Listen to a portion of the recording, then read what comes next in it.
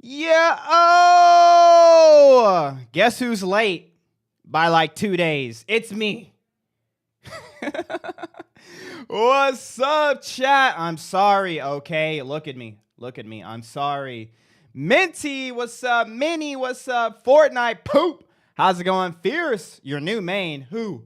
Ninja, what's up? Rare, my boy. What's up, Lil Palm Tree? Will Smith, what's up? Hi. Hey, what's up, my dude? How's it going? How's it going? Hello, hello, hello. How you guys doing? Just got off the phone with 911. I thought he was missing. Bruh. Hola, senor. Hola. No, not now. I don't want to interact. Bro. Oh my gosh. I have to log in to TikTok on my phone to see TikTok chat. TikTok be hating, bro. Over the dumbest stuff. All right, here we go. Or does it just work here? Fine.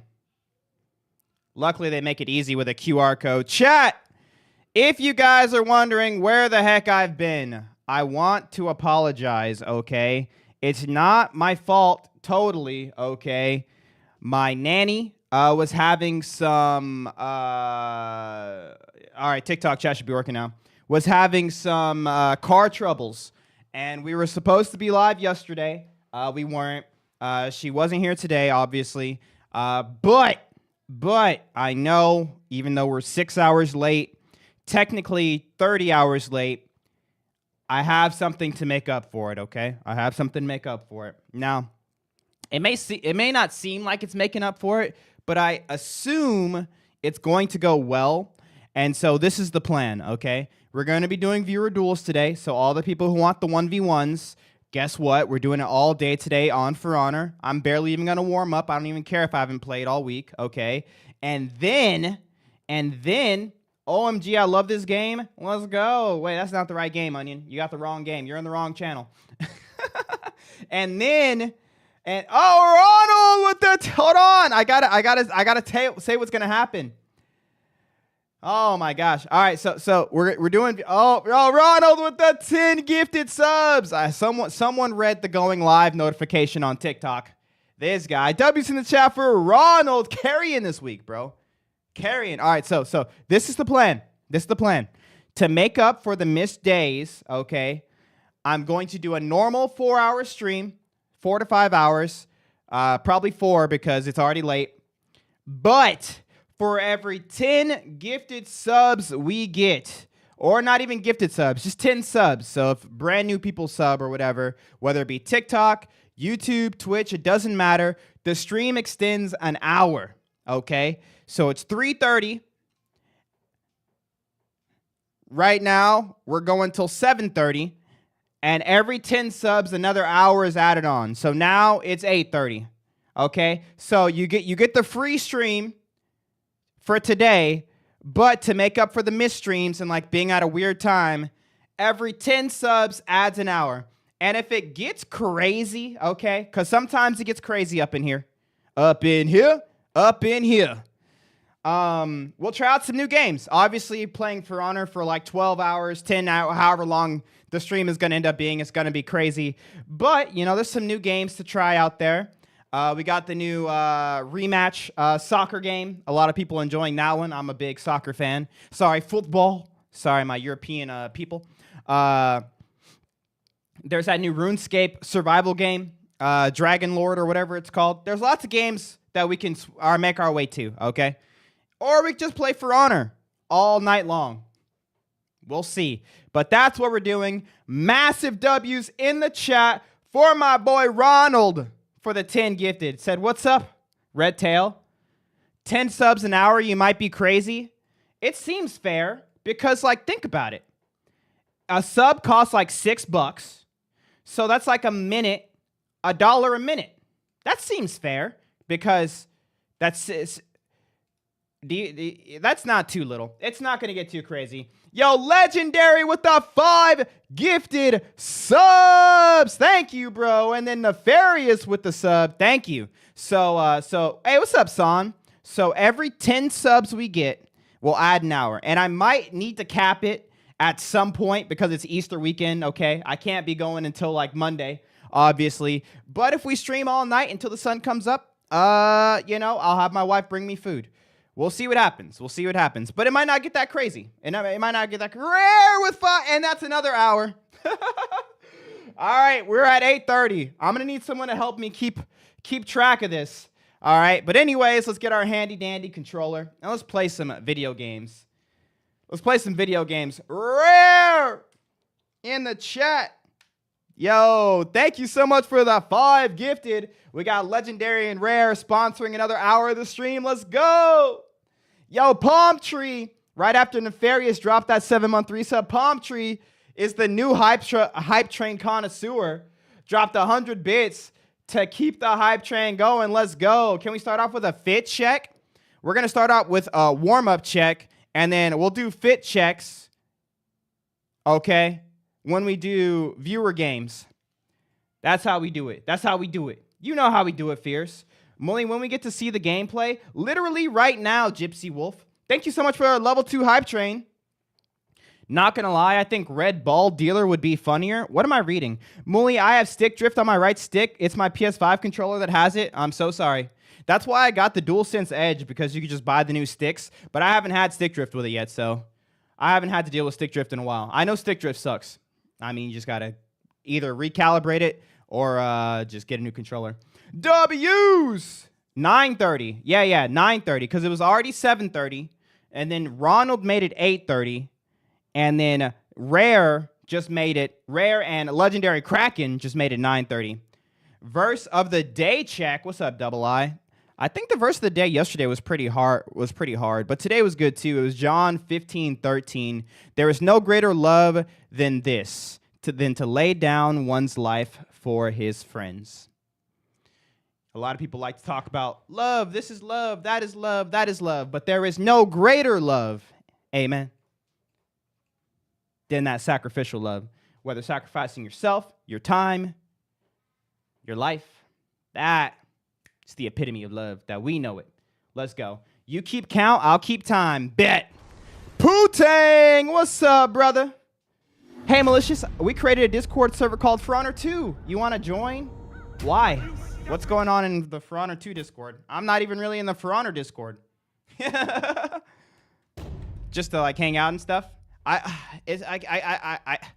not active on Discord.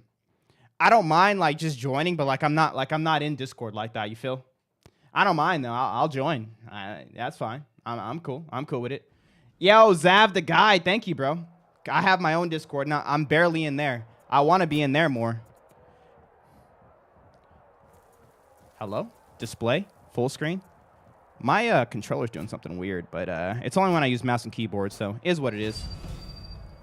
I'm Red-Tailed Thief. Hey, welcome back. White Ball Dealer. What kind of... Aramusha Hero Fest? Ew. That means there's a new execution for Aramusha. You know it's going to be trash. Wait, I think I've seen it, actually. It's the backflip, right? I saw it on... Hiya! Whee! That's a pretty fast execution and makes some space. Boom. Boom. What do you guys think about that? I'll never play Aramusha, so it doesn't matter. But pretty cool. 7 out of 10. All right, let's play. I thought it was toggle this whole time. Yo, tried to learn Highlander today. Heck no. Holding RT for offensive stance is crazy. I hold RT for offensive stance, but, you know, I'm crazy. And I don't think we had the option for toggle off the bat, so that came later. You know, so I just had to get used to it like that, bro. I just joined. Did they add a new execution? No. It's Aramusha's Hero Fest. Last week was Varangian Guard. Let's play some video games. Let's play some video games, chat. Let me play like 2 games, and then we got our viewer duels going.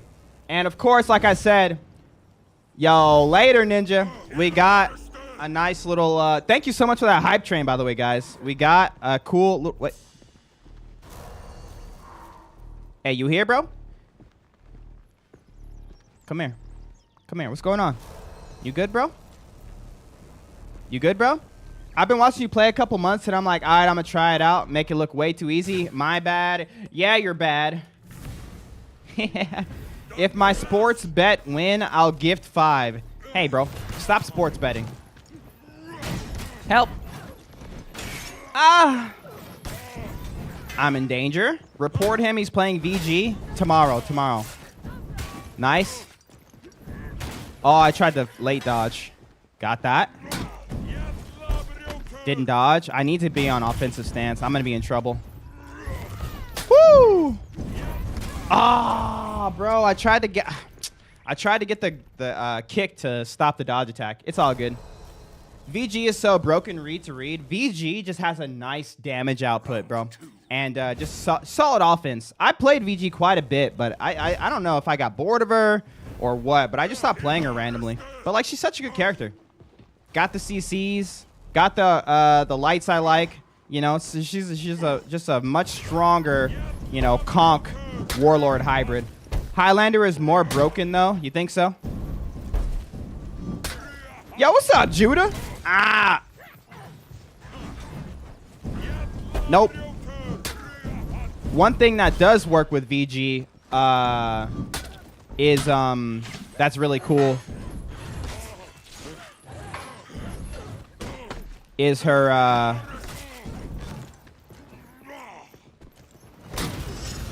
her dodge attack does not beat kick to grab.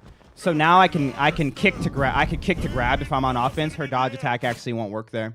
What are your thoughts on God's forgiveness? Can it be too late to be forgiven? No. God's forgiveness is for everybody. The only time you can't be forgiven is if you don't want forgiveness.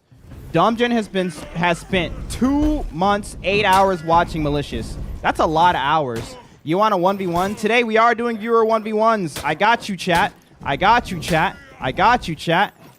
Light attack. Light attack. You have to. You have to. You have no choice. You have no choice. He had a choice. You had no choice. You fool. Bro's about to pull out a Glock. I might have to. Also want me to invite you to the Discord? Round 4. Yeah, you can send me a DM on it. Like I literally like I feel bad because I'm literally nothing sauce when it comes to Discords, but I just begun reading my Bible. Let's go.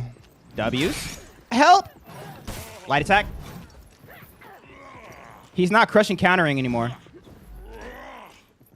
Zone. Now he light attacks. This guy's a maniac. Help me. The punish on that used to be a whole lot worse. Oh, he's bringing it back. Help. Someone call an ambulance. But not for me. Hiya. It's all right. It will be fun. Hey, that's all that matters. Hey, brother, I don't know if you remember me. I lived by a cathedral and spoke to a reverend. Hey, let's go, Machni. I read the second half of that, but not the first half. Good stuff. My dodge don't work. Rip, bro. His dodge don't work. Highlander is OP. Judah. Judah, please. Doesn't Highlander have a side unblockable that has a bigger hitbox? Are you talking about one side versus the other? I don't know. What's up, Belush? I'm still unsure, but I feel like I'm going in the right direction. I mean, the only direction you need to be going in is just truth. Being open to understanding that I don't know it all, and just be honest with yourself, because not everything's gonna make sense. You don't have to just blindly get into the driver's seat and just be like, yup, I'm there now. You know, actually be honest. Like, do the work. Don't have someone else do the work for you. Ask the questions. Seek out the things that are actually there. And if you do run into like a brick wall where you're like, this doesn't make any sense, then you can like get expert opinion. But like, don't let some expert just like, you know, explain something away or try to, you know, daisy chain something just so you could stay in the faith, you know. That's where you want to be. That's where Christ asks us to be, or tells us to be, warns us that is that where we should be. I appreciate it, brother. You've helped me push me to look for the truth. Let's go. Muli, I would love to play against you, but I deleted For Honor. Why'd you delete For Honor? I'm not saying that you made the wrong decision. I just want to know what happened. Caught you dodging. Hitbox tracking and yes, one side to the other. Yeah, I have no idea. Who is better, Kyoshin or Aramusha? Highlander. Next question. You have light attack here. Oh. Can I go next, bro? Yeah, hold on. Give me a second. I'm going to start 1v1ing people. It was a drug. I needed to be sober. Let's go. Left side unblockable seems to track a lot better. I might even load up tonight. Hey, yo, bro, how do I play Centurion? Because I'm trying to play as him. If you're playing Centurion, you need to get your offense going. Obviously, he has his kick from neutral. Not the best way to start. But if you do start with Centurion, don't stop. Don't stop till you run out of stamina. Because on offense, you're chilling. Now, granted, he has a solid defensive punish, especially if there's walls nearby. But the biggest mistake I see Centurions make is they get the high ground, you know, like they're freaking Obi-Wan looking at Anakin, and then they just stand there, and it's like, nah, bro, keep the high ground. It's like when you don't use a decent amount of your pressure when you have positive frames because you've landed a kick or a punch or a light attack or whatever it may be, right? Like or a heavy, like get going, bro. You might as well just be giving up on the high ground. You know what I mean? Oh, it tracked. No way. Last time we fought was last time I played. Rivals grind. Too strong. Oh, man. I got away. Oh, he canceled last time, so I went for that. I missed my crushing counter. Help. Hyper armor through that. No dodge attack. Bro, I cannot get this guy to dodge attack. Bink. Centurion's kick is slow and reactable. Yeah, it is. It's not the greatest way to get started. Centurion's biggest downside is his neutral. So, in my opinion, obviously I don't play a lot of Centurion, but when you're on the offensive, use your pressure. Like, keep going. Cent kick is unreactable. All right, never mind. Listen to Walush. Walush said the kick is good. You see, I'm OG, so like dodge forward bashes, they do nothing to me. I had to deal with Warlord all through year one. That's all it was. So the dodge forward just makes it an easy read for me. But I don't react to it. I read, you know? I read. So yeah. Bink. Bink. Bink. You have to dodge attack, bro. He just did a light attack from neutral. Oh, please. Please. Look at him. Look what he did. What did I just tell you? He landed the attacks, and he went back to neutral. I don't know why he's doing that. Why would you do that? He had me there. He could have gone for a punch mix-up. He could have gone for a heavy, unblockable mix-up, but he was so worried he went back to neutral, and he gave me a chance to attack. Now, granted, there's nothing wrong. Nah, bro. Nah, bro, you good, bro. He said I'm noob, bro. Also, you're reported for stream sniping. You guys heard it. Reported. Reported. 90 reps is wild. There's nothing wild about it, okay? What's up, get some? Yo, Kava said finally. You guys are doing yeah, I'm doing viewer duels today. So if you guys want a 1v1, today is the day. That's not fair. Yeah, it is. There's nothing more fair. Hey, what's up, Vij Colt? How's it going? Yo, Anas, how's it going? How was the beach, homie? It was sick, bro. Whoa, look at that sword. I wish it didn't have that disgusting color on it. I might think about using it. Yo. Yeah, the beach was great, bro. Big fan. Had a lot of fun. It was good. As Warden, every time I come across a Shaolin, I can't hit him if he dodges all my attacks. How do I stop it? Warden, having trouble with Shaolin dodging all of your attacks. You cancel into guard break. You bait out the dodge. You bait out the dodge, and then you guard break. It's simple. Don't overcomplicate it. If they're doing the same thing over and over again, ask yourself, what is the thing that beats that? So what beats dodge? Guard break. So get him dodging, and then guard break. How is stream sniping bad? It's the worst. Yo, story time. Thanks for the W and the dolphin, bro. Can I guard break his side dodge hits? If he gets his heavy out, no. But you can get it on the start of his dodge attack, yes. But if he's dodge attacking, that's a whole different thing that you punish. If he's dodge attacking, you just bait out the dodge attack, and then you just punish the dodge attack. Stream sniping so cringe. It don't get cringer, bro. Okay, got it. I'm happy you got it, bro. I'm happy you got it. Nice, he switched it up. He did not switch it up. Username is Lil Wes for when viewer games come. Got you, bro. Oh, Anto. What's good, bro? Good to see you streaming. What's up, Blazing? Good to be here. That makes a lot of sense. I was struggling. I could not get a hit for my life. Yeah, so this game Round 3. is complicated, but you can simplify it by doing these things, right? You have attacking, you have defending. When you're defending, do not become predictable in your defensive options. When you're attacking, you need to get your opponent having predictable. No, he did not take his allergy medicine this morning, no. You need to make them do predictable things from neutral. Or from defense. So for instance, if I kick cancel and he does nothing, guess what I'm gonna do next time? I'm gonna kick. Victory. It's called being adaptable. It's called reading into your opponent's defensive abilities. And that's as simple as this game has to be. Because what happens is if you can keep pressure, people go to default settings. And if their default setting isn't adaptability, they're going to keep on doing the same defensive options over and over again. And so if you know they're going to do the same defensive option, you just need to get on offense, force the defensive option, punish the defensive option, boom, you're winning the game.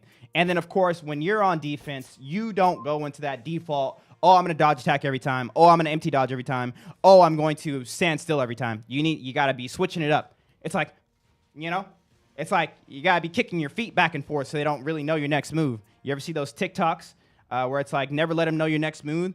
And then they sit and they get a pizza and they throw it in the trash. You need to throw the pizza in the trash, okay? And then take out the icy cup that's half drunk in there. Give it to your dog, okay? You win the match. It's literally that simple. I play on keyboard. Cool. Please don't make me install this again. Yo, Ocean. It's time. Welcome back. For Honor could have been so much more than just fighting toxicity. True, it could have. How the game works, don't use attacks and don't work. Round 1. Huh? What did he say? What did that guy say? Yo, chat, by the way, we did miss a couple streams this week. So for the entirety of this stream, we are going to be doing some viewer duels. Hey, what's up, Jathian? We are going to be doing some viewer duels. Let's see if he switches it up. He has not switched it up yet. Let's see if he switches it up. Has not switched it up yet. A lot of neutral. Use Nushia? No.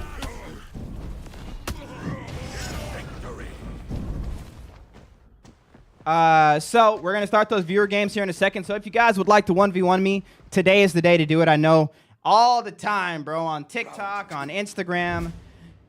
Some people go to my local Wendy's. They come and find me. They say, bro, I'd beat you 1v1. And I'm like, that's what they all say. And they say, but I will. And I'm like, yeah, but that's what they all say. And then they say, yeah, but I'm different. And I'm like, okay, right? And so today is the day, all right? Today is the day. Oh, he's dodging from neutral again. Let's go. Do you ever rage at the game? No. I have fun when I play video games. Oh my gosh, he beat me. Instead of pressing heavy, you parry, you press light. Oh yeah, crushing counter. Did he just go for a parry attempt? Now he went for a crushing counter. Look at him go. Look at this guy. Goes for the crushing counter that time. Oh, he went back to default settings. He was empty dodging, but I had a feeling. I got like 8 hours in the game. Hey, that's not a lot of hours. How are you, God? How am I good? I just play a lot. I'm assuming you meant good. Yeah, what's up, Epic Metal fan? I just play a lot. How do you even get good with Highlander? He's so difficult to learn. He's one of the hardest characters to learn. What the poop? Poop, poop, poop. Now he's gonna dodge because he has no choice to. We punish the dodge. Do you see, chat? Do you see the pizza that I have thrown into the trash? Are you picking up what I'm putting down? Crushing counter. Bro, this guy, he's not bad. With some slight defensive option changes, my guy would be cooking. Don't cancel there. Yo, Kava May with the 100. Or, I said $100 super. Yo, with the $1. Yo, thank you, bro. Thank you for the $1 super. I appreciate that. My pizza's in the oven. You know what to do. Hey, Muli, what's poppin'? You already know. What's up, Chinois? Muli, let me beat you, please. Ah, act of wisdom. Here for the antics, are you? Bet. Be a slave. Yo, GG Anto. All right, I'm pretty warmed up. Let me clear out my friends list. I got to delete some people off my friends list, like a lot of people. And then after I do that, oh, not the friend requests. And so when I start adding people, it won't break on me. No, I need all. All right, let's start deleting people. I don't need a bunch of money, clothes, and diamond rings to be. If I accidentally delete you, it's personal. I'm intentionally looking at every name. I'm not just like randomly clicking names and deleting it. I'm looking at it and picking the ones I don't like. And so if I delete you, it wasn't an accident. Definitely was not an accident. Just giving you guys a heads up. Just giving you guys a heads up. Do take it personally. Do get upset about it. Do flame me. Okay, that is what I want you to do. Okay. Hope you guys understand. Bro, I have too many friends. Bro, I wish I could just click and just spam mass remove. I need to remove like 200 people.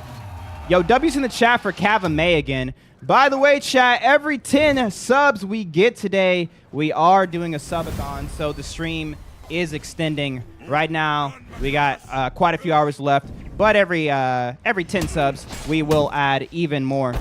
Muli, why'd you want to add me? You know why. I just told you. Wrong script. Oh, my bad. I got mixed up.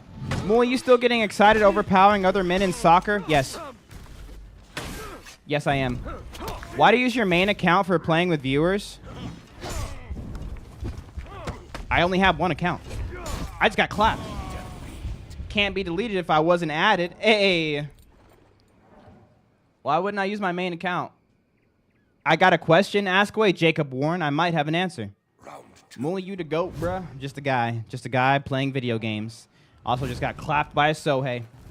Yo, what's up, official? Use Nusha and you'll hit 100,000 subs. It's not how that works. Help me. I tried to dodge it. Oh, the nice finisher. I like this guy. All right, let's get some big damage here. Into the zone. I actually messed up my punish. That's okay. I'm going to cancel that. Into the light attack. Into nothing. Go ahead and hit that. He's starting with a lot of heavies. It looks like he's wanting to go for hyper armor trades, which is fine. Glad is king. Someone lied to you. Nice. Yeah, we can hyper armor trade too. You will need to clear 1 million friends to add more. No. It's because Muli really likes to play against your Afira. True. Every time I come in here, bro, make me laugh. That's some good stuff. Hey, well, I feel like I'm not funny, but yo, I appreciate it. I'm happy you guys like the whatever the heck this is. Stop it. Can we 1v1, bro? Yes, we're 1v1ing today, bro. I love Gladiator. I love it. I bet you do. I bet you do. What is that divider on your TV screen? What's that guy talking about? I'll take that trade. All day. You have no choice but to dodge attack when I go into offensive stance, kick, and cancel. Oh, my goodness. Oh, he's switching it up on me. All right, buddy. You like tacos? Dodge attack. Please, sir. Think of the children. Oh, the zone. Beautiful. What you think about the Highlander skin? It's pretty good. El Jamon. Not a big fan of it. Obviously, I don't use it like ever. But the sword looks awesome. The word I use is uninspired. Muli, you don't even understand. This viewer 1v1 has been long awaited for me. Did you donate that $1 so I'd play with you sooner? Is that what's happening here? Opinion on Sant because I love him. Not as cool as Highlander. Dueling viewers? Yes, I'm dueling viewers. Is that okay with you? The TV behind you, what's in the middle? Yo, chat, what's that guy talking about? Help!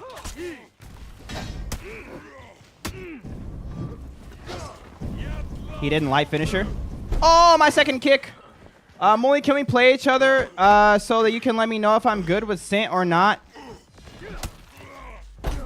Yes. I tried to cancel back out of offensive stance. Offensive stance cancel into the... What the poop? Pretty much, I think I try every stream to get a 1v1 with you. What's that emote? What, this one? It's just a snowball fight. Round 5. Snowball fight. Snowball fight. All right, here we go, chat. Into the light finisher. That's fair. I thought that would track, honestly. Nice. No light finisher there. I got to cancel. Can't take that hit. I'm in trouble, bro. He's just hitting me. This is how the first round started. Nice. Gonna let that one rip, of course. How do I friend you? I will friend you guys. So don't worry about friending me. I'll send the friend request. We've done a good job here. He's gonna just heavy attack, so I just have to wait for the heavy. Oh, I can't trade. He's gonna heavy, and I just have to crush and counter the heavy. Oh, I missed it. Woo! Bro, I survived with like 5 HP, bro. That was nutty. We win. Whee! Take that, Dark Knight 7325. Lucky Mooly. Lucky. Okay, me next. Chat, please. Please. I will get your usernames. I will add you. Give me a second, bro. Who's next after this? Much love, bro. What's up, Midnight Raven? Chat. Please don't donate to get a 1v1, okay? Don't donate to get a 1v1. It's a waste of your money. I'm going to do my best to get to everybody, okay? All right? But if you want to donate, that's fine. But, like, don't donate to, like, get a 1v1. Because I can't guarantee I'm going to get to everybody. And I don't want this to become, like, a, you know, a thing. Money, I donated $5. Why you know 1v1 me? You know? You picking up what I'm putting down? All right, chat. If you guys would like to 1v1 me, I need usernames. Usernames in the chat. I'm going to add about 3 people. The 3 people I add... Is that Play Fiends? Bro, is that the actual Play Fiends? Hold on, chat. Hold on, chat. Hold on, chat. Hold on, chat. This can't be the real Play Fiends. Hold on, chat. Hold on, chat. Something just happened. This can't be the real Play Fiends. If you guys don't know Play Fiends, he's a year 1 legend. Oh, it doesn't say he's playing. Wait, is he playing? Yeah, no, he's just online. He's not playing For Honor. Okay. Anyways, never mind. I thought he was on For Honor. Now I feel dumb for inviting him. All right, we got Little Wes. 1v1 me on Dead by Daylight. Never. Count me in. Okay, so we got Little Wes. Hold on, let me make a little list here. We got Lil Wes. We got Wisdom. And Midnight Raven. It's all good. That's why I showed up for the first stream. And then we got Shadow Wisp 2016. Okay. Outlaws 235. Okay, we got Shadow Wisp. Shadow Wisp did not work. Mully, no. Me too. We got Fierce. I got you, Fierce. And then we got Yeet the Child. You got to work on those usernames, brother. Outlaws 2343. All right, bet. All right, I added like 4 people. Okay, Outlaws. Okay, everyone else chill. Once we get through these people, we'll start adding some more. I got you. We're going to get through as many people as possible. All right. First up, we got Lil Wes. Since I gifted 5, you should play LB for a match. You think that's how this works? Because it is. What was your name again? Was it Little Wes? How many Wes's? Man, those eyes. That's what kind of name? At least it's not flopping. Charu. I got you guys. What's up, Nico? Lil West. There he is. All right, bet. I got him. All right, chat. Accept those friend requests. And we're going to get it going, chat. Best out of 3. It's going to be super quick, and we're just going. We're just going. Hi, Molly. Can I add you? What's up, Azog? No. I mean, yeah, no. I'll add you guys. Big Booty Smoke. Why y'all be making names like this? Can I have a shout out? Why? All right, let's get my dude Wes in here. All right, here we go. All right, custom match. Game mode 1v1. Map selection Belvedere, obviously. No bots. Let's get it. He said, this guy's name is Duyo Dougie. My beef for pressing you yesterday. I felt so bad after you said your nanny had car issues. Oh, it's all good, bro. I promise I never intentionally... Oh, we got some push-ups to do from Wisdom. I never intentionally try to miss a stream, bro. Legit. Like, there's always something that comes up. And it sucks because, you know, I know consistency is such a big thing when it comes to creating content. But, bro, life, man. I got a wife. I got a kid. I got stuff, man. If I could just sit down and stream 10, 11, 12 hours a day, bro, I'm in there. I'm in there. But, of course, you know, I just can't. Hey, what's up, TJ? You already know my question? I have no answer. Because I'm a small YouTuber? Oh, okay. Okay, let's see what my guys got. Do you, Dougie? Do you like Dougies? Have I got the thing for you? Ah. Nice. Hey, I like this guy. Okay.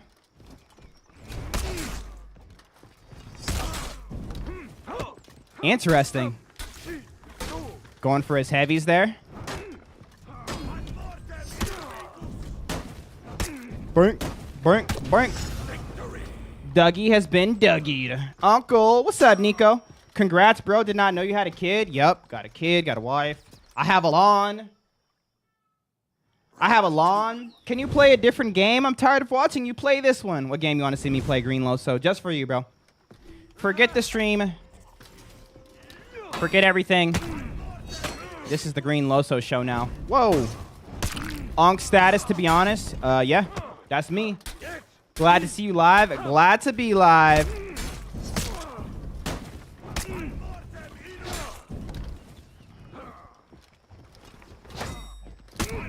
What chat is he reading off? I don't know. I have a couple different chats. I'm multi-streaming. Roblox. Ain't no way that guy just said Roblox. Who does he think this is?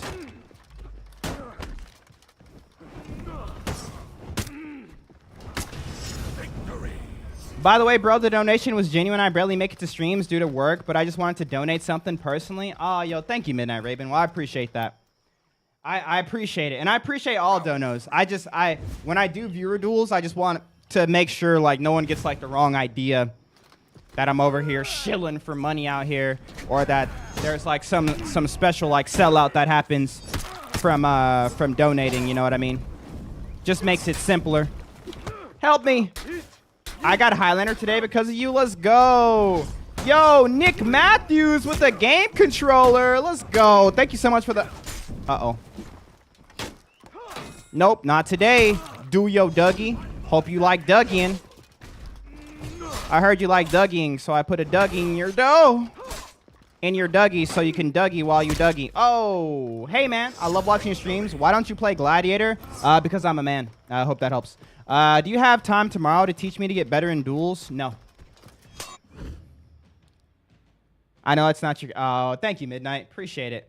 Let's go, Lucid Greens. You get in there. All right, Legendary Kraken. There's your Lawbringer game. I love Gladiator, my fave. I bet you do, your boy Alex. Notice the name boy. Here you go. I'll play some... Psych!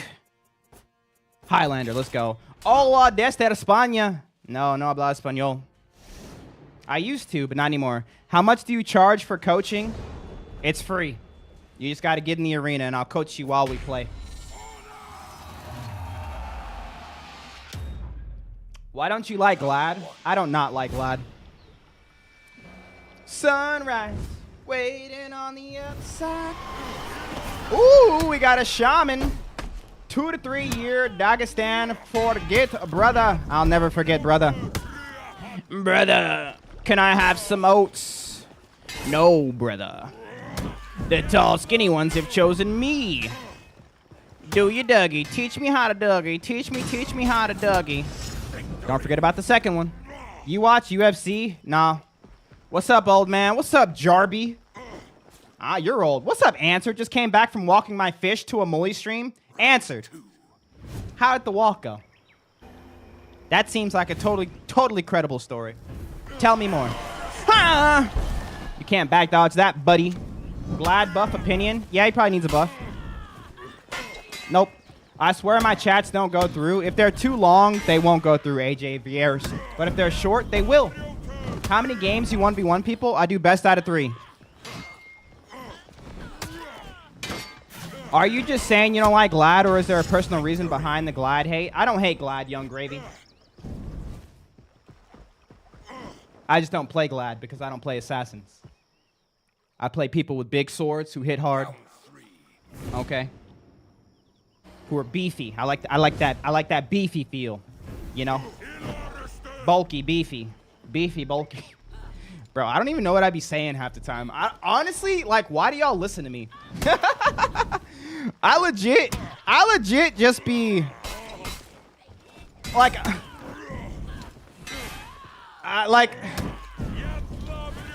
I am not a credible source for any sort of opinion. I don't know what I be saying. I just be saying. And then I be doing. And then sometimes I say what I'm going to do. And I do right what I just said. But then it's like, bro, what's this guy talking about? That's what I say to myself. So, like, how do you guys not say, what is this guy talking about? Yo, Gingy, what's up, boy? How's it going? Oh, you got it, Rare. Yo, GG's, Dougie. I got you, Rare. You're right after Outlaws. Unless you're a tier 3 sub. If you're a tier 3 sub, you get to play whenever you want. Next up, we got Wisdom.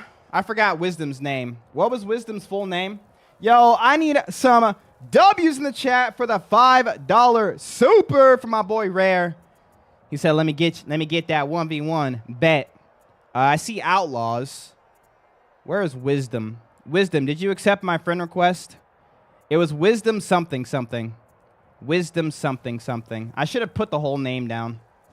Oh, Active Wisdom. Duh. Bro, I'm stupid. I'm not, but like, you know. I was thinking it was a random, but like I know Wisdom. So I didn't need to know. That's why I just typed Wisdom. If we duel, you are allowed to tag you on TikTok? Yeah. Hello, how are you? What's up, Capcara? I'm good. Yo, GG's, Kava. Man, speaking Mulionics, sir, relax. All right, we got Active Wisdom here. I'm pretty sure Active Wisdom is watching the stream right now. So we're going to go ahead and report him. You guys know. You guys know. Stream sniping, we just don't do it here. What's up, Scone? He said, what's bro yapping you about? Yap.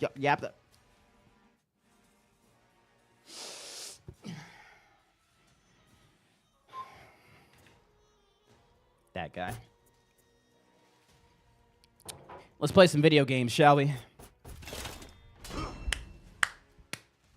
Yo, Michael Munn, thanks for the follow. In a 1v1, isn't stream sniping worse? It's always worse. I haven't missed any subs, right? I was gone for 15. Nope, we're good. Hi, Unc. What's up, Viper? Why'd you punch me, chat? I had to. Thanks, Mully. You're welcome. Treat his camera like it. Yo, Gingy, chill. Chill. I joined the stream and instantly get punched. Hey. You guys already know. Why is the TV broken? I don't know what you guys are talking about. The most dedicated Highlander main. As I should be. No, I meant for it makes it harder to stream snipe. No, it makes it, you know. You guys know. Yo, Koozie Glow, thanks for the rose. And Young Gravy, thanks for the GG. Appreciate you guys for all the support. Let's go. All right, it's time to play some video games. Go get ignored by men on TikTok. What the heck did I just read? Sales, good girl. Go sell some more stuff. Hello? Am I missing something? Yo, Judah, what the heck you doing on Twitch? You don't belong here. Don't you got a delay? Yes, I do have a delay. There is absolutely no competitive advantage to stream sniping. Round 2. But that doesn't mean it doesn't happen. Do you understand? What? That should have tracked. No.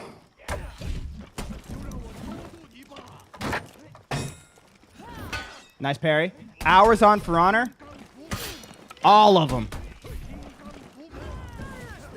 All the hours. Nice. Dodge forward. Cancel. That was beautiful. He ain't got no stamina, though. What now, buddy? Oh, you think you're real smart, huh, buddy? What now, act of wisdom? How wisdomy are you now? Uh-oh. I put it left. I put it left. Oh no! It went. Oh, bro. I wanted to put it left, but it defaulted back top. Bro. I had the timing perfect and everything. Yo, Bart said game name. This game is called For Honor.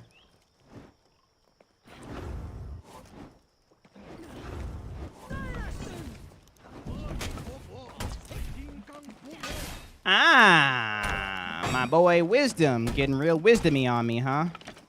Ha ha. Ha ha. Oh, of course he went for the third parry. He won't sweep. He swept.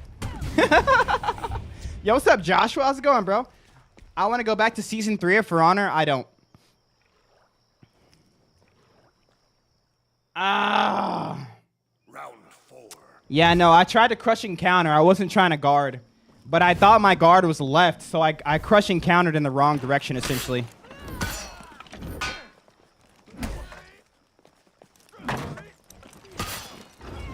Nice kick. What? That tracked.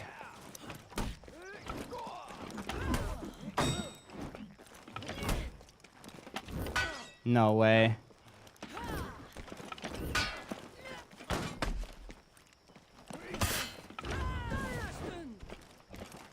Nice parry there. I'm in trouble. He literally got me that 3 times. Valk kind of thick. Hold on, sir. I need you to relax, okay? It's Friday evening, okay? You ready for the new Chinese character next season? We don't know if it's going to be Chinese. We just know it's going to be an Outlander. The Wulin is going to be in January. Bro. My goat washed. Whoa, whoa. All right, Wisdom. All right, Wisdom. God loves y'all. Amen. I'm in trouble. Sunlight. Give it up. Why don't I see Maiden talking? Oh, I see what's happening.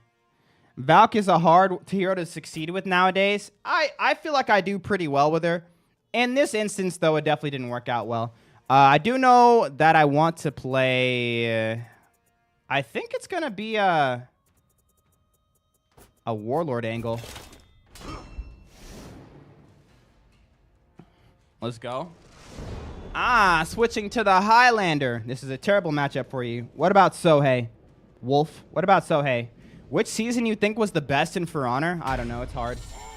It depends what you're talking about, because there were seasons that were super hype, but they didn't really deliver. And there were seasons that are, you know, that are fond, but they weren't relatively good for the game.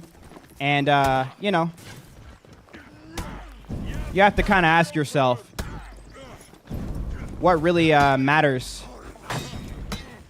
when it comes to what you call good. You know what I mean?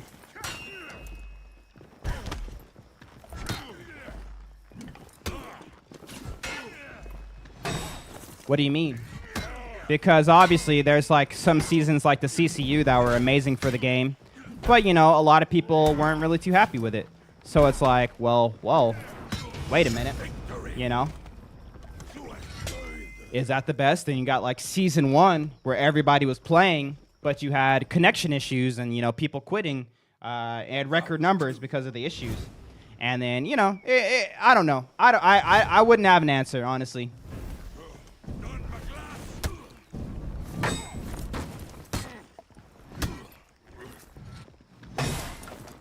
CCU was rough for PS4. Yeah. And that's what I'm talking about, you know?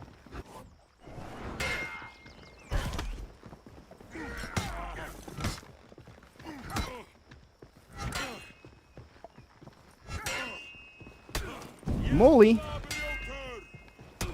Changing the direction never works with the Muli. Hiya! Think best season was with Glad and Scent were released. Yeah, that was a fire season. That was hype. Any tips for new players? Been learning through trial by fire since October. Got like 400 hours versus all the 1,000-hour players. Love your content though. You're a heck of. Thank you, Hardy White Owl. I would find some 1,000-hour players to play with. Finding them to, like having a solid team to play with consistently. That is especially good at the game. I feel like is massive for newer players. It's such a big part of it. You know what I mean? So that's what I would say. I missed my parry. Muli! Oh, he missed his parry. Left. Bro, I was just smacking him, bro. I was just, Where do you keep your right thumb? On my right thumbstick. Nice. You're nice, Jacob. Icky Stickies. Welcome back, bruh. Tiandi? No. You must hate fun? No. My Warlord is one of the most fun characters to play against, okay? I've heard people say it time and time again. You know what else is massive? I thought I was okay at the game, but watching you, nah, I'm trash. Nah, bro. You're better than okay at the game. Think about that. How do you play For Honor on PC? Like, what are the button inputs? Never had a PC. I use a controller on PC. Do you see the thing I just sniffed? You see this thing I just sniffed? I plugged that into my PC. Boom. I'm in there. I'm in there. Who we playing next, chat? I'm thinking a Raider.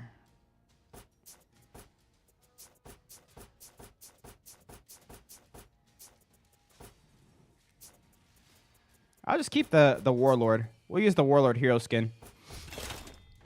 Oh, he got the fake Warlord. I can play mouse and keyboard, but I prefer controller. Because I grew up on controller.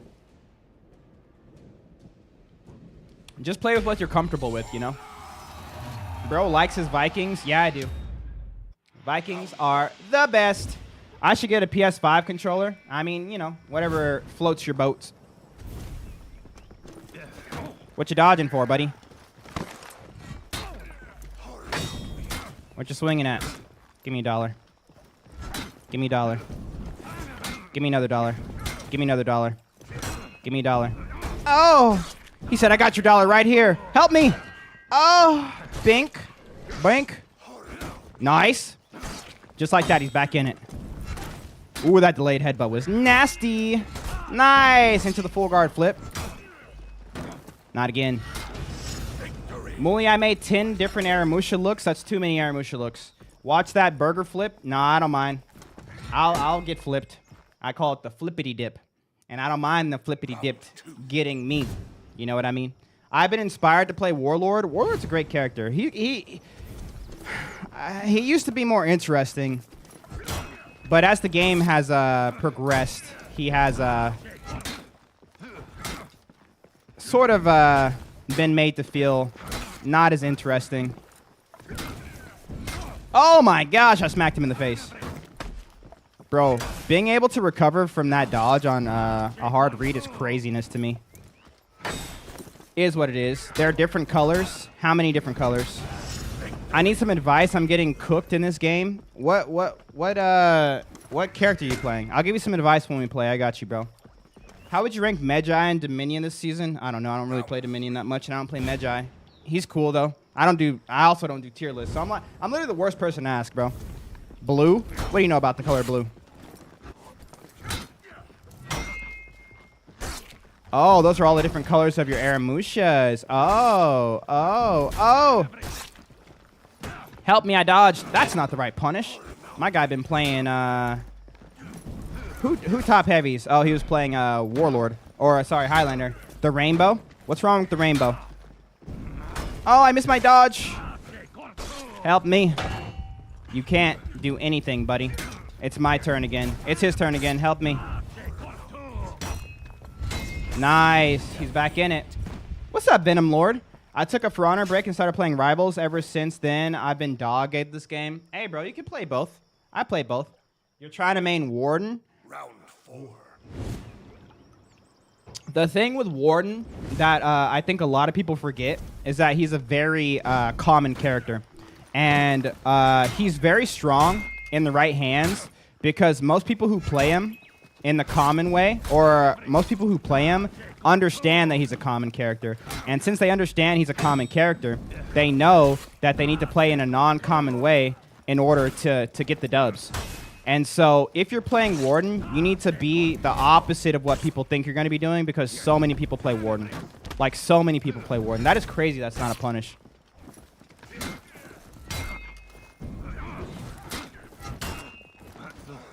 No, I didn't mean to do that. I need to waste his stamina here. No, I got flipped. How did you get member status? To be a member on YouTube, it's the $5 or $6 sub a month thing. There's tier 1, tier 2, tier 3. Oh, you got member status. Someone must have gifted it to you. Hey, for real, you not Kai? Hey, thank you, bro. Yep, I got flippity-dipped.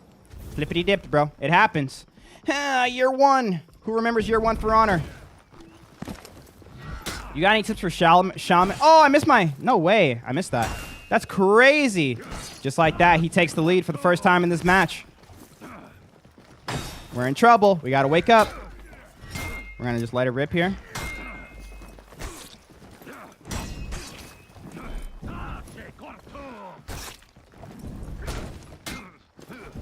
Nice.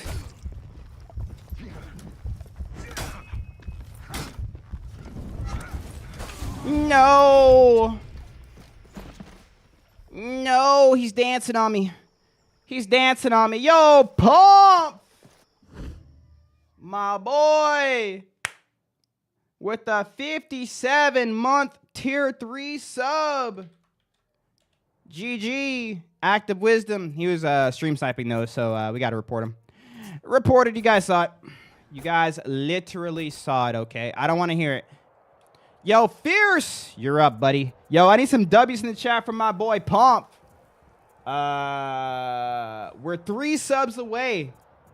Or sorry. 8 subs away. 8 subs away from another hour added to the subathon. Let's go. Yo, GG's. What's your sub goal? On Twitch, it's 10. On TikTok, I don't know. I had one that was 20, but I forgot. I lost it. I lost what it was. At 8 subs, we do a tournament. Ronald! Yo, Ronald with another 10. Yes, chat. Every 10 subs we get, we add another hour to the stream, chat. Yes, chat. Every reported. Subs we get, we add another hour to the stream, chat. We got to report him, chat. You heard him. 10-30. I need some W's in the chat for Ronald. Let's go. Let's go. But yeah, yes, I have a playlist that's on Apple Music. When it comes to how many hours we on, right now we're going to be going till 10:30. 10:30. So the first 4 hours were free. So we've added 3 hours so far. Or 4. Yeah, no, we've added 3 hours so far. Round 1. Hey, what up, Izzy? They gotta be in the stream to add you. Why report him? You know why, Luke. Oh, let's check. All right, chat. He wants a Warden fit. Rate the Warden fit 0 out of 10 after you give your W's to my boy Ronald. Interesting. So you went with the lighter Greaves. I don't hate it. It's very jarring. I wish you can go with a lighter metal for the sword to kind of make it work. You know, make it seem like an extension of the sword type of thing, and go all and like just get like this chest, this piece, like that piece too.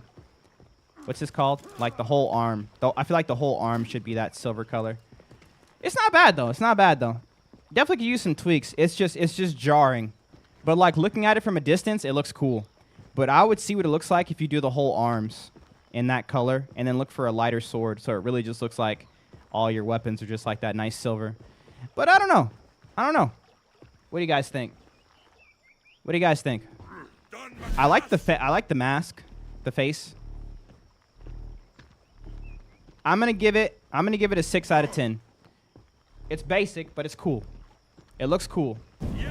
The inspo is in Discord. Oh wait, it's inspired by something.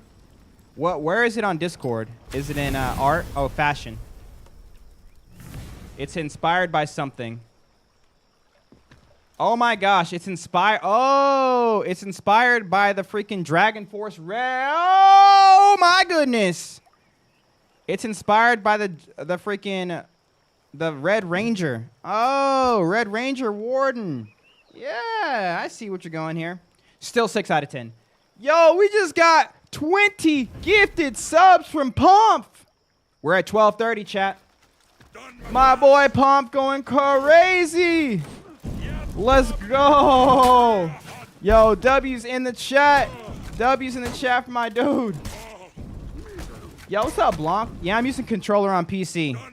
Gotta watch that stamina, buddy. Enjoy. Enjoy. Bro, you're crazy, Pomp. I appreciate it. You're gonna hate my arrow drip. My confidence is gone. No. I'm not gonna hate it. I'm not gonna hate it. We give fair ratings here. Hey, what's up, Dark? How's it going? Bink. Yeah, bro, if you're playing Warden, you need to be a maniac.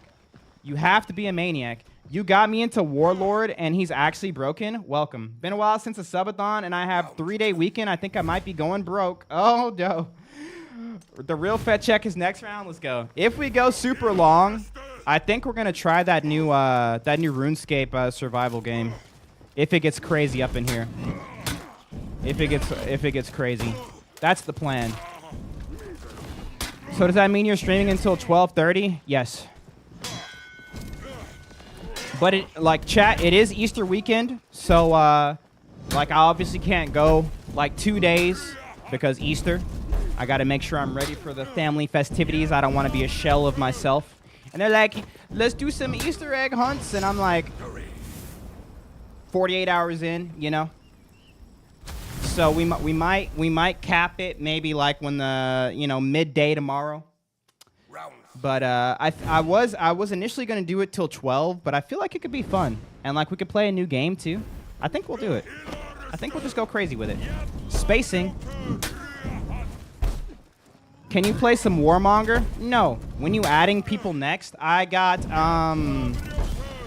2 people after this, and then I'm adding some more people. I was going to say I have a tax return I can throw down. Don't tempt me. Brother, you better save that tax return for something tax return worthy. Where's the list at? All right, next up, after one more fierce game, it's Outlaws, then Rare. Maybe some Rivals. Yo, don't. Rivals would be fun, but I don't know, bro. I don't know, bro. I feel like I would do something special for the subathon. It would probably be the new game. Have you guys seen that new Rivals would be fire? Oh, you guys want to see the Rivals, huh? Okay. I mean, hey, I'm down for Rivals. It's already downloaded, and I don't have to buy it. I don't have a lot of interest in Rivals personally. Yeah. So we'll see. We'll see. I think. Oh, the real fit check. Now this is my style, bro. Look, this is my style. Round 1. Got any tips for Shaman or Shaolin? What do you mean? Yeah, bro. This is a good fit, bro. This is a good fit, bro. Look at this, man. Look at this. I like this, bro. I like this. This is something I would wear. You know? Wow. Look at this. The sword works. Let me see the hilt. Got the basic hilt. I like that with the little line at the end. Okay. Hey, bro. Hey, bro. I'm going to be honest. Yeah, a RuneScape survival game. Yeah, I know. It's new. It's called Drag. I don't know what it's called. It's on. Just look up RuneScape on Steam, and that's what it is. I'll have to download it, though, so we'll see. I give this fit like a 9 out of 10. I don't know what would make it a 10 out of 10, but like legit, this is something I would actually wear. I like it. Yo, Hunt Waffles, what's up?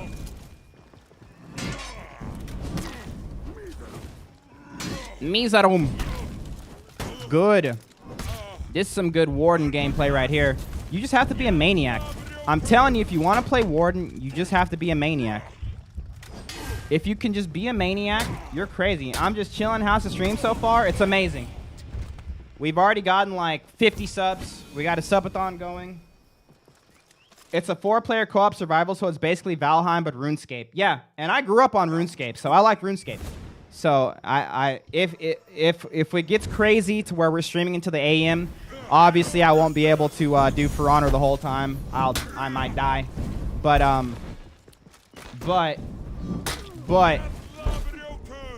you know, if it's a new game, I could play that all night.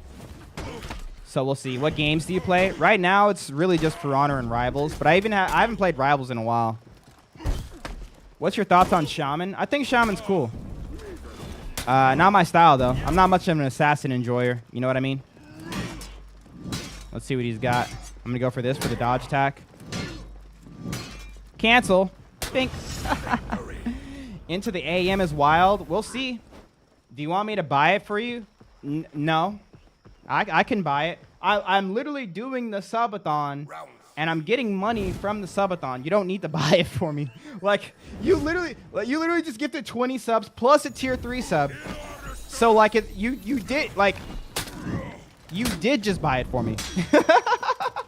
Rivals had a rank reset, so you won't be suffering at high rank no more. Hey, that's fair. Oh, thank you, Pump. I appreciate it. I still don't even know if I'm gonna play it. It depends how long the stream gets. It depends how long the stream gets. You know how the subathons get. Nice, but you're out of stamina, which means I win, you lose. Yo, Rare upgraded their membership to tier 2. Let's go. Bro, the subs are going crazy today. W's in the chat for Rare. W's in the chat for Pump. What a crazy day, bro. I love doing these events, man. But obviously, I'm doing it to make up for some missed streams. I'm sorry for the missed streams, chat. I know. I try my best to be consistent. I literally have a schedule, but you know, things come up, and let me just say I appreciate that you guys are still around. Even after so many things, you know, getting in the way of the stream and stuff. So thank you guys. I appreciate it. I don't fancy early access, but if the stream gets to that point, I'd pick it up to run with you if you'd like company. I will need company. Games like that are so much more fun if you have people to play it with. So yes. Should one be happy Lent is ending? I don't know. What do you mean? Happy as in, oh, thank goodness I can eat my meat again. Hey, that didn't sound right. But, yeah, I don't feel like there's anything wrong with having some, what's the word? Some, like a feeling of, like, satisfaction. You know what I mean? Nothing wrong with that. For Honor. Rah! How long you been playing For Honor? Since the beginning. Pray for us on this Good Friday. Yo, amen. What do I need work on? Your opening is too basic. It was light attack from the same direction every time. Bad. Your defense was basic. You have a really good defensive option with Warden that stops guard breaks. It's you want to almost dodge like every time. Go into the shoulder bash, and you could actually do this cool thing where you go into the shoulder bash. See what your opponent's about to do. Depending on what they do, you could either go for the full charge, go for the short charge, or you could cancel. Or you just stand there like a maniac. Some people do that too. That it does work. But that's something I don't see you using a lot. Warden is a very basic character, so you have to use their basic kit to really throw people off their game. You know what I mean? I recommend, you know, watching the boy Havoc. He's reported.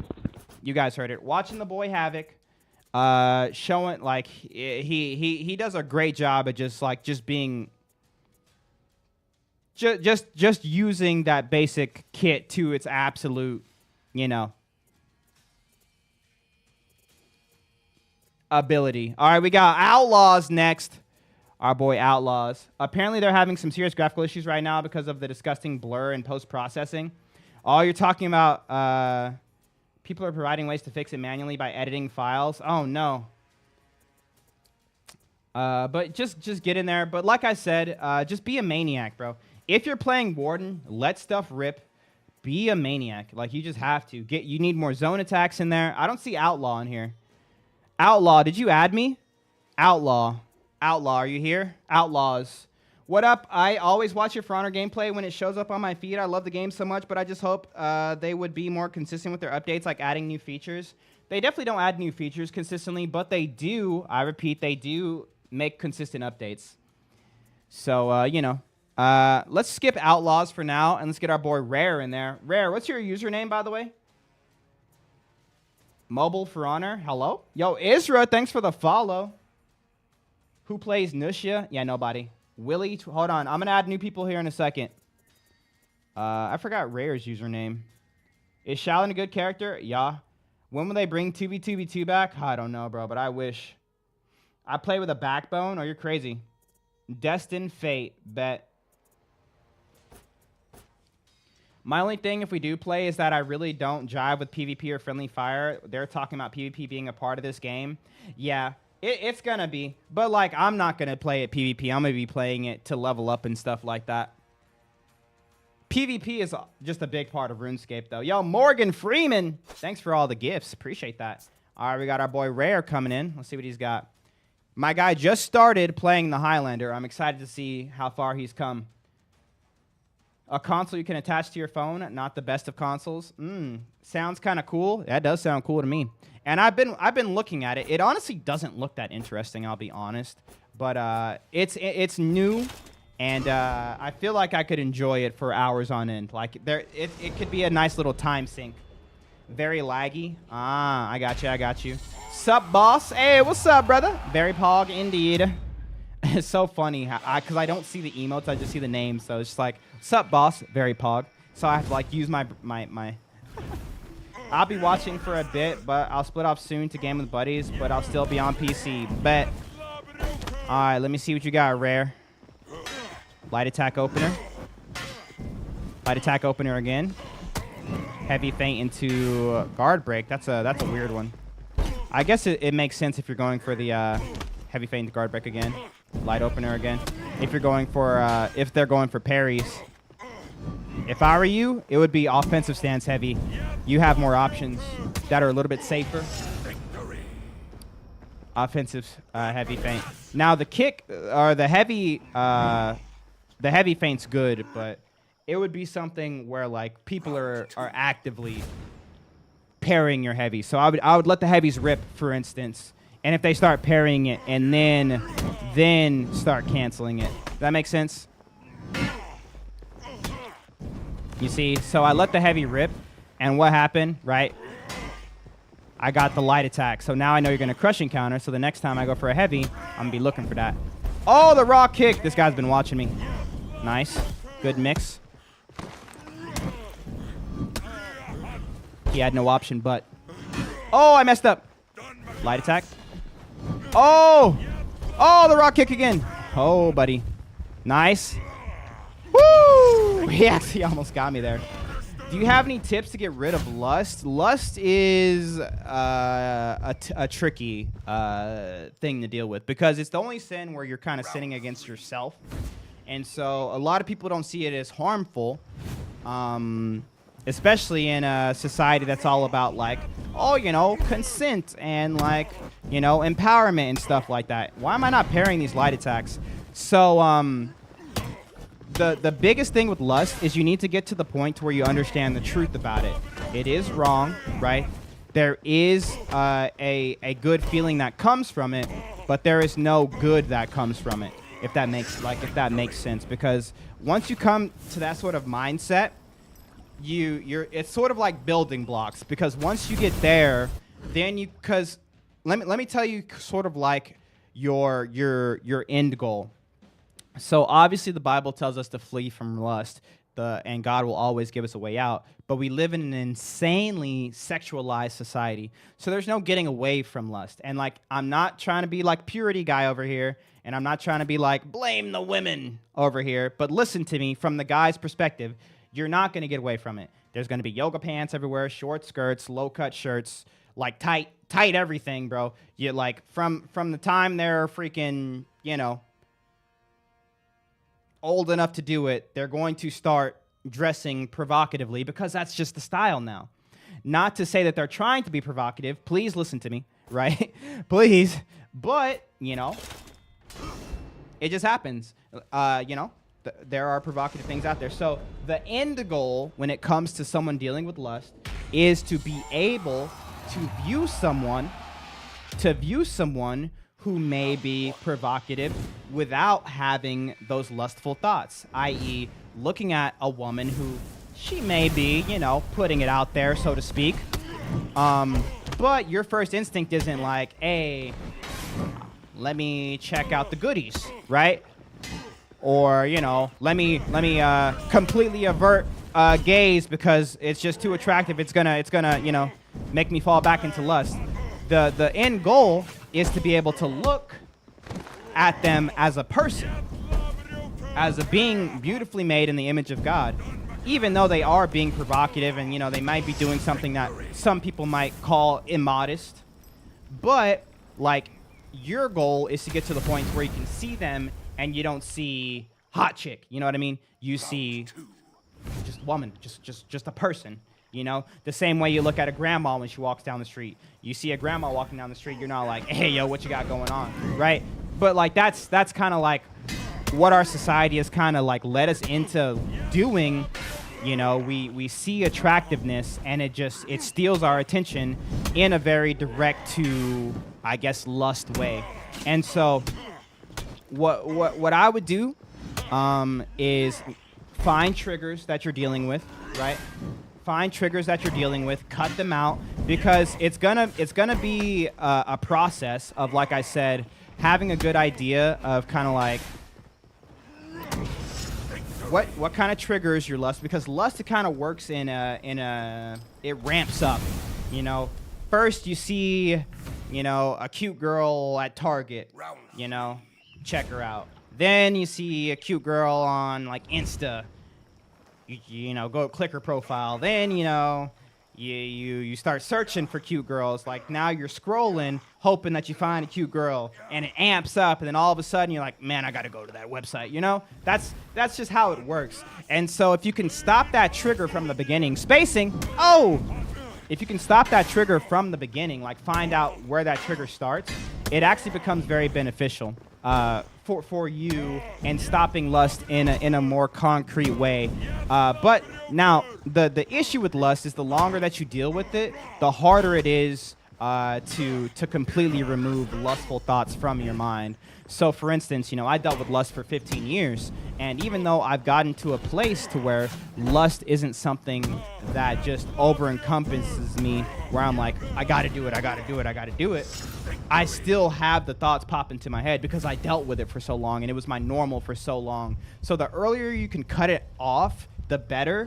The longer you deal with it, the more it's gonna be an issue. It's like, if someone's a meth addict, and they've been addicted to meth for 20 years, versus someone who's never done meth, and there's meth in front of them, it's going to be easier for the meth addict or for the person who's never done meth to be like, yeah, I'm not doing that. But the person who's done meth for 20 years is like, freak. So I know I kind of rambled a little bit. Figure out your triggers.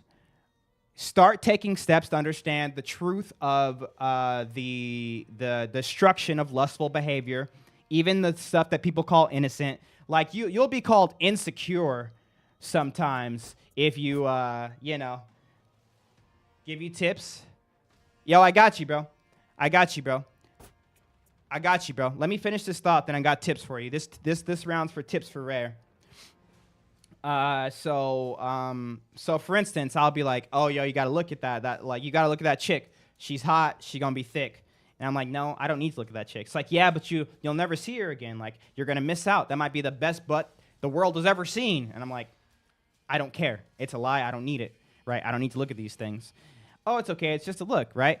Don't be insecure because, you know, your girl's dressing like this or someone else dressed like the lies that the society tells, that the world tells, need to be called out instantly, and that's going to help you in your day-to-day sort of like, I don't want to say struggle, because you don't really want to be struggling with it, because if you try to fight it, you're going to lose. But, you know, having that clear path to go is so big. It's so big. Hey, let's go, Ronald. Happy to hear it. Thanks for the $2 super rare again. Wait, my boy Gingy said something. I missed it. Gingy said, Muli, if you get that new RuneScape game, let me know. I'll pick it up so we can play. Bet. Put off lust and put on a new habit. There's an idol in your heart behind that lust, whether it's selfishness, coveting, or something that you don't and believe should be yours. Yeah, I mean, there is something around it, and I do agree that growing around it is a big thing, but replacing it, obviously, is just going to be putting a new idol in your life, right? Oh, you know, I'm just going to start working out or something like that. I feel like most people's lust, it stems from somewhere, and obviously with therapy, I was able to kind of like figure out sort of like mine. I have a control sort of like thing, and you know, obviously, first and foremost, leaning on Christ is just huge for it.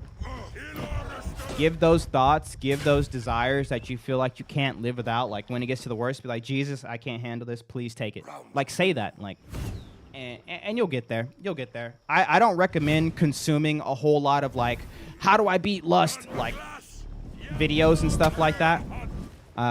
Just because like I said, the whole point is to get to the point, point to where, whether they're provocatively dressed, whether they're just normally dressed and like you're just lusting after them type of thing, but like you're looking at women just as people, like you would a grandma walking down the street. Not to say grandmas can't be hot, but you know what I'm talking about.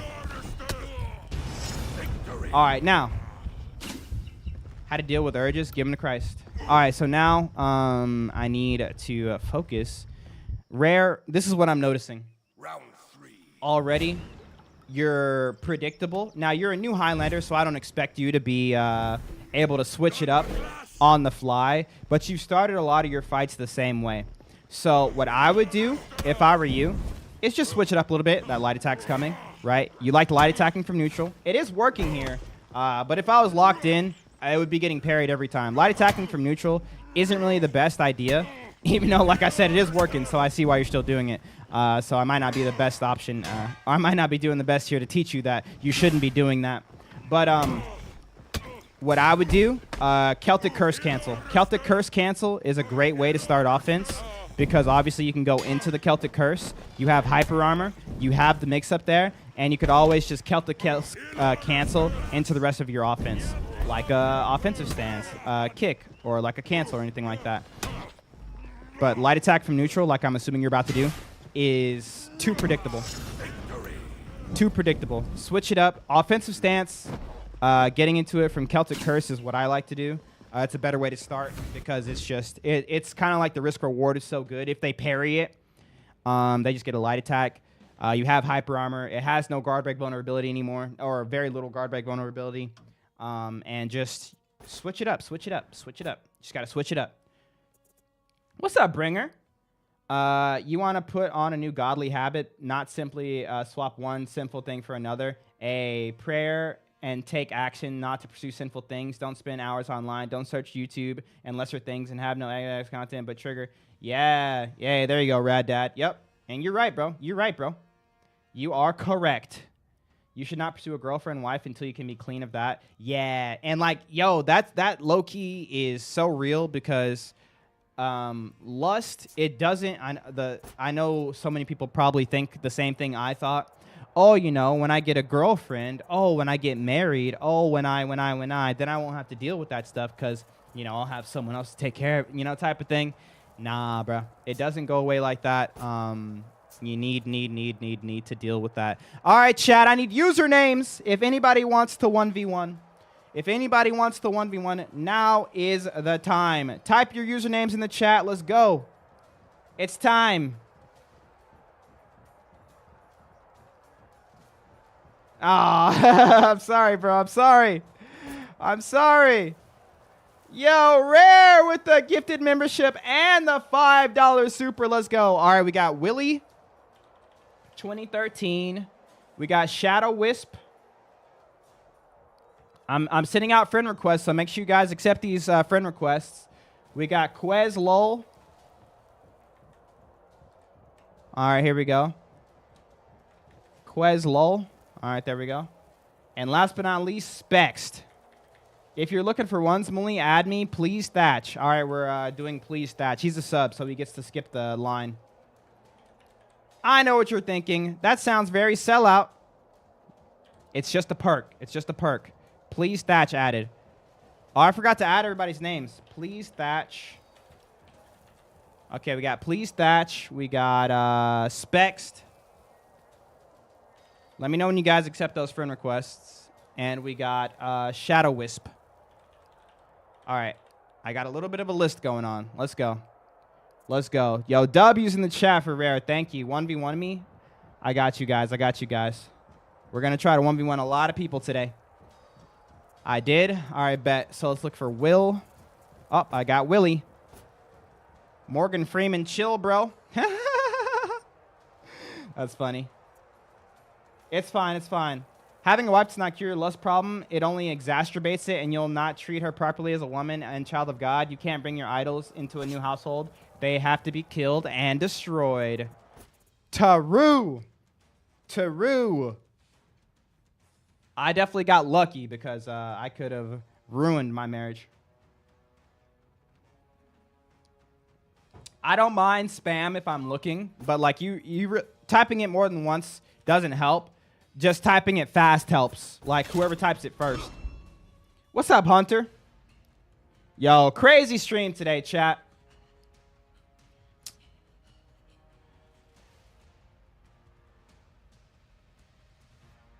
All right, here we go. Can you do deathmatch? No. Thank you for the 1v1. Learn a lot from now on. I will never light if it's not an offensive stance. You can light to open, but it shouldn't be your primary opening. It's going to get you messed up. Yo, Ethan, thanks for the cap, bro. I light from opening all the time, but usually it's if they're being a little turtly, and I've been, because I don't generally do it, so it catches people off guard. Go easy on me? No. I've also noticed that God sends a girl my way only when I've been free from lust. When I fall back, things fall apart. Yeah, I mean, it makes sense. Not today, Willie. Uh-oh. Nice. Nice. I like this guy. You could do it. You could hold a little bit longer. You could hold a little bit longer. Don't be scared. Don't be scared, Willie. Hold it. Hold it. Yo, Ethan, thanks for the chilies. Yo, thank you. Thank you. Thank you. We rare. W rare. Hey, thank you, Kitty the cute. Let me 1v1. Yeah, we're gonna be 1v1ing people all day, chat. When I'm ready to add more people, hop in here. I was upstairs and jolted downstairs. I'm on added you. Bet. Oh my God, ran. Can you pick at least one person from TikTok? Next, you picked all Twitch people? No, I picked YouTube and Twitch people. But I literally just picked whoever came first. And TikTok actually has less of a delay than Twitch and YouTube, so you guys should get first. You just have to be ready. But I'm not like going like, oh, one from each platform. Literally just whoever types it first gets it. Who's your favorite character to play? Highlander. Hold it, bro. There you go. Calm down, buddy. Nice. Saw that coming. C edge. There it is. No. Oh, I missed his parry. Victory. Missed his parry twice. Oh, no. Hey, what up, Fox? How's it going, bro? Why Highlander? What makes him great, in your opinion? He's got the biggest sword.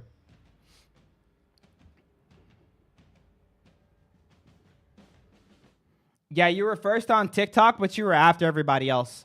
I have this thing that combines all of my chats, and like I said, TikTok has the lowest what's it called? Delay. So like if I was like, everybody type 1 right now, TikTok would be first every time. So Highlander is like you? Yes. You know what they say about big swords, big wins. Look at that. Yeah, it's all TikTok right now. Everyone else hasn't even caught up yet. Yeah, TikTok is the fastest. If you guys want to 1v1, you need, listen to me. You need to have your username ready. And I'm going to say, hey, chat, who wants to 1v1? Type your username in chat. And then boom, boom, boom. Whoever gets there first gets there first. If you're a subscriber, a tier 2 or a tier 3 sub, you get prio. But other than that, I'm just going. I'm just going. Can you guard break Valkyrie if she misses their sweep? No. She recovers fast. Yep. Big sword equals big wounds. Yo. Uh-oh, we got a Kyoshin. Scary. That customization hard. Yeah, I like this one. Bro. That's a lot of damage you just took, Willie. Willie! That's okay. I missed my parry. Big old sword. I already know. Uh-oh. Caught you dodging. Bink. Let's go, Willie. Let's go, Willie. Let's go, Willie. Hey, what's up, Moss? What's up, PMC? What's up, Stars? How's it going, guys? Yo, thank you for 11K likes on TikTok. Let's go. I would try to 1v1, but I'm on an old Xbox. So much frames are trash. Hey, bro, it don't even matter. Hop in there. I used to lose to a guy all the time who played on, like, a PS4. Like, the OG PS4. And, bro, my guy had, like, 15 frames. And then he switched to a PC, and he had, like, 10 frames. And he still won sometimes. He was an Orochi player. I remember him. I don't remember his name, but I remember him. Bank, bank, bank. Yo, how's it going? You might not remember me, but trying to fight. Bet, Ted, I got you. I'm going to try to get through as many people as possible, okay? As many people as possible. Round 3.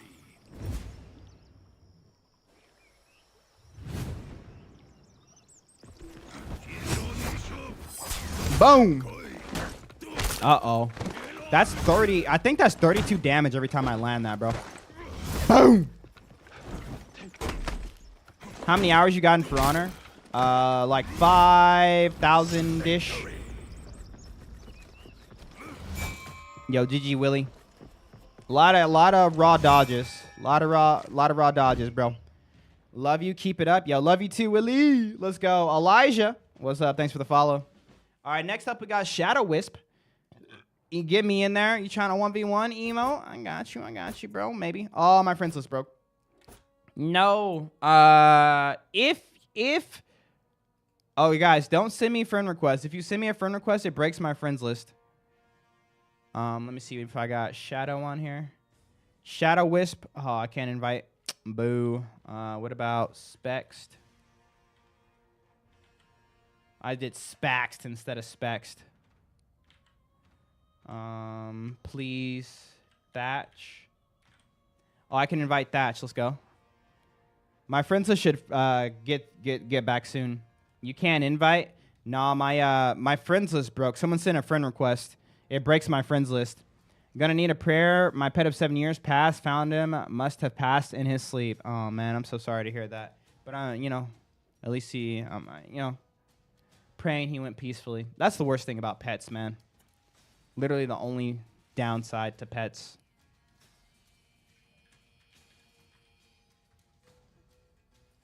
Bet. Just do 1v1 on Belvedere.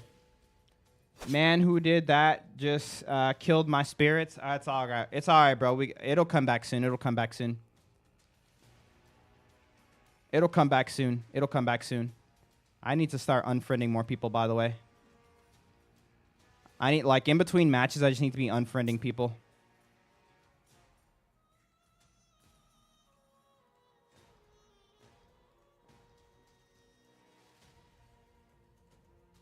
Spirit eating good, but in flex getting anorexic. I ain't even been to Texas. Don't mind me just unfriending people. Bro, there's got to be a faster way to unfriend people on freaking Ubisoft Connect, bro. I would low-key just unfriend everybody if I could. And just reset every game. Just so I didn't have to do this ever again. Because this is like 9 years worth of friends. Because I used to do tournaments all the times too, so obviously you're just adding people for every like tournament match. And then when you're streaming, you're adding people. I almost unfriended Waloosh. I'll do it. It's Ubisoft Connect. They barely know how to make a game, and that's fair. Good luck, Joseph.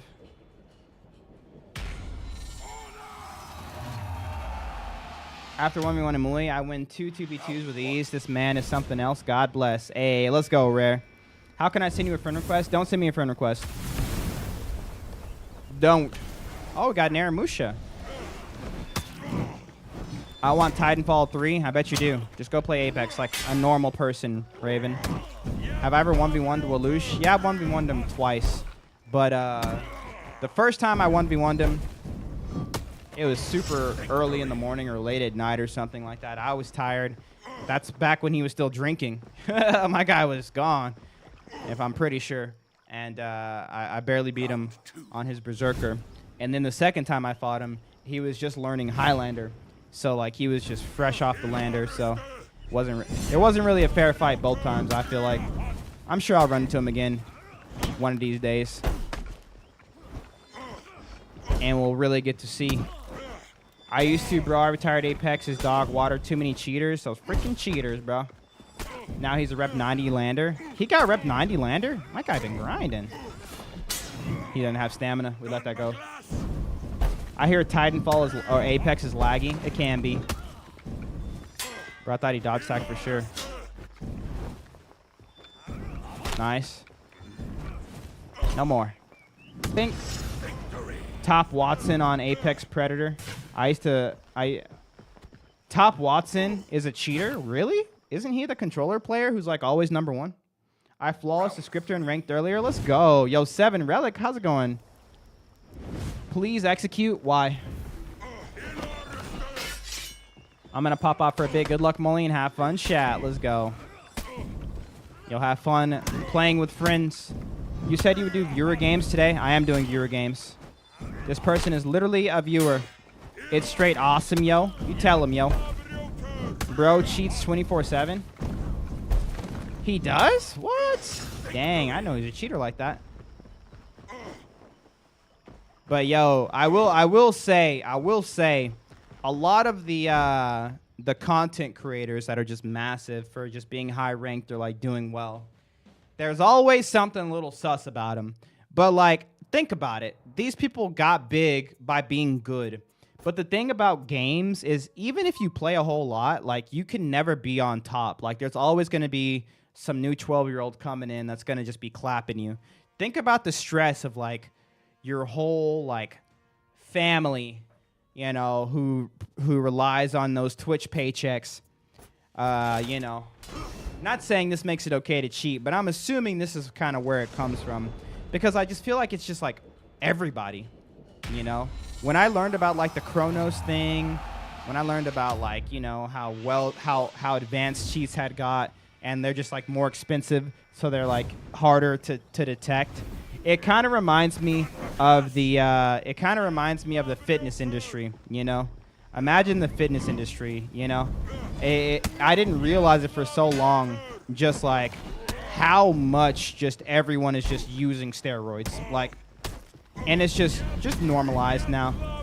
It's like, and like, they just do. That's what they do. That's they use the steroids to get the physique, and then you know they have a decent knowledge, and so they start selling their courses, and it's just like, you know, it's crazy.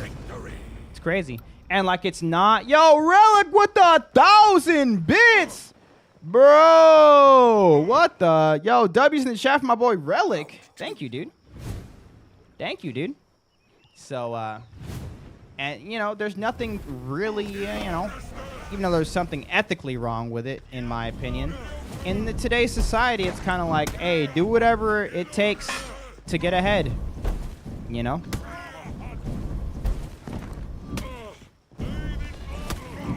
How you just be playing while reading chat? I don't know, Catman. I don't know, bro. I just be doing it. Sometimes I do. I'm at work, so I can't play, but I love listening. Yo, I hope you're having a great... I just died! Hope you're having a great day at work. You just got me killed, though, so I'm going to have to report you soon. Jeez. Dang, he got me. Nice guard break from neutral there. People will be built like a bull and swear up and down their natty while giving people advice. I mean, you know, it is what it is. And some people, they think of natty differently. They're like, yeah, I get on TRT or whatever for like 5 months and then I get off of it. So I am natty because like I'm not on it right now. And someone said, when I first started to look into it, and I haven't really looked too much into it, so I'm not a professional on it at all. It's literally like the norm, even at the highest level, where someone came in, they said, hey, I want to be a bodybuilder. I'm a Christian, and I don't know if I should take, you know, steroids. I don't want to take steroids. And I was like, yeah, just be a bodybuilder and don't take steroids. And he said, you can't. Like, you can't be a bodybuilder competitively and not take steroids. And I was like, what? Is that true?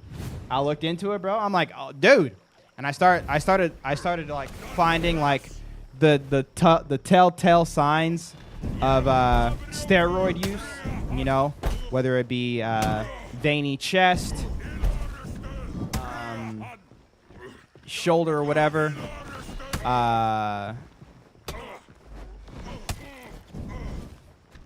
ridiculous net, like the neck size, back knee. Yeah, you know, there's a lot. And like there are some that are better than others to where you don't get a lot of the negative stuff, like so girls take some steroids that don't give them like the acne or the deeper voice, but still it's just they use it and it helps them with recovery so they can work out 7 days a week and just go hard.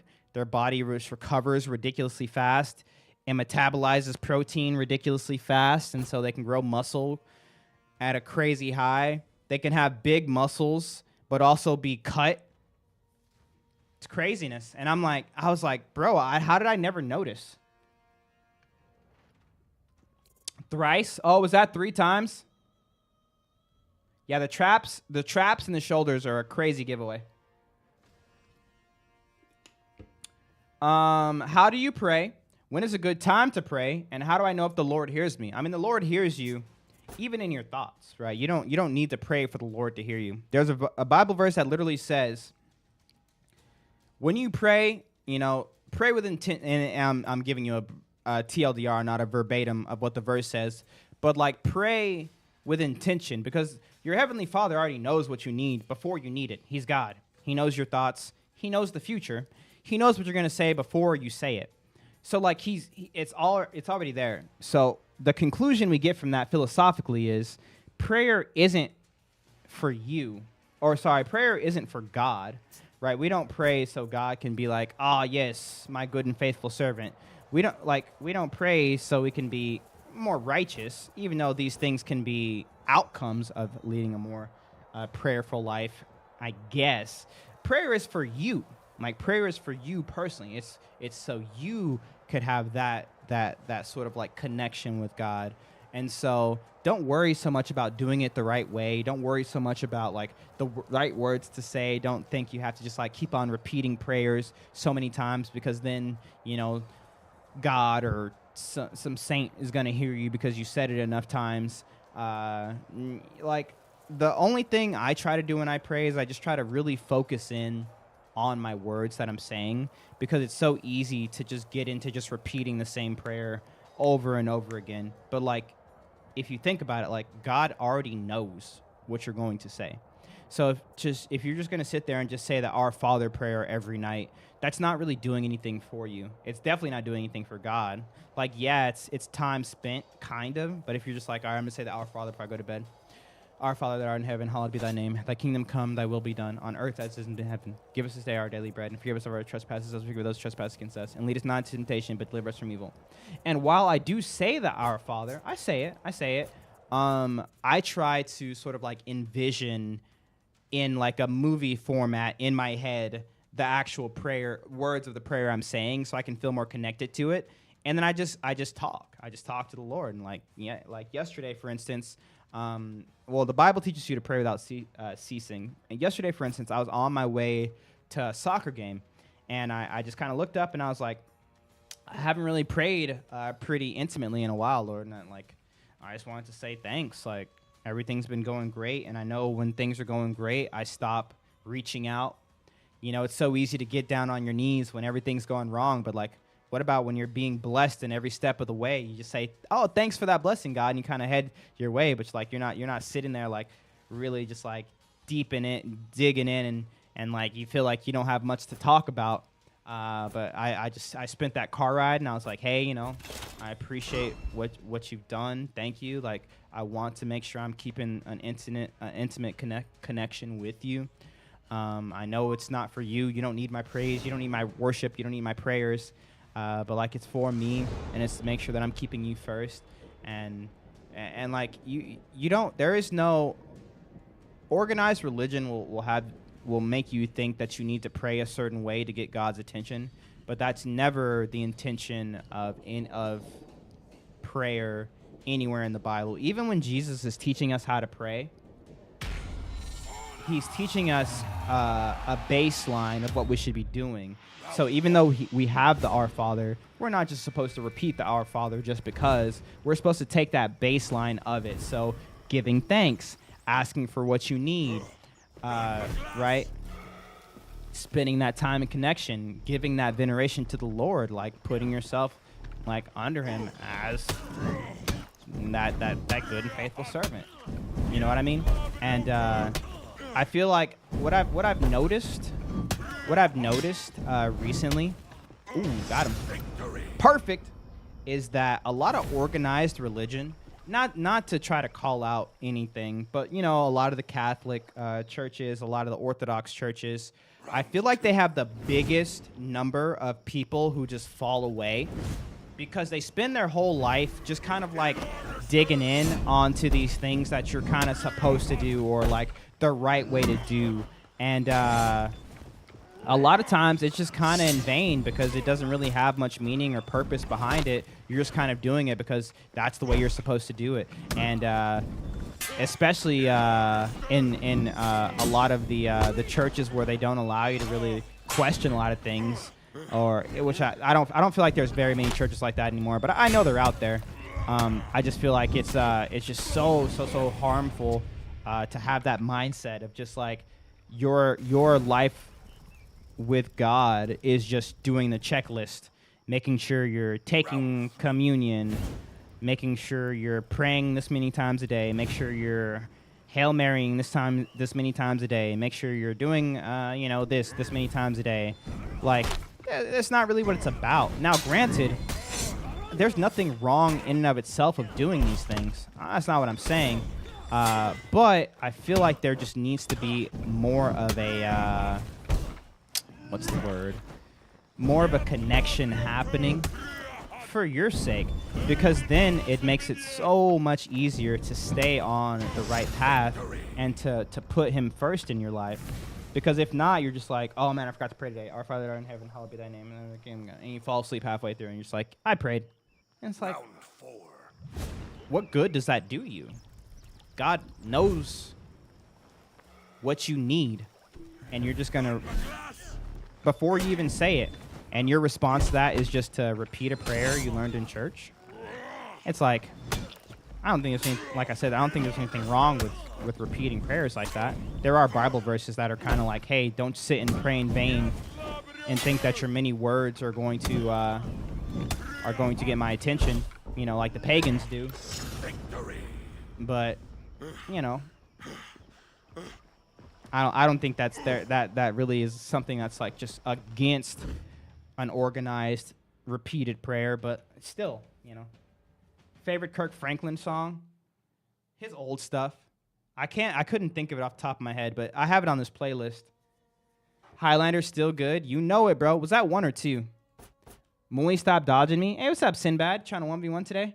I was an altar boy when I was younger and was for a few years. I kind of strayed away from being in church because I was kind of told what to do and told what to believe. I believe in God and pray every day. I just lost the connection and touch I had in my church, and that's fine. I mean, it's not fine per se, but it's a normal part of someone's journey because a lot of times we have this intertwined thinking of you need to be in the right church to have that connection with God. If you're not in the right church, you actually don't have a good connection with God. And that's just not the truth.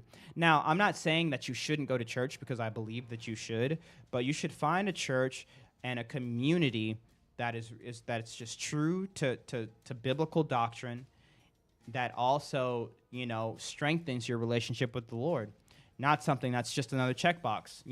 There's and I hate to say it because I don't know the heart of these people, but just looking at the amount of people who go to church on this coming Easter versus and Christmas time, right? Versus how many people are there consistently every week.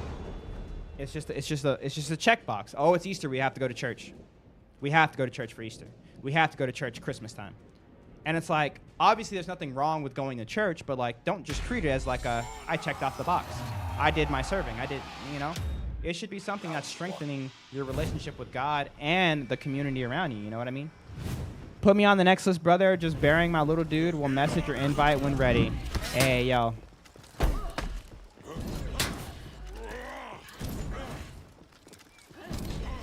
Let me know when you're back, dude.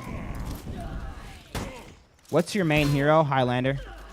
Ooh, switch from the Aramusha to the Warmonger. Do you know anything about curds? I do not. It sounds like a food, but I've been wrong before. The red fit looks cool. Bro, you might be colorblind. That's pink. Kitty, are you colorblind? You not Kai Sinat? Thank you, Caesar. I needed to be reminded of that today. Getting a PC to play For Honor. Let's go, Guero. My family go to church at Christmas, but not every Sunday. I think it's a nice tradition. Like I said, I'm not trying to shame anything. I was just trying to paint a picture of what it looks like to be checking off boxes versus actually, doing things that strengthen your connection with God. Because just checking off the boxes, I feel like these are the things that lead people astray. I feel like these are the things that cause people to stray from their connection they have with God. How many FPS do I have? I lock it at 168. I'll go to the back of the line, but can I have another 1v1? The only reason I'm saying no is because there's a lot of people. But if for whatever reason we run out of people, Rare, I got you. Were you a Christian from childhood or came to it as an adult? Did you check other religion like Islam? So I grew up Christian, but I spent most of my adult life and my late teenage years as an atheist. I became what I would say a real Christian.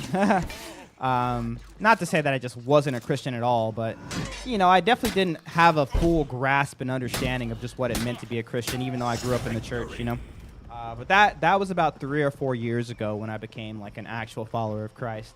And I have looked into other religions. Yes, that's one of the things I did. Because Christianity was kind of the farthest thing from my head. If you think about it, even though I grew up in it, and everyone thinks that, just because you grew up in that religion, that's kind of what you're going to end up in. But really, I had a bias towards it because I had seen so much negative come from it, and I didn't have a real understanding of it. So, realistically, I was I was looking, but I've checked into it. I've checked into Islam. I've learned about Buddhism, Hinduism. Mormonism, Jehovah's Witnesses. I have a pretty basic to intricate understanding of most other monotheistic religions. Judaism. Next up, we got Spext. Spext, my boy. Spext. Yo, 3 gifted subs from Palm Tree. I think that makes it another hour. I'm not sure, but I'll give it to you. I'm pretty sure it's.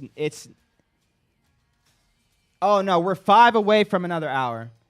I remember because we had a 5 and a 5 from legendary and rare, and so the 5 is actually the hour mark. So that makes 3. I'm Muslim. Let's go. Let's go.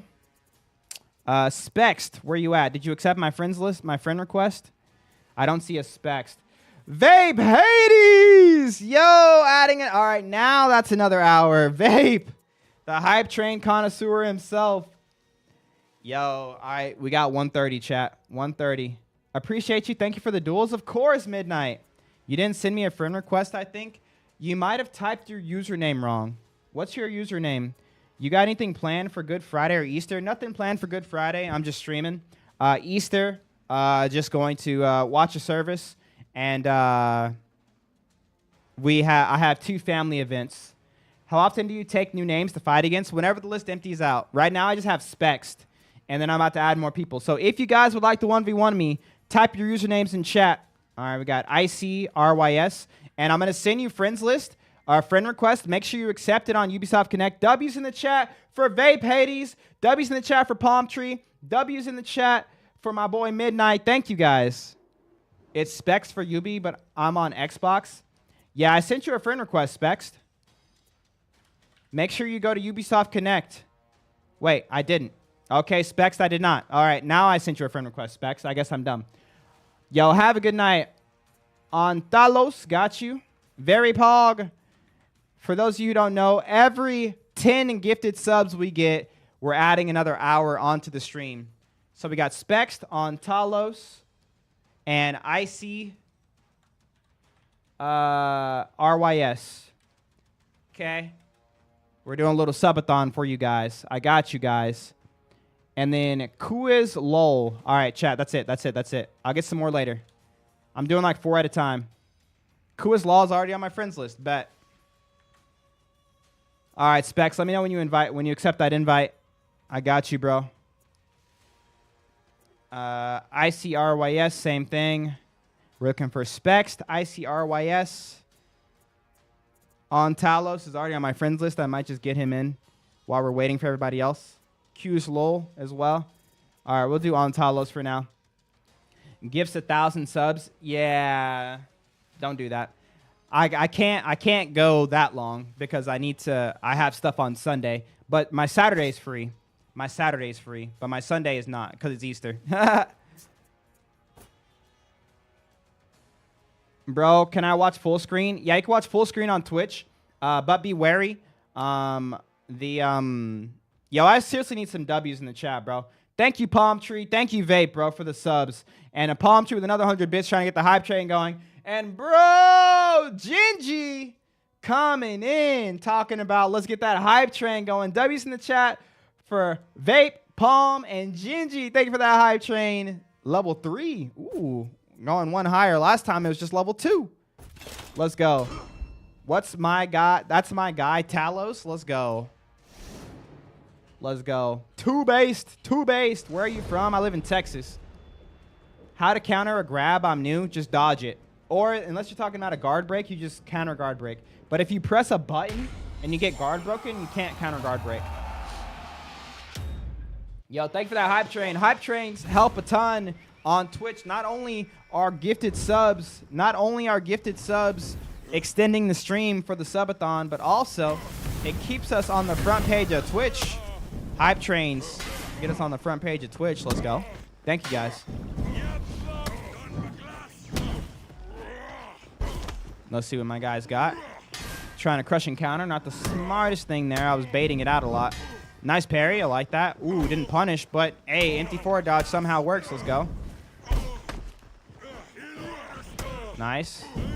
Whoa. When Highlander grabs you, you just dodge it. You see right there when he tried to dodge me, when he tried to grab me, I just dodged it. Hey, 5 years. Let's go. Let's go. W's in the chat. 5 years. That's crazy. That's crazy. That is crazy. It's over half of my streaming career right there. Why you never do executions? I don't know. This way better, thanks. I got you, bro. Yeah, you can just dodge attack. Ooh. Got me. Yo, it's Jockey. What's up? Oh, he got me. I made the right read, got the wrong direction. 5 years is wild. It don't get wilder. Oh, it actually hit me, but he messed up. He's out of stamina. Good job saving his stamina. Does he light attack? He does. Mistake. Favorite game mode? Duels. Doesn't go for the dodge. I got him too scared to crushing counter, so I knew I can go to offensive stance for free there. But honestly, I'm just going quickly, so executions just kind of slow things down. I'm just going. Your boy just going. Play Kyoshin? No. Yo, Darren, thanks for the follow. Nice. He almost messed up that punish. Whee!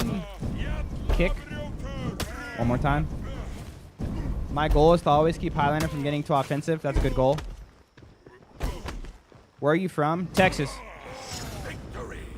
What time do you start stream? I stream Wednesday through Saturday at 9 a.m. Generally, Central Time. But this week is obviously a little bit different because my nanny was having car issues yesterday, so I couldn't stream yesterday, and I couldn't stream today. So I'm doing like a subathon to kind of make up for it. I love For Honor gameplay. Hey, let's go. Reported? Hey, no. I report you. Can you explain crushing counter? So a crushing counter is essentially what some characters have. I'll show you on Valkyrie. With their light attacks, being shielded with something, either with the hilt of their blade or their shield or whatever. And what it does is it takes the attack that's coming in and it pushes it back on them and gives them a little bit more damage. So crushing counters are a very good counter to raw attacks because you can't cancel into a guard break. The timing is pretty basic. Just look at the weapon that you're using. Just look at the weapon that you're using, and it actually, look at my guard. You see how my guard is all white? When you generally attack with a character, your guard goes away and it just turns black. But do you see with crushing counters, it turns black and turns back white real quickly. And while it's white, when that guard comes back up, that means that you are successfully guarding or crushing countering in that direction. Nice kick from neutral.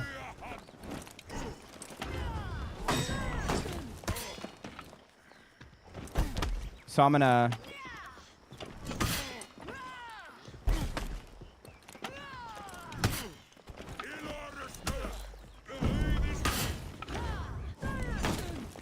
Muli does buying merch count. Buying merch count is what? Oh, for the subathon? I don't know how I would calculate it. So, I mean... if you're doing it just for the subathon, I wouldn't do it that way. But if you just want to buy merch, I can try to find a way to calculate it. Do they have like brunch kind of at Easter in US, like to celebrate Easter? Yeah, so I do Easter with family. So essentially what's going to happen is we're going to wake up. That's a crushing counter right there. I think my wife is going to a service tonight. Good Friday service. We're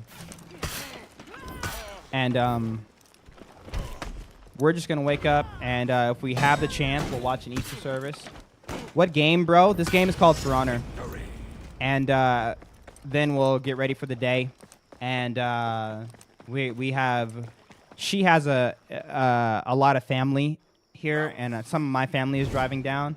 And we're just going to go to their houses and celebrate Easter with the different parts of the family. It was spending equal to 10 subs, right? So like 60. Yeah. It's just weird because the reason, and like I guess I can be generous with it, is in there it's gonna be shipping. It's gonna be different. It's gonna be different.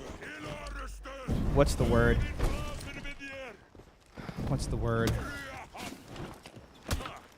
splits. So when it comes, like, I don't make a lot of money on merch. I make merch so I can have it because a lot of people ask for it. But like, it's not like if you like when you sub, I get 60% of the sub. If you're on YouTube, I get 70% of it. If you're on TikTok, I think I get even more, but I'm not sure. But like for like a $50 hoodie, like I don't even think it's 50%. Like it's like 20% I get on that because it's through a merch store where they do it all, and then shipping on top of that. Like it's like I don't know how I'd calculate it. I could just be like, oh, you spent that much, sure, but I mean, yeah, no, you know, yeah, the hoodie is 50. I'd have to look into it. I'm not ready. I'm not ready to look into it. So don't do it unless you really just want a hoodie. If you do get it, I'll try to figure it out. But like, it's making my brain hurt thinking about it because like I'd have to look at like so much. You know what I mean? Does that make sense? Am I making sense? Is 9 + 10 21? Yo, Specs, I still don't see you online. Make sure you accept that friend request. Spext69. What kind of name? Let me unfriend this one first. And then let's do Spext69. Okay, I got Spext69. All right. ICRYS, got you. And then we'll get Q's next. I'm not the same man I was 20 minutes ago. Oh, no. Put me in, coach. I got you. After this. I can't even open up. Oh, you're good, Talos. Bro reads the messages and answers and still wins match after match. You're the best. Oh, thank you, bro. Hey, man, my monthly subscription is almost about to run out. How do I renew what I was given me an option to redo it? Stills, thank you so much for wanting to renew your subscription. I appreciate the support. The membership on YouTube is kind of new to me. There should be a button somewhere, like a sub button somewhere, or join. And it's generally where the sub button is. So like when you're on YouTube, there's a button to subscribe to the channel, but that's like the follow, the free subscribe. When you hit that button, it turns into like a join button or like something like that. If not, there's at the bottom, there's a little $sign next to the chat box. I think there might be an option in there. But honestly, even though I've been doing YouTube for like streaming for like almost a year now, I really don't watch a lot of YouTube live, especially on the short format. So I low-key don't be knowing where a lot of that stuff is. Everyone's always just kind of figured it out or just giving me the answers. I should probably just figure it out for myself. I had no clue YouTube had more revenue. Got to go talk to YouTube Chief Ronald to get me some more info. Yeah, and I mean it's not a crazy amount more, and it's just different. I don't care if you sub on YouTube or Twitch or TikTok. It really doesn't matter. I don't care that much about the revenue split thing. Obviously, the support is the support, and you spending 20 here and 20 there is the same for me. Who needs me? Bringer of Law was asking about you. In Denmark, we celebrate it with like a family day or friends. We eat at a ton of food and good drinks. It's called Påske Kost. Ooh. So yeah, that's kind of what we do, Leander. That's kind of what we do here. Just mix in some church with it. Do people who play PC get matched against Xbox? They can, if they have crossplay on. If Hito had a crushing counter, that would just be crazy damage. Oh, bro, that would. I have summoned the beast. You summoned Ronald. He said, someone called? Oh, Ronald, we got another 10, by the way. Tell him to come to YouTube. He has a membership waiting, too. You can't gift specific memberships on YouTube, can you? Do people... Oh, I already read that. Like, you can only, like, gift randomly. I appreciate, man. If I can't find it, I guess I'll just wait till it gives me the option to renew my sub. Shout out to the best foreign player out there. Let's go, Stills. Handbrake my monitor to light spammers. You let light spammers break your hand. What did I just read? Who's the best hero? Highlander.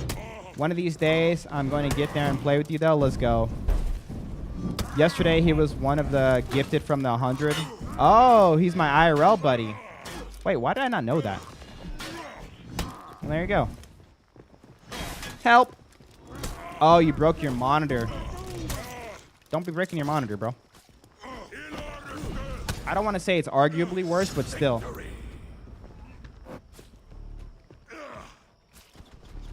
Look what Highlander could do. Time for that mirror, BB. Hey, what's up, emote? Let me get you at the end of this list. I got specs, Qs, then emote. Let's go. Biblically accurate Ronald. Bro, I forgot Ronald gifted 100 subs yesterday. I didn't forget, but like it felt like longer ago because it was such a crazy moment. You know those when events happen and it just like feels like a lifetime ago? Because like you're just too stunned to speak. He was too stunned to speak. That's how I was. Who's playing DMC? It's a great question. It's a great question.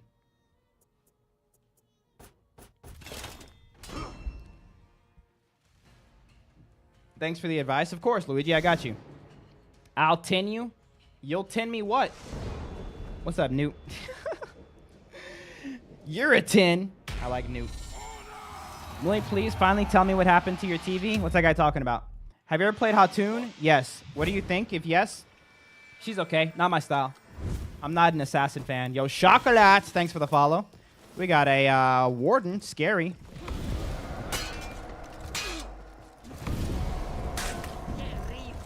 Caught you swinging. How can I play versus you at PS4? You just need to give me your friend's, your Ubisoft Connect name, and then I can add you.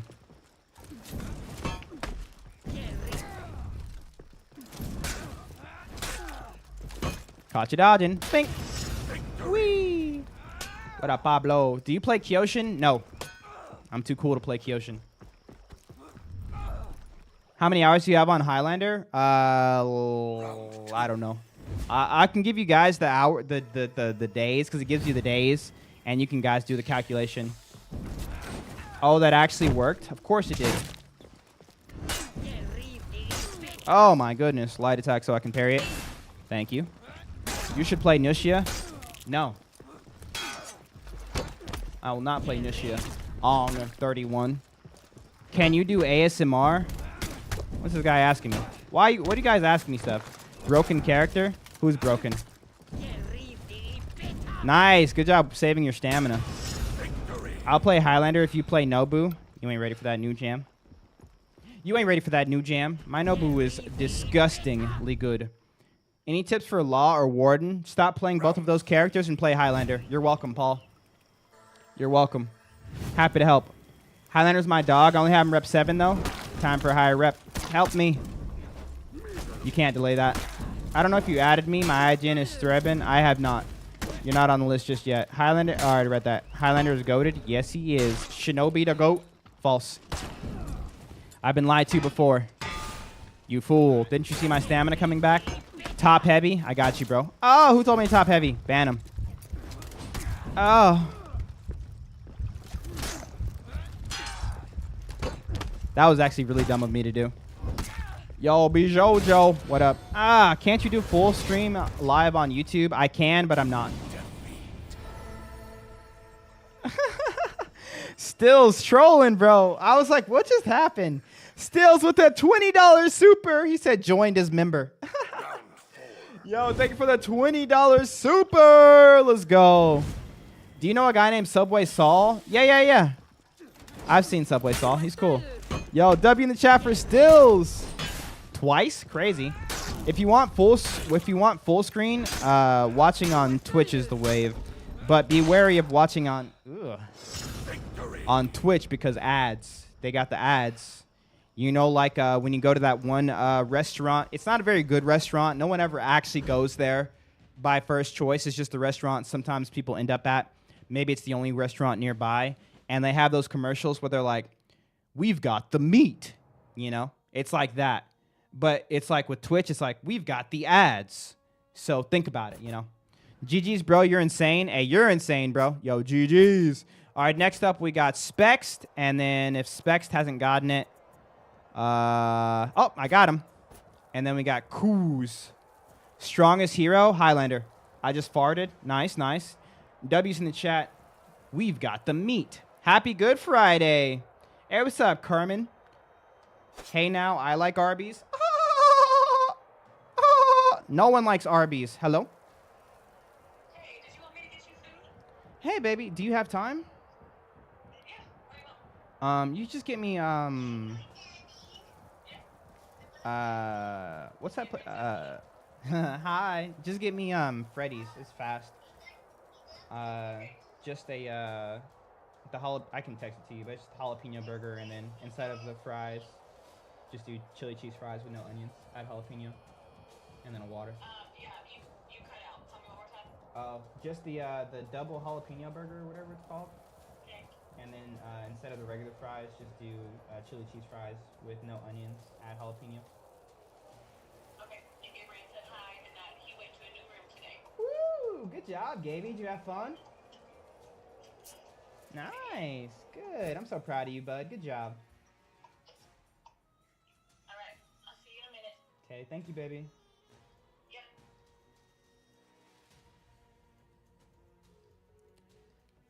My wife is bringing me food. It's going to be a long stream, so my wife needs to feed me. But she has stuff to do today, so she's out and about. She just got back from Good Friday service, so she's getting me some Freddy's. Walking on them today. Everybody is getting walked on. Your first job was Arby's? Oh, no. I'm going to get cooked up. Yeah, you might not. Opinions on scent? Not as cool as Highlander. Next question. I've had Arby's once, and I will never eat it again. It's not that Arby's is bad. It's just like, it's just not the choice. Like, no one's like, you know what I want today? Arby's. Maybe if they only have a couple restaurants nearby and they've had all the other ones, they're sick of everything else. They're like, you know what? Let's just do this. It's different. It's different. Let's go there. But I mean, that's just me. Maybe there is some people out there that is like, you know what I want? Roast beef. Yes, Ronald. Thank you. 1:30 Central Time. I like the French dip. Of course you do. Is French dip just roast beef with the dip? Yucky. This guy's a shinobi. Speaking facts, I won't touch Arby's unless I'm down bad. Yeah. Buffalo chicken sandwich is gas though. It might be. I like the French dip. You don't know what the meat is? You just get it? Are you very good? I don't know much English. Can you answer yes or no? Thanks. I'm okay.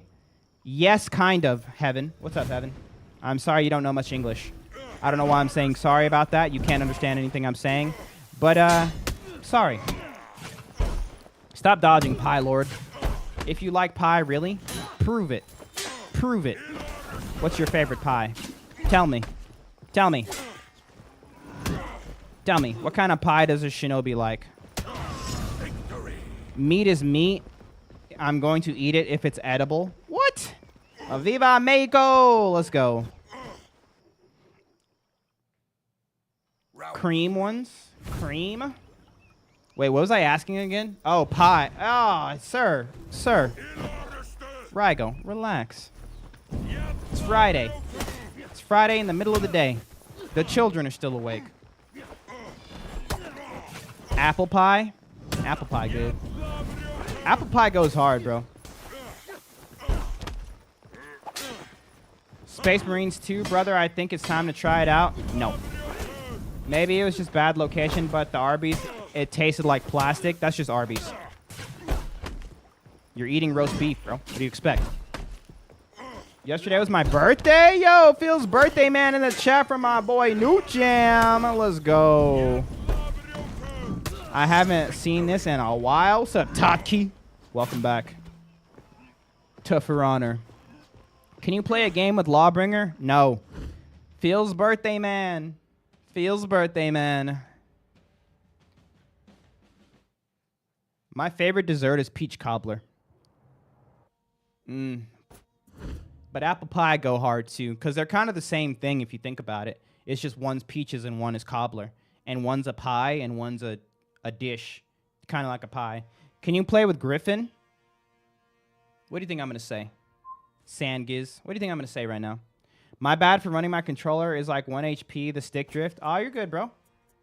You're good, bro. You do what you're going to do. The answer is yes, I will play Griffin.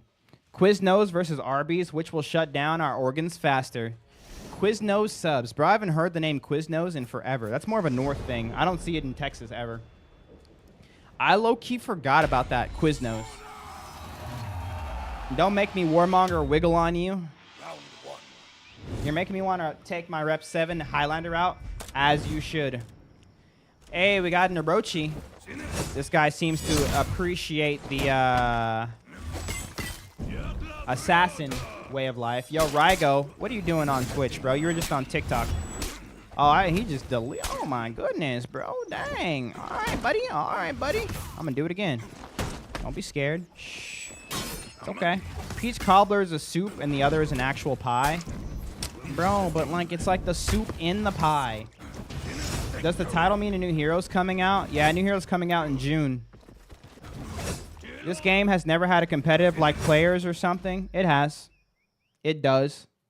Round 2. It's not an NC either. I'd humble you with Glad. That's what they all say, Senior Callahan. Literally, they all say that. Verbatim. I'd beat you with Glad. And I'm like, what's so special about Glad? Must be something. Nice. Okay. Bink, bink. I kicked you in the stomach, buddy. Now I bashed you in the stomach, buddy. Now I kicked you in the stomach, buddy. Now I guard broke you from dodging, buddy. He didn't dodge. No, Pie Lord. Why would you dodge light? That was crazy. Senior, I'll humble you with Glads. Uh-oh. Uh-oh. Thomas and Senior coming at it. Who will win? Glad has the best versatility. False. Round 3. I hope that the new hero's a fast fighter. It might be. Weren't there executions? Yes, there are executions. I'm just not doing the executions. Boom! Sir? Oh my goodness. I found another Arma in random duels. I'm freshening up for you. I can't tell you how it felt to hop on after days just to fight a level 99 mob boss. Bro, I just got clapped. Shaolin is the most versatile. It's all about Highlander, chat. Dang, I got clapped. The only person I've seen beat you with Glad is Dav. Oh yeah, Dav did beat me with Glad. Afira is very versatile as well, yes.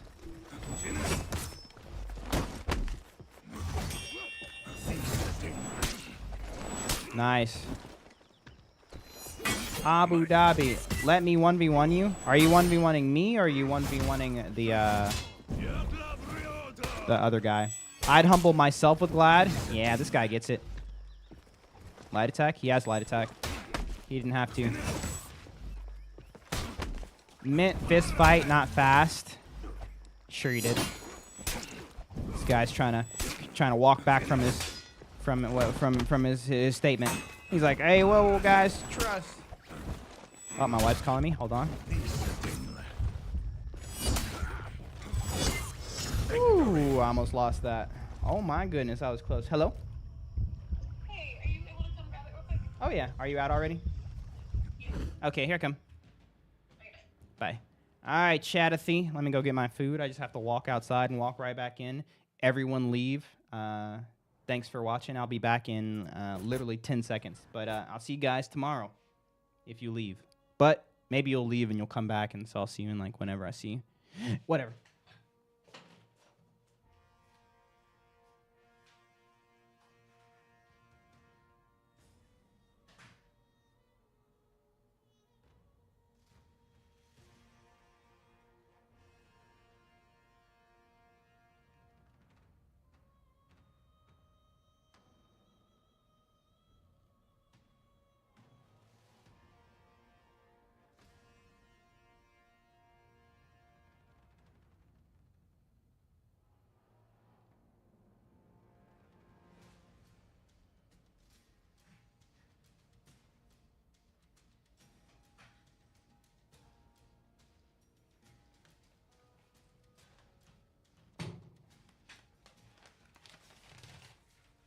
Oh no, chat. My wife is trying to kill me. She got me Dr. Pepper. Over 10 seconds? Wait, was it really? Bro, I was so fast. Betting it's a burger? You bet correctly. It is a burger. I just wanted something fast.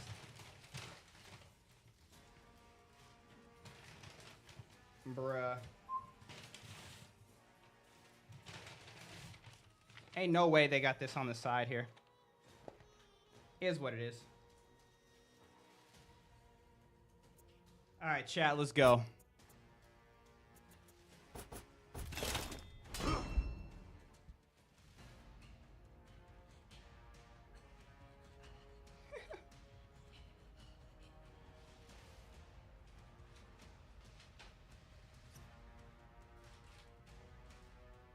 Hold on. Try not to make a mess. Freddy's over Arby's. Oh, wait. I don't drink soda anymore, so it's going to be my first soda in like over a month. I could just not drink it, but is what it is. Is what it is. All right, let's go. Hey, a Centurion. What's up, buddy? Boink. Boink. Wait, Pylord. Did I fight you once or twice? Pylord, you're trying to steal extra turns. I fought your Glad and your Shinobi. It's best out of 3, okay? My guy trying to cheat. And you guys are going to let him get away with it. We're reporting this guy. All right, next up we got Q's. My boy Q's at. Let's go. Q's. There it is. Oh, you're right after this emote. Whoops. It's all good, bro. I'll forgive you this time.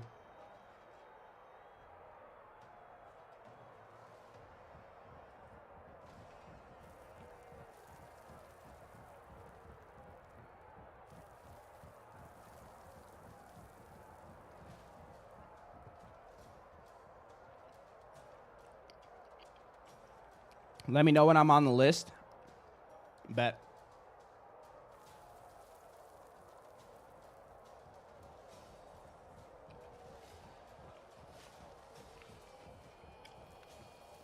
Yo, Q's, get in here, bro. I sent an invite. How I'm doing it, chat, is every time I empty out the list, I get a new one. And so once I fight Q's and then emote, I'm going to be like, hey, yo, anybody want a 1v1? Type your username in chat. And then I'll add like 4 people, and then I'll do it over and over again. Muli mukbang win? Ew.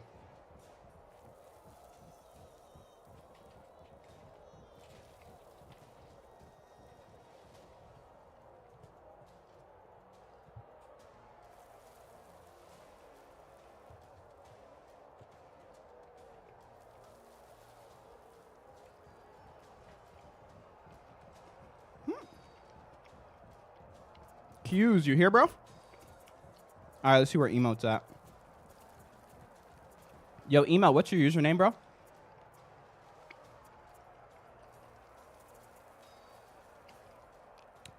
Emote, where you at, bro? Help. 1v1, please. I got you, bro. Yeah, I got a jalapeno burger and some chili cheese fries.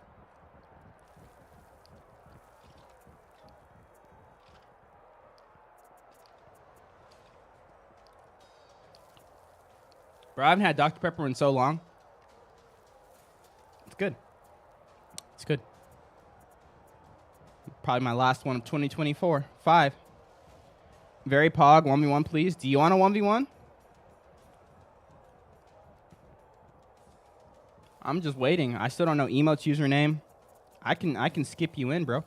I just need a username. We got a lift. I got 20 push-ups to do. Remind me.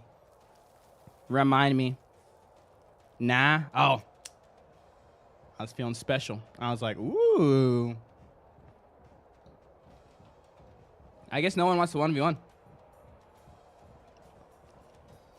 LRS? Is it still LRS emote?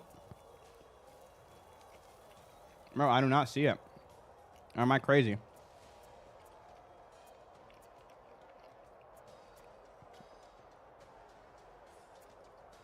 I emote in Muli. Ew.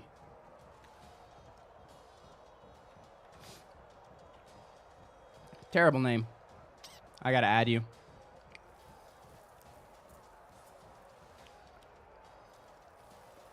Punk Wire. Got you. I don't know what happened to Q's. Who did I just add? Oh, yeah, Punk Wire. Emote, then Punk Wire. And then I just added you, emote. And then Scone 4641.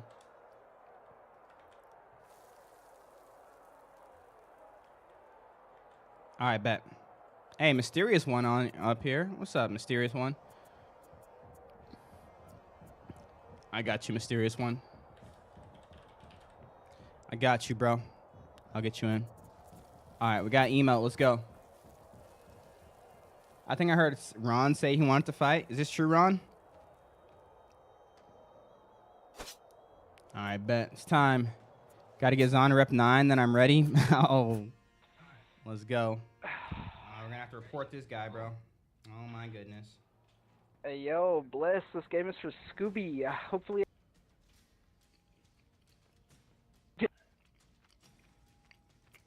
Reported. I love you, Molly. Hey, I love you too, bro. What's good, your boy Casa? Oh, you saying something? Oh, we'll talk to him after this. We gotta keep it moving.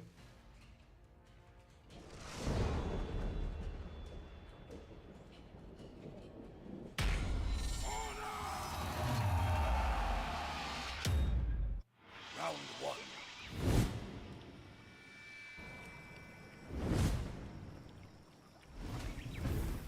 Y'all been good, dude? How you been?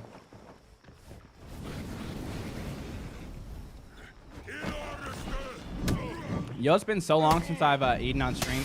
Nice, cancel. I made the right read, but the wrong timing. Nice. Oh, wait, I didn't track. What you munching on? I got some chili cheese fries and a jalapeno burger.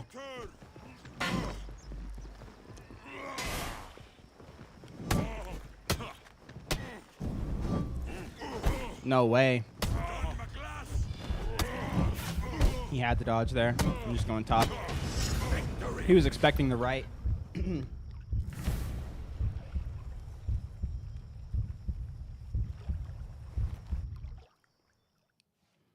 Round 2.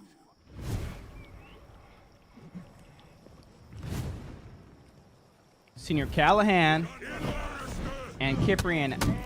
Thank you guys for the follows. Is that a good trade for me? Sounds gas. Yeah. 1v1 me. Got you, bro.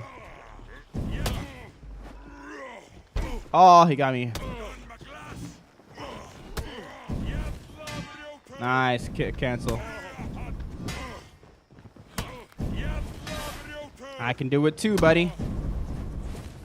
No way. The early dodge.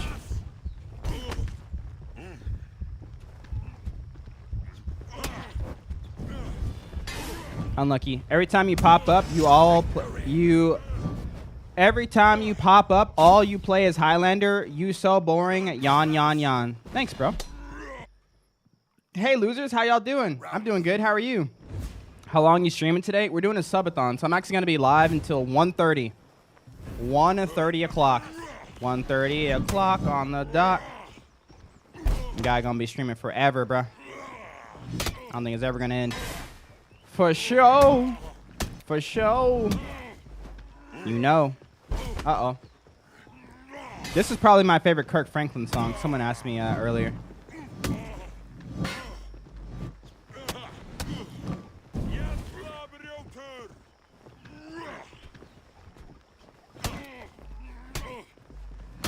Nice parry.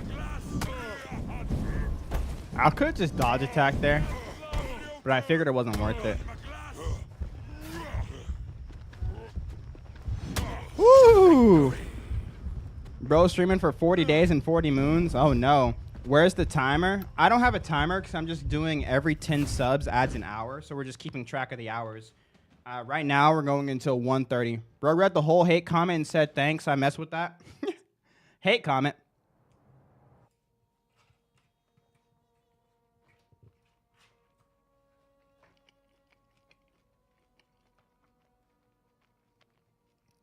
Called faking for the audience. Why would he show his true self on here, son?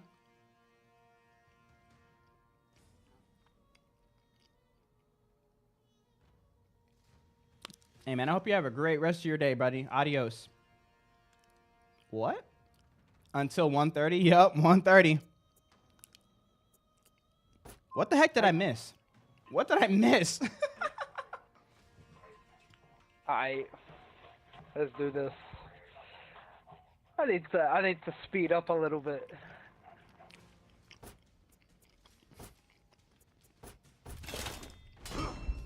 What was that message? I don't know. I'm so confused.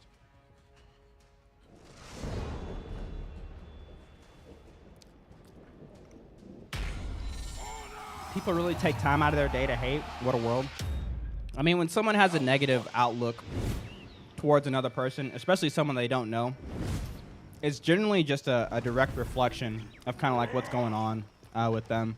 And like, obviously it's not a one-for-one case, but I do know that when I was, you know, in a darker place, struggling with self-worth, struggling with a lot of the traumas that I dealt with growing up, I was one of the people that lashed out.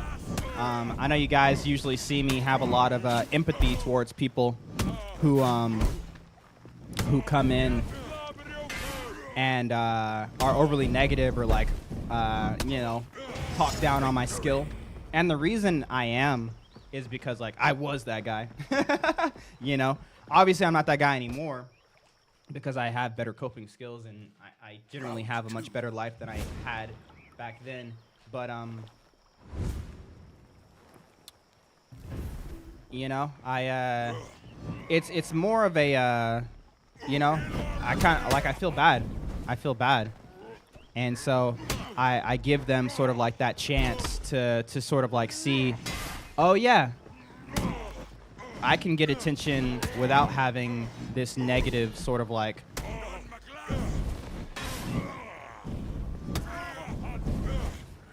you know, way forward. Because that's a lot of time when it comes down to. They've tried to get that positive attention. It didn't work, and so they've made their way towards negative attention because it does work. Negative attention is a great way to get attention.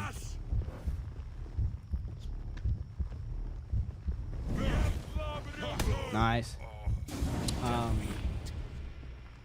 But of course, it's not good attention. It's not attention that lasts. But if you're starving for it, you don't really care if it's positive or negative.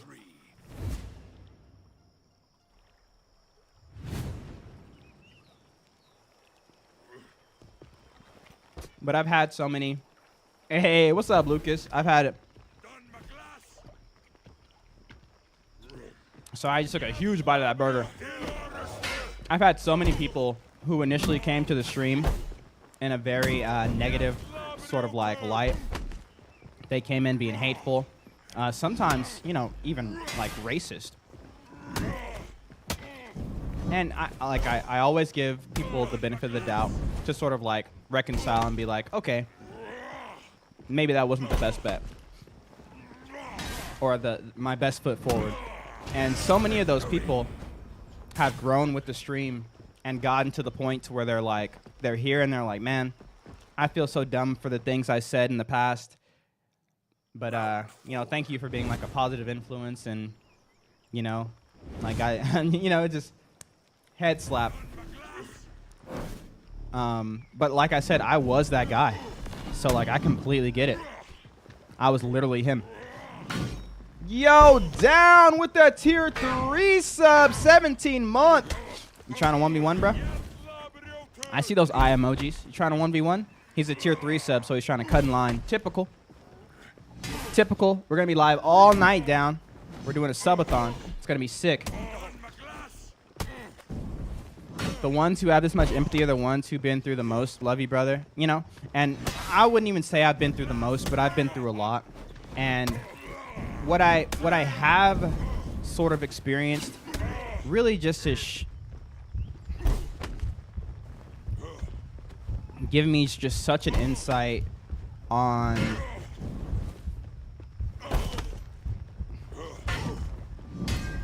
what so many people sort of look over. You know, it's so easy nowadays for a snap judgment on someone's first impression. You know, you hear it, you don't get a second chance at a first impression. But I feel like it's always okay to give people a chance, because that's like the best ending, you know what I mean? It really is. If people can see the error of their ways and be like, you know what, when I did that, that was very wrong. Like that's literally best ending. Even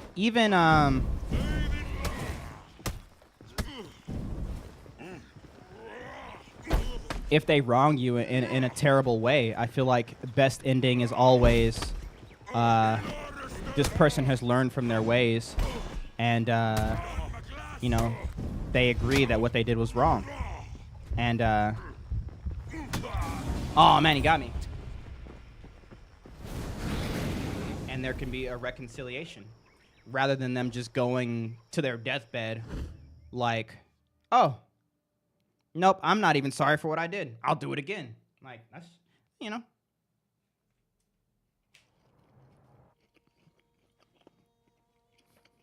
Yo, Don, what's up?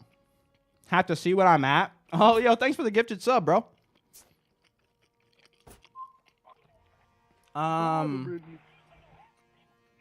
We are seven subs away from another hour. Too close for my comfort. I'm not gonna lie. I don't know what you're talking about, bro. The lights go out. Hey. Let's do this. Let's do this. All right, bro. Let's do it. Hey, Molly, He was about to say something, but I had to cut him out. Okay.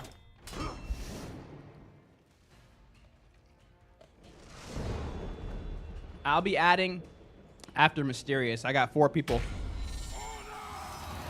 Guys with, though, background, but keeping their mannerism somehow gains my respect.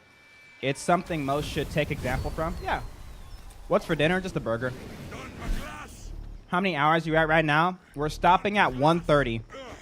1:30 a.m. Oh, my goodness. Oh, my goodness. I'm before anyone here. At what? Oh, no. Nice parry. Nice cancel.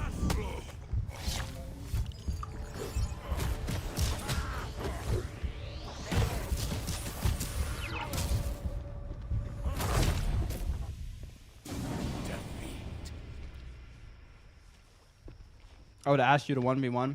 Oh, no. It's Q's, Punkwire, Scone, Mysterious. Round 2. Tell Yujiro, no, I'm first. Oh, yeah, I forgot about Dawn. No way. That's a cool execution. Yeah, I agree. I just got slapped by Nobu. It happens, bro. Yeah, it's that anime emo one. Oh, I messed up the punish. Let's go.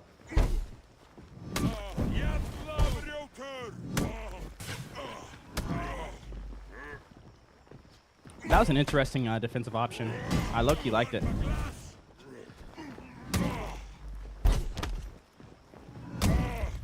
Good trade. Be right back in it.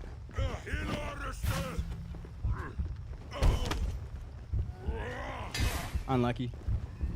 What's your opinion on the new Musha execution? It's okay. I gave it like a 6 out of 10.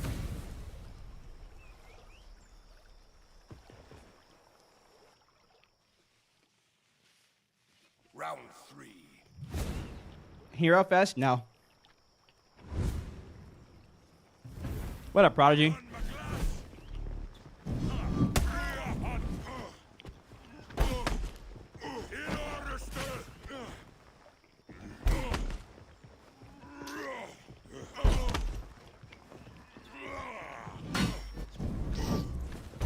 Oh, I tried to heavy again.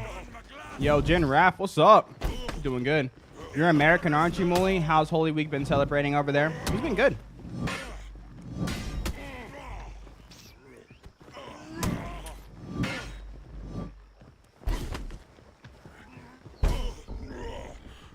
What's the best way to learn deflecting? I'm new to For Honor. What? He's not dead?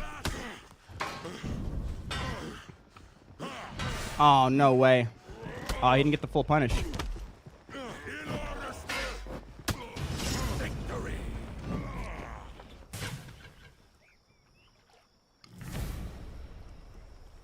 They only celebrate Easter. Some people celebrate only Easter, but some people do the whole week. What up, Ricky?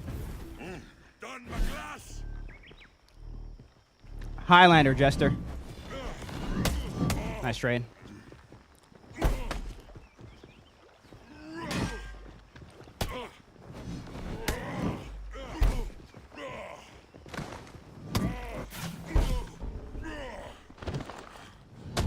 I got lucky there.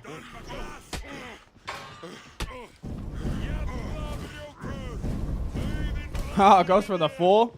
He's going to be out of stamina soon, so that's fine, low-key.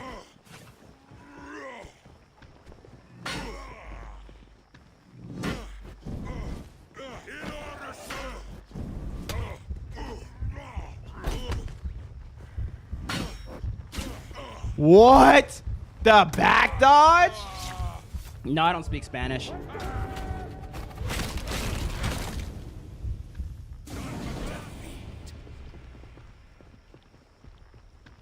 Oh, the bear. The bear Jew.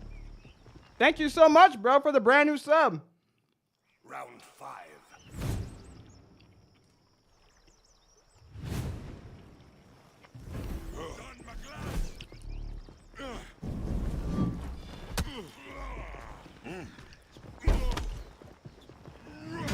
Nice.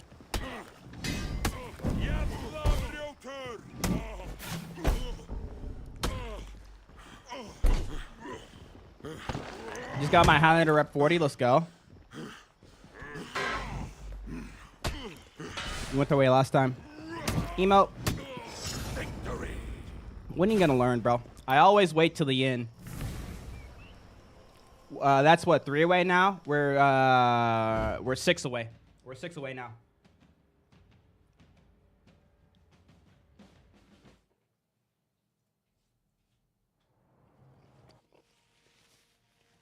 You always save your trump for the last round. He was overly dodging. Punished it. And then he was going left top, left top. Let's get him, Muli. Let's go. Yo, GG's emote. That's what he's got to say for himself. There's no way you just always parried out of stamp. Bro. What the hell is wrong with you? Bro, how did you not see that coming? We've dueled so many times.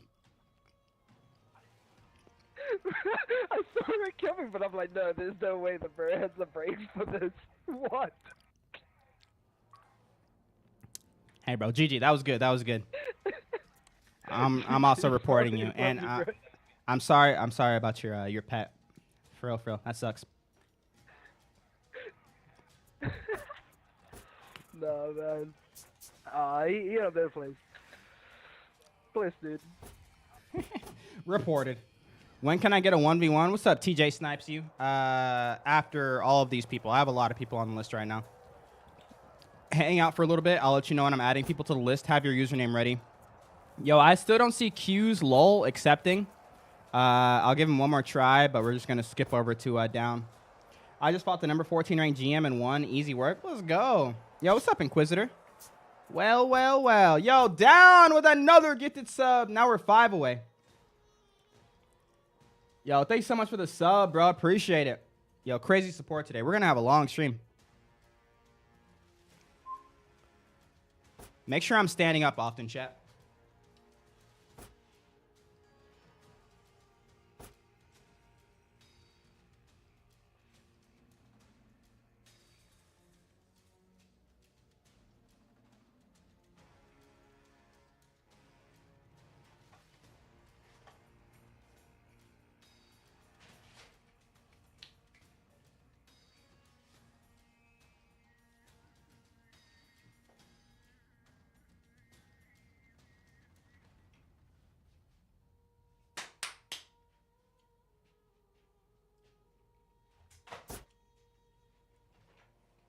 I dropped my controller.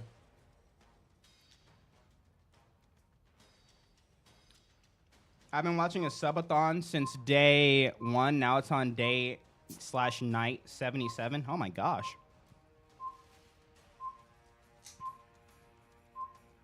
I like crazy subathons like that because they're super cool. But like I would never I think it's cooler if they don't actually like sleep and stuff. Now granted, I don't want it to be unhealthy. Like I appreciate people taking care of themselves. Round 1. But just max it out. Just max it out, bro. If you're gonna sleep for 10 hours a day, it doesn't really feel like a subathon to me. But call me old school. I'm gonna follow you, bro, because you a blood. What? Any tips for Highlander for me? Since you're a good at Highlander, it's all about offensive stance, bro. Get good at offensive stance. Punish people's defensive options. So, for instance, I'm gonna start kicking this guy from neutral, and he can hear me. So I want you to know how good this works. And he fights me all the time too, so he knows.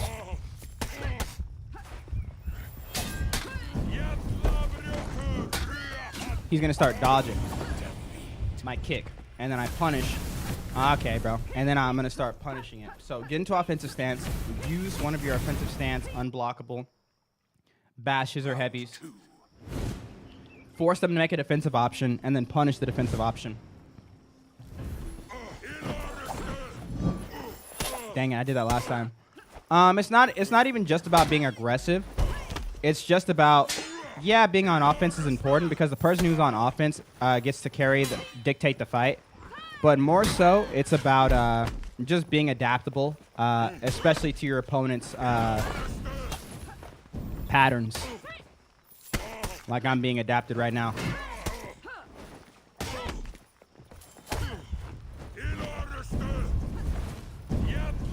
He knows. To him, I'm like a Dark Souls boss. He's seen this. He's played these games before. It's okay, chat. Don always throws. He's gonna zone. Oh, I forgot that doesn't land. That sucks. I completely forgot his zone breaks through my crushing counter. I should have parried it.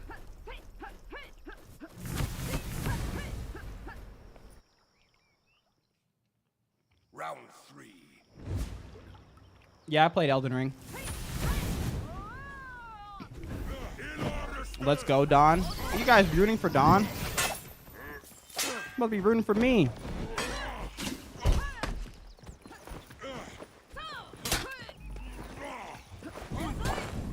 Yo, Riley, thanks for the gifts, bro.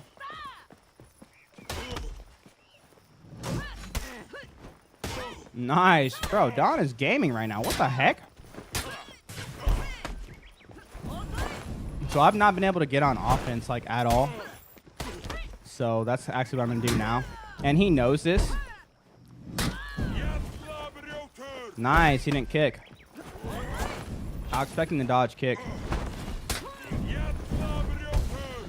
But once I go on offense, I can actually start going. I love this game, but I get angry. Just don't get angry. Hope that helps. I be struggling sometimes. Just don't struggle. Hope that helps. Yeah, that's a lot of roses, Miley. Oh, my goodness.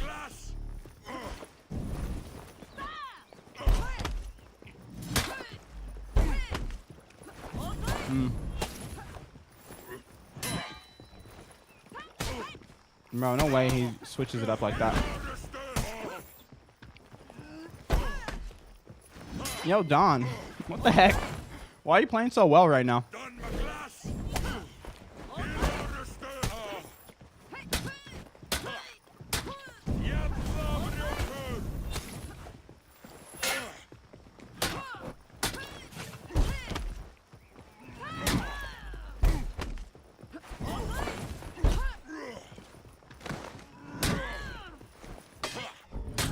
Look at that block.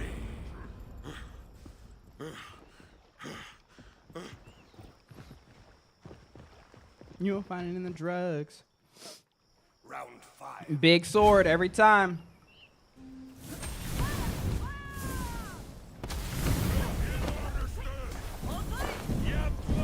No way he goes for the rock kick again.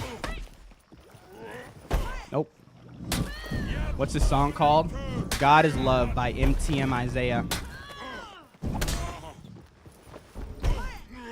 You see what I waited for the last round to do? Do you guys see the switch up? This is what you do. Because they get used to defending a certain way. You switch it up last round. They usually can't adapt fast enough. But also down choked. He was playing so well. Absolutely choked. He was ahead 2-0. He just got reverse swept. Absolutely reverse swept. I don't know what happened. He was like magical for like 2 rounds there. I literally felt like there was nothing I could do. I was like, man, I'm about to lose.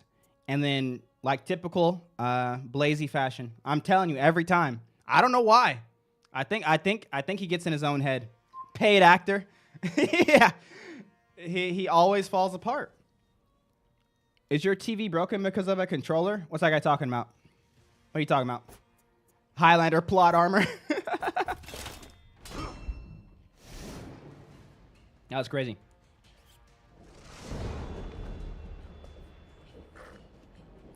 Yo, Corinthian. If the heavy's coming out when you cancel, you're buffering the heavy. You need to make sure you're not pressing, not letting go and pressing it. I was doing that a lot at first too, but bro, Don, you're such a troll, dude. He literally gifted a sub. He literally gifted a sub mid-match while he was running at me. Bro, who do you have working for you? You have an inside man working on the computer gifting subs while you play. Ain't no way. What's up, Scout?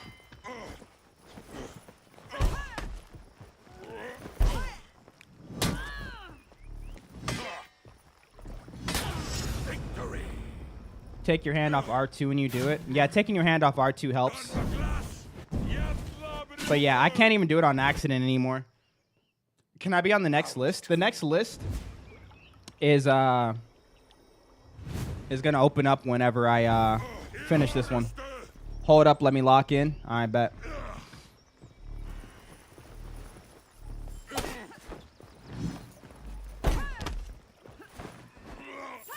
Nice. Nice. Ooh, almost got me there. All right, he's adapting. Oh, that tracked. He didn't even think it was gonna track.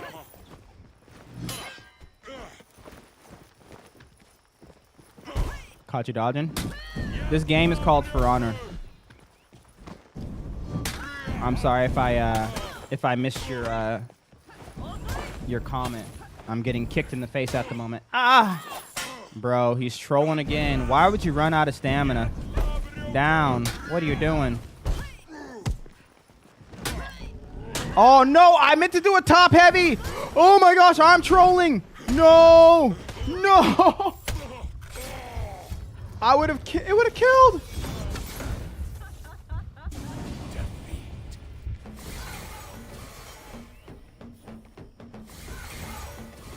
Bro, he's throwing the horn. He's dropping the horn. I deserve that. Round 3. Oh my gosh. Oh, bro.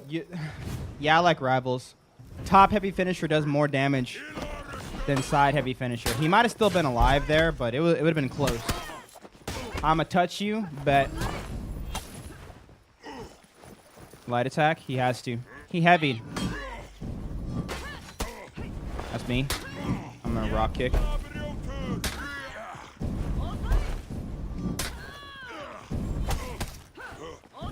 Oh, the kick from neutral.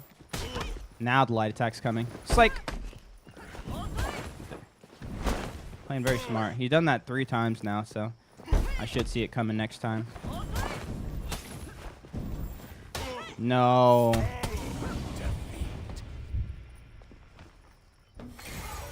For Honor is such a dead game. They need to do some like Siege did to keep it alive.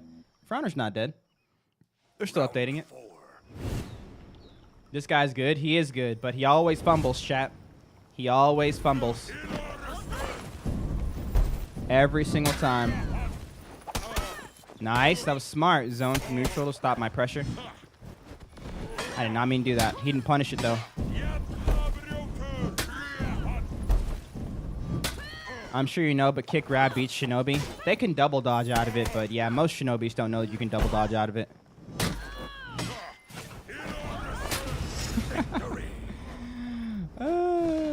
Matchup is cursed, though. It really is. The community has definitely gone smaller, but the game's not dead. Oh, yeah.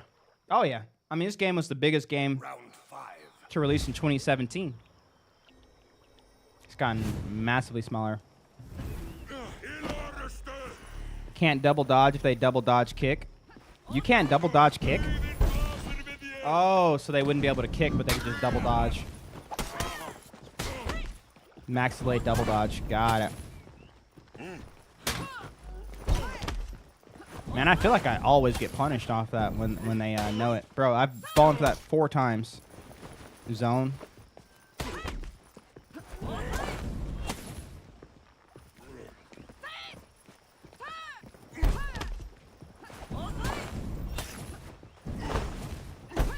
I could have gotten his stamina gone.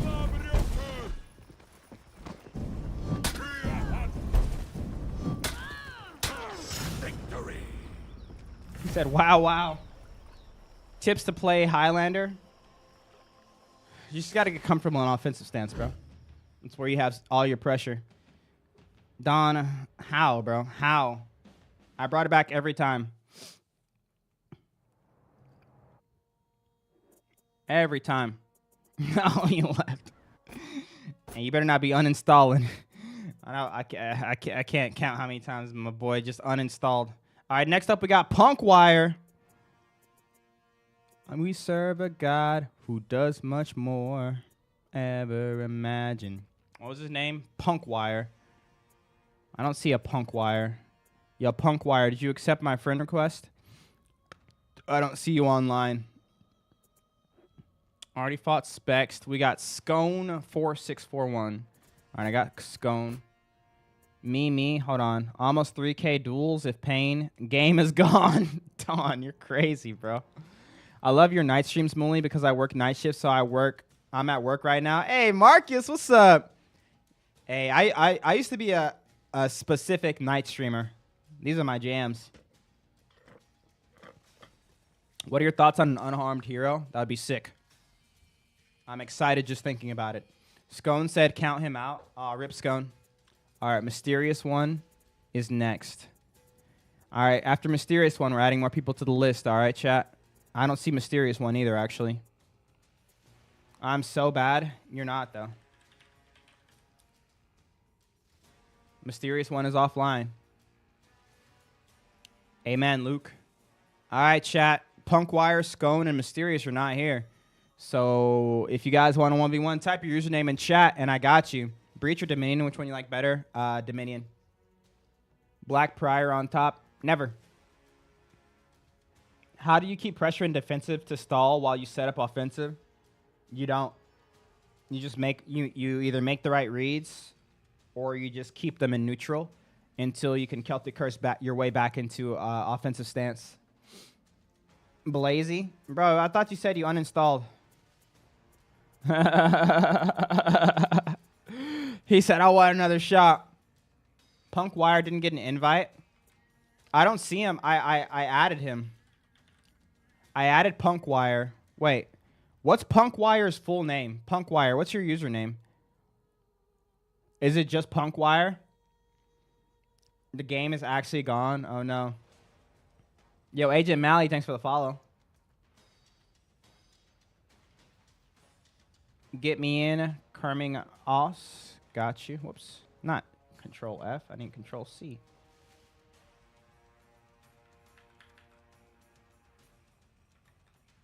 Why is there a UB launcher update? Hopefully to make it better. Kerming is already on my friends list. You're offline, by the way, Kerming.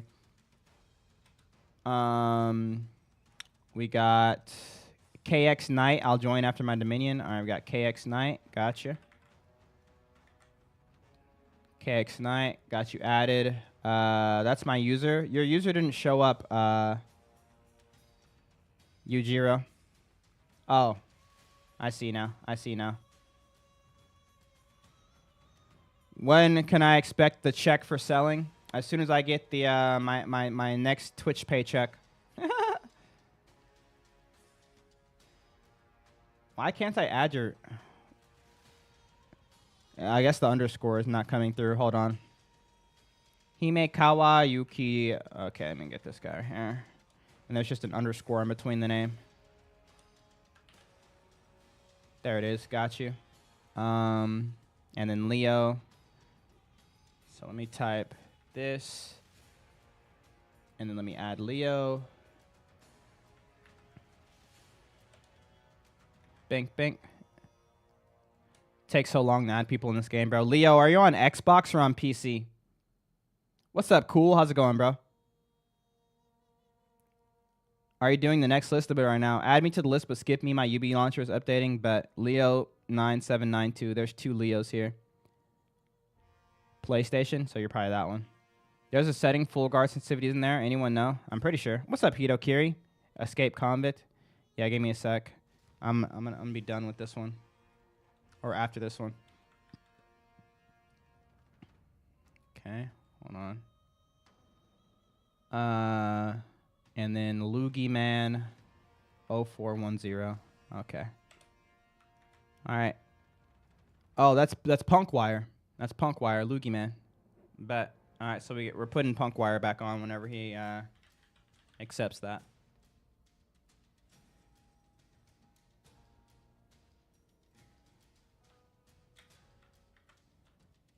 Okay.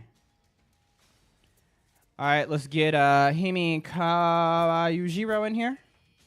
Is it because I'm on PS5? I don't know. I got it, though. Yo, Frankie, thanks for the Heart Me and the Team bracelet. Ron, ready to squabble?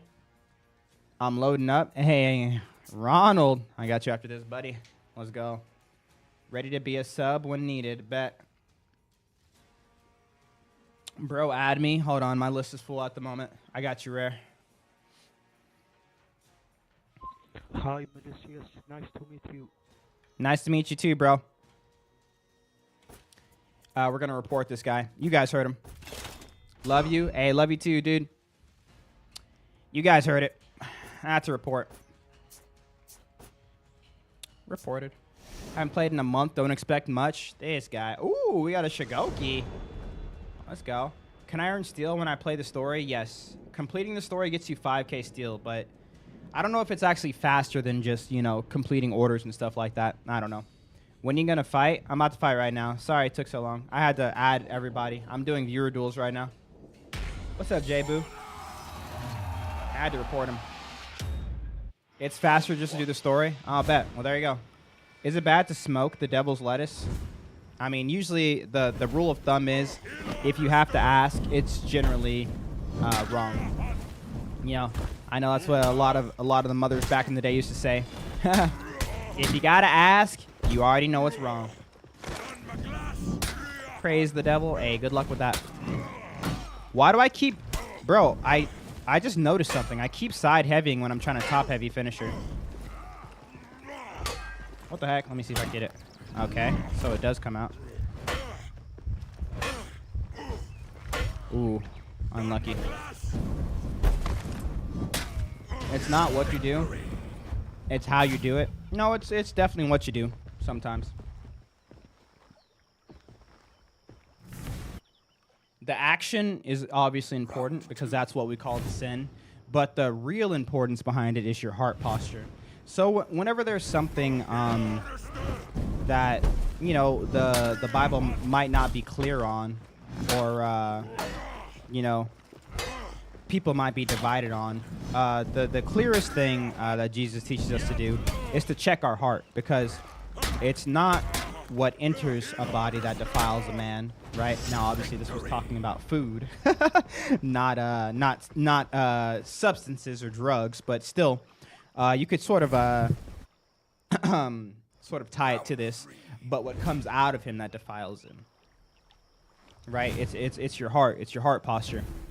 Now, obviously, there are verses that say you should be of sober mind, but more of these are a warning rather than a direct link to sin, because it says that right after that, the enemy is, you know, prowling around like a roaring lion looking for someone to devour. And obviously, think of a lion looking to devour all of us, right? Some people are going to be easier targets. And let's just say people dealing with drugs are much easier targets. Does that mean in and of itself it can be a sin? I mean, no, because if you think about it, you know, some people have like medicinal uses for like marijuana and like medicinal drugs that when used improperly can be used to be of not a sober mind. So it's not the object itself, but sort of like your connection to the object and what comes from it, right? Test a tree by its fruits. if you're getting high every day because like you need a rest, you need a break, turn your brain off, and you're leaning on that rather than leaning on God, like obviously that's just not what you should be doing. If you're using it like when you're out to be more social, if you're using it because you're hanging out with the people, like whatever it is, if it's something that's sort of like either causing you to stumble into sin after you do it, which is generally what happens, or you are sin adjacent to be a part of it. Let's say you're breaking the law because maybe weed isn't legal where you live, you know, and so now you're going to, you know, buy weed illegally or go buy it legally somewhere and then cross it across the, like, there's generally a very common sense answer, but I think a lot of people like to make excuses for the things that they do. And so remember, humans are very, very, very good at justifying the wrong that they do, right? You can have someone literally looking you right in the face who just stole $100 from you, and they will give you a reason. It's been justified in their head. Obviously, we know it's not okay, even though they justify it, but that's what we do as humans. We justify the things that we do in order to keep doing them. So if you find yourself justifying doing something when you know it's not actually beneficial to your life, your life with Christ, because the Bible teaches us that everything that we do should glorify the Lord, right?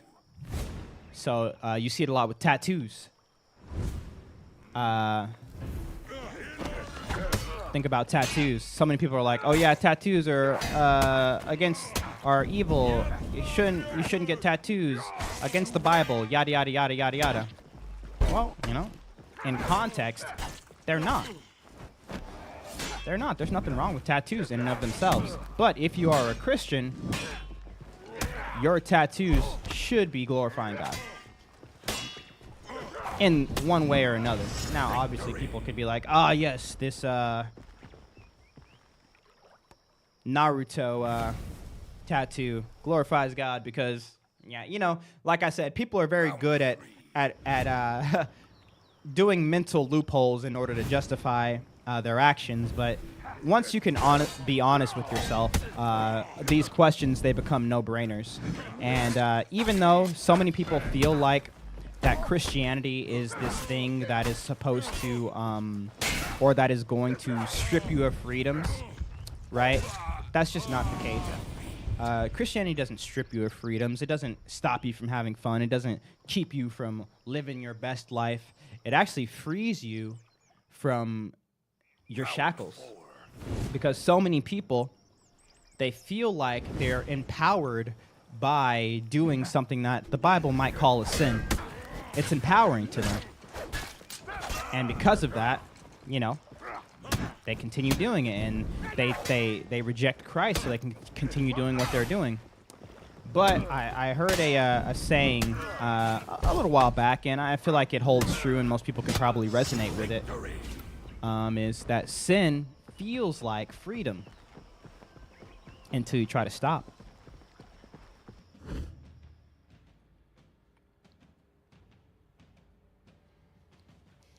I could argue that since your body is a temple, as stated by the Apostle Paul, then you shouldn't spray paint a temple. I mean, you can argue that, but I feel like it would be a disingenuous argument, ripping that verse out of context. That last quote went hard. Yeah, it stuck with me. Yo, GG's, bro. I like the Shigoki. Oh, my friends list broke. All right, next up we got PM Leo, Loogie Man, or Kerming Ross. Bro, guys, don't send me friend requests, bro. It breaks my friends list. I appreciate you guys taking the initiative. Oh, Rojo, bet. I forgot about Ronald. Oh, yeah, Punkwire. I forgot about Punkwire, too. Let me get Punkwire right here. Ronald is a tier 3 sub, so he gets to play whenever he wants. It's not that I'm a sellout, chat. It's just, you know. That was an insane quote. Just changed my thinking. Hey, well, I'm happy I was able to share it because, like I said, it was a quote that made me think more deeply about freedom and the reasoning a lot of people make their way away from Christ. Yo, Rare! Rare with the tier 3, bro. What the? Does that mean you get double charged? Bro, you just tier 2'd. You're crazy, bro. Your game finished? Let's go. When did you discover your devotion to God? It wasn't really something that was discovered. It was, even though I like the word discovered, because when it comes to a lot of biblical understanding, discovered is a great word to use. But I would use the word chose. 1v1. Did you tier 3 to 1v1? I mean, hey, tier 3s get to play whenever they want. It's the truth. It's the truth. I got you, bro. Thought he was going to parry that for sure. Oh, nice. Let's go. Am I on the list? The list right now is Punkwire, PM Leo, Loogie Man, and Kerming Ross. Oh, I thought he was out of stamina.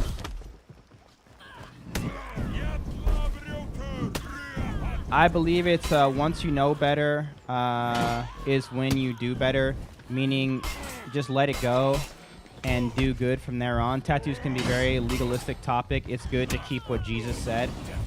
Love your neighbor above all else. True. Well, it's not love your neighbor above all else. It's love God above all else. And love your neighbor as yourself.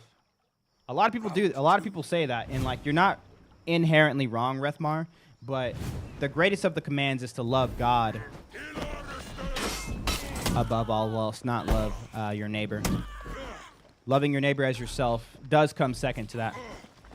But, obviously, still a very important aspect of that great command, right? Tips for Aphira? Yeah, stop playing Aphira, play Highlander. Be a man. Christ also said that he came to fulfill the law, not abolish it, so not everything is okay now that we believe in Christ. Right. And Jesus was abundantly clear of what he was after with his time here. Look at any of his personal conversations in John, right? Look in his Sermon on the Mount on Matthew. In Matthew, he's after your heart, the heart posture. You need to have a heart posture to serve God, to love God. That's what he's after.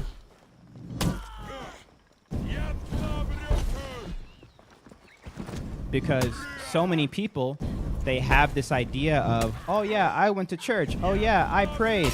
Oh yeah, I gave to the poor. Oh yeah, I did XYZ 1 2 3. When really deep down they're just miserable while doing it. And so they're just trying to follow a checklist to try to, like, earn God's love. That's just not what it's for. And they're trying to skirt around the issues like, oh, you know, I'm not committing adultery, but man, I like looking. He's like, no. I surely tell you, if you even look at a woman with lust in your heart, or you've committed adultery with her in your heart. That's what he's after.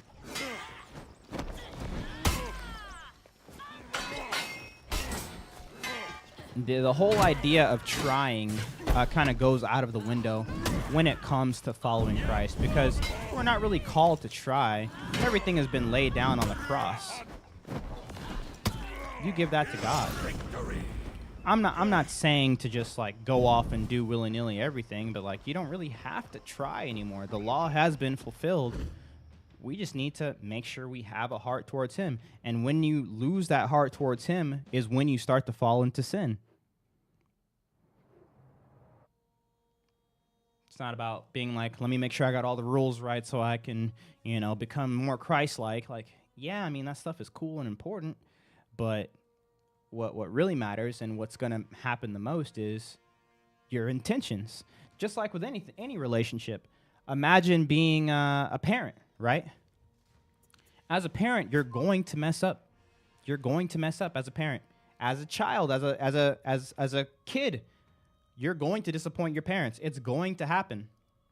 But if your intentions aren't to disappoint your kids, aren't to disappoint your parents, right?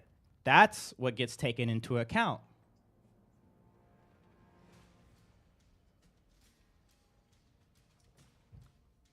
That's what matters. I remind my wife all the time, because my wife, she's very big in, oh, I could be better, I could be better, I could do better. He could have a better diet, he could have better health, he could have this, he could have that. Like, I could be a better mom, I could have been more this, I could have been more that. And I'm like, babe, like, you love him. The fact that you care enough is what makes this so hard, because so many people just don't care about their kids. And that, I mean, it's easy for them. It's easy to, you know, go through life having your kids just like over there and be like, whatever. And you're just living life. But it's hard to actually care and be like, I want to make sure he's got the attention he needs. I want to make sure he's got the nutrition he needs. I want to make sure he's as prepared as he can be for the world. I just want to give him everything. It's your heart posture. You do have to try. The Bible also says that God made good works for us to do. And in James, he says, I'll show you my faith by my works. Yeah. These are all things. These are all things that work together. But it's not about trying. Like I said, like you're mistaking trying and works for like some sort of thing you have to strive for. You don't have to strive for those things, because you're going to fail if your heart's not in the right place. But if your heart is in the right place, these things are going to come naturally to you. It's easy for me to be loving, be slow to anger, because of my love for Christ, because of my trust for Christ. Yo, by the way, thank you so much for that $5 super, Craig. He said, love seeing positive figures in the For Honor community. Not very religious, but God bless and have a good day, brother. Because you don't want to become like the people who are like, oh, yes, let me show you my good works so you can see how saved I am. And you're like, oh, I really don't want to serve at this stupid soup kitchen.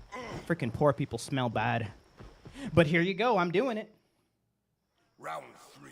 I'm like, yeah, you can do that stuff. And it's not bad. But it's not really fulfilling what God has called us to be, which is having that heart posture to love him and love our neighbors.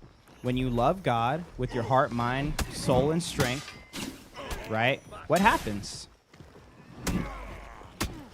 He's your Lord. It changes. So when God says, hey, yo, trust me, don't do that. I know you can't tell. I know the world says it's all right, but, like, trust me, it's bad. And you're like, you know what, Lord? I don't get it. I don't understand it. But I trust you. I don't know why that thing is bad. I don't know why that thing is, you know, something that I should be staying away from. It feels good. It looks good. Smells good. Tastes good. But I'm not going to go with my feelings. I'm going to go with what I know to be true, which is that you are truth. But to just to be someone reluctantly, you know, trying their best while just miserable doing it, I mean, that's missing the point in my opinion. It's 2 a.m. here in Germany. I didn't even notice because your stream is so good. Bro, go to sleep. You mentioned it's laid down on the cross, etc., but where do you draw the line between how hard to try and staying consistent? That's what is trying too much, and is it wrong? There's, like, here. It's not that trying is wrong, but trying with the wrong intentions is going to lead you down the wrong path. It could lead you to legalism, right? It could lead you into burnout to where you're just like, there's no point in even trying anymore. So, like, we cannot live a life worthy of God. We cannot live a life worthy of Christ. This does not mean, like, go to Galatians 5, it says, this does not mean that we're just going to go on sinning because, you know, the sin has been paid. That's not the point of it. But the point is, if you just lean on God, I haven't even signed up, but I should because that game looks fun. Yo, Jarby, thanks for the 74-month resub, right? You lean on Christ, and you follow those 2 biggest commandments, love God, love your neighbor, and then the trying, it's not really trying because it just comes natural. Like, if you care about your kid, you're gonna mess up, but it doesn't matter as much because you care. And so you're still trying you're still doing the best that you can, and you don't have to try as much to be like, is my son, getting everything he needs? Because you love your son. He's getting what he needs.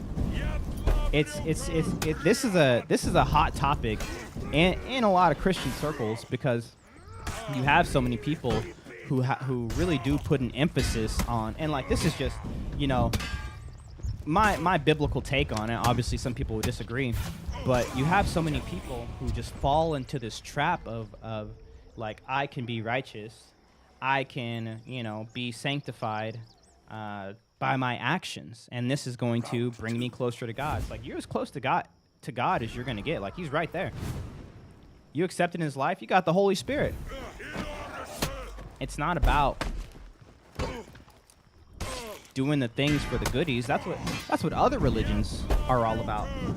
Pray this many times, do this many things, go to church this many times, say these words, pray these prayers like this many times, and then, oh man, you're righteous. But like, that's just not what Jesus was teaching, like, at all. Round 3. And I think Paul goes into it perfectly in Romans, because in Romans, I think it's chapter 12 through 14, you have people who are like OG Jewish people starting to follow the way, and obviously in the covenantal like relationship with the Father, in the Jewish route, you got to be circumcised. You can't eat pork, right? There's dietary restrictions. There's all of these, like, you have to keep the Sabbath, right? And they were changing the day of worship to Sunday, which was like crazy for a Jewish person to do. And so you had these people who were like, hey, yo, we got Gentiles starting to follow Christ. When should we get them circumcised? And Paul's like, what are you talking about?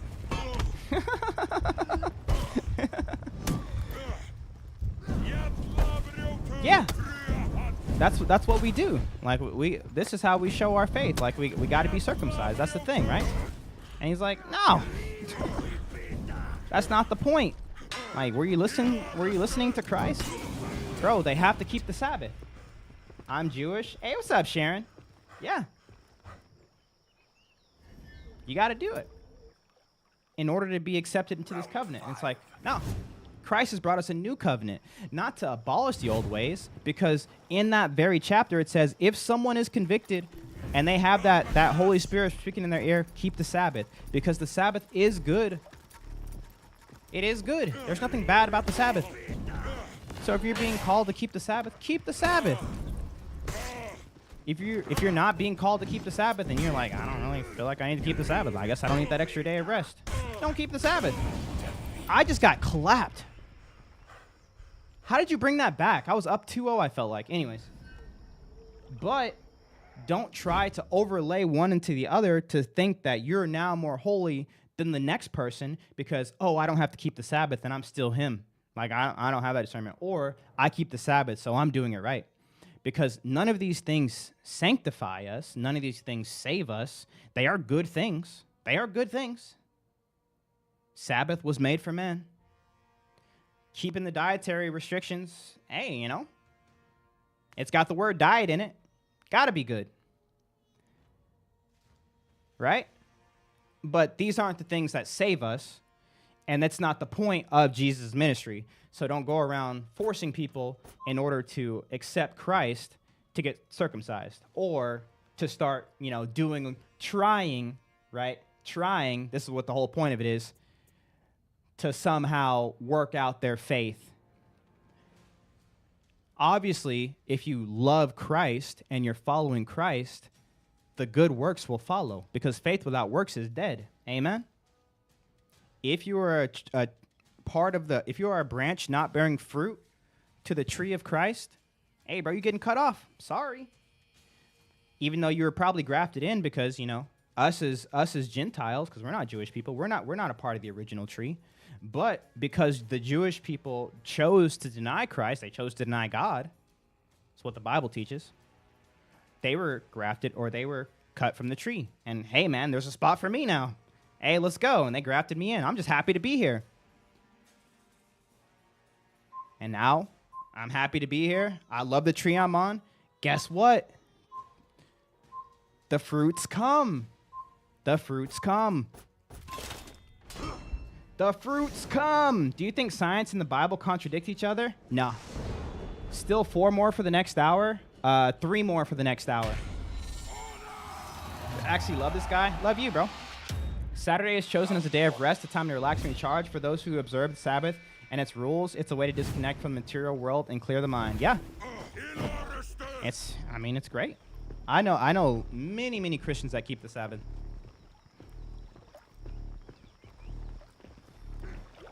You didn't call someone out then? Oh, Jarby. Yeah, Jarby sub. Never thought I'd see someone else with a similar name similar to mine. Yo! Fierce with the 5 gifted. Well, there it is. I beat this streamer a while back. He fakes attacks a lot. Are you talking about me or Rojo Jojo? Help! You lied to me. You said he faked attacks. He let them all rip. He let them all rip. Just hit a light parry out of stance on a warmonger. Let's go. Hey, what's up, Drag Neil? Round 2. You? Oh, me. Oh, that's what's up. All right, Rojo Jojo. All right, chat. 2:30 is the stream ending. Just playing. Bet. Ronnie don't stream? I don't freaking know. New here, bro. I've seen a little bit of your... Oh, thanks, man. Get back here, brother. So it's not wrong to be bad at praying consistently or looking much into the Bible. This is how fruits are made. The fruits are made by following Christ's commands. You should be praying consistently, praying without ceasing because you love Christ. If you're having a hard time praying consistently, if you're having a hard time getting into the Word, learning more about your Lord, you have a heart issue. That's what I'm saying. The problem is people hear that and they think, oh, I need to read the Word so I can be more righteous. I need to pray more because I'm worried about my salvation. That's not you skip the point that matters, right?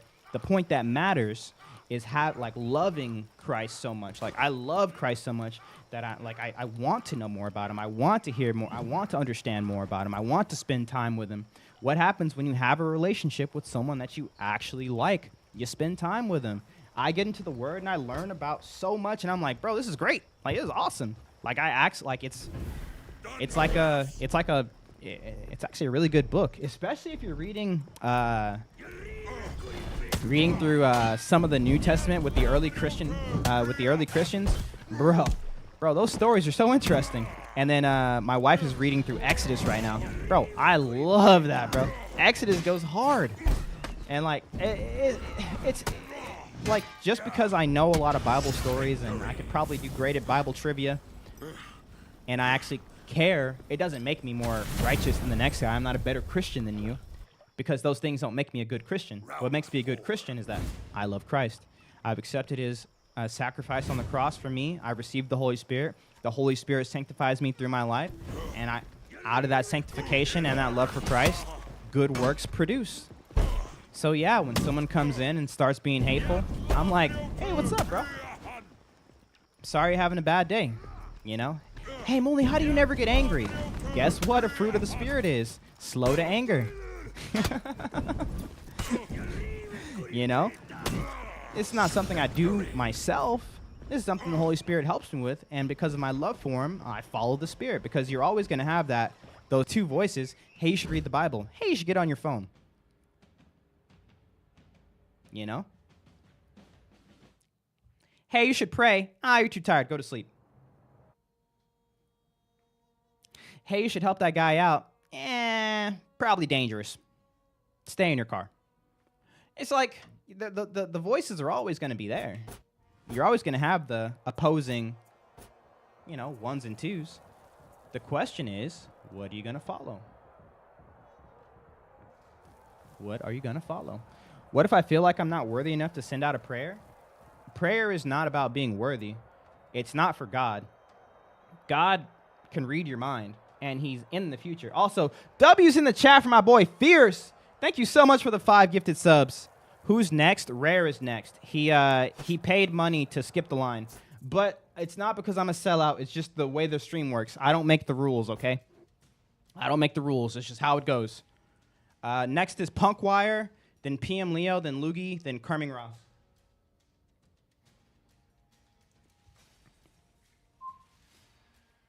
Three away again? No. We were 2 away. No. We were 3. Hold on. Ronald, you're confusing me.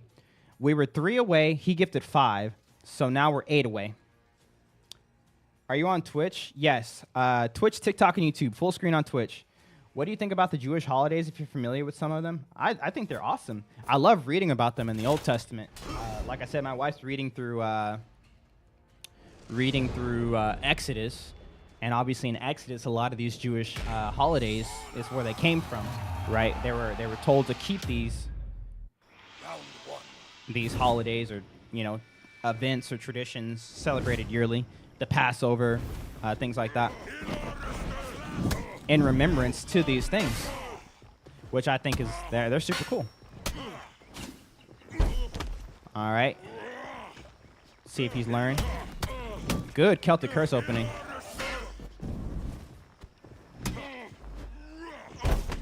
Wait, what the heck? Nice.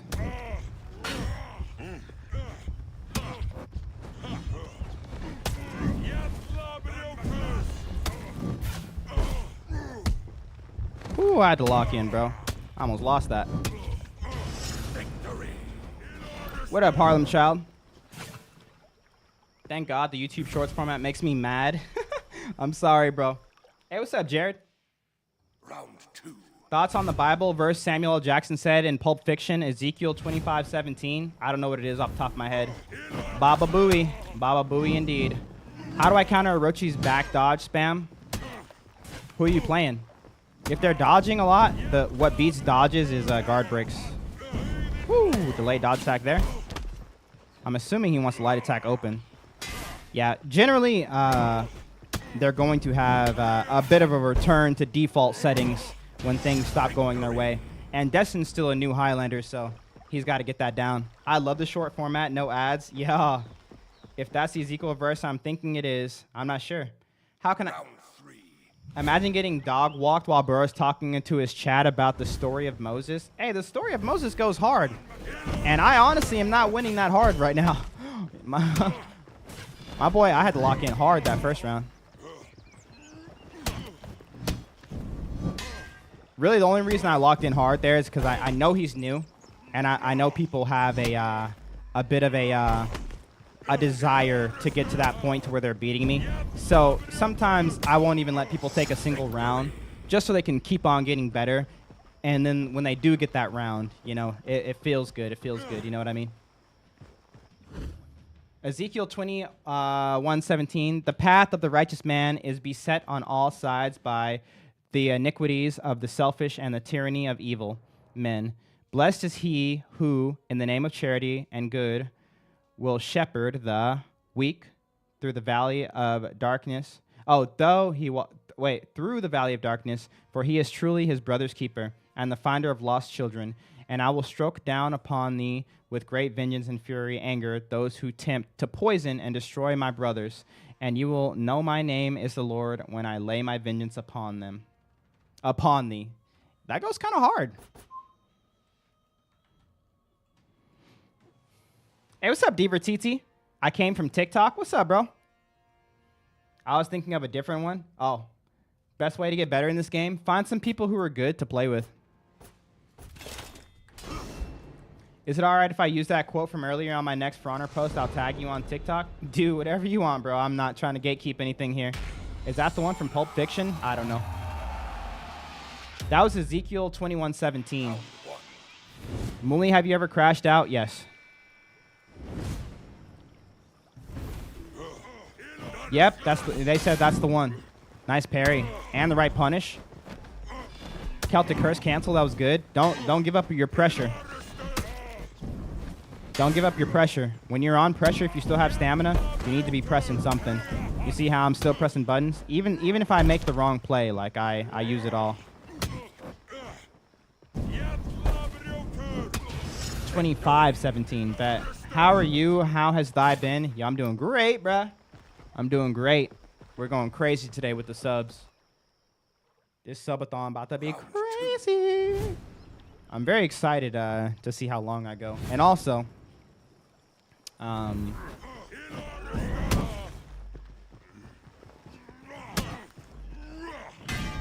probably already asked, but thoughts on tattoos? No one's directly asked me, but I did cover it a little bit earlier. I think there's nothing inherently wrong on tattoos. People have different opinions on it. I don't personally have tattoos because tattoos are low-key weird to me. Like, there's just nothing I like enough to be permanent on my body. It would be like finding a shirt you really like and like just only wearing that shirt the rest of your life. Just not going to do it. It's just like, it doesn't matter how much I like something. There's always going to be a point where I'm like, all right, yeah, I'm done with it. Even if it's just something that's being expressed in a certain way. So like a tattoo that's like, oh, you know, this one will help me remember my grandpa or something like that. He was a basketball player, so I got a basketball. Like, you know. That's just me. That's my personal kind of conviction on it. And I listen to that conviction. Even though I think I'd look amazing with tattoos, by the way, bro. And my wife loves tattoos. So, you know, she would think I was the hottest thing since sliced bread if I was just tatted up to the neck. Boom. But anyways, I digress. If you're a Christian, everything you do should be done to honor God. So, like, for instance, I'm a Christian and I'm streaming, but I dedicate my stream to the Lord. When generally, when you're just streaming, you're just streaming. But it's something I do. Gaming, when I play soccer, you know, when I'm out and about in the world, it's always, yo, GG is destined. GG rare. All right, next up is Punk Wire. Let's go. And so if you're going to get a tattoo, it should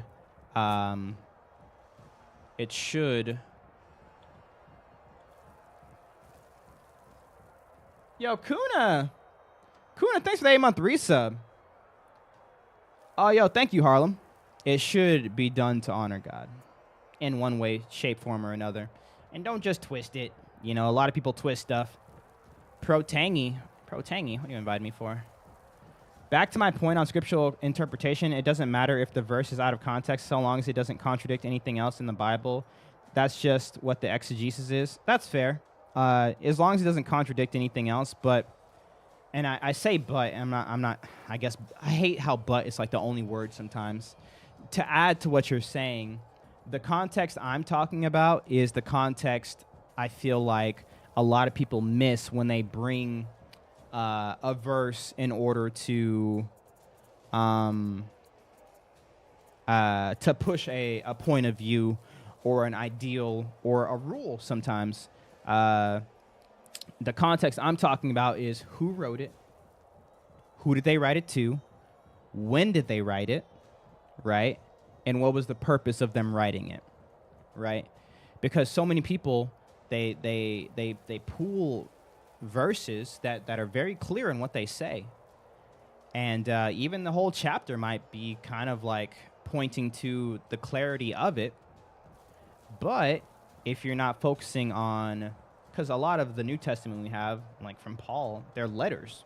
Letters to Ephesus, letters to Timothy, letters to Corinth, right? John, letters to the Greek. Like even the Gospels, they're specifically written to a group of people, which is why they're written in a certain way. Amen. Hey, you ready, bro? Yeah, we're going to have to report this guy. You guys heard him. And that's the context I'm talking about.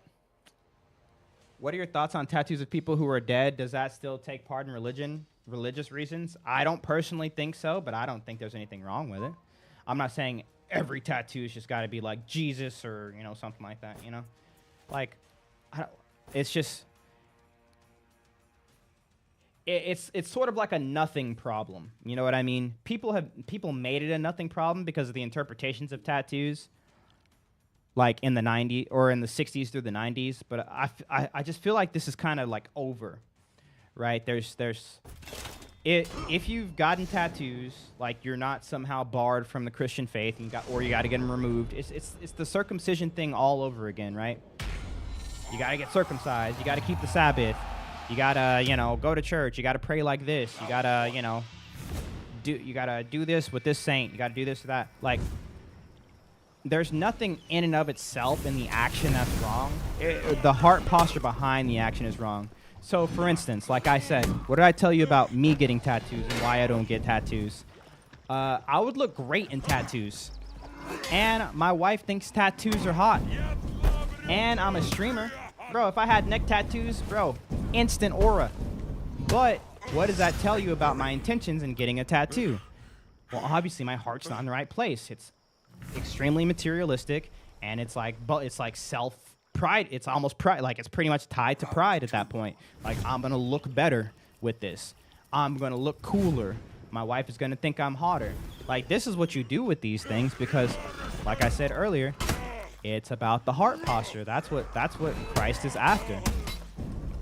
He doesn't care if you can arbitrarily follow rules. Anyone can arbitrarily follow rules, and their heart can be in a terrible spot. For instance, like the example I gave earlier, you should feed the poor, clothe the hungry. You can feed the poor and clothe the hungry and hate every second of it. You can hate every second of it. This sucks. I hate these people. You can love people on the outside, but on the inside, you hate them. You could not cheat on your wife, not committing adultery. But guess what? Every time a hot chick walks by, you're like, I'd love to break her off a piece of that Kit Kat bar. Obviously, in the Western civilization, we have these sort of hot topic Christian issues that we like to give a little bit more emphasis on. Same-sex attraction, tattoos, drug use. I don't know. There's a lot of stuff. And it's not that these things are good because they aren't inherently bad, but what matters and what you should be focused on is where your heart is on the topic, because if your heart's not in the right place, i.e. loving God with your heart, mind, and strength, loving your neighbor as yourself, then you're just checking the boxes. And checking the boxes doesn't do anything for you. You're going to fall into legalism.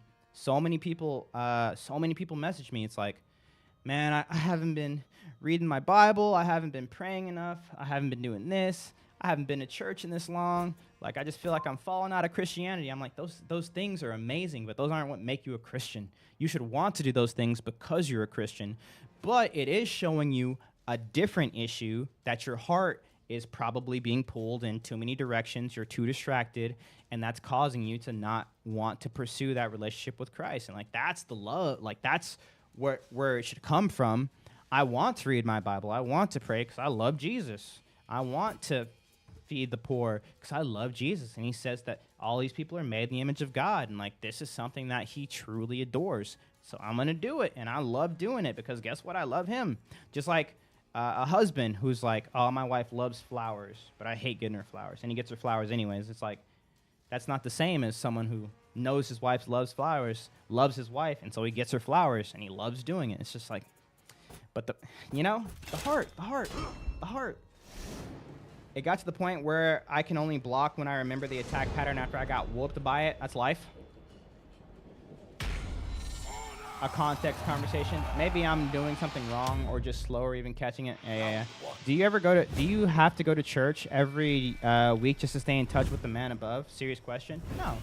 Because the man above is always in connection with you. You literally, once you are saved, you have the Holy Spirit. Now, does this mean you shouldn't go to church? No. The Bible command, like, literally tells us how good it is to be in community, constant community. Not because being in community and being in the church pew every Sunday saves you, makes you more righteous, great for your sanctification. Maybe great for your sanctification, but no. It's for you. These things, they're not for God. God doesn't need us. other religions have kind of seeped into Christianity a bit because they've been so normalized, and the whole idea, all kind of religions are the same. It's sort of steeped into this idea that Christianity is anywhere near any other religion on earth. It's not even close, because every other religion is do this for God, God will reward you. Yes, there are aspects of the Bible where you get your crowns, you get your good and faithful servant stuff, but this is a whole separate judgment, probably left in there purposefully, so we know this isn't the thing that brings us closer to Christ, because Christ did all that work for us. That's not something we do. We don't have to earn God's love.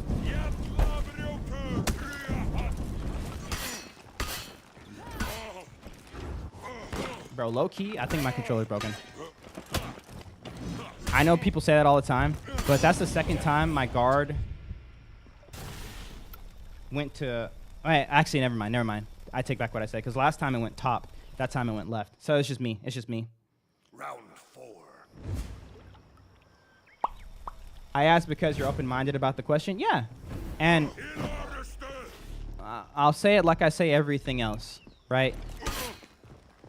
You don't need to pray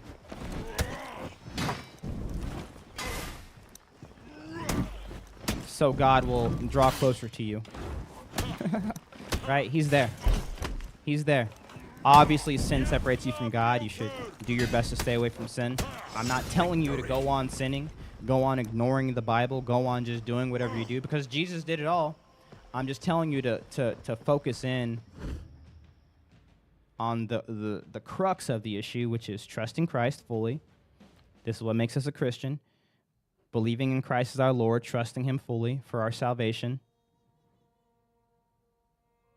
Repenting, obviously, comes with trusting Christ, because once you repent and Jesus says it's bad and you think it's good, then you say, you know what, Jesus, I trust you, right?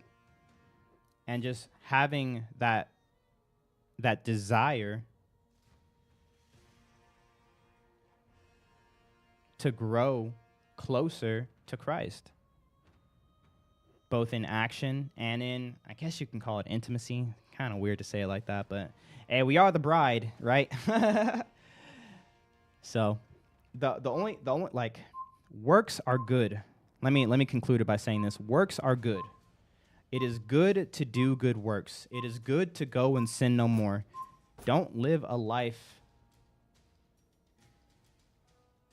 being double-minded. Don't lead a life continuing to go on and sin. Don't live a life where you're being a lukewarm Christian. I'm not trying to promote anything like that. Just make sure your heart's in the right place when you're going about that, like when you're going about your works, because the works are an outward expression of your heart. And so if you're just faking it, you're not doing yourself any favors. Right? Out of abundance of the heart, the mouth speaks. Our actions are the conclusion of what our heart has kind of stirred up. So if you're listening to crazy, disrespectful music, cursing all the time, guess what? Your heart's going to be filled with it. You're going to be cursing all the time. Protect your ears. If you're watching stuff that's super inappropriate,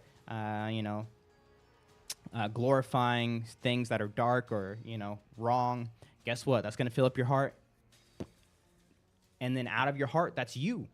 But out of your heart should be Jesus. Jesus, everything. Jesus. So you should want to go to church. You should want to read your Bible. You should want to pray. And even if you don't want to, you want to listen to Christ and believe that as your Lord, that when you do these things, they are good. Because, yeah, you're not going to always want to read your Bible or go to church. Sometimes you got to drag yourself out. But guess what? You trust God. And just like you trust that, pilot on an airplane, when you hop on, you're like, bro, I'm so scared of flying, but I'm going to get on because I trust the pilot. You trust him and you say, you know what? I don't feel like reading the Bible today, but I trust the Lord.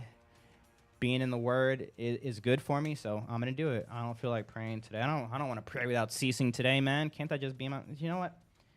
I trust you, Lord. I'm going to pray without ceasing today. And tomorrow and whatever. So, What's the list looking like? We got Kerming Ross and PM Leo. PM Leo didn't accept, though. So we got Kerming next. Are you still online? Leo just started a match, it looks like.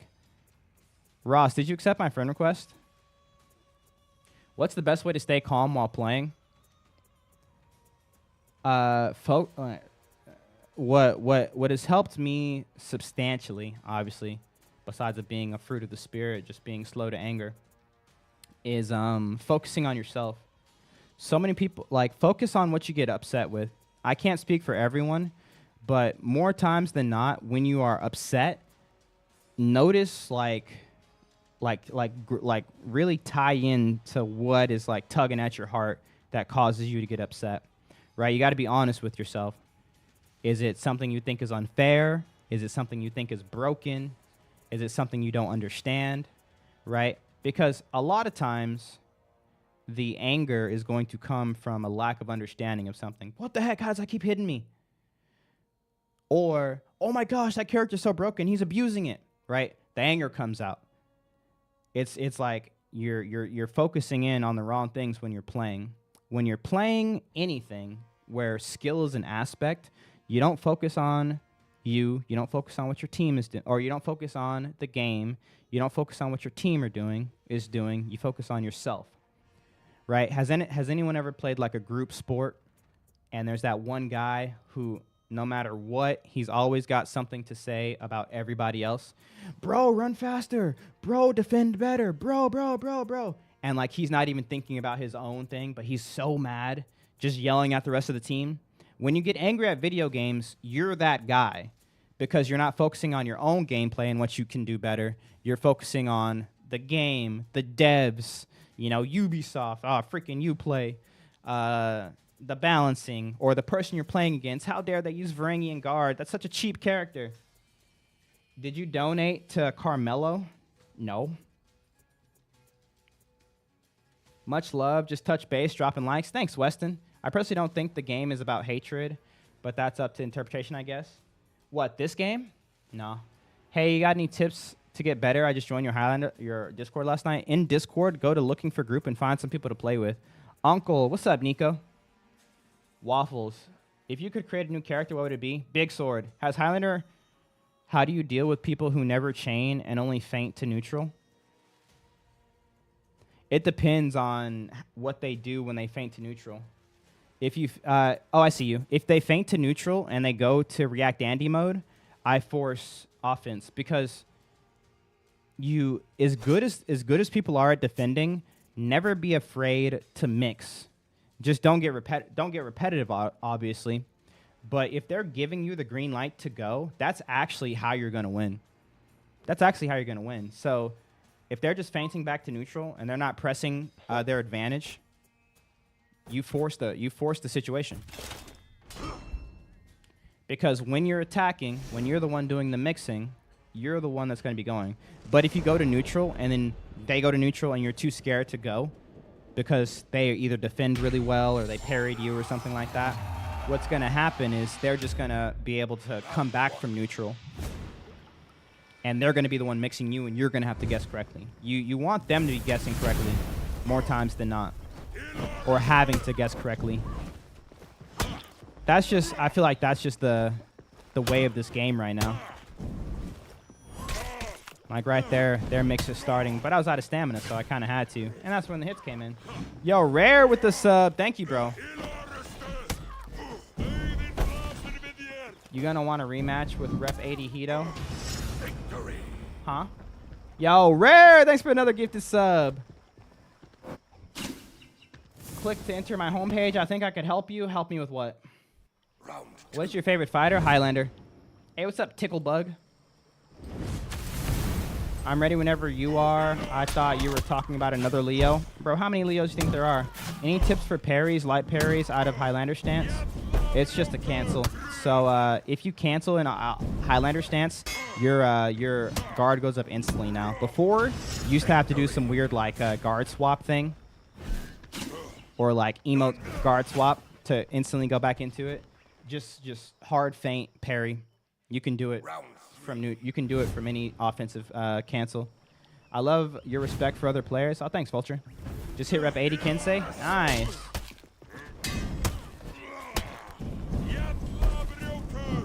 Are there other types of characters than Peeler? It's news to me. What do you mean, Peeler? You don't need a chance change the stance, side, or emote to cancel anymore. What? Not to instantly bring your defense back up. It just comes right back up now. If you could change 3 things about the game, what would it be? I would change the layout of getting into matches. I would make a ranked system be Dominion based, and I would get rid of the battle pass as it is now, and just get ranked rewards.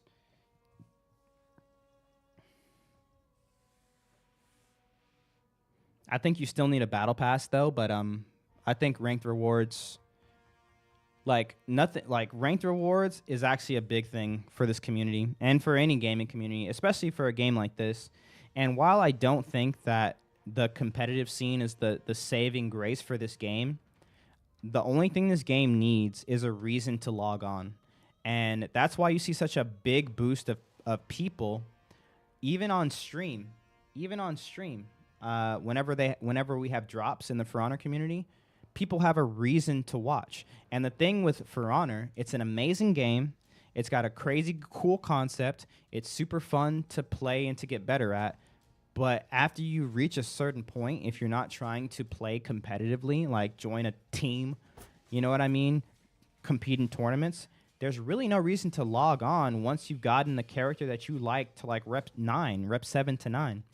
You get the gear, you get the perks, and then you just kind of enjoy it. And it's like, yeah, you know, maybe if I get rep 90, I'll get this cool, you know, effect. But really, it's not worth it, you know? But what makes most people in competitive games log on, you know, day after day, month after month, it's the ranked grind. So if they could make a solid ranked system and make a fun and enjoyable ranked system that also has good rewards that keep people playing and give people a reason to want to get GM, to want to, you know, I think that would be awesome. Like, people would be getting on daily. Player base goes up. So art is art, so don't sit there and criticize people for listening to bad music versus playing a bad game. You can say the same thing about both things. I'm so confused about what's happening. Sabrina, are you talking about For Honor versus like music? So there's nothing wrong with music that's secular. There's nothing wrong with secular games that don't you know, make you read Bible verses or something like that, right? What you want to focus on, if you're worried about kind of like what it is you're listening to, is what's being glorified. Round 2. So, for instance, if For Honor was doing something that really made you like sort of be what's the word? Rewarded for being openly violent or openly, you know, committing a sin. You could call it a sin. So, like, for instance, a lot of people are like, oh, you know, you're fighting people to the death. You're murdering them. And it's like, well, you know, murder is a very specific term.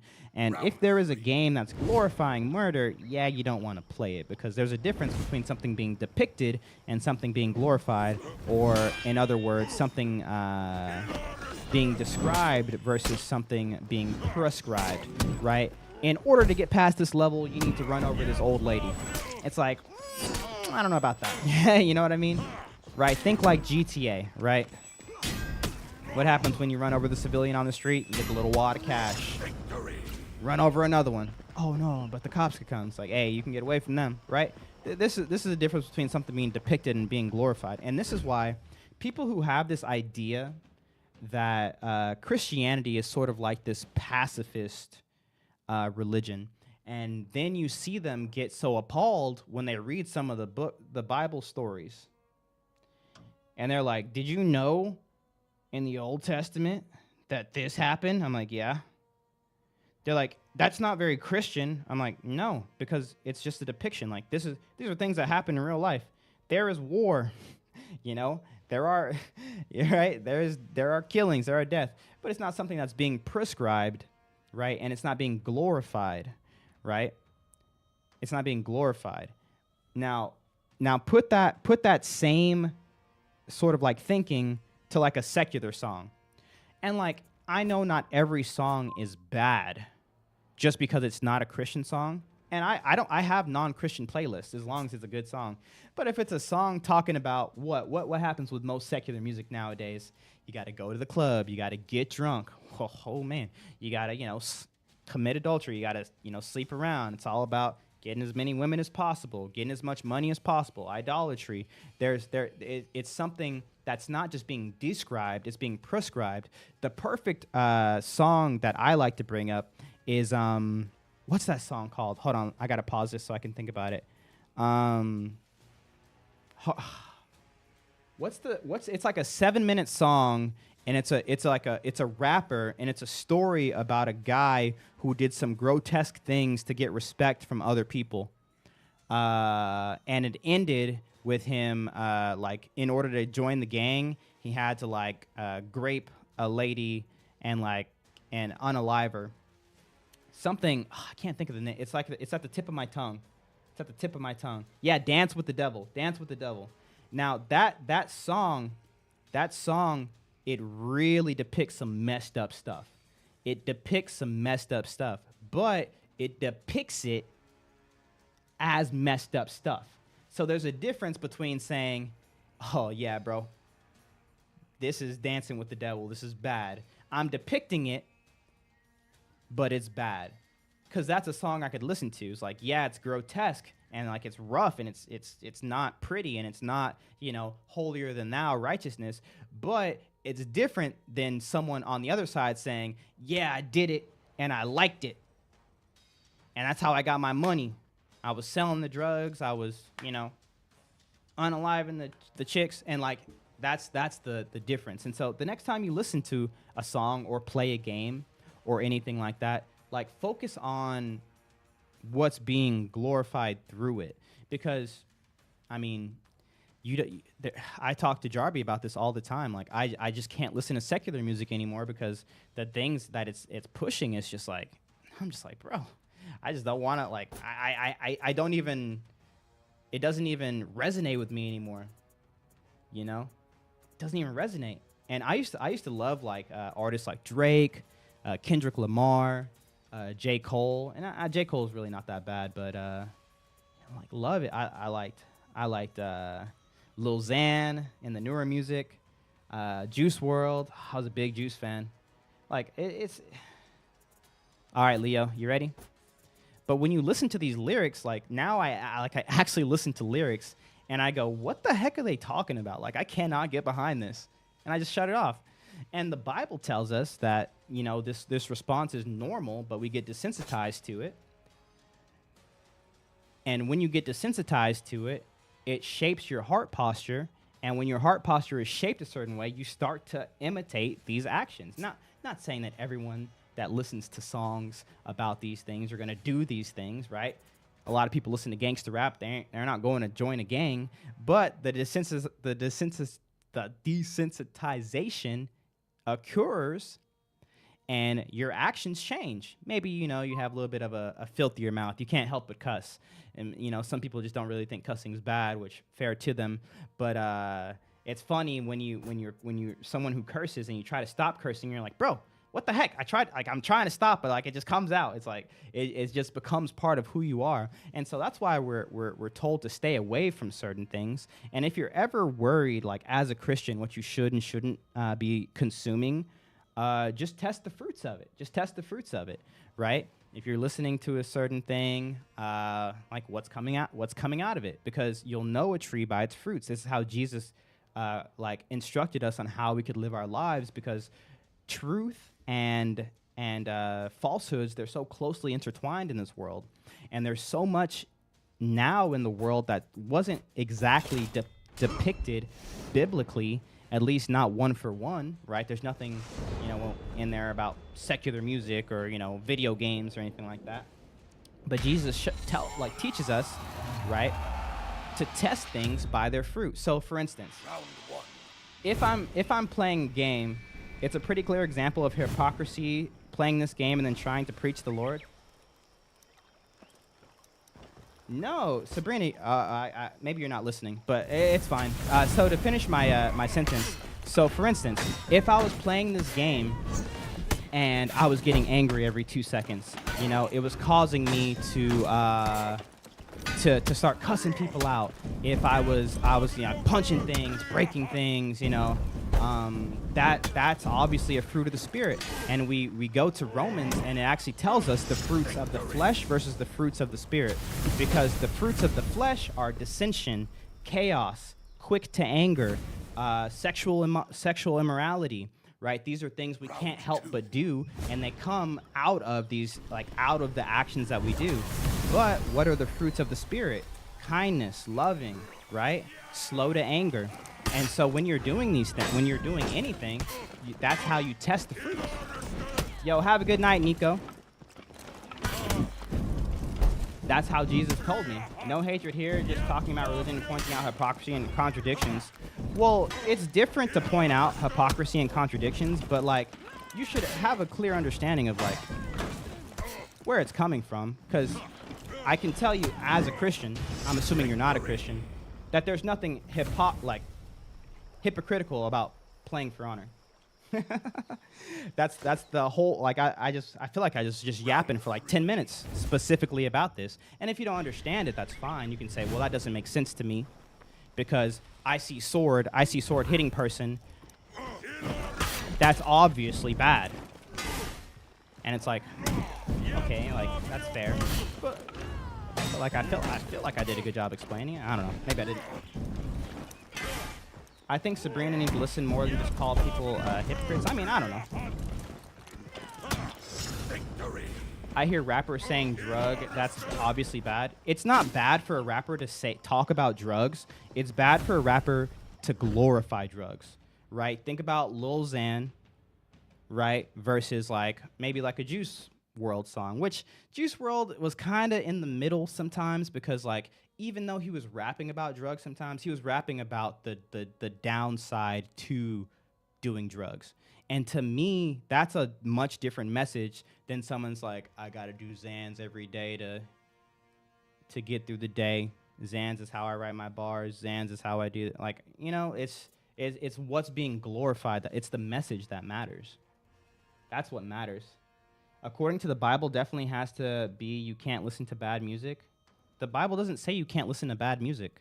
The Bible says to guard your heart, and in order to guard your heart, you guard your ears, and your eyes, because out of your ears and eyes, your heart shapes, and out of your heart comes yourself. Like that's where your person comes from, out of the heart.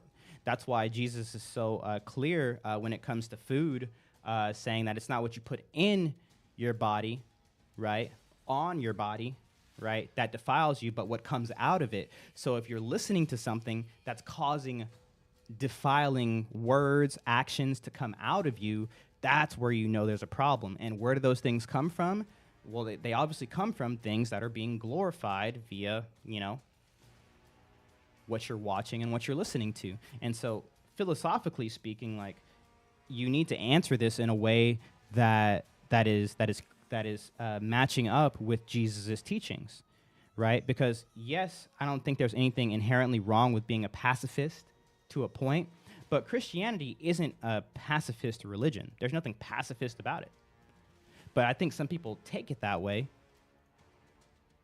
It's very clear there. It's not like this holier than thou, be righteous, you know, uppity thing.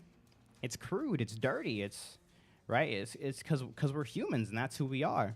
There's a lot of gray, and so the whole point is about starting to have this connection with Christ to where we can start to love the good and start to turn away from the bad. Not to say that we're ever going to be able to do it, not in this life. But we also get these instructions on how to make it easier for us.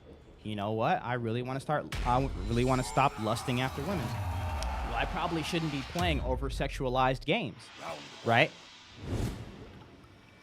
if you're someone who struggles with being upset or who struggles with violent idealization, maybe you shouldn't be playing For Honor. But Christianity isn't like some one-size-fits-all, these are the rules, you have to follow them like thing. Because the whole purpose of Christianity is to be reconciled with the Lord. And once you're reconciled with the Lord, you're sanctified through the Holy Spirit through your entire life. He got me. You can't cherry pick the Bible says what it says, specifically the Old Testament. Well, there's literally one verse. There's literally one verse, and I'm assuming you're talking about the Psalm, you shall not be a lover of violence. And this is exactly what I'm saying. Listen to me. Listen to me. What is that verse commanding us? What is the psalmist trying to tell us? Is violence the key word there? Or is there another word that's the key word there? What's the key word? And it goes right back into what I was just talking about.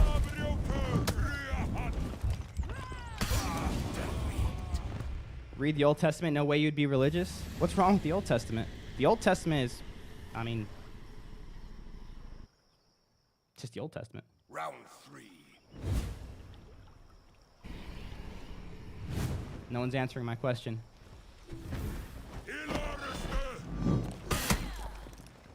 Love. Love. Love. That's the point. Slaves are okay. The Bible doesn't condone slavery. I'm sorry.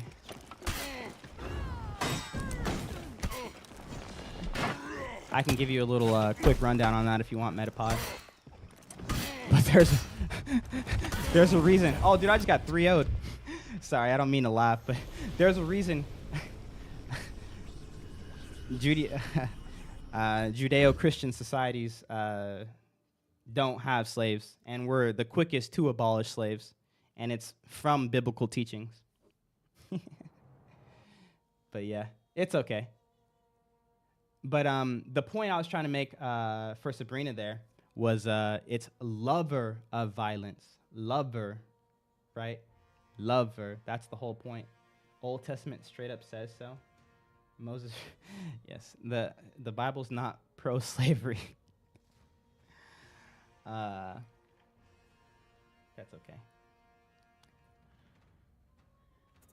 If you do want an analysis, you let me know, Metapod, and I got you, bro. But I don't know if you actually care. But if you care, I got you. I can help you out. I got you out. It don't make sense for Honor to be against Christianity when medieval knights in the UK were Christians and were fighting in wars. I'm trying to get people to understand, right? Because this is actually really funny. Yo, chat. Yo, the Holy Spirit works in a funny way. Because there might have been someone who wasn't quite getting the picture of what I was saying. This is what happens when you take a legalistic point of view on actions, and you don't focus on the core of the issue like Jesus instructed us to, which is, where is your heart, right? What is your heart revealing? That's what he's after, right? It has been said, right? You shall not commit adultery. What is committing adultery? Cheating on your wife, right? The action. You shall not do this action. Yeah, I never cheated on my wife. I did great. But I tell you, if you even look at a woman with lust, you have committed adultery with her in your heart. Jesus he's not after our actions, so to speak, right? Our actions are a summation of following Christ. We become more Christ-like by giving it all to him and trusting him in the process of living life.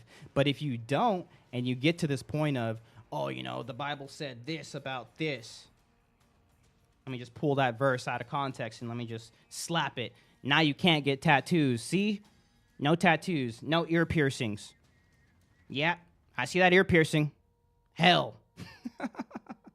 Or you take Sabrina's route and you think there's some sort of hypocrisy because you see Christians calling out one sin more than another. When, as Christians, we should be instructing people that, yes, the sin is bad. The sin is what separates us from God, right? But what's important is your heart posture as a Christian, because we're not like other religions. We're not like, Judaism. We're not like Islam. We're not like Buddhism. We're not like Hinduism. There is no working your way to being a better person, right? I'm not out here preaching the gospel because I got to make it to heaven. I got to make sure I save as many people as possible. That's not what Christianity teaches. That's not the point of Christianity. The point of Christianity is we suck. We all know it. We cannot do anything to work our way to God. There is no nirvana. There is no, as long as I get enough good karma, enough good points, and I follow the rules good enough, I'll be good. The Bible teaches that our works, that, like, let's say I go to God, and I'm like, God, look, I talked about Jesus on my stream. He said, they're dirty rags in front of the Lord. So I'm pretty much offering him up a dirty rag I used to wipe my butt. And I'm like, look what I did. Aren't you so proud of me? Dirty rags. That's the point, is that we are reconciled by Christ's work on the cross. There's nothing we can do to earn our salvation. Christ himself finished the work of our salvation. We are just to love Christ. Love God with your heart, strength, and mind, and love your neighbor as yourself. For all of the laws are pretty much under this. Make Christ your Lord. If Jesus says good, good. If Jesus says bad, bad. Oh, man, Jesus, I messed up. I checked out the ground. Hey, it's okay. Get back up. A righteous man falls 7 times and gets up 70 times 7. So if you fall once, get up twice, essentially, or 10 times, right? Never stay in the filth, but clean yourself up, get back out of it. So don't think there's some sort of hypocrisy. Oh, you're playing a game about this, and there's a Bible verse that says this, and you're talking about God, hypocrisy. Like, this makes no sense to me. It's like, well, yeah, it doesn't make sense to you, and that's fine. But, like, ask, hey, how can you be playing a game like this, but you say you're a Christian? Oh, man, I'd be happy to help you. I'd be happy to help. Let me help you out. Hey, how come listening to this type of music is bad, but that type of music isn't bad? I don't get it. I can help you. But there's a heart posture. Remember, chat, it's a heart posture even when it comes to finding Christ, because you will not find Christ with that prideful attitude. The Bible says that God resists the proud. You're incapable of seeing the truth. You're blinded. You're literally blinded by your own pride. And just the way that you come at these situations should show you that. It should be a direct mirror to where your heart is. It's pride. Yeah, I know it all. I don't need God. Well, yeah. I mean, it's pride. Round 1. Hey, Molly, dude, I don't understand. They always said I couldn't get tattoos. Why can't I get tattoos? Yeah, sure, I got you, bro. This is what Christians believe. There's a difference.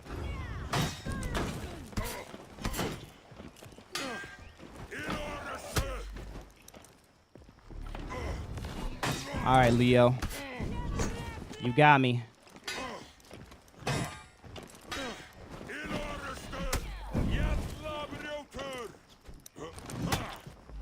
Come at me, bro. No more. I would say it's less pride and more fear they're doing something wrong, which is understandable. If it's a fear of doing something wrong, you come at it the way I said. Hey, I don't understand. Can you help me understand? But if you say something like, I'm sick of this hypocritical crap. Round 2. It don't make no sense. It must all just be fake. It's just a difference. After that, can you friend me? After this, I think I need Carming Ross. Wait, did I fight Ross yet?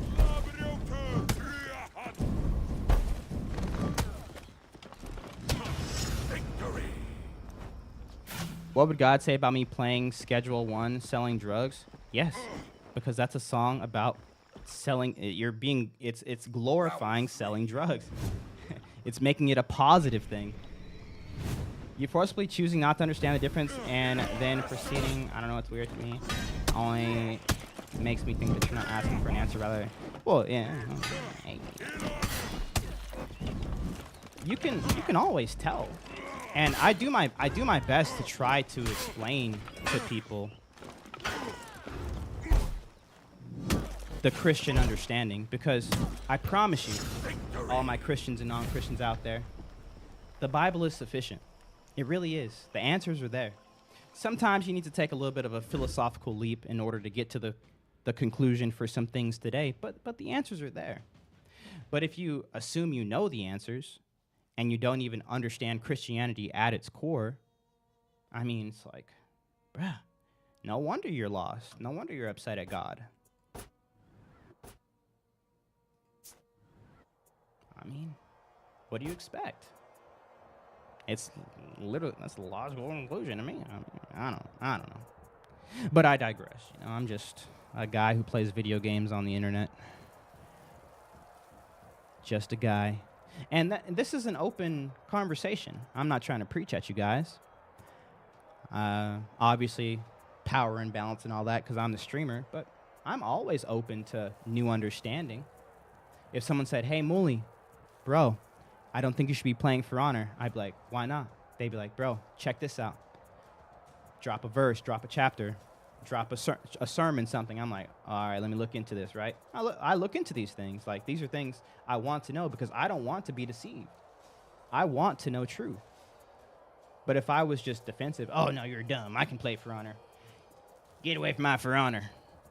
You know what I mean? That would just be a completely different light. But I always take these conversations on because I don't want to be deceived. Because if you are not in line with truth, if you believe something false, you are being deceived, either by yourself or by someone else. And so if you're not open to understanding things fully, I mean, hey, bro,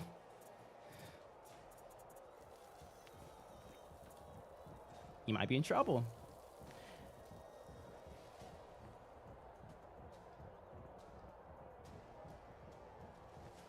You make up what you want to believe is true, but does it make it true? I don't know if you're talking to me or someone else. I don't think claiming hypocrisy is an attack. That's an observation. No. I mean, I guess it could be both, but it's more how you said it. And I guess I could pull up the exact verse if you want. Or not verse, the exact, what did you say?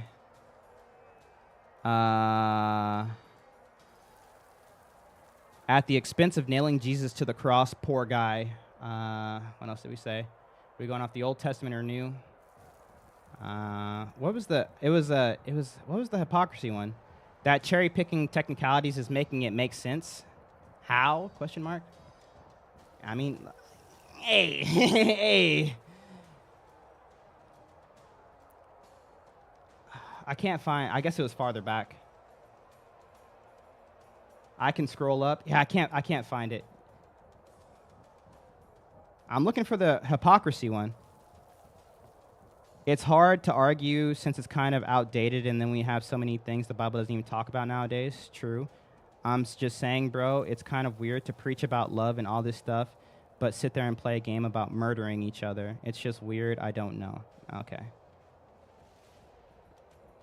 Facts, we agree on that. So Sabrina was like half and half. Okay, so what about getting tattoos or being nasty to people? Would I be allowed to do that in a game, but not in real life? No, not if it's glorified. According to the Bible, definitely has to be, you can't listen to bad music. It doesn't directly say that, but it says to guard your ears. Not a single supernatural claim of the Bible has been validated. I would be happy if you can prove me wrong. Existence. That's the biggest one.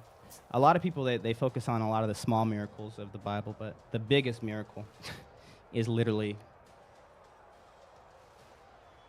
this. In the beginning. I might have been too harsh on Sabrina. They were like half and half. No, I'm not going to play GTA 6, no. Exactly, from anything that's bad, guard your eyes from anything that's bad, so you're looking at people get murdered. Well, what's the definition of murder? who like this is where this started. Do not be a lover of violence. Is I'm assuming the verse you're picking from, which is the verse most people come at me with that I look into when they talk about violence, or maybe you're talking about a 10 commandment, right? There's nothing wrong with combat. There is something wrong with murder. So, what's the difference between killing someone and murdering someone? What's it like? That murder, it's the Bible is very specific on that command. Thou shalt not murder. Right? And then Jesus even goes further and says, thou shalt not be angry because you've murdered him in your heart. Right? So it's anger, it's murder, very specific terms. Does two warriors entering an arena willingly and just seeing who's better constitute as murder? Right? Well, no. Murder is the unjust taking of an innocent life. That's not what's being depicted here. Now, on GTA 6, that's a little different, right? Right? Murder is being depicted. There's a random person on the street, you know, you run over them, unalive them, you pick up them dollar bills. Ooh, you know, it's like that little green floating sign, you guys, the little green floating cash stack, you know, it's like a dopamine hit. I used to play San Andreas. You can't kill anyone, though. You can't. That's not what the Bible teaches. I could kill if someone. So, for instance, the Bible is not against killing. The Bible actually teaches us. That's where we get our judicial system from on how we can justly kill. So, like, if someone forfeits their life by, you know, killing a whole bunch of people or hurting a whole bunch of kids or something like that, you can justly kill someone. So, for instance, I'm a husband. I'm a husband, right? I live in Texas. Okay. Someone breaks into my house. I got my wife. I got my kid in here. Is it wrong if my wife and kid are in danger? Like if they're stealing something, whatever. You know, I'm not killing them. But like if I'm protecting my wife and my kid, and the guy dies, have I murdered that person? No. Right? And the Bible teaches us to, like, I'm literally to give my life, like that's my job. I'm husband. Like, someone steps up, that's me. Dang it. Like, yeah, you know? The murder is the unjust killing of someone innocent. That's why they use specifically the term murder and not kill. And so murder is not what this game is depicting, is the point of that story. A song talking about murdering someone and how they got away with it and they got famous off of it, like the baby, that is glorifying murder. Does that make sense? A game about selling drugs to get rich and make an empire, break the law, and you get rewarded for it. You level up, you get new stuff, you get to buy a nice house and stuff. That's glorifying, you know, selling drugs, breaking the law.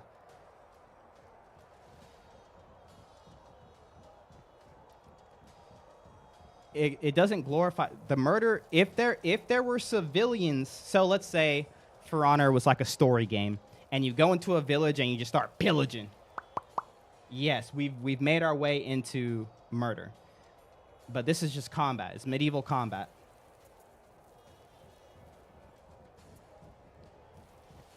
It's medieval combat.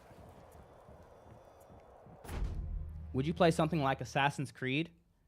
I have played Assassin's Creed in the past. I don't know what it's like now. Do you get rewarded for just killing innocent people in Assassin's Creed? What games are you allowed to play? Well, this is what I'm saying. What you want to do when it comes to anything, because when it comes to Christianity, it's not about who can keep the laws the best and who can do the best to be the better Christian, because there is no being a better Christian, right? We all suck. The only reason any of us are sanctified is because we've received the Holy Spirit by Jesus' work on the cross. That's the only reason. Because of our love and because of the love that's been shown to us, we express that love through works of following Christ as our Lord. That's what we do. So, Christ is pretty much the arbiter of what is good and what is bad in our life. And Christ tells us exactly how we are to interpret things in our lives, right? How do we interpret these things in our lives? What does he say? Well, he says, test the fruits. Test the fruits of what's of the things in your life. That's how you can know. Because, like I said before, a lot of these things that we have today, they aren't present in the Bible. Video games aren't in the Bible. Weed's not in the Bible. Tattoos, all these things aren't in the Bible. But he lets us know how to test the fruits of anything, of any action, by what? The fruits of the flesh versus the fruits of the spirit. Right? And just so you know, I'm not just blowing smoke. Bro, oh my gosh, I do have stick drift. Wait. Okay, no. Bro, I thought I was walking for nothing. Bro, I was about to be so mad. I'm good, though. Yo, this guy just clapped me. But I'll bring up the verse in a little bit so you guys know what I'm talking about. But we know about the fruits of the Spirit through Galatians, right? Paul goes into it more, right? Dissension, being quick to anger,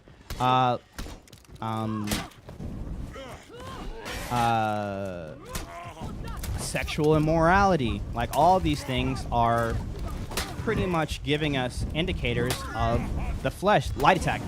Bro, I thought he was going to dodge light. And then he gives us the fruits of the Spirit. And by these fruits, you can start to judge the things that you're doing in your life and the things and what is coming from it. And you just test it by seeing what's coming from it.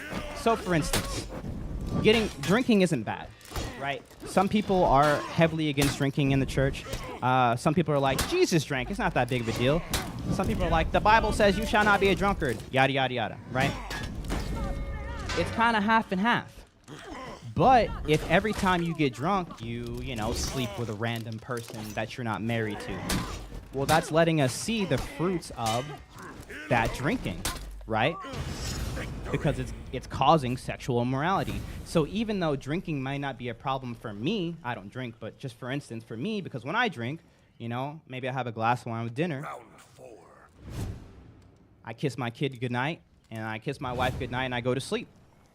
And the other person, they're like, all right, I drank. Well, I guess I can do some cocaine now and find the hottest chick that I can. Because we partying. Well, now we have... Dude, there's a problem with my controller. Bro, I feel it. I feel it. I just went right guard. And I didn't do that. Bro, I just went right guard. I didn't do that. So yeah, like I said, love here, sorry, hold on, I'll read that in a second. No, and I appreciate the conversation taking a more fruitful turn, because it's so easy to have unfruitful conversations of just people making claims that really can't be backed up. Bro, Wu-Tang, you were clapping me, bro. What happened? Light attack? Oh, bro. He has light attack. Oh, poor guy. Good fight. Yo, don't send me friend requests, guys. It breaks everything. Did you read the Quran? I've read the parts of the Quran that have to do with me. Because the Quran teaches Christians to follow the Bible. Now, the only time I go to the Quran is if there is something that contradicts what the Bible teaches. So I'm not in the Quran often. I haven't read the full thing. But if there is a contradiction between the Quran and the Bible, I go to the Quran, go to the Bible, try to read both in context and kind of see where I go there, because obviously if there's a contradiction, either they're both false or one of them is true. So yeah. So the fruit of the Spirit, it's Galatians 5. Sorry, I said Romans. Galatians 5:22. So this is life by the Spirit. And what Galatians 5 is telling us is essentially how we're supposed to be using this freedom, I guess you could say, from not only the covenant, but also from sin. So this is essentially how you should be living your life as a Christian, living life by the Spirit. So you, my brothers and sisters, were called to be free. But do not use your freedom to indulge the flesh. Rather, serve one another humbly in love. For the entire law is fulfilled in keeping this one command: love your neighbor as yourself. If you bite and devour each other, watch out, or you will be destroyed by each other. So I say, walk by the Spirit, and you will not gratify the desires of the flesh. For the flesh desires what is contrary to the Spirit, and the Spirit what is contrary to flesh. They are in conflict with each other, so that you are not to do whatever you want. But if you are led by the Spirit, you are not under the law. Right? So this whole like law thing is essentially talking about the old covenant, talking about these old commandments, which are like, you shall not do this, you should not do that, you should not do that, because you kept them in order to try to sanctify yourself, in order to try to earn your way to heaven. But really, it was just having that heart posture towards it, because we see with the Pharisees that they were doing a good job keeping the law in public. Oh, they could pray all day, and they could make their face look all somber to show people that they were fasting. And Jesus attacked that more than anything, because it was about your heart, even for the people under the law. But I digress. Let's go here. And this goes into the acts of the flesh. And so these are going to be the spirits that we're testing and seeing what's coming out of the actions that we're committing. So if it's causing you to do these things, this is something that you should be staying away from. And you have to test it. So the acts of the flesh are obvious, because they are: sexual immorality, impurity, debauchery, idolatry and witchcraft, hatred, discord, jealousy, fits of rage, selfish ambition, dissensions, factions, envy, drunkenness, orgies, and the like. We all know stuff that's wrong. Like, we have a conscience, we know. So if you are doing stuff, if you're doing something, if you're listening to something, if you're watching something, if you're playing something that is causing these things to come into the forefront of your heart, that's a problem. This is what we're testing. But, and you guys could test the spirits, right? You could test the fruits right here. Milu, hey baby, thank you for the 81-month reset. That's my wife right there. You guys could test the spirits of this stream, because this is a stream, right? This is public. You guys can watch my stream. You can go back and watch my previous streams, and you can see, test the stream. It's open, and I'm always open for correction. I'm always open for any of those things. But the fruit of the Spirit is love, joy, peace, forbearance, right? Not doing wrong for wrong, kindness, goodness, faithfulness, gentleness, and self-control. Against such things there is no law. Those who belong to Christ have crucified the flesh with its passions and desires. Since we live by the Spirit, let us keep in step with the Spirit. Let us not become conceited, right? So if I was over here like, look how much better I am because I'm talking about Jesus, provoking and envying each other. This is the Christian call. This is how we test the fruits, and this is how we decide the things that we should be putting right in front of us. Right? So remember when I was talking about tattoos earlier, why I don't get tattoos? Selfish ambition, right? You test the spirits of the things that you're doing. Why are you listening to that song? Why are you playing that game? What comes from you playing that game? What comes from you playing that song? If you're playing For Honor and you're having fits of rage, there's a problem. If I'm streaming and I have selfish ambition, there's a problem. That's the point. That's the point of it all. And that's how you test the spirits of anything. What good comes from For Honor? The people saved. The people saved. The people who watch For Honor, they don't come into my stream because I'm talking about Christianity. Some people do. Most of them come because they like that I'm good at For Honor. And they come and they say, bro, you're so good at For Honor. This is amazing. I'm going to watch even more. And they're like, wait, Jesus? Yeah, I know about that Jesus stuff. I don't really want to talk about that. It's like, oh, I didn't know that. Bro, how are you so calm when you play For Honor? I can't be calm when I play For Honor. How are you so? Guess what? What's the fruit of the Spirit? What's the fruit? What's happening?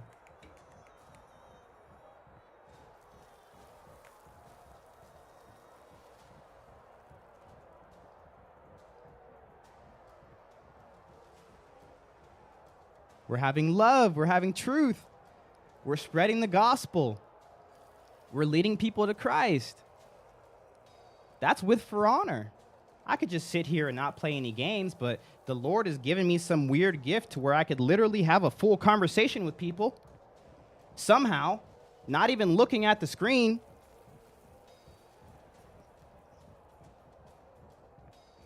And still provide high quality, crazy gameplay.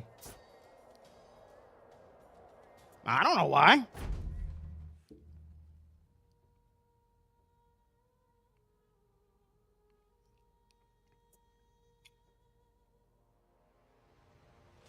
So you got to be a Christian in games, so just be moral in GTA 6? Yeah.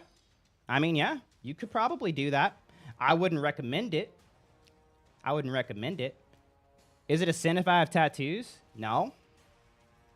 I'm speaking another language. It's not about the action, chat. It's not about the action. It's about your heart posture. It's about your heart posture. Chat, listen to me. It's the heart.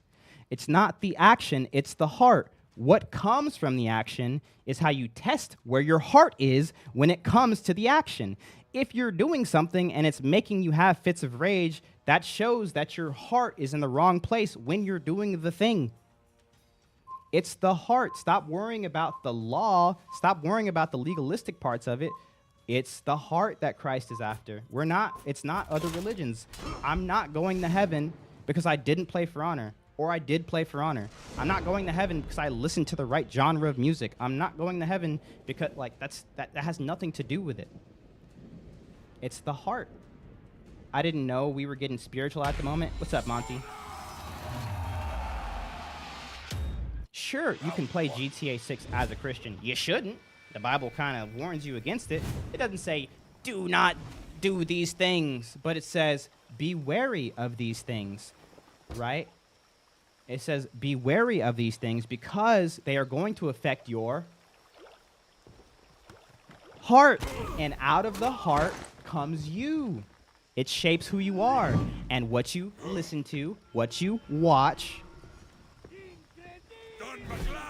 can be tested by the Spirit or the fruits of those actions.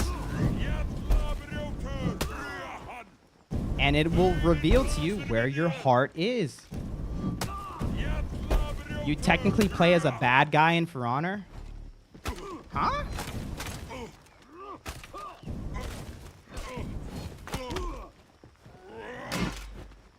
Hello, please execute. I do what I want, Billy.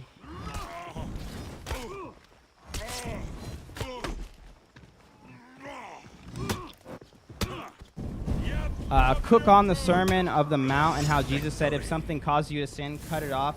But before that, he mentions that if you look at a woman in lust, you already committed adultery. Mm-hmm. Yo, Jesus cooked, bruh. He goes hard. He goes hard. Help, I've been hit. Nice. What about the guy you're killing? What's he fighting for? I don't freaking know.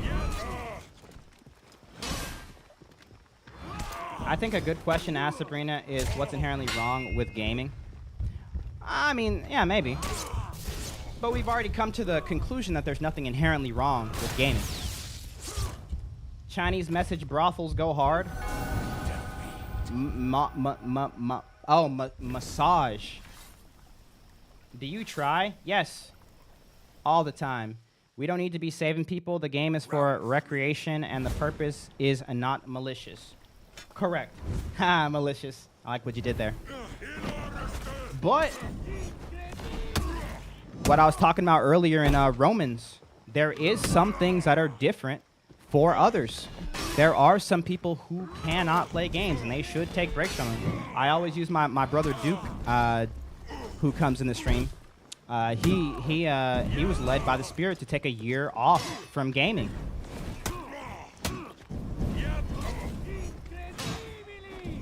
Well, wait a minute. They're separate.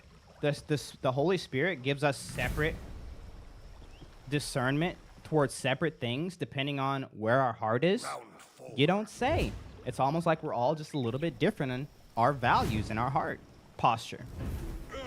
We all have the same conscience, yes. But some people can play For Honor. and not get into fits of rage. But the Bible is clear. Everything you do as a Christian should be to glorify God. It's why my stream is the way it is. I gave my stream to God. When did I give my stream to God? It was January, but I think it was last year. I don't know. It was rough at the beginning. Round 5. It was rough at the beginning. Yo, I thought giving my my stream to God meant becoming a preacher. Oh, I have to give everything to the Lord? Oh, I got to give my stream to the Lord. All right. All right, I'm going to be a preacher. Bro. Bro, I used to play a game called New World. And it's when I first became a Christian. I was on fire for God.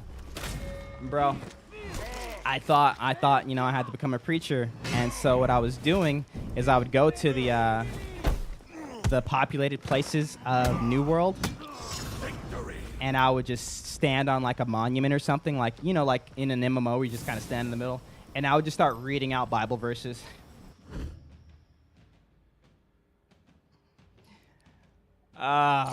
Bro, those were dark times.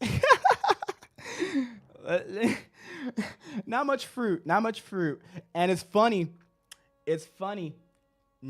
Nothing was bore from it because it was wrong, and Christ led me to knowing it was wrong, because 2 days after,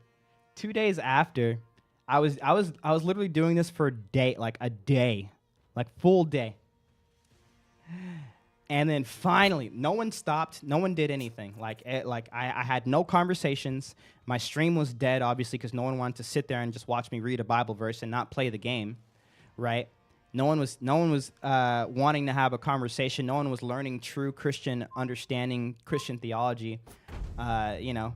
And the second day, someone comes up to me. They say, "Hey, man, I seen you here, you know, talking. Your mic's messed up. We can't understand anything you're saying."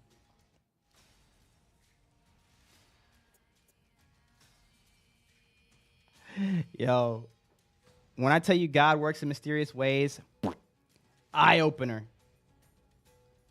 Hey, what's up, Soapy? Eye opener. Man, if it's not just reading Bible verses on the corner of New World, what is it? What does it mean to give your stream to the Lord? Hey, he helped me get there. God legit held your tongue. Legit. I don't think anyone knows the answer to that question. I think it's disingenuous to say that you know the right answer, but have never proven you were right to begin with. Wait, what are y'all talking about? What I've been asking is Jacob said, what I've been asking is, how is man made in God's image? Why did Jesus become human? And why did Jesus say the kingdom of heaven is within us? I found my answer. Oh, good. Do you believe in evolution? Microevolution, yes. Macroevolution, no.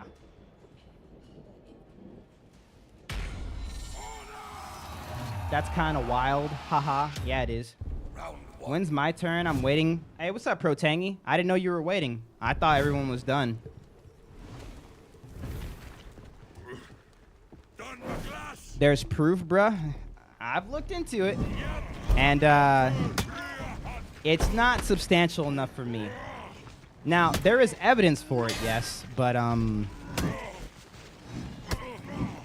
to say it's lacking would be,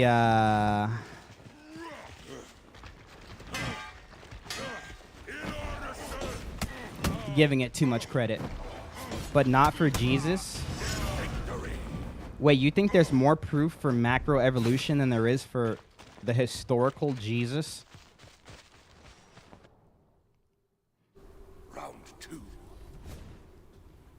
Why not have faith in evolution versus religion? I don't have faith in religion, but I have faith in Christ. And Christ, so this is kind of like the the anthology of my faith. Because faith should be based off of evidence, guys. It should always be based off of evidence. Because you can't prove anything. There's really no proving anything. Because to prove would mean that there's no other possible way it could be. This is the only way. There's no other option. It has to be this. I have proof. This is it. Well, obviously, you can't really prove anything. You can't even prove that you can prove anything, right? The sentence itself can't be proven. So it's like, obviously, that's not the point. The point is evidence, right? It's evidence.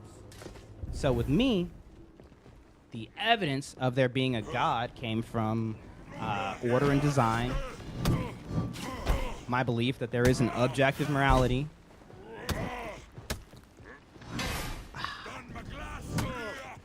and the general laws of the universe that we live in. They all point to there being a God. Now, granted, there could not be a God. I can't prove to you there's a God. But there's evidence.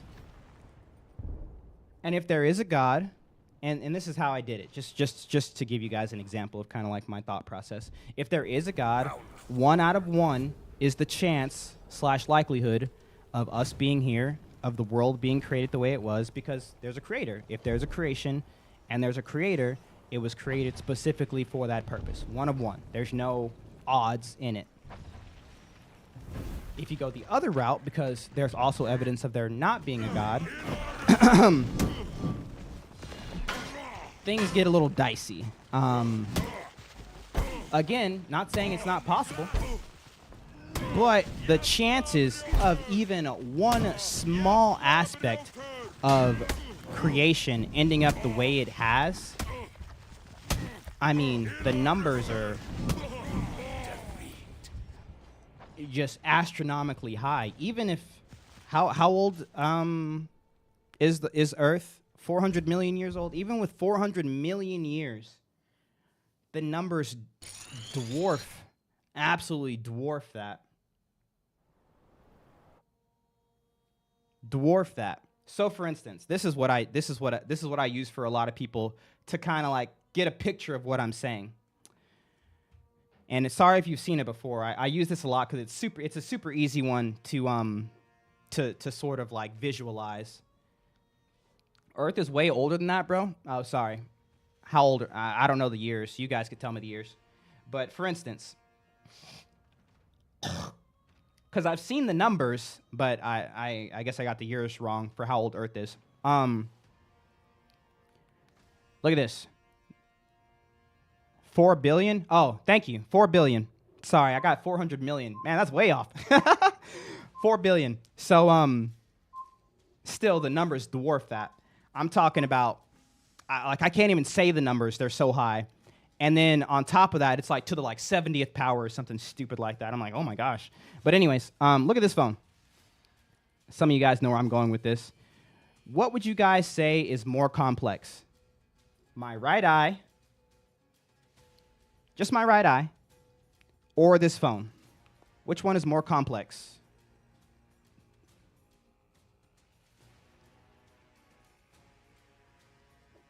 It's brown if anybody was wondering. What's more complex, my right eye or this phone?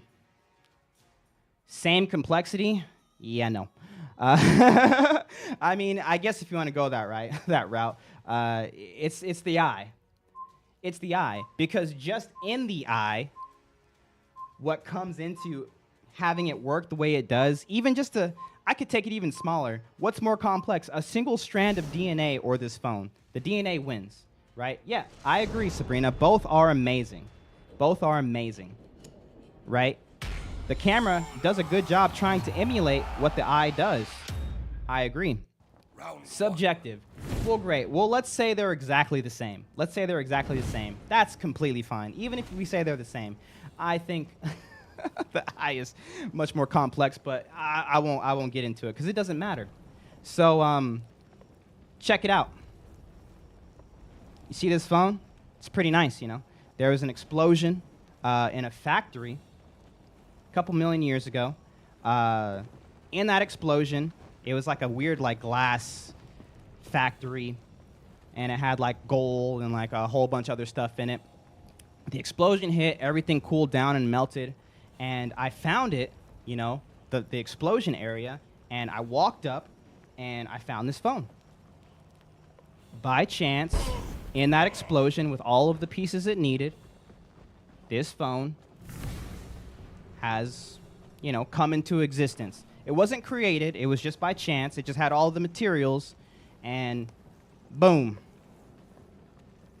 this phone.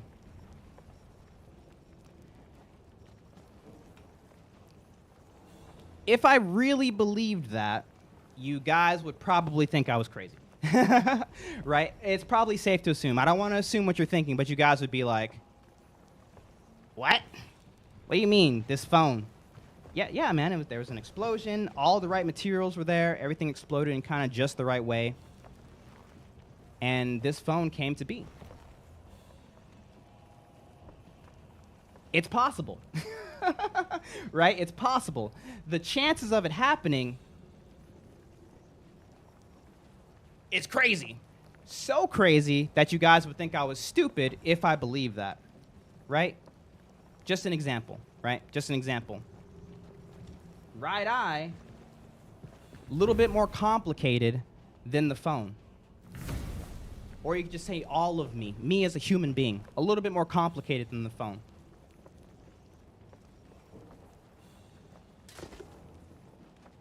It's possible, you know.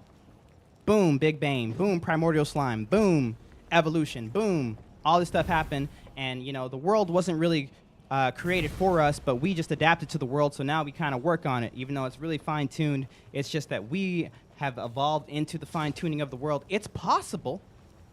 It's possible. But the numbers are, like, high. Like ridiculously high. I wish I could even say them. Like, you say the numbers and they sound fake. It's like 9 quintillion billion to the 20th power chance of it happening.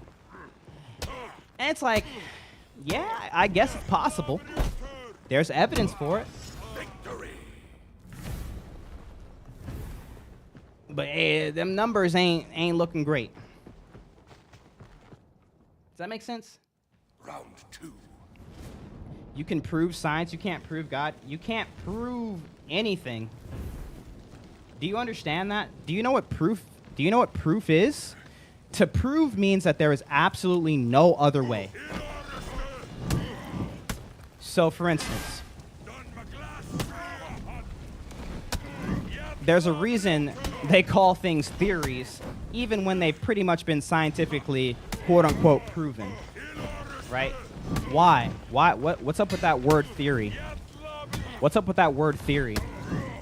Because obviously we know how gravity works. Obviously we know about this whole evolution thing. Why are we using this word theory? Well, duh, because there's evidence for this thing being true. The theory of relativity, right? There's evidence for these things being true, but there is no way to prove that there is no other options, no other ways that these things could have been put in place or even exist. That's just not what science does. Science is about the repeatability. Listen to me, chat. For those of you who don't know what science is about the repeatability of an experiment. So if I go to a room, I close the doors, and I say, hey, this phone is going to drop to the ground if I let go of it because I am holding it up. And I drop it down. Boop. Boop. Boop. 100 out of 100, it drops. This doesn't prove that it's not going to drop at some point at some area, like something could happen that makes it float. I don't know, there's always a chance. The chances are high. The chances are like low, I guess, not high, right? The chances are low, astronomically low, but it's possible. And so we have evidence to show us how the world works around us, but there's no proving anything. There's no proving anything. With the right variables put in place, gravity might fall apart. Relativity might cease to exist. When you have faith in something, it's having faith should not be blind faith. Blind faith is someone saying, hey, I'm really smart, so you should believe this thing that I say is true, because I have evidence, Round 4. right? That's blind faith, right? If you guys believed in Jesus because I sound smart when I talk about Jesus, that would be stupid. That's blind faith. Faith should be based off of evidence, because there's always things that we can't see or we don't know will come to pass. But if the object of your evidence is bolstered enough, right, you don't really need a lot of faith. So many people think that, oh, you know, in order to be a good religious person, it's all about having so much faith. You just have to have so much faith because, you know, we weren't around when Jesus was around, and we don't really know if there's a heaven or not. And so if you just have a whole lot of faith, you can be a really good Christian person. No. Faith doesn't matter, bro. The amount of faith doesn't matter. The Bible teaches that the amount of faith doesn't matter. What matters is the object of your faith. I have so much faith that this 1-inch slab of ice is going to carry me 100 miles across. It's the Pacific Ocean under there. I see the water moving down, but I have so much faith that this ice is going to hold me up. It's never going to fall. It's never going to fall. Let's go. What happens when I walk on that ice? Bruh, I'm going right through. It doesn't matter how much faith I have. Faith is not the point. It's about the object of your evidence, or the object of your faith and the evidence of its reliability. Now I got like some 10-foot thick ice. Oh, it's taller than me. But I'm super scared because I've never walked on ice before. I only have a little bit of faith. It's thick ice, but I'm scared. What if there's a thin spot? It doesn't matter how little faith I have as long as I walk onto that ice. It's going to hold me up because it's 10-foot thick ice, right? And so when I was talking about numbers earlier, I was talking about the things that you're capable of having faith in and the evidence that that faith is true based off of, you know, different things, probability, historical knowledge, whatever the case may be, right? I could have all the faith in the world that this phone just appeared. There's no creator to this phone. It's just a phone that exploded in a factory and just became a thing. Yeah, Emily, that doesn't happen. Says you. There's that. Yeah, right. The faith, it's not about faith. It's not about blind faith. It's about the evidence of what you have faith in. And the evidence is Jesus Christ was reliable. That's the thing. And it doesn't start with God is real, so I know that Jesus Christ is reliable. Or I have the Word of God. This book is the Word of God, so I know Jesus Christ is reliable. It's like, no. You just go back to the first century. What was going on in the first century that made people 2,000 years later be talking about this guy named Jesus? What the heck is going on? You got to look into these things.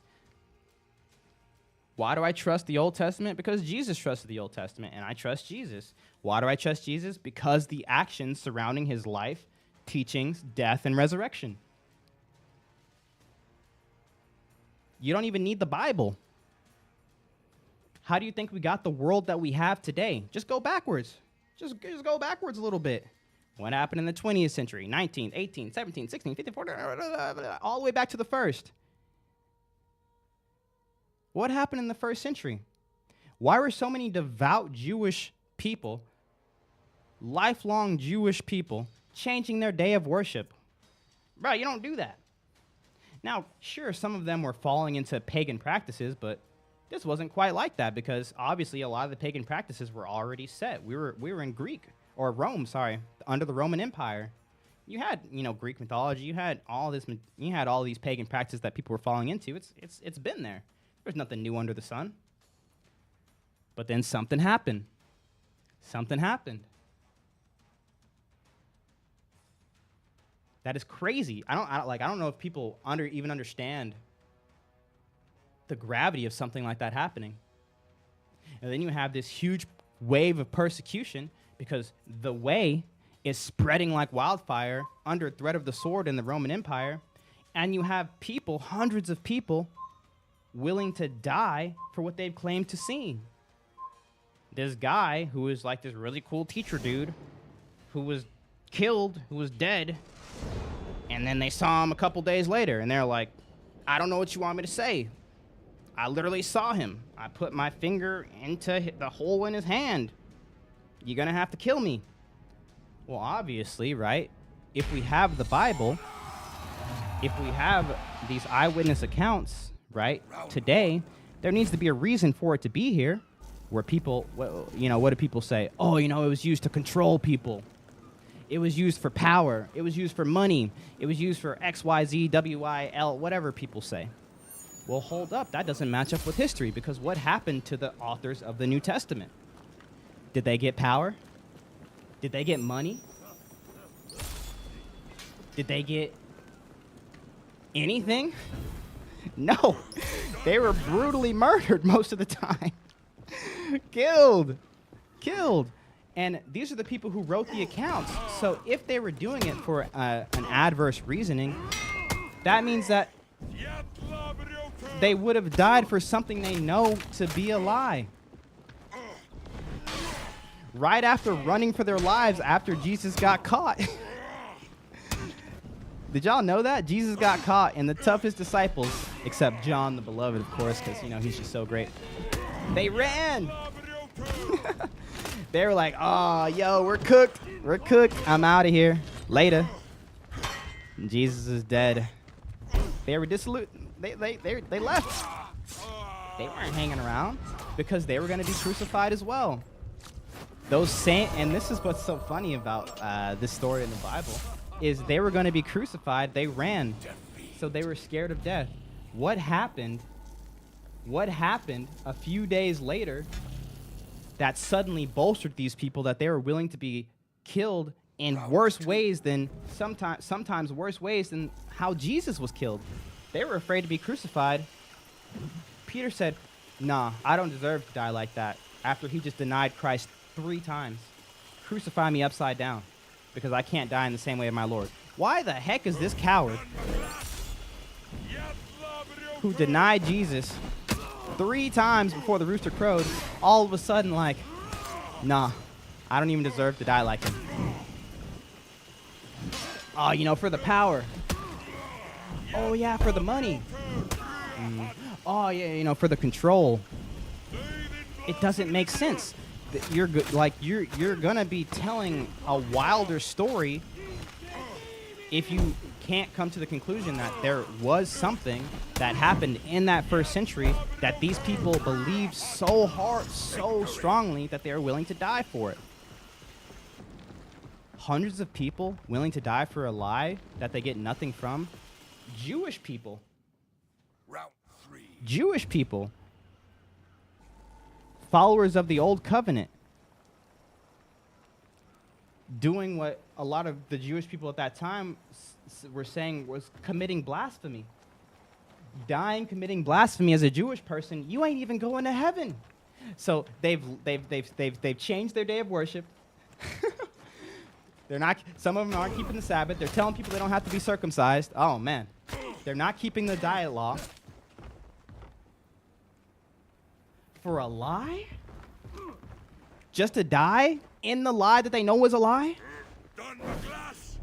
To be denied heaven because that is their faith? They're Jewish. Oh my God, like, bro. That's some pretty strong evidence of the reliability of Christ. No, you can't scientifically prove it. Obviously, you can't scientifically prove anything because what did we say earlier? Science is about the repeatability of events. You know, I'll really believe Jesus rose from the dead if, you know, I can just get him in a room and just kill him like 6 more times. And if he keeps raising back up, then I'll believe it. Oh, you know, if I just have those disciples come back to life, and then, you know, we just repeatedly keep asking them, are you willing to die for what you claim to have seen? Say Jesus is Lord and die, or say Caesar is Lord and live? Let me just repeat that 100 times. Obviously, you can't repeat these things. Science is amazing. Science is amazing. Don't get me wrong. There's nothing wrong with science. Science and religion don't contradict each other. Sorry. You've been lied to. I don't know who told you that, but you should look back into who told you that because they're lying to you. But it's not the only form of knowledge. I would dare to say it's not even the most, it's not even near the top when it comes to importance of knowledge. And you can just, you know, look at your life. That's a philosophical conclusion that you have to come to. But you should come to the conclusion that scientific knowledge, while it is great, it's not the most important thing. Because what's the most important thing to humans? Science. Provability. No. It's not even how people live their lives. It's about relational evidence. It's relationships. I can't scientifically prove my wife loves me, but I can tell you that's pretty much the most important thing in my life. I can't scientifically prove, you know, my son really, really cares about me, or I care about him.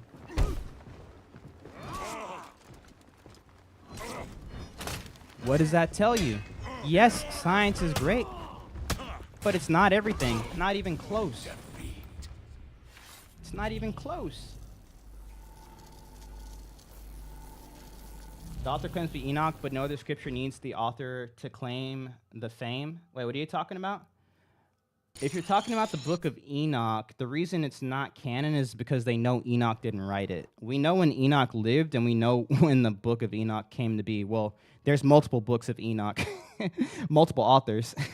And even though it was predating Christ, and the Jewish people at the time of Christ and before Christ, they took some sort of adherence to the book of Enoch, which is why it's talked about in another scripture.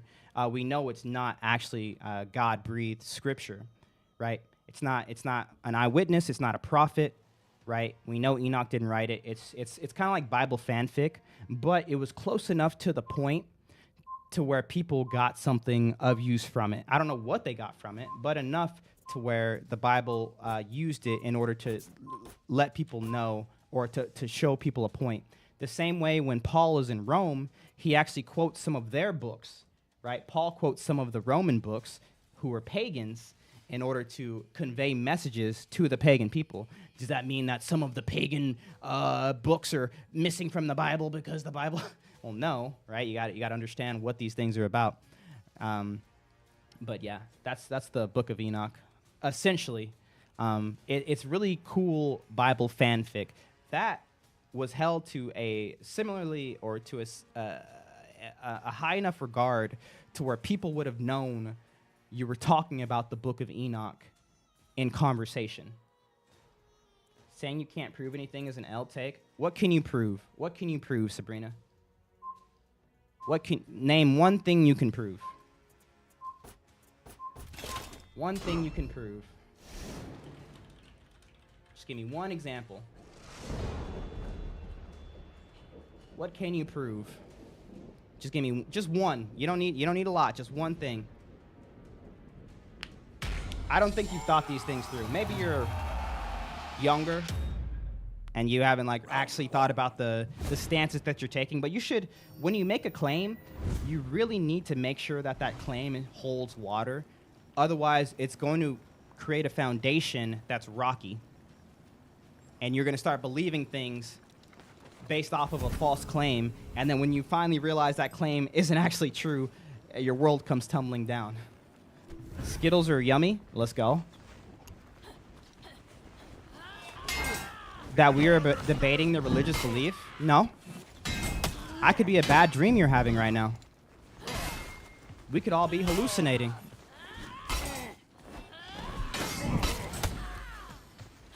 We could just be in the Matrix right now.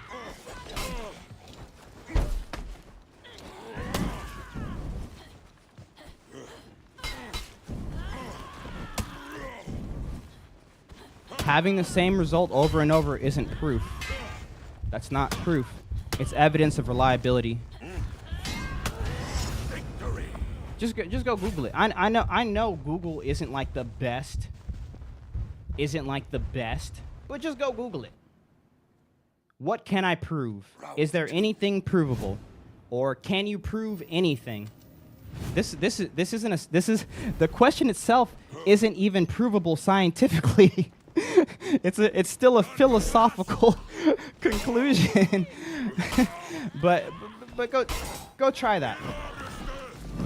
Let me know your conclusion. You can prove that your son is yours? No?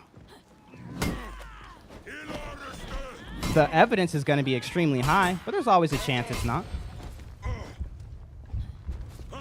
That was a good one, though. I've never heard that one.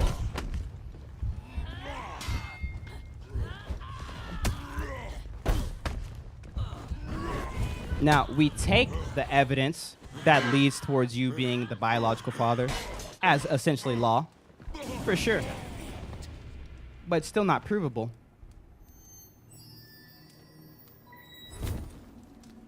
Didn't scientists recently come to the understanding that the Big Bang could not have happened? Some did, but not all.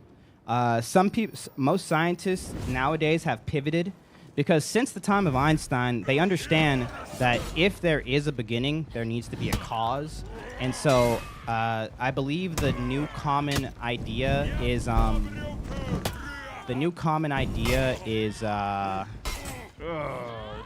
gosh, don't get me lying. Singularity or something, not singularity. Either universe is eternal or what's the other popular one right now? I digress. This guy's ignorantly ignorant. What is proof? Get a dictionary. That's how you prove the meaning of words. No. You even base the words that we're having this conversation off of evidence, but it doesn't mean that it's incapable of there not being any other way. Round 4. Proof is a very specific word. I think you're mistaking what proof is and evidence-based believing. I'll do it. Can you prove anything? Oh, thank you.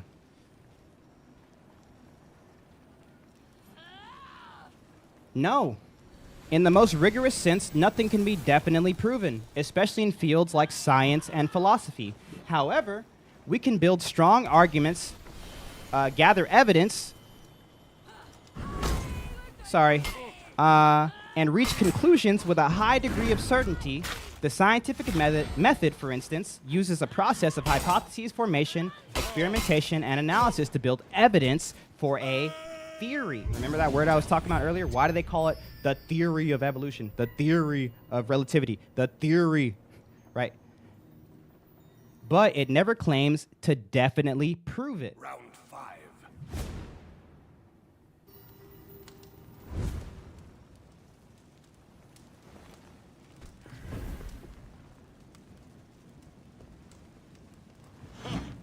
It's not about proving things, like I've been saying for the past 30 minutes.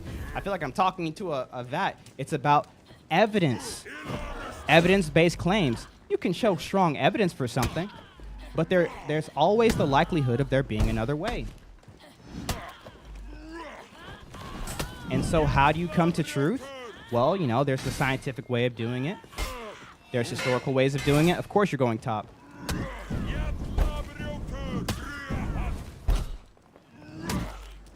You sound like Terrence Howard saying 1 + 1 isn't 2. I literally just had AI answer the question for me. I don't know what else to do. What do you want from me? Have you heard about the island of Abraxas? GG, we win.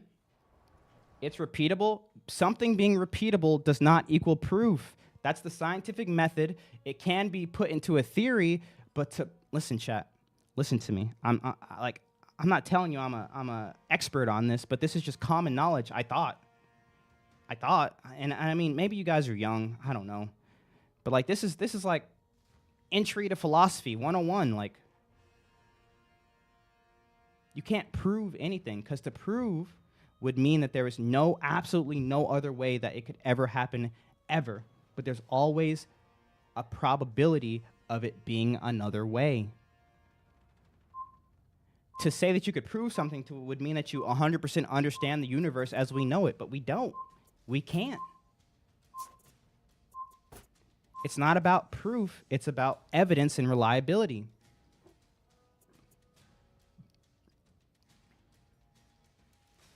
You can't, well, yeah, Ashes, but that's the thing. You can't prove anything. And, like, I feel like there's this weird stigma with, like, science and religion where it's like, I can prove that there's no God, but you can't prove that there is a God. I'm like, what do you mean prove? Like, you can't prove anything. Yes, you can. Proof.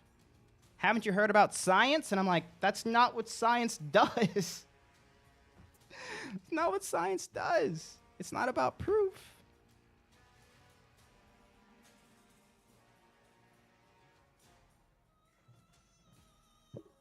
What's up, baby? Huh? Yes. Now I'm chilling. Did he go to bed? Oh, he was knocked out? Yeah, we left early. Uh-oh. He's excited for cake and ice cream. Cake ice cream, he left. Oh, do it tomorrow. I think we're at 2:30 right now. You don't want to stay up for me? Wait till 2:30? Taru? Nah, I haven't gotten any subs in a while. So we're probably chilling at 2:30. Yes. Wait, no. Because 2:30 is not that long from now. If I get coffee, yeah, I'm gonna be up till like 5. I'm good. Thank you, baby. I'm good.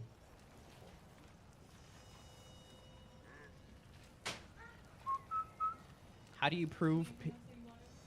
No, I'm good, baby. Thank you. Hey, Sabrina, I can't have a fruitful conversation with you. You still haven't shown me anything that's provable. I literally just showed you. Like, I don't know how else to show you that you can't prove anything. What do you call when you're? What do they call it when you're in trial and they have something to use against you? What's that thing? I'm gonna. Could I get Exhibit A pulled from? It starts with an E. Starts with an E. Evidence. It's evidence, dude. I tried though. How do you prove that pirates shouldn't be in the game? Now, there's not anything you can prove in this world, but you can prove that. Round 2.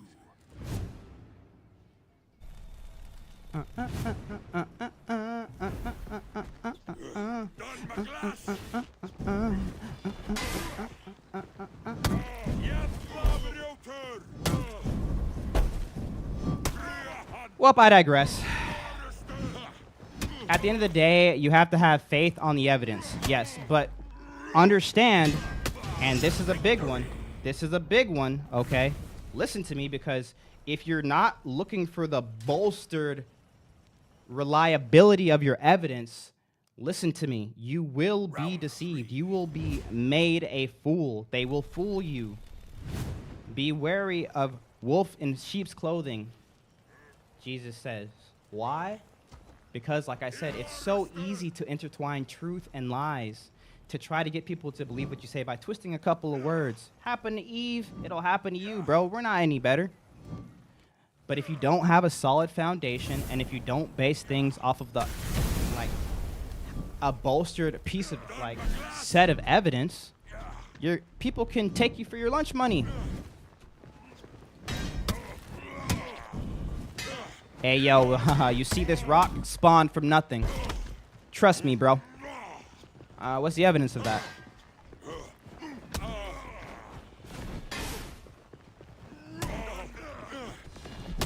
Check out this rock.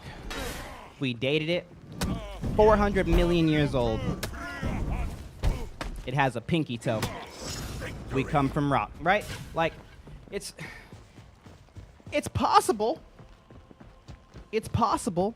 Remember, chat, I'm not trying to say that it's not possible. But, like, somehow things have gotten flipped.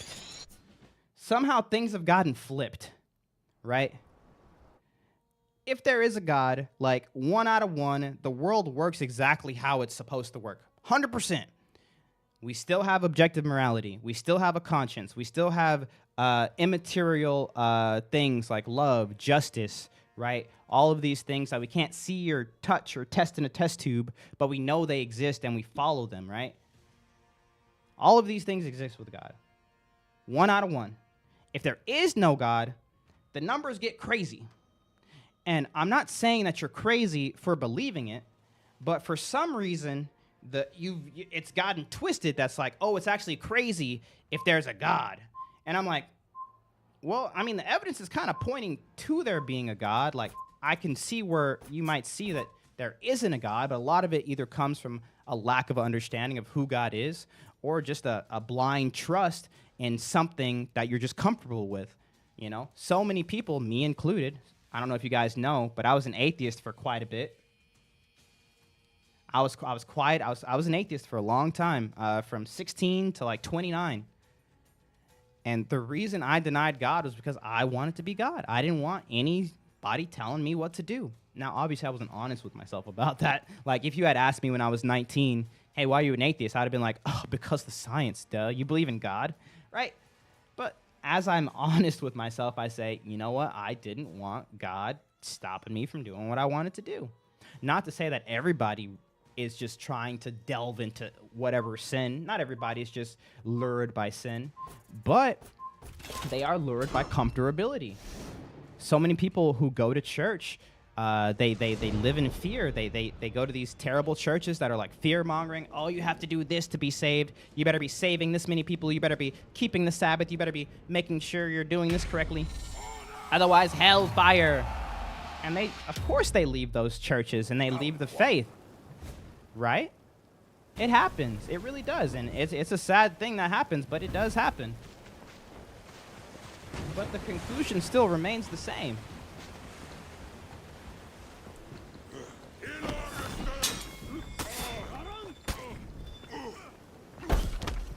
Love the streams, bro. Love you, bro. Any true scientist would never say there is no way God exists. If they truly work on proof, then they should acknowledge that it can go either way. IMO, at least. That is what any scientist says. The only people who say there's no possible evidence of God are people who either haven't looked into it or people who are overly cynical based off the hardness of their heart. Any open-minded person could come to the conclusion that, yes, there could be a God. Any open-minded religious person could come to the conclusion that, yes, there's a possibility that there is no God, right? If you have a harsh stance one way or the other, you're deceived. You're overly prideful and like you're just not in touch with reality.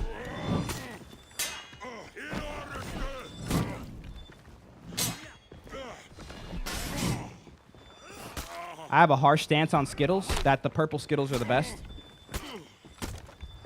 Bro, I just got clapped just now. But now I'm gonna clap him. Never mind. Hey, I just want to say you got me in a Highlander. Hey, rep 57, let's go. How much longer is the stream going? Until 2:30 or 3:30?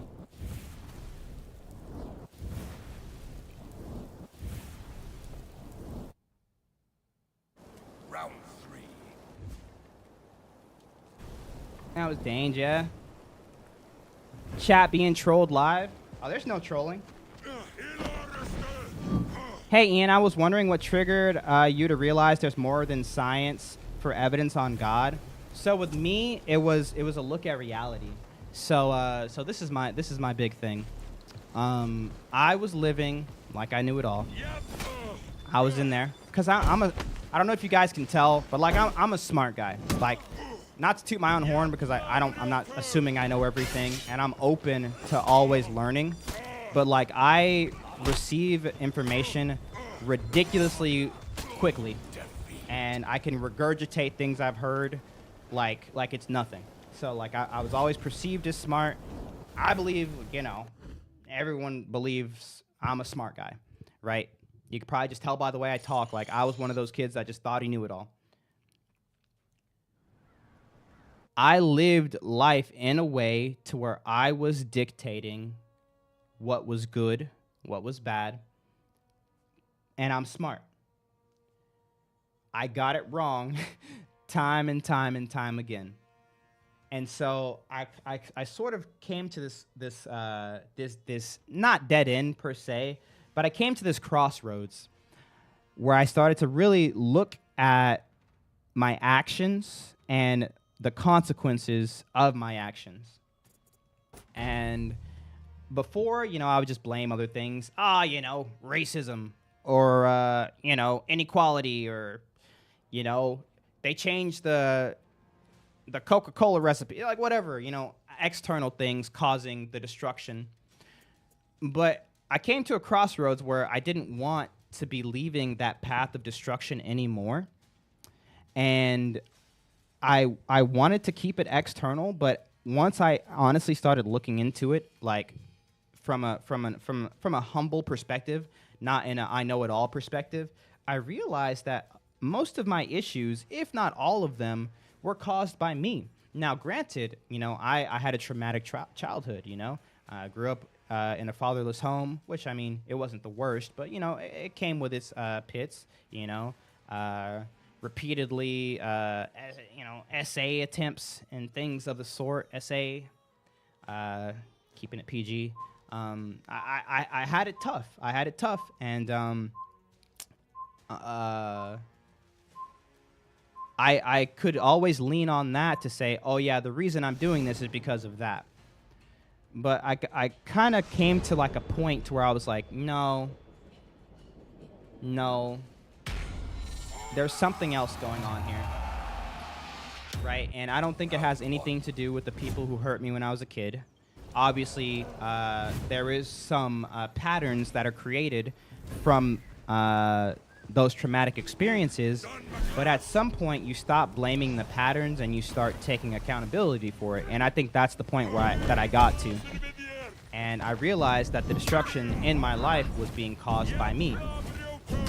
Well, that couldn't be. Like, I'm super smart, and I could figure out right from wrong, what causes good, what causes bad. Like, there's no way. So I started conducting tests. Because obviously there was something wrong with the way I was living, whether it be something I had near me externally or the way I was directing my life. And time again, I came to the conclusion that the reason so much bad was happening in and around my life was because of me. I was lazy. I thought I was so smart. I was super prideful. I was extremely lustful. Anything I could do to get some girls, bro. Anything. Didn't matter. Right? It was time and time again. And like I said, it's not always sin for everybody. But for me, these are the things that were causing destruction in my life. And so I asked myself, I said, okay, well, if these things are causing destruction, right? If these things are causing destruction, what doesn't cause destruction? So what can I do to not cause destruction in these aspects of my life? Is it chasing the girls? Is it being prideful? Is it any of these things? And obviously I was still an atheist at this point, so I wasn't really looking for religion. I was just looking for answers. But obviously if you start, working with these things in your head, a lot of those terms, they start to sound kind of religious.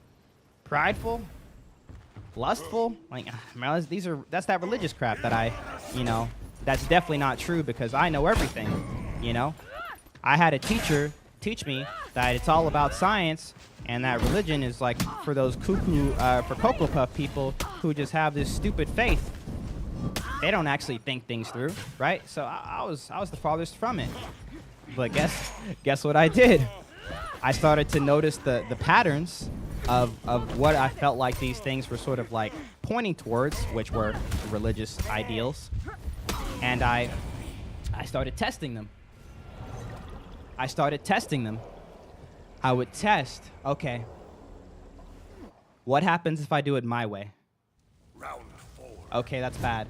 Okay, what happens if I do it the way the Bible teaches it? Because I knew the Bible because, like I said, I can regurgitate stuff. So even though I wasn't like an active Christian, I was able to see these things.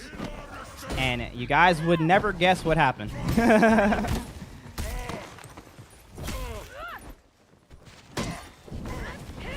Pretty much 10 times out of 10, your boy making the decisions or being in the driver's seat was leading to destruction.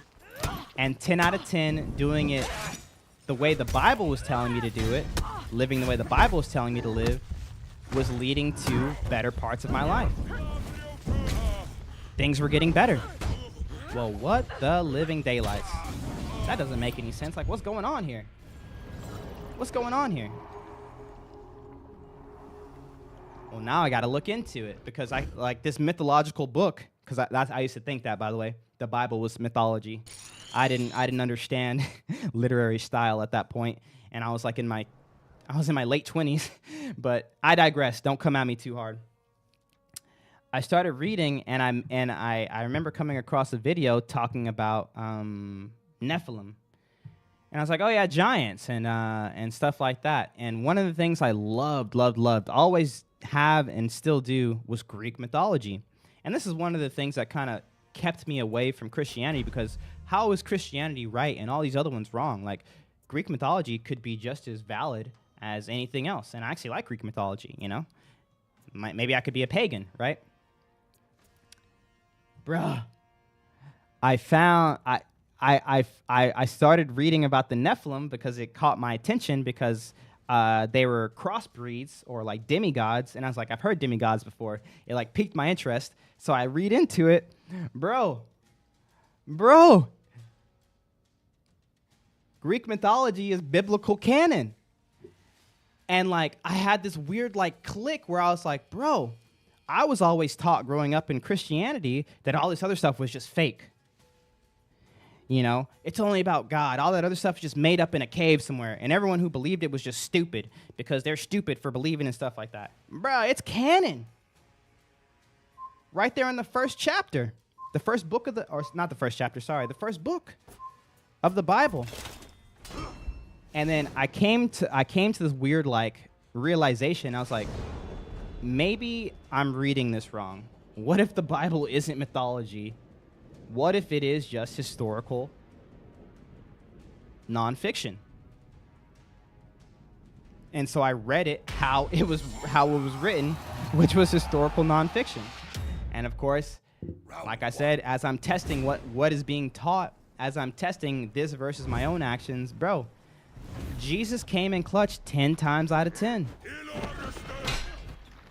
I'm telling you, it was crazy.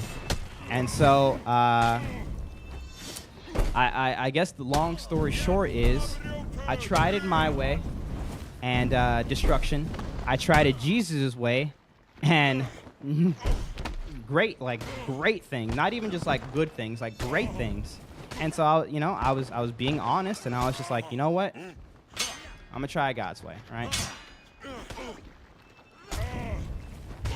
And still, this didn't just make me a Christian overnight, you know. I go where a lot of people go, you know. Maybe it's just like a good moral teaching. I can just follow the book, and, you know, this cool Jesus guy can just give me the tricks on how to be a cool human. Well, obviously, you read through the Gospels, and they don't leave you that option. Like, Jesus doesn't leave you the option to just be like, oh, yes, look at me, very cool teacher. No. Because either he was a lunatic, a liar, shout out to my boy C.S. Lewis, or he was God. He didn't leave you an option for anything else. So it would be hypocritical of me to be like, well, he's not God because I don't believe in God, but like, man, he's on point with all this stuff. Why would I be listening to this guy who, I mean, I guess in any other stance would be seen as a liar or a lunatic? Well, maybe there's some validity to his claims. Well, now I got to go into history. What about this history thing? And that takes us back to where we were earlier. Remember what I said earlier about the first century Jewish people and the crazy surge of Christianity in that first century? I mean, it all went there. Round 4. For claiming to be a very smart person, I would think you would have a more educated way of picking your religion. I don't know if you guys are talking to me or someone else. If you look at the validity of the Bible, though, it doesn't have a good track run. What do you mean a good track run? Hold on, let me lock in on one conversation. I was answering a question, so I was yapping, but I'm back in it. What do you mean the Bible doesn't have a good track run? Any tips to avoid lust or jealousy or cockiness? You give it to Christ. You lean on Christ with it. So with lust, it's more specific than the other two. The other two, they're more so things that happen towards other people. Lust is more so something you do to yourself. So figure out things that are triggers, so to speak. Cut them out of your life. And then work towards getting to the point to where when you see attractive people of the opposite sex, lust isn't the first instinct. It's this person's beautiful woman, made in the image of God, respected, loved, should be cared for, right? That's the conclusion you should be getting to, not, hey, yo, she hot, I wonder if she got a nice booty, right? Type of thing. I'm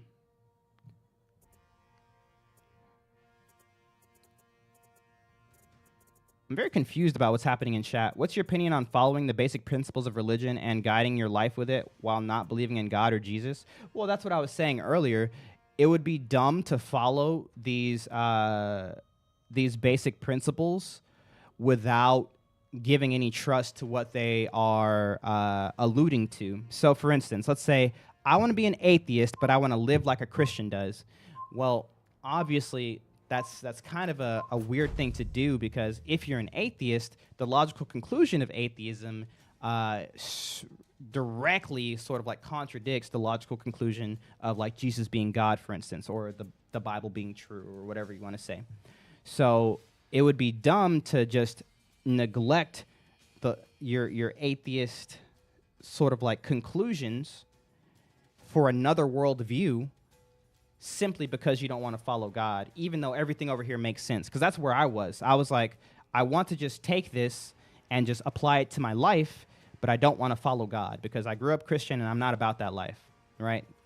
But like I said, Jesus doesn't leave you that option, right? Because he was either crazy, he was either lying, or he was God.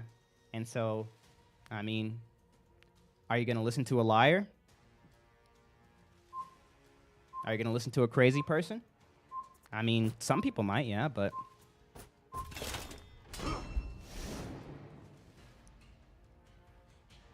How would you hand your life over to Jesus? You give it to him. So the Bible says in order to be saved, you believe in your heart that Christ is Lord and that God the Father rose him from the dead on the third day, that he died for your sins. Repent of your sins, make him your Lord, pick up your cross every day, deny yourself, and follow him. Yeah, there's something going on with my controller. Low-key, my controller's broke. That sucks. What did I miss, chat? Not much. Sorry, did that other person respond to me?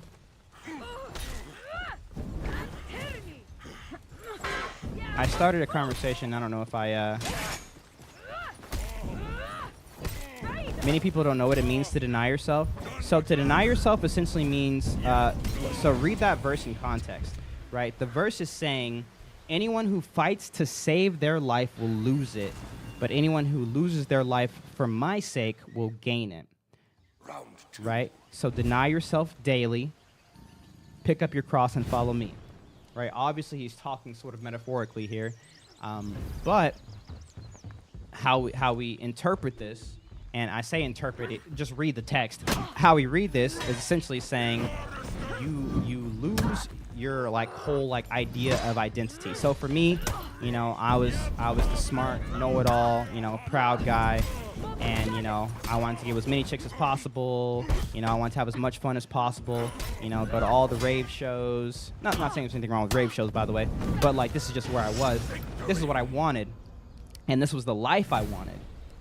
But to deny yourself is to take those things and say, those aren't as important, or they are wrong or nothing in comparison to my picking up my cross and following Christ. So when I'm denying myself says, hey, yo, go check out the girls. Jesus says, do not look at the girls, right? I deny myself, I pick up my cross, I follow him. I say, hey, yo, I'm smarter than these idiots. Jesus says, no, don't be boastful. Love, teach.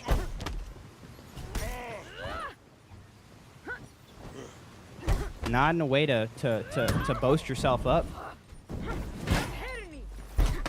Because you can remember stuff. But because I say that's the right thing to do. Loving your neighbor as yourself. Victory. Right? I deny myself with these things.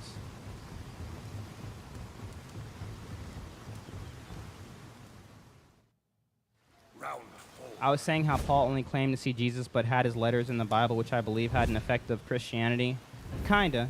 The only thing that people could say about Paul's change to Christianity as a whole is the keeping of the law.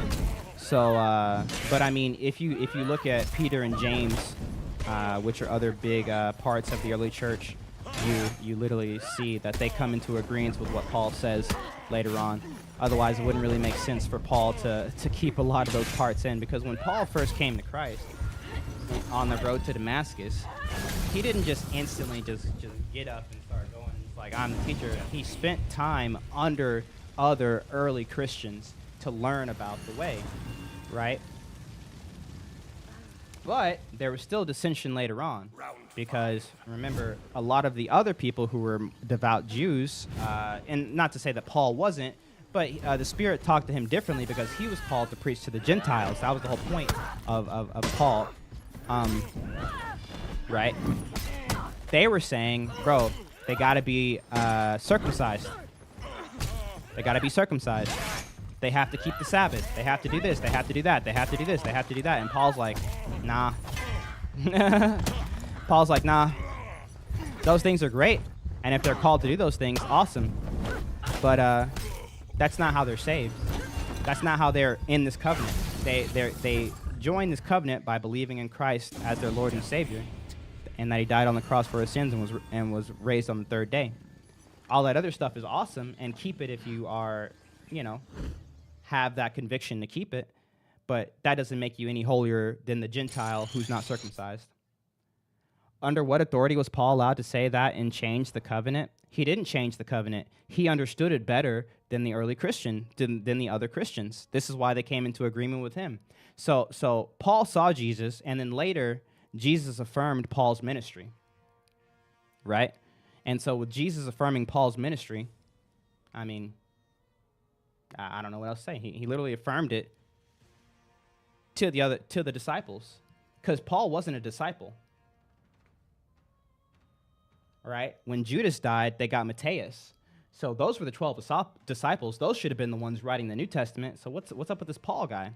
Well, obviously, besides John later on in life, Paul was the one that was going to be called to what? Spread to the Gentiles. That was the whole purpose of Paul. He didn't change Christianity. He got to the heart of it, because you had people similar to some of the arguments we've seen today that were like, oh, look, the Bible's clear. You can't do this. And then he's saying that's not what Jesus was talking about. Jesus was saying, and these are people that he studied under, and he was sort of like correcting them. He said, look, if you look here, because this is how they talk, go read through Acts. They always use Scripture, Old Testament, and sometimes, I guess not New Testament Scripture, because the Scripture wasn't really written down when this was happening. But they use earlier events that would have happened that were written down in the New Testament. They always go back to the Scriptures to confirm what's being said, because even the idea of Gentiles being saved was crazy to people who were because remember, the Messiah was to come for the Jewish people. The Gentiles, whoa, those pagans, they can't be saved. Those are Gentiles, right? So even Paul's assertion that Gentiles can be saved was a crazy one, right? That's a crazy assertion to make. But what did he do? He went back to the Torah, the Tanakh. Round 1. He went back to the Tanakh to show the Jewish people who were actually following the way, which they would have been Christian at the time, but they knew the Jewish text because they were all Jewish people, to show them that yes, Jesus did call me to preach to the Gentiles, and he actually talks about it here in the Tanakh. which was wild. The way that they that New Testament early not scholars, sorry, the way that New Testament early Christians were able to use the scripture to back up the claims that they were saying was absolutely insane. Oh, bro, I love it, bro. Who did you say affirmed Paul? James and Peter. James and Peter were huge. James and Peter were huge in the early church. It was James and Peter.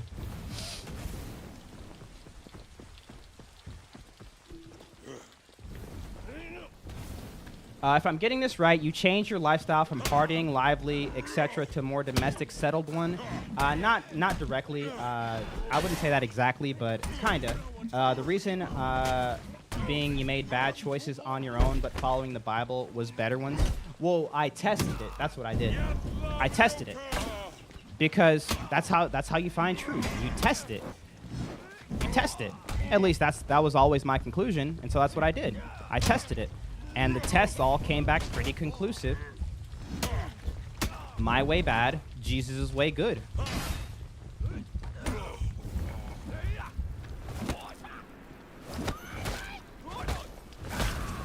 Not just for me, but for society as a whole. I could just look out and be like, is it better if everyone's just having sex with everybody, or is it better if everyone waits till marriage? I was like, well, obviously there's some pros to both sides, but like, which one's better? Right? If everyone had one partner their whole life, everyone waited until marriage, what are the things that would disappear in society, right? Versus, oh, let's just keep on doing how we're doing, and how has it affected society? Right? It's not even just me. Right? This is just critically thinking about all of this stuff, dude. I don't remember who Paul is. Oh, you gotta go read the book of Acts, bro. Paul goes hard. Paul is hard. And I like Paul because he was so freaking smart, but he was so humble. So humble. There was a church in Corinth who was essentially their core teachings were being undermined because of the people. There was one part, because there was a couple letters to Corinth, but one part where they were doing goddess worship, and another part to where they were sort of going off of physical validation. And so there's literally a whole chapter where Paul is just kind of downing himself. Because he's like, he said, I might not be the most handsome guy, and I may not be the tallest, and I might have back knee, and yeah, my teeth aren't the straightest, and yeah, like, my guy, bro, my guy, but the conclusion to that chapter was beautiful, right? Because it was showing, right, that the outward appearance that people were taking so highly isn't what made people, right, righteous or holy or followers of Christ, impressive or not. It's all he always tied it back to Christ. So many people like to think that Paul just tried to make it all about himself and hijack Christianity, but he was the one who was just trying to break down what Christianity probably would have become if people hadn't really looked into, one, how the Torah and Jesus sort of like coincided with each other with saving all people, like what Jesus was teaching, and then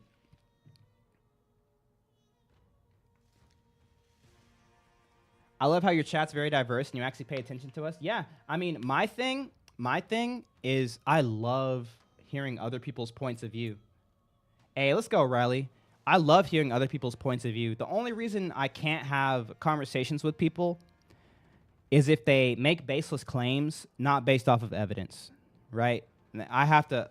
There is a point where some conversations become fruitless, which is fine because at the end of the day, it's never been a waste of time. There's always somebody who gets something from the conversation. And I say this every time, so sorry if you've heard me say this like a million times. But I know so many people, you know, they'll message me later on, or they'll tell me in chat like, oh, you know, that person was just trying to troll you, or oh, you know, that conversation was such a waste of time. You shouldn't have spent so much time on it, or oh, you know, you lost so many viewers because you were focusing on that thing for so long. But bro, let me tell you, and like this is why I do it. And those of you who've heard it before, like I said, I'm sorry, but there's always new people in here. There's always someone who's not, who does not have a hardened heart or hardened heart towards the Lord, who doesn't have a cynical outlook, who has the same questions as the cynics. Because the cynics, they can ask very good questions. Sometimes questions that believers themselves struggle with, but they're too scared to express it. And so what's funny that happens is the cynics actually bring up things that's on the heart of the people who have that humble meekness to know truth. They have that humble meekness. And so in responding to the people who I know, there's no like I'm not trying to change anybody's mind, obviously, but like to those people who I know, like, you know, nothing really much is gonna come here. Like they're not even really listening. But bro, I'm telling you, every time someone comes up and said, bro, I needed to hear that. That's like I had that question, but I was too scared to ask it, or I didn't understand that fully, but now I understand it better. And so that's why I go into such like big yap sessions to fully flesh out ideas, and when I answer even the cynical questions, because there is someone, I truly believe there is someone always who has the question and has a heart to hear it. I'm telling you, every time. And it's kind of funny because like if you think about it, the Holy Spirit is kind of like working, but like through the cynics sometimes, because like I don't plan these conversations. I don't have like a plot point over here talking about, oh, I'm going to talk about Paul today. I'm going to talk about this. I'm going to talk about why I became a Christian. I'm going to talk about this. I don't have a plan. I'm not a preacher. I'm just a streamer. I just come on game and I follow the conversation. Whatever you guys want to talk about, that's what I'm talking about. But the people come in and they have these questions that, even though it doesn't seem insightful for them personally, it's extremely insightful to someone in the chat who wouldn't have, for a reason of like, oh, you know, I don't want to be disrespectful, or oh, that's kind of like a rude way, or like, oh, you know, I don't want to come off as like a non-believer. And those people, they get the answers that they're either they don't know they have, or the answers to the questions that they didn't know they had, or that they were too scared to ask. And bro, I love it, bro. It's craziness. It's crazy. I'm telling you, bro. It's the best feeling. You see me over here smiling. I'm such a Jesus nerd.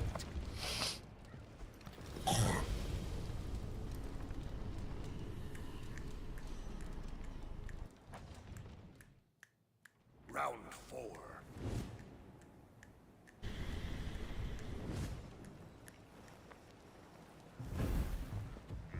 Done, McGlass.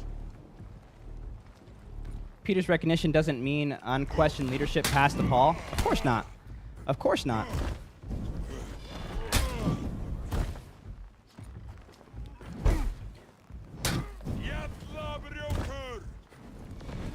You still have to base it off of what the heck was he writing. Because if you're going to make these claims, remember how I said the early Christians debated or like got their points across? They still needed to use scripture to prove their point. You couldn't just go start preaching to the Gentiles and have them accept Christ as their savior. But guess what? They go back to Isaiah and they say, nah, look, in the Torah it says that the Jews will be the ones that bring salvation to the Gentiles. They're like, bro, is that really a verse? And you want to know what's crazy? I found you finally. What's up, Warlord Goro? That still happens today.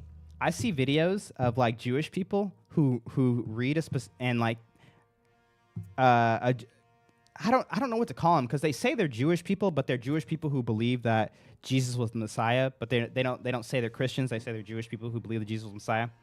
And they read a verse from the Old Testament, and they asked them like, what does this sound like, the Old Testament or the New? And they said, that's obviously the New Testament. That's talking about Jesus. And they're like, actually, this is Isaiah. And they're like, what?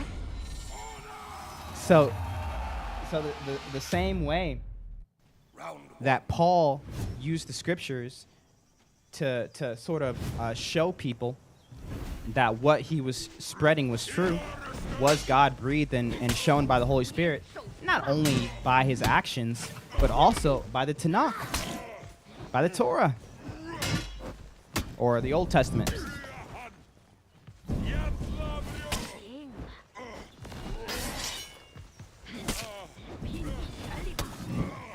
No, I didn't. I know enough about Jesus, Paul, and church history to understand his validity. I know many people who don't know much about the Bible but have seen today, actually, people make claims about what would happen when he comes back. You listen to me, guarantee you don't listen to Aaron Sleuth. I'm so confused what's happening in chat, but I'm trying. Jacob Harrison, my twin. Nah, your goat washed. Wait, who? What's up, Yumpy? Nice boar, I'm rep 147. Why don't you play rank? It takes too long to find matches. My ex was a Jew, and he believed Jesus was the Messiah. Yeah, I don't know what that's called. I don't know what that's called. Because generally, if you believe Jesus was the Messiah, you're just a Christian. But, like, salvation is for the Jewish people, so, I mean, I guess you could still say you're a Jew. Aren't they called... Oh, yeah, Messianic Jew. Yes. Yes, Messianic Jews. That's what it is.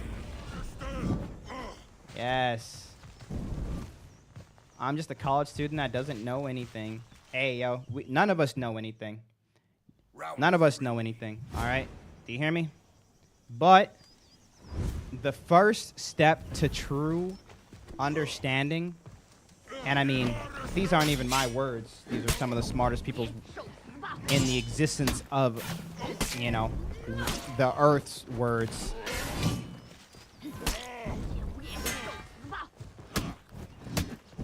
When you finally understand that you know nothing, then you can start learning something.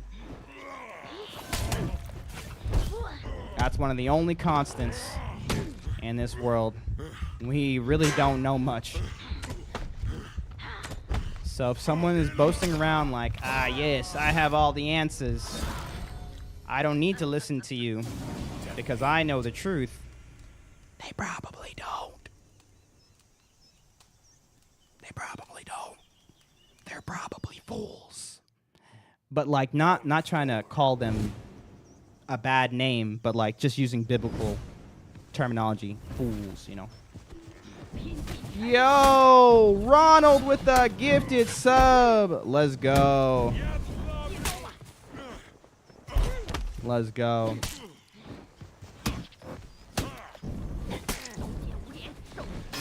There's an insane amount of denominations. Yeah, there is. You were talking about something about how certain churches were pushing you to have you do works and stuff, and you said it was too much or something and it pushes people away. Why do you object to that? Why do I... Oh, are you talking to me? Why do I object to churches pushing works? Because the works-based salvation, the legalist-based salvation, is hypocritical, and you can't live up to the standards. And it's either gonna push people away for like one of two reasons, or maybe more than two. One, they see the hypocrisy within the church, right? Because if you're in the church, you're doing your best and you're failing. People are calling out your failings, but then you see other people in the church failing because we're all humans and we all fail, but no one's calling it out, or they're still saying, oh, I'm holier than thou. Oh, I'm different because I have the sin that's forgivable, but you have the sin that's not forgivable, right? You see the hypocrisy, and that'll lead you away. Or two, you fail like we all do, right? And you come to a place of either shame, guilt, or fear that, crap, I'm not going to make it. Uh-oh. I can't save enough people. I can't do enough works. I can't stop doing this sin. I don't understand this verse. I don't understand that. I don't care about these things. I'm scared, but I'm scared of hell, so I'm going to keep going to church. Well, at some point, you're going to snap, and you're getting out of there. You're not going to live in this constant cycle of fear, fail, repent, repeat, right? So this is why I'm not big on works-based salvation, Now, not to say that you shouldn't, like, you should have works, but it needs to be very clear and apparent that the works are a what? A result of God's grace and your faith in Christ. Muli should play Nusha. No. You down to play tomorrow? I'm going to be playing till 2:30, and then I'm hopping off. When does the new Outlander come out? June.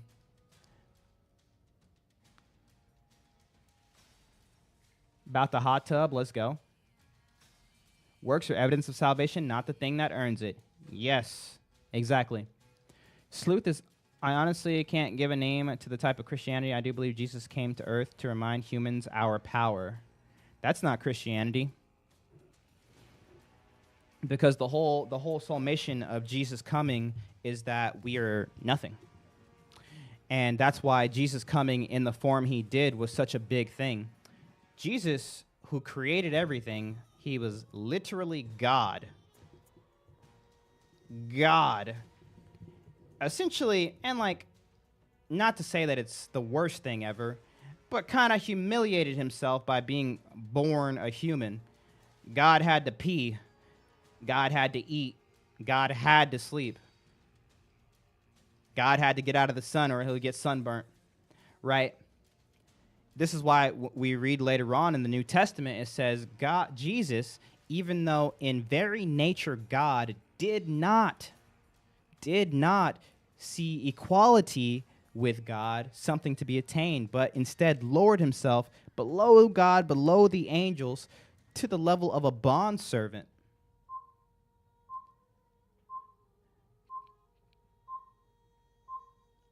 And obedience to the point of death on a cross. Terrible death on a cross. Remember, Jesus, he knew what he had to do, but he didn't want to do it. Y'all remember the Garden of Gethsemane? Jesus was sweating blood.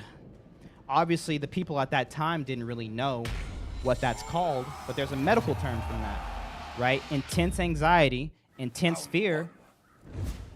You can sweat blood. It's a thing. My boy was terrified. He didn't want to do it. Father, if there is any way, let this cup pass over me. But nevertheless, not my will, but your will be done.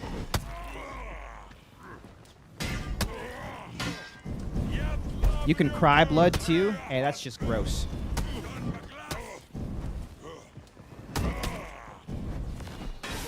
So Jesus wasn't around to remind us, look how powerful you are. Look how little you need. Let me remind you, no, he came down to our level to show us that it's not about power. It's not about abundance. It's not about any of that stuff. It's about, what did he do? Serving. Doesn't 1v1 get boring? Not for me.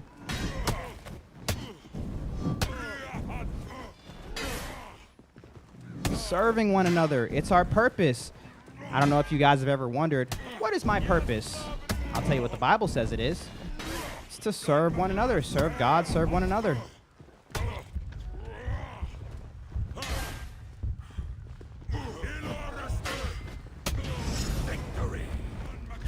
Not to be served. Not to get the stuff.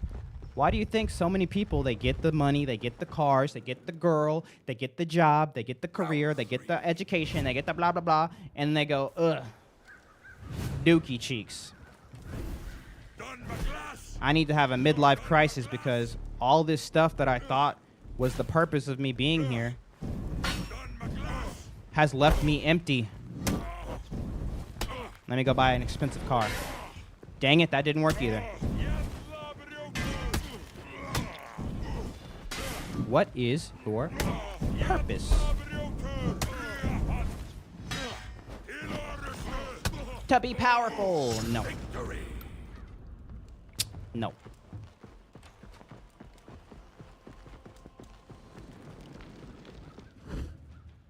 How come when I play Highlander it takes 30 heavies to kill an opponent? I don't know. It shouldn't because his heavies do 30 damage. Or I guess his top heavy only does 24 damage. Personally don't think that we were created in God's image physically, but rather how complex we are as living beings. Yeah, I mean, that's a mystery. I don't know. Obviously, God doesn't have an image. He's spirit. He's a spirit. He's not a thing. Like, God doesn't have, arms and, legs, so to speak. But, yeah, I believe that everyone's purpose is to be happy. That doesn't make any sense. I mean, it makes sense, and I used to think that too, but let me just tell you the conclusion I got to. Everyone's purpose is to be happy leads to unhappiness, because we know that chasing happiness leads to unhappiness personally, and then chasing happiness leads to destruction from other people, because everyone's definition of happy is different, right? My definition of happy is to get with many girls as possible, right? Not only did it make me unhappy, even though I thought, it would make me happy, it made the girls I was using and abusing very unhappy too, right? But that was my definition of happy. I'm just here to be happy. In fact, if you go back and talk to young little 20-year-old Ian, who thought he was so smart, so profound, if anyone asked me, where do you want to be in 5 years? I said, happy. Got him. I'm not thinking about my future. Happy. That was my answer. It's wrong. You're describing pleasure, not happiness. It's one and the same. Happiness is fleeting. Let's test it, Michael. Let's test it. I don't agree with this idea of happiness. You're describing pleasure, not happiness. Well, that's what I'm saying. Happiness, if everyone's just here to be happy, the definition of happy, right, is subjective. So what's your definition of happy? Give me like 3 words of that would describe happy. Like, my purpose is to be happy, so it's this, right? God can have an image without being physical. Taru. To be fair, we do live in a fallen and corrupted world. God promised the believers a perfect body and a heart like Adam and Eve. Bro, we gonna have perfect bodies, bro. No more knee problems. You got me in for honor. Thank you, bro. Hey, what's up? Hey, what's up, Tez? Genuine question. Hold on, I missed your genuine question. Yeah, I get where you're coming from. I get you, Jacob. How why is Jesus praying and talking to God if Jesus and God are one? It's the Trinity. So everyone always believed, even the Jewish people of that time. Bro, there's my controller. Bro, no, I've had this controller so long, it's actually busted. I dropped it earlier. Bro, it keeps going left. I'm not doing that. I'm going top, but I'm tapping it and it's going left. Anyways, everyone believed, and Jesus even repeated the Shema of Israel. And so all of the Israelites, they were under this understanding, at least the ones that we have writings of, later on in life, because obviously Moses writing the Old Testament maybe had a better understanding. A lot of the prophets, Isaiah, Elijah, they might have had a better understanding. But it wasn't portrayed in a way that a lot of people understood it. Even the Shema of Israel, right? Because the whole reason we believe that Jesus believes that there is one God and that Christianity is monotheistic, and we have the idea of the Trinity, is because Jesus what? He repeated the Shema of Israel.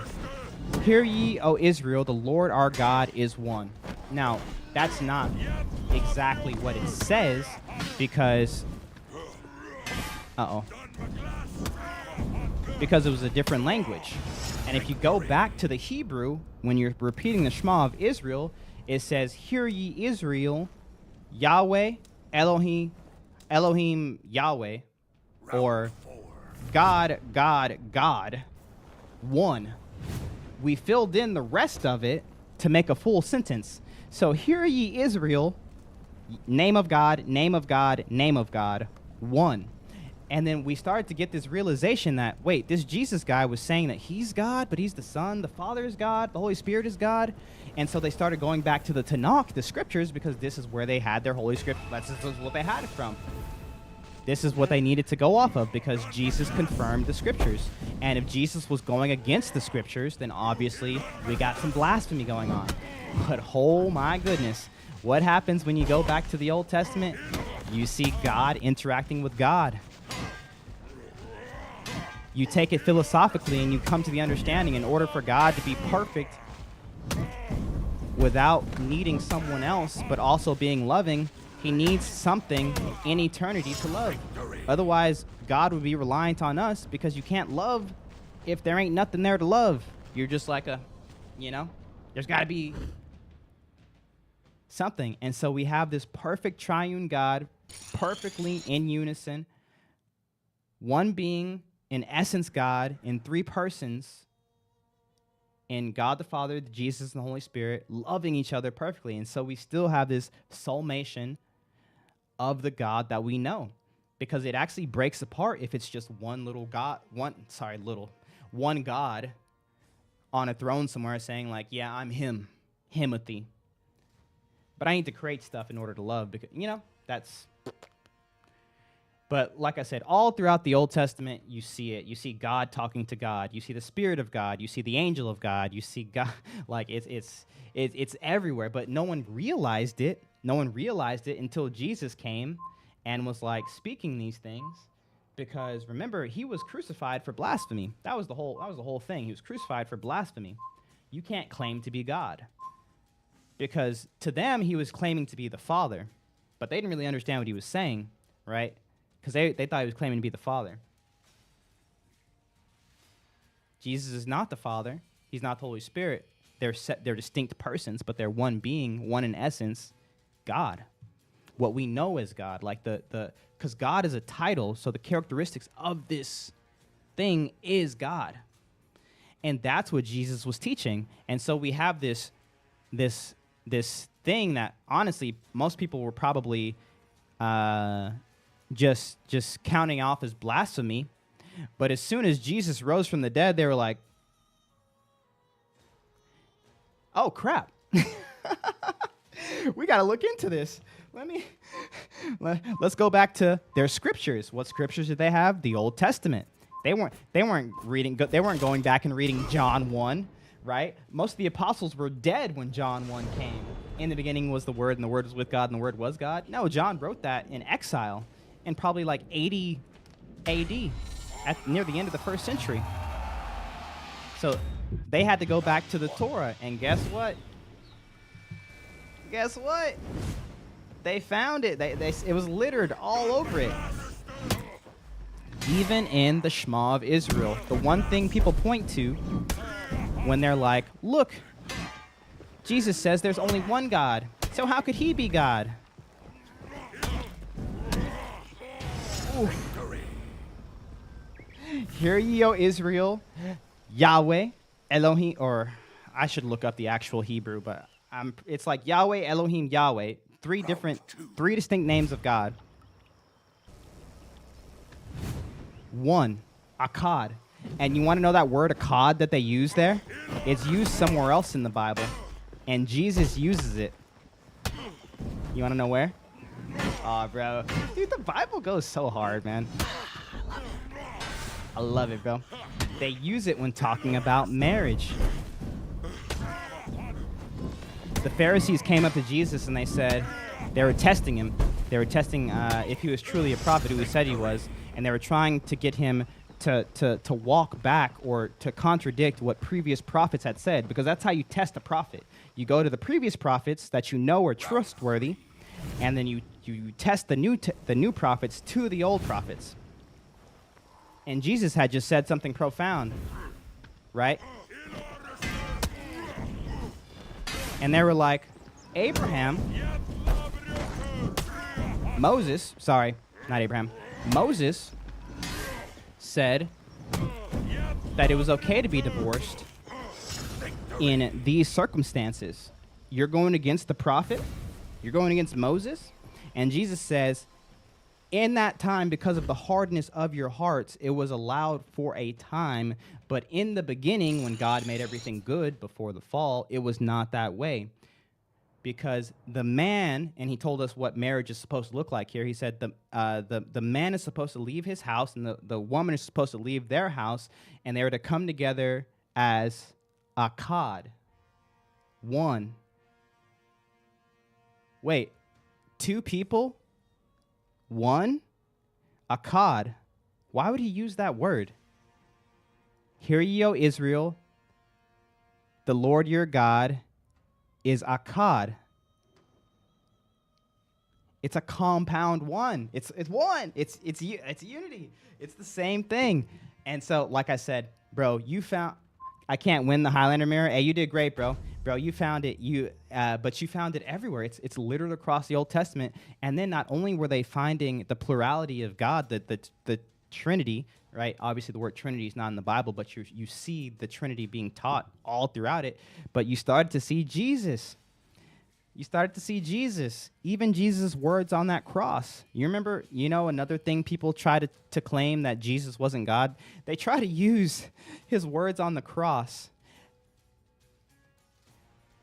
which is crazy to me, but hear me out real quick. So while Jesus is on the cross, he says something that a lot of people try to use to, I guess, debunk him being God or Christianity or whatever.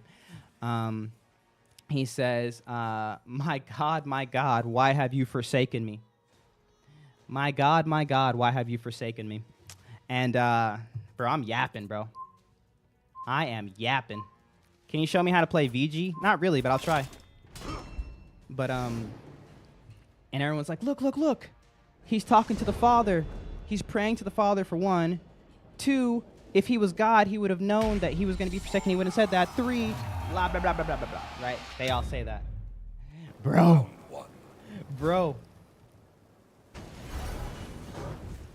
He wasn't saying that for no reason, because Jesus didn't say anything for no reason. Bro, he was quoting Scripture, and he was quoting Scripture that they would have known.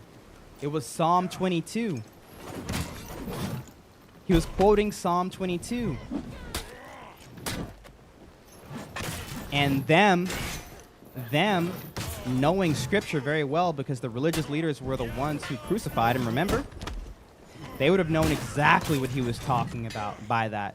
Similarly, if I said, like, when I was, you guys would know the next verse is, a young boy. So, essentially, Jesus was on the cross like, when I was. He was literally pointing to Psalm 22, talking about fulfilling prophecy. Round 2. I'll read Psalm 22 in a second for you guys, but I don't know it verbatim. But bro, it's craziness, and I mean, it was, like I said, it was everywhere. It was everywhere. Absolute beauty. Help. Do you consider pictures of Jesus as idols? I mean, they can be. I don't know what you mean as idols. Because, like I've said in the past, to me, and I feel like what Scripture is really getting at is heart posture. So, to make Jesus in a picture, you could sort of make the argument that it's an idol or a graven image. There's lots of things that you can go against when it comes to that. Now, I don't personally have any pictures of Jesus because obviously there's no accurate pictures of Jesus, right? But I do wear a cross, and I get a lot of the same arguments there, right? Because I'm using this as a representation for Jesus. Essentially, people see my cross, they know Christian, right? What does Christian mean? Follower of Christ, right? And so, when I think of the word idol, I'm more so kind of like in the camp of, oh, this thing is having a stronghold in my life. This thing is something that's pulling me from Christ. This thing is something that's taking my attention away from what's really important, right? This thing is replacing something that God has for me. So instead of going to God, I'm going to this thing, right? These are like idols, so to speak, and this lines up with Scripture a little bit better, in my opinion, because obviously these are philosophical things. If you just pick the verses out, then yeah, you could probably come to the conclusion that these things are idols. But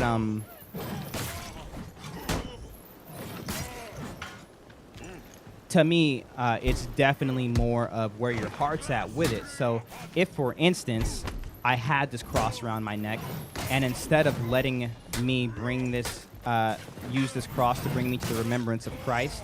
I'm just remembering sort of like the cross, like, oh, this thing's amazing. You know, I don't need to pray to Jesus. I just need to go and, you know, kiss this cross a couple times. That's all I need. This cross is so great. Oh, my sins are forgiven. Right? Like, I'm making this thing an idol, not only by my actions, but what I think is more important, my heart posture towards this image that's pointing me towards Christ. You know what I mean? So if you have like a picture of Jesus, which is obviously not a clear depiction of it, in my home, when I lived with my mother, we had a black Jesus. he was a he was like a Rastafarian Jesus. He had like dreads. And I mean that's the Jesus I had seen growing up, you know, as a black person, and I don't think there's anything necessarily idolatrous about it. Obviously, it's not a good depiction of what he looks like, but we weren't going to this picture and saying like, ah, yes, this holy picture, because it's this picture of our God, and, you know, let's make sure we bow down to it when we go by. Let's make sure no one ever disrespects it without, you know, being punished for it. It's just a depiction, right? It's just a depiction, and, you know, it's like, cool, Jesus. A lot of times you just kind of like ignored it walking down the hall. But yeah, it was a black Jesus, and the reason I think of it like that is because I had a white friend come over, and she was a soccer player. She was dating one of my buddies, and she came over to hang out one day, and this is kind of when I had like this idea of sort of like the picture of Jesus not being Jesus, but like this was also during my atheist years. She looked at the picture and she said, "Black Jesus." And I said, "What are you talking about? It's just Jesus." She's like, "No, it's just a black guy. Jesus wasn't black." And I was like, "Well, he wasn't white." And she's like, "How do you know?" And I was like, "Ah." She's like, "The picture of Jesus we got is different." And I was like, "Huh." Right? But you know these things, but you don't think about these things until you kind of have that sort of crossroads. Yo, have a good night, Wild Boar. Yo, good night, Gabriel. I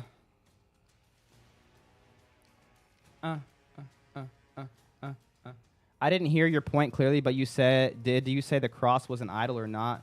The cross, anything can be an idol. Anything can be an idol. What matters is your heart posture towards it. So the cross can be an idol, but I do not treat the cross as an idol. To be fair, in Revelation, Jesus does have skin of refined bronze. That's not really white. Exactly. Well, I know what Jesus would have looked like now. I didn't know then. I was speaking from ignorance of like 18-year-old me. Now, like, I understand Jesus was Armenian. He was Jewish. We know what Armenian Jewish people look like. We could probably get a good idea of his skin complexion. Right. I'm here. What's up? I think that Jesus was Arab, born in the Middle East. He likely didn't look different from anyone else. Now, not to take away from what you're saying, because it's gonna be definitely closer to that, but like he was Armenian. We know where Jesus was born. We know where he was from.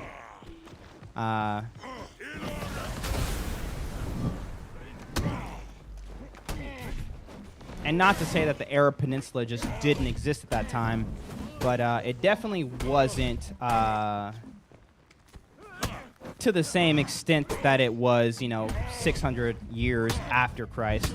That place under the Roman Empire definitely looked a whole lot different before that time, including the people. Biblically, making pictures of Jesus sinful or bad in sculptures. It says, do not make graven images. So you could probably argue it. But like I said, I don't think it's extremely clear cut. And I do think the more clear understanding is that it's the heart posture of it. Heart posture, heart posture, heart posture. Oh, man. Christian plays, yes, I'm still loved in spite of myself, and that's it. Love that Christ keeps me valuable. Shao is aura farming. You know, he is the aura. Light attack so I can parry it. He didn't light attack. He light attacked. Oh, he went for it. It's not that making pictures of Jesus sinful or bad. It's when those pictures of Jesus become your representation of him alone and you don't pray to him. You pray to the statue or the picture. Yeah. And I guess that's what I was trying to say. It's like, you know, you could make anything an idol. You could make the Bible an idol. It should not replace Round God. 3. Oh, yeah. You're good, Walmart. You shall not make for yourself a carved image or any likeness of anything that is in heaven above or in the earth beneath or in the waters beneath the earth. You shall not bow down to them or serve them. That last sentence is pretty important.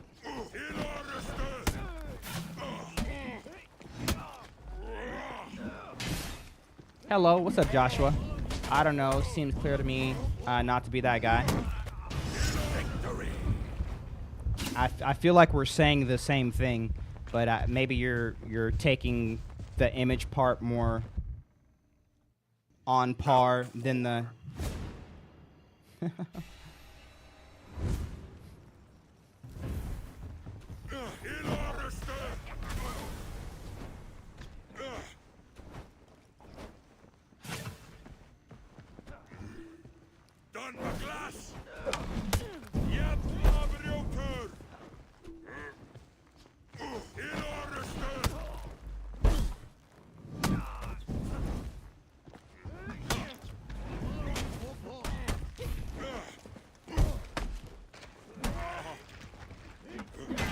Think second commandment, like the right to bear arms. Hope you're doing good, broski. About to kill some Sonic and watch you game. Let's go, bro. Enjoy the Sonic. I didn't want to ledge the Shaolin. He's cool. He smells nice. Should've just went for it the second time. No. Idols are okay to make as long as it's Jesus or what's your point? No. I don't want to be talking to you while Christian Plays is talking to you, but like, it's talking about making graven images to worship the images. Right? So like when I was talking about my picture of Jesus in the hallway, Black Jesus, remember Black Jesus? Right? What did I say would have been wrong if I had like stopped there, you know, made sure that I bowed down every like 2 seconds. Make sure I didn't pass it without bowing. Make sure I was like venerating the picture because, you know, this is Jesus, you know what I mean? Type of thing. That would be more on idol worship, even though it still could be questionable because there are some practices that are kind of similar to that in some of the Orthodox faiths. But like, that's more the case. It was something directly attacking pagan idol worship, right? Right. You had statues that people said fell from the heavens, and they were like statues of Greek goddesses and stuff like that. There's a lot of goddess worship, a lot of pagan worship, and what they would do is they would go out, because the same thing happens with like people during Christmas time, and they're like, "Look, the Bible says no Christmas," right? They would have the idea of a god, what it looked like, but obviously there's no other gods besides God, right? We're talking about in the 1st century. We didn't have Zeus sitting on Mount Olympus that we could physically go visit. So what did they do? They went and they cut down a tree and they chopped it in the likeness of man, right? And they said, "This is Zeus. Obviously we can't go see you, Zeus, but, you know, we're going to worship you, statue of Zeus, like you are Zeus, because we love Zeus." Like idol worship. Different from making a cross and being like, yes, what Jesus did on the cross for me, I appreciate that. Love you, Jesus. In fact, I think I'm going to pray today. Thank you, Lord, for another amazing day. Right? Even if it was directed towards pagans, it still applies to Christians? Yes, it still applies to Christians. That's what we said. It applies to anything. Like Black Jesus. Do you remember what I said about Black Jesus? I need to know you're listening to me, Leif. I don't want to have to stop our conversation.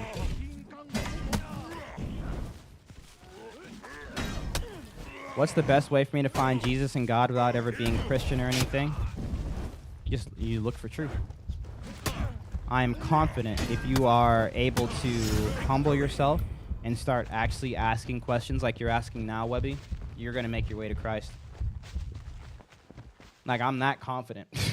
Like, I don't even got to be like, hey, yo, just read the Bible. It's like, just be open to truth. Is there a God? Yes or no? Well, I don't know. The next time you see like a video or like a TikTok short or something about that, talking about evidence of God, be open to it. It's like, you know what? I actually don't know if there's a God. Let me watch this. What's the evidence of the credibility of the Quran? What's the evidence of the credibility of the Bible? Of the tale to the West, Buddhism? What about Hindu belief, right?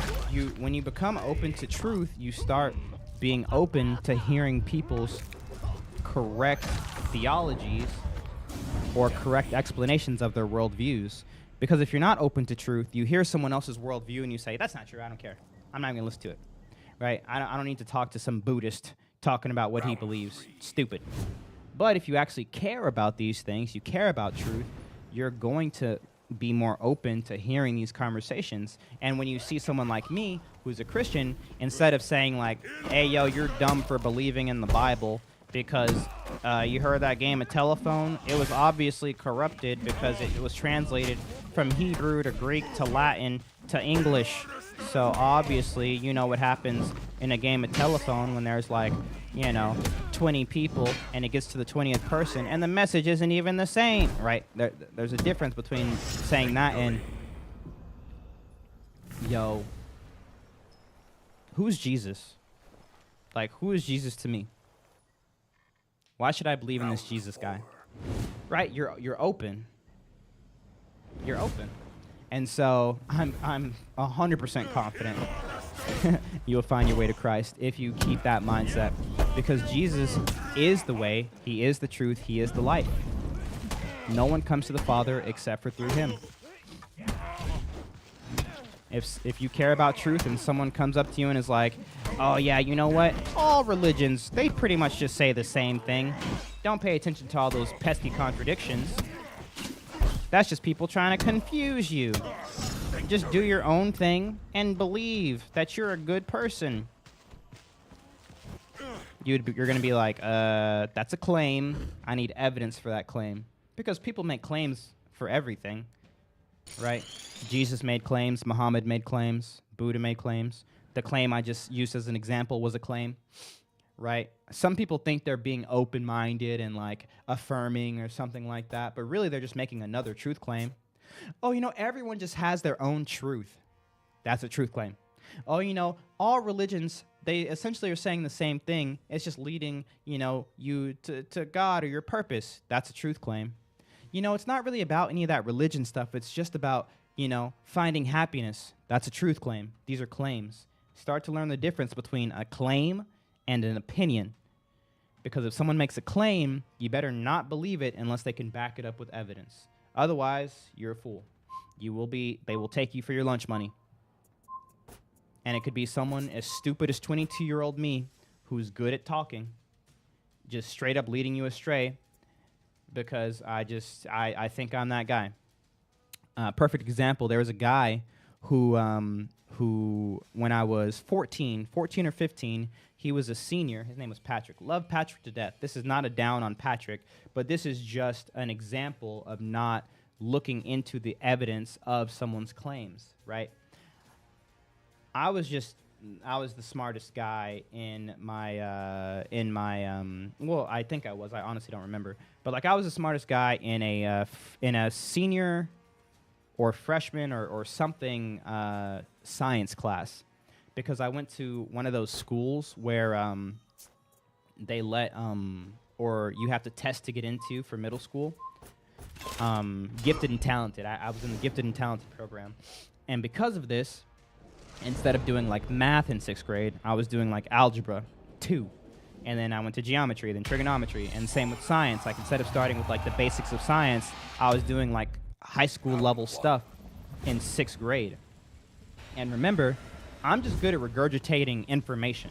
I hear something and I can just regurgitate it. And so I'm in these special and talented classes. When I get to high school, I don't tell like I understand that as someone who's gifted and talented, expectations for me are very high, and I don't like those expectations. And so what I do is I get as far away from it as possible by trying to not act dumb per se, but I definitely don't want to be in APIB. I just want the remedial, basic classes. Like, get me out of that smart people stuff. I don't want you to have high expectations because I don't want to try. So I'm in these basic classes, and from freshman year of high school until senior year of high school, it was literally all just stuff that I had heard before. I had learned all this crap in middle school. And so picture little freshman me in class with all these seniors in this remedial whatever class. I don't know what class it was called. I still remember the teacher. She was a super nice lady. Super, super weird, but super nice. Liked her. She loved me, adored me, just because I actually could answer questions. But I'm running circles around these guys. Now, granted, they don't care just as much as I don't care, but fortunately, I have the upper hand because I've learned all of this stuff in 6th grade. So it's like, whatever. And so this guy, like I said, love him to death. This isn't a dig on him, but he started to take a liking to me, and it was great because I didn't have very many friends in this school. And it's not that he looked up to me per se, but he listened to what I had to say because I was smart. You know? Round 3. He listened to what I had to say because I was smart. And so so I used to have a saying because I was just so smart. No evidence to back up this claim whatsoever, but you know, it sounded nice, and I sounded nice saying it. I used to say, anger's for the weak-minded. Only reason you get angry, because I'm so smart I don't get angry, is because I'm too smart for that. I can think through these issues without getting angry. You know, logic and all that. And he picked that up. And I didn't realize that he picked that up until about, I want to say about 10 years later. I see this guy 10 years later, because, you know, we're still cool, you know, friends on Facebook, stuff like that. And I was streaming at this point, and he had seen my stream, and he came, he reached out to me and was like, hey, I want to start streaming. Can you come over and help me set it up? And I said, yo, have a good one, Yumpy. I said, yeah, sure, I'll come and set it up. And when I was there, he reminded me of a little something I said, little 14-year-old me, that he had believed without any, like, evidence. Just I said it, it sounded nice, and it stuck with him. He said, remember that thing you used to say? Man, that was so cool. Like, man, I started, you know. Anger is for the weak-minded. And so many people, they hear things that align with their worldview, they align with their comfortability, and they hear a claim that maybe doesn't really sound like a claim on the surface, but, you know, deep down it is. And they let it affect the foundation of truth for them. And if you have that cracked foundation, which is just a baseless claim, everything else on top of it is a house of cards.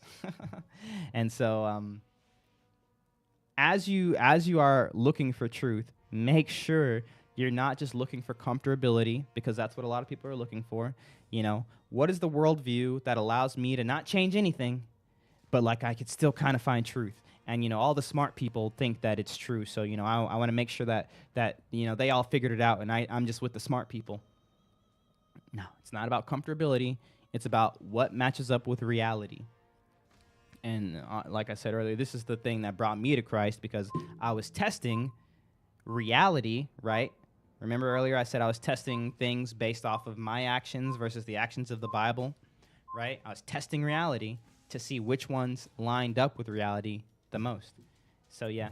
Yo, let's 1v1. What's your username, user? Emotional intelligence. Yes. One of my favorite movie quotes is from the original The Crow. Mother is God in the eyes of a child. It's something I feel a lot more people need to hear before having kids. Yeah. Has gotten the proper explanation of Christianity, therefore doesn't subscribe to it, but it morally good. Wait, what's happening, Lath?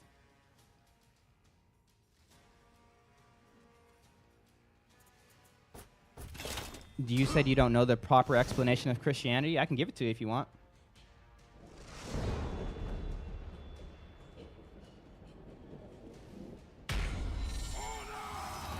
I was atheist for a while until I started to fear God. I wouldn't say religion makes you the most comfortable. Yeah, religion is the opposite. It's the opposite. Well, at least Christianity is. There might be some religions or worldviews that are all about you being as comfortable as possible, right? You have some do as thou willst, you know, stuff out there. When are you fixing the TV? I know what you're talking about. I just fought this guy, didn't I? I did. He knows my tricks. Oh my gosh. I'm asking if a non-Christian doesn't understand the religion, therefore doesn't become Christian, but is morally good. Would they go to hell? Just a hypothetical. So no one goes to hell by being a morally good person, because there is no morally good person. Someone actually asked this question to Jesus, and it was as someone that we today would be seen as morally good. It was a rich young leader. He came to Jesus and he said, "Good teacher. Good teacher, how does one achieve salvation?" So essentially asking the same question you're asking. How do I get to heaven? And Jesus, you know, he said a couple of things. One of the things he said was, well, you know how it is, you know. Well, I guess I can go in order. No. I want to go backwards because I feel like the backwards is more makes more sense for this conversation. He says, "Well, you know what it is. You know, keep the laws, love your neighbor, or love your or not love your neighbor." He was essentially talking about keeping the commandments, so to speak. And he said, "Oh wait, maybe I shouldn't have gone backwards. Sorry, I'm a terrible storyteller. I guess the Bible's better than telling these things as I am." Anyways, the young ruler says, "Good teacher." I'm starting over, by the way. "How do I receive salvation?" And Jesus replies, "Why do you call me good? There is no one good but God alone." Giving us this sort of like thinking process of, wait, good? What do you mean good? And then answering, there is no one good. So this fictional, morally good person doesn't exist. Does that make sense? One. Then it goes to the 10 Commandments. He says, "Okay, but like, how do I receive salvation?" And he says, "You already know how to do it. Like, keep the 10 Commandments, right? Honor your mother, father, feed the poor, do all these things." And he said, "I've done all of these things perfectly. I've done them all." Victory.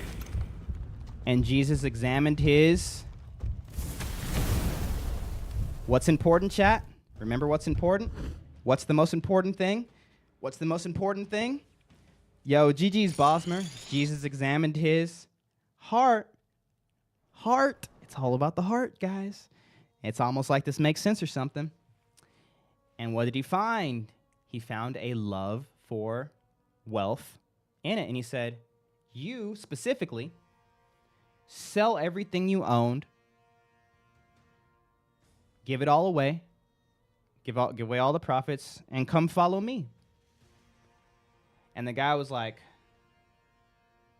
no, I'm not getting rid of all my money. I love that money, right? What was his heart on? His heart was on the money. Yeah, he kept the law, great. He kept the law, great. Honored his mother and father, fed the poor, did the things, but his heart wasn't for God. It was for that money. So the two conclusions to that story. One, there is no one good. There is no one good but God alone, because good people don't do bad things. We think that there is good because we have really bad people and we're not them. You know, at least I'm not Hitler. At least I'm not Jeffrey Dahmer. You know, at least I'm not whoever, right? So I'm real good. But it's not about our idea of good. It's about God's definition of good. And God's definition of good is perfect. So the only good person is a perfect person. Good people don't lie. Good people don't steal. Good people don't cheat.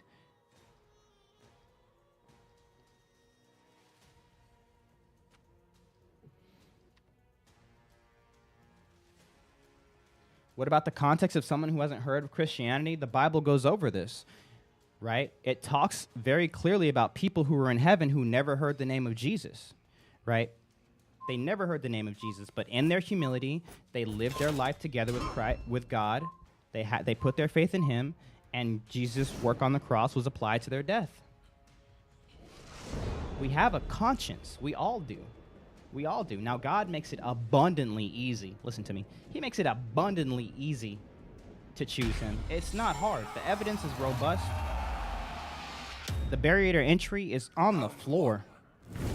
Talk about freaking, what's the word when a wife has talk about bare minimum, right?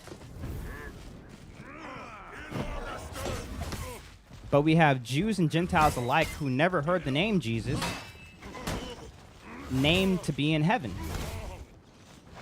Not because they believed in Christ and were good Christians. No, Christians weren't a thing because Jesus wasn't a thing yet.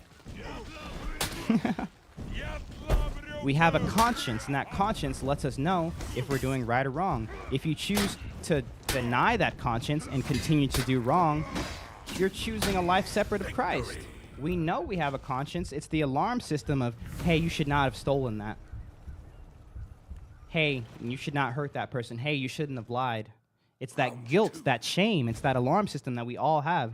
Well, how the heck does every human in all these different societies have the same conscience? How do we all know that these things are bad? Common creator? Maybe. So to answer your hypothetical, if you choose to live your life together with God, you will spend eternity with God. God will grant your wish because God loves you. If you choose to live your life separate from God, God will grant your wish. You will live your life. You will live eternity separate from God. Unfortunately, that's hell.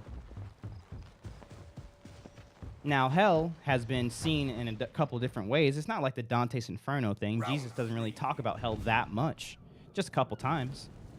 So we don't know exactly what it's going to be like, but we do know it's separation from God. Now, why is separation from God so bad? Because, remember, God is the source of all the good stuff. You know, people think hell's going to be like some sort of party or something like that, and while the people who are in hell don't want to leave hell, which doesn't make sense to me, but that's just how it is. I guess God really knows what he's doing or something.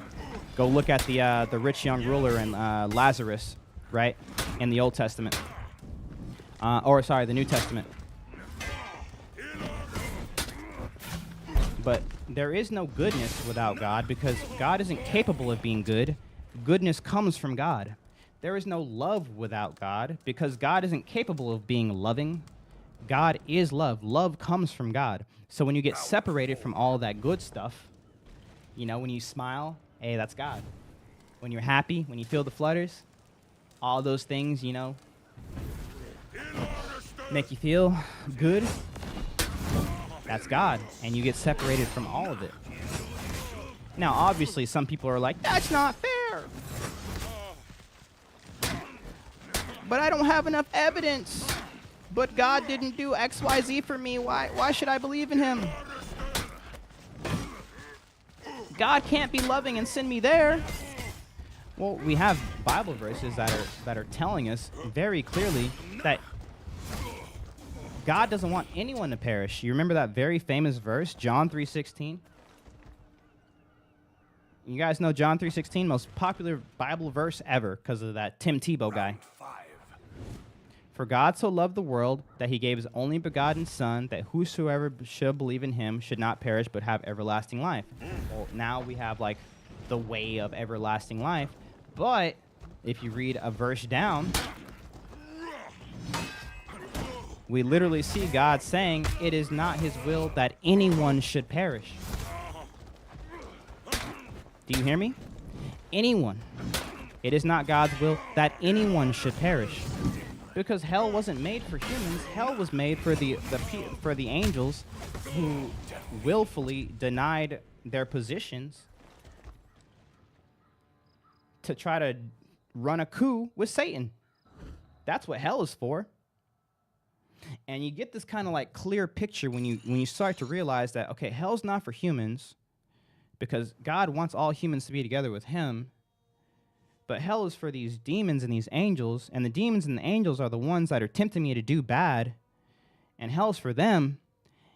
And this quote that we all know and love, and we understand, misery loves company, right? They're trying to drag you down with them. So every lie they can tell, every temptation they can put on you, everything that can get you to not look into Christ, everything that can look you into denying God, so they can bring down as many, because this is a philosophical conclusion, not a biblical conclusion, but they hate us all because we have the chance of redemption. They don't. Now, they probably don't want redemption, let's be honest, right? They were in heaven and they were like, nah, I'm good. So they probably don't want redemption, but they've lost, and I'm sure they're probably rethinking things right about now while they're waiting for that judgment day. And they're like, you know what? I gotta go. I'm taking as many down with me as I can. Lust, greed, pride.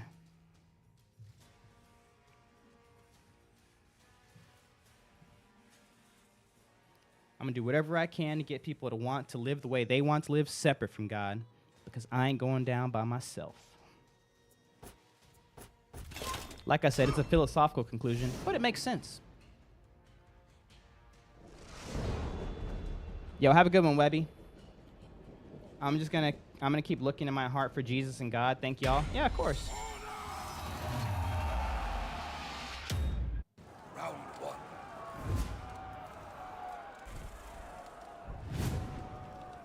Nah, you good, bro.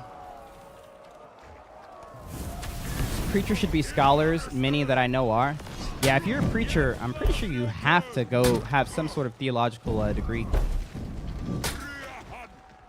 Otherwise, you really don't have any any reason to be preaching. But I mean, I digress. I'm sure there's some out there. I love the live, man. I love you, man.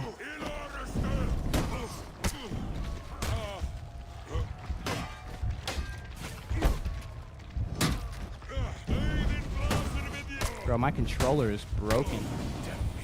I don't know which one has stick drift. I can't tell. I think it's the right one.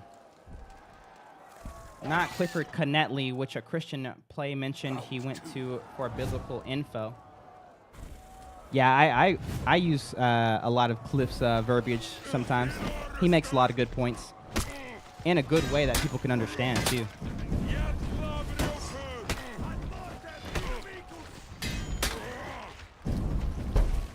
A part of Dante's Inferno, I love that post. A great answer to the question of those who believed before Jesus is when Virgil says those who came before ascended to heaven when Jesus rose. Really? I've never seen Dante's Inferno, but that's cool. For the LCMS, you need at least a bachelor's. Then you need to go through the seminary for 4 years, including a year in the field. Oh, okay. People sacrificed animals to God, but no one ever asked why a metaphysical God needs a physical sacrifice.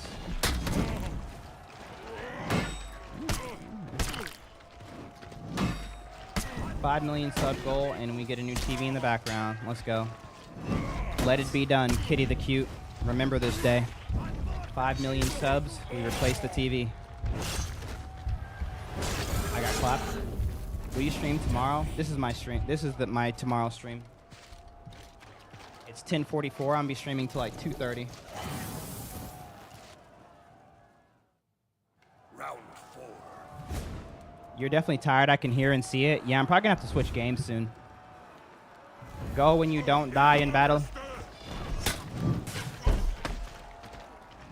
No sleep for Muli. Yeah, it's a long stream. Don't read this message if you're going to lose. Whoa. I guess it's over for me, chat. We cooked. He wants a light attack open. He heavy open. If Jesus was born a man, was there a point he knew he was God? Probably.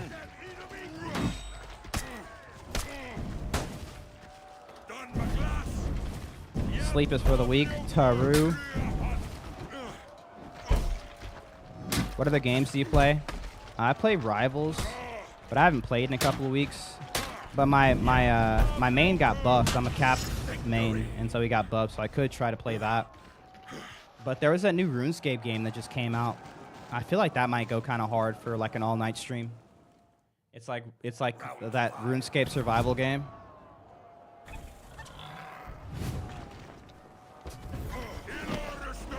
How's your Good Friday? Solid, bro. Solid. Happy early Easter. I gotta get up at 5 in the morning, so I'm gonna have to head out soon. Bro, you better get some sleep, bro. Don't be like me.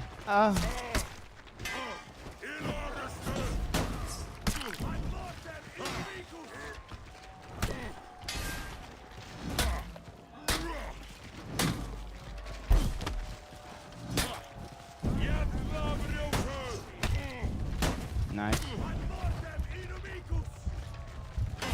Nice. It's 11 for you right now. Oh, you're crazy, bro.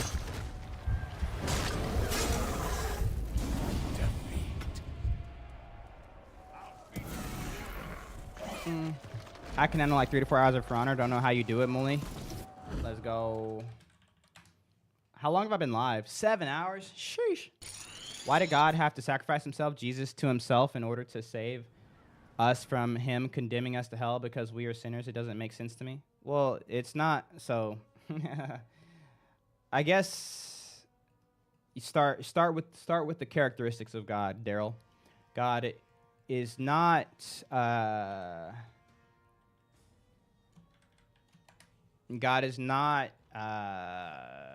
one aspect.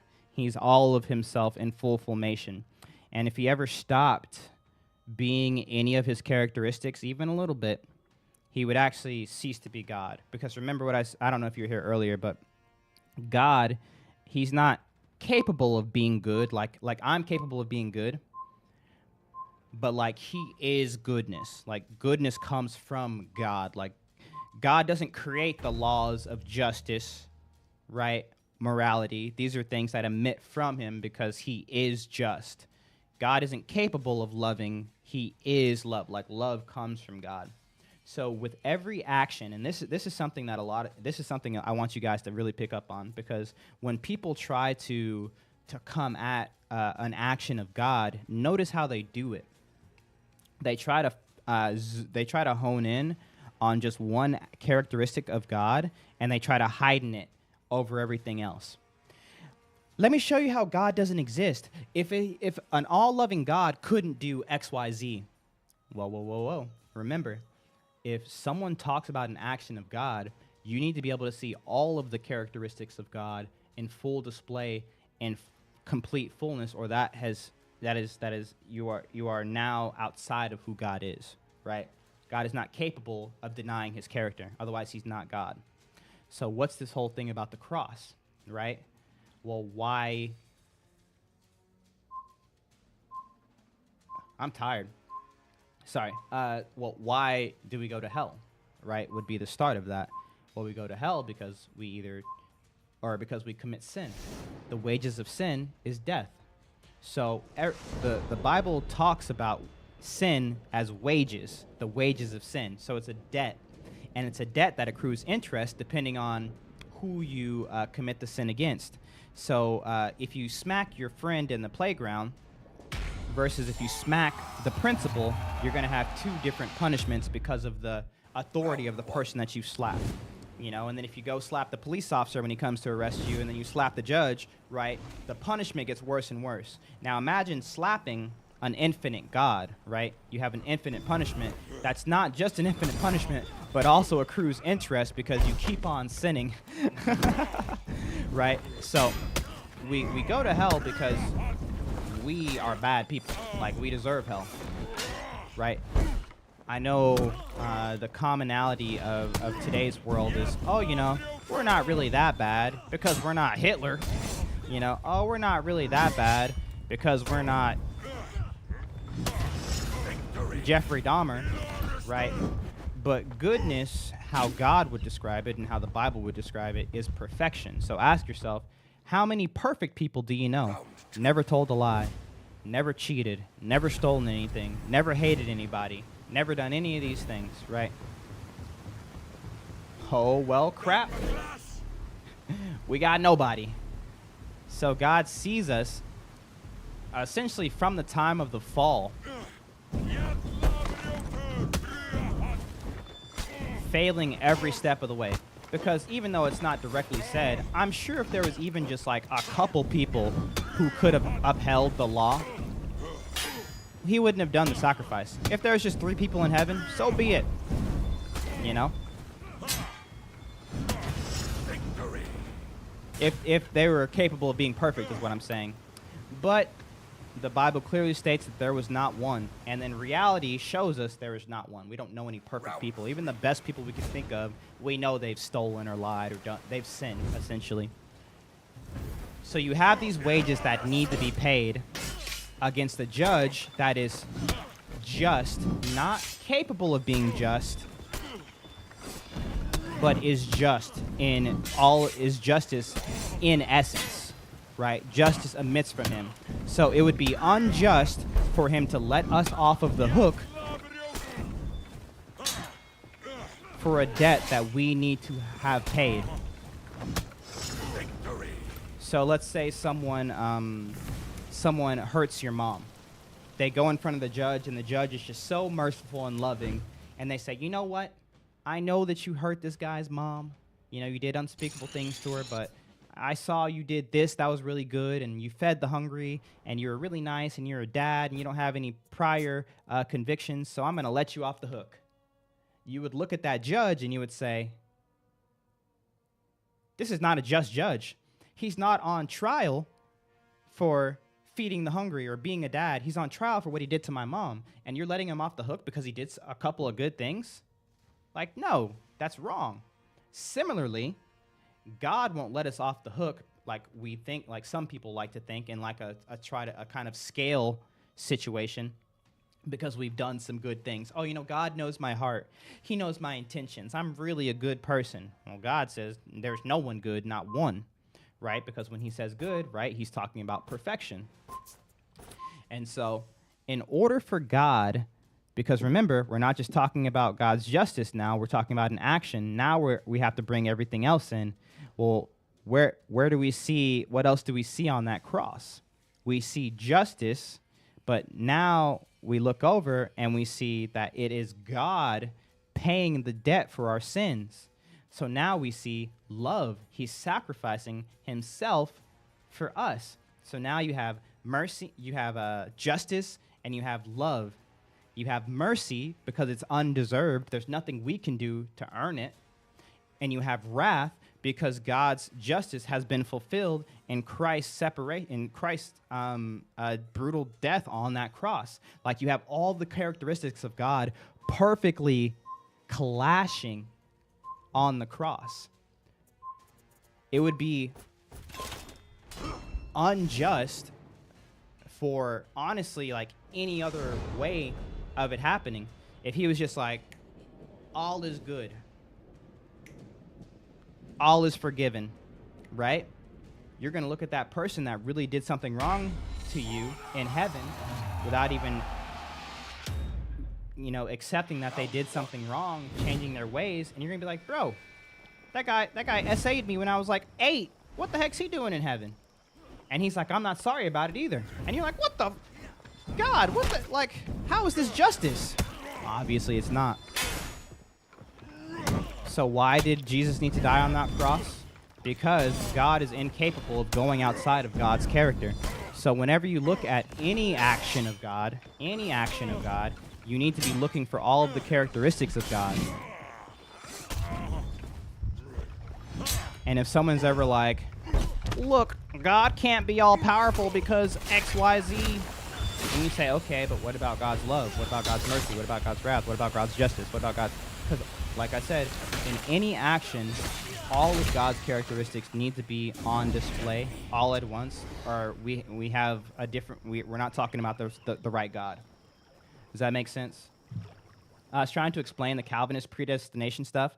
Well, Calvinists have a pretty good... reason to believe in predestination because the Bible literally says it in a couple of points, right? It says things like people are not capable of coming to the Son unless, you know, God wills it, or, you know, Bible verses where people are explaining God's sovereignty over creation, right, when it comes to our salvation. But I do think they take it just too far, and they miss the mark.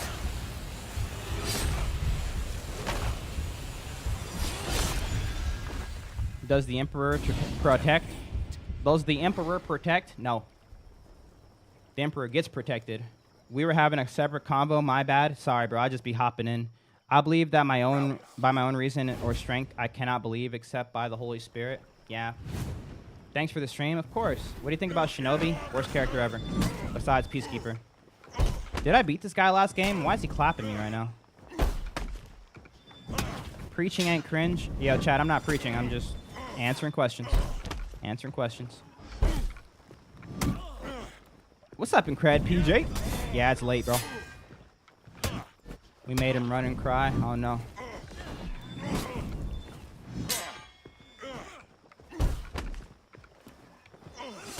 Yo, Daryl, thank you for the $5 super. Help me. Daryl, help. No. No. He said, wow.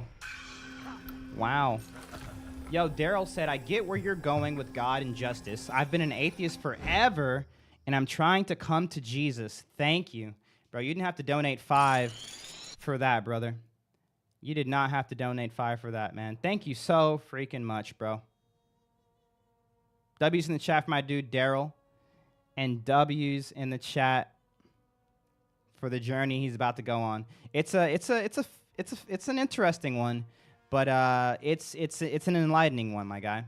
If you ever have any questions, concerns, you need recommendations or anything like that, hit me up. I'm always happy to help out.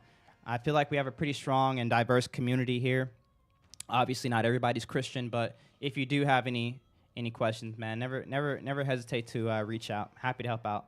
I'm a Calvinist, but it's way more nuanced than I can explain here. I have agreed with everything that the Lutheran Jacob has said in terms of theology so far. There you go. Yeah, like I said, Calvinists, everything they say can be backed up with specific scriptures, but I do feel like it kind of misses the mark. And predestination, philosophically speaking, right? Philosophically speaking, not biblically speaking, would essentially go against God's character. But you know, I don't know, because the Bible literally says it, and in places that says things in places that make it seem as though predestination is obviously the conclusion. But I feel like it's just a little bit deeper than that in a way that we can't understand. And predestination is just the best way that we can come to explain those verses. But I digress. Romans 9 is so clear on it. Yeah. And the thing is, Romans 9 is a verse that people use to run away from Christianity because they believe it to be so cruel. And you want to know what's so funny, Sleuth? I was literally just having this conversation with my wife not too long ago, because my wife, just a little history. She grew up Christian, but she had a very toxic Christian upbringing. She had someone, her dad, who's a great guy, by the way. He's a great guy now. But, you know, people make mistakes. People grow. But he was going through some pretty tough life changes, and he used a lot of biblical knowledge that he had to for a lack of better words, to sort of terrorize his family, right? He was using a lot of Old Testament Round two. things pulled out of context in order to scare them because of decisions that were being made. And so my wife has this very like weird dynamic when it comes to God's authority, right? If God is showing his authority and like that authority is like, because I said so, it makes her literally recoil. You know what I mean? And so she was reading through Exodus, and she got to the part where it was I believe the 9th plague, where the Pharaoh was about to let the people go. And the verse said, and then God hardened his heart and he didn't do it. And she said, what the heck? Why would God harden his heart? That's so messed up. Right? And this is what Romans 9 is alluding to, right? It's talking about God's dominion over even the people he places in power and some of the actions that they take, like the hardening of Pharaoh's heart. But it can be such a point of recoil for people who have had those bad, you know, that bad history with Christian teaching. And that's why I think the whole idea of predestination is more harmful than good. Because obviously I could explain to her, it's like, well, you know, God knows a little bit more than we do. And like it says predestination in a sense here, or it looks like God is forcing something to happen here. But we aren't God, and we can't really come to this like conclusion that what God did here was bad versus the ultimate good, because philosophically speaking, and I say this a lot, by the way, sorry for those of you who don't care about my philosophical takes. Philosophically speaking, if God is real, if Jesus Christ is the truth, if we receive salvation through Christ's work on the cross, and heaven is next, you know, after death, if death is really defeated, the single most important thing in this life, and the single most important thing is making sure as many people are as saved as possible. And that's not for us, that's also for God. So for instance, some people are like, why hasn't God come back yet already? I'm fully convinced it is much better to let the world go on for like an extra, like, you know, 1,000 years, 2,000 years, however long, if it means that the one person, the last person who's going to accept Jesus as their savior gets the chance to accept them. Like it is a greater good to let the world go to an absolute poop hole, worst of the worst, if that means that somebody in that last year, and I think that's probably when Jesus is going to come back, when that last person that God knows because of his, not because he's predetermined that person to choose him, but because of his infinite wisdom being outside of time, his perspective, so to speak. When that person is saved, he's like, all right, time to come back. Let's end this. We got them all, right? Now, you could say because, you know, God is all-powerful, that he is the reason that people in positions of power are in power, just so that they could deny him, just so they could go to hell, so more people could be saved. Sounds kind of harsh, but I mean, you could say that. I like to think of it also, like, you know, philosophically speaking, because we're talking about another character, we're talking about an action of God, so we're going into the characteristics. We can't just think about the power. We have to think about the love. We have to think about the mercy, the like all of this stuff. And this is how I work my way through it. And I pray the Spirit is leading me correctly when I think these ways, because obviously I come to a lot of conclusions by using this method. But God knows the greater good, what will lead to the salvation of most. In the Old Testament, he says, this will lead to my name being glorified, right? That's kind of how he says it in the Old Testament. And the people that will already deny him are put in places. So, for instance, and like, I'm not trying to come at anybody in chat. For instance, the person in chat who was just like, hey, you know, thanks for talking about this stuff. Like, I'm thinking about putting my faith in Christ, like, and you talking about this specific thing, like, has helped me, like, you know, maybe start looking into Jesus, right? Because of God's power, it's probably safe to say that the people that helped me bring up this this question, who have the free will to choose God or not to choose God, but they're not going to choose God, right? But, you know, God still is using them. He's putting them in the position to where more people can be saved, but he's kind of like sacrificing them in the forefront. But like, they were already going to deny him in the first place. So now he's just using them for his glory, so to speak. You know what I mean? And that is, in my opinion, that's showing God's love because he's respecting free will. That's showing his power. That's showing his mercy. That's showing that's his justice. That's showing all the characteristics. So like, even like the super cynical people who come into the stream, just like the Pharaoh, they were placed in positions to show God's glory so as many people could be saved as possible. But they might have been put in that path of destruction because it was the path that they were going to choose anyways. And so we know that God is in control of all these things. So he's just put them in a path of destruction, right, that is going to save as many people as possible, because philosophically speaking, that is the greater good, as many people saved as possible, if God is real. So yeah. Sorry, that was a bit of a tangent. Who's the worst hero in your opinion? Peacekeeper.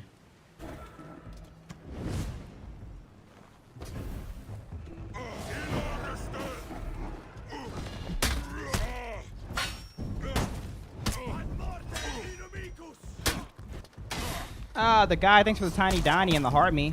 Just play the game, bro. Why?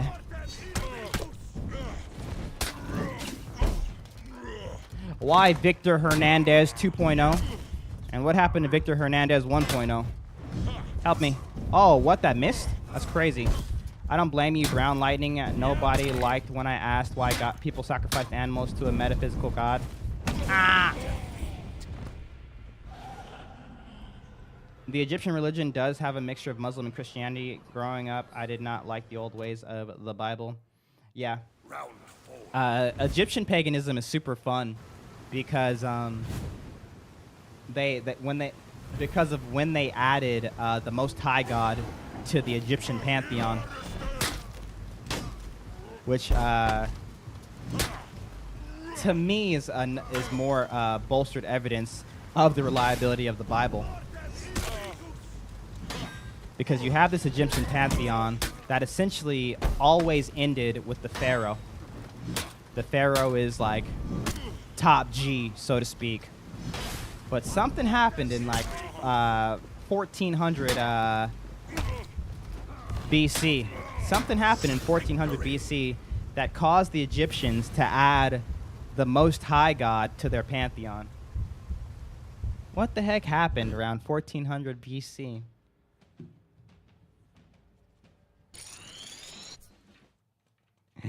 Bro. Exodus.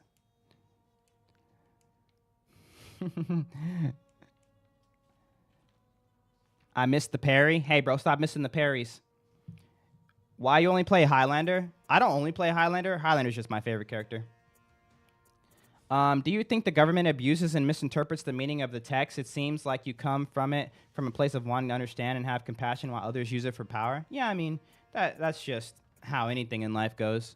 Because if there's one thing that's true about people in power is they want more power. People with money want more money. I mean, it's just the way the world works. Whether they use an atheistic worldview to get more power, a Christian worldview, a Muslim worldview, or Islamic worldview, whatever the case, it says nothing about the actual thing that they're using, whether they're using it in context or out of context, but it says a lot about them. Now, if there was direct teachings that was adhering to the things that they were subscribing to, that all of us could probably agree are relatively evil, right? Then that would be a problem with the texts. But someone abusing Christianity while not following Christianity doesn't mean Christianity is bad. That just means that the person is bad, right? For instance, my boy Cliff, what does he say? He says, if I didn't look into Islam because of 9/11, that would make me pretty narrow-minded, right? That's all I need to know about Islam. 9/11. I don't know if I should be saying that online, by the way. I feel like it's been long enough. But I digress, right? You guys would be like, bro, what's that have to do with the Quran? Similarly, someone using the Bible to try to, justify something that's clearly not a biblical take says nothing about the Bible, says everything about that person. Kyoshin best hero, my opinion. Terrible opinion. Someone ban that guy. I'm kidding. What's your loadout for Highlander? Low key, don't remember. I feel like it's been long enough, Mully, in memory of 9/11 to talk about, bro. To talk about. Because you know nowadays you can't like say stuff online, otherwise like your stream gets like flagged or something. Like I feel like it's almost like enough time where we can start talking about like COVID or something like that. Tired Mully, still a raid boss? I try. Why he bad? I got a 75% win rate with him because he's not Highlander. Is this the guy who beats people while looking at the chat? Respect, my guy. What's up, Lawrence? That might be me. Every culture has bad eggs, but if you refuse to stand against the evil, then you're no better. Yeah, but I mean, the thing about evil is it's subjective. If you have no foundation for evil, you can't stand against evil. This is a recorded live. He's replying to posts that aren't even here. Oh, never mind. Hey, what up, John Doe? John Doe, haven't you been here before? Haven't you? I played these games before. Ephesians 5:22 through 28.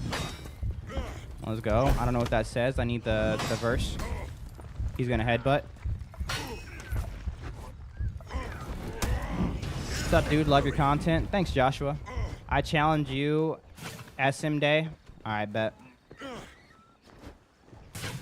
But yeah, when you say stand against evil, if you don't have a standard of justice or a standard of good, you can't make a standard of evil.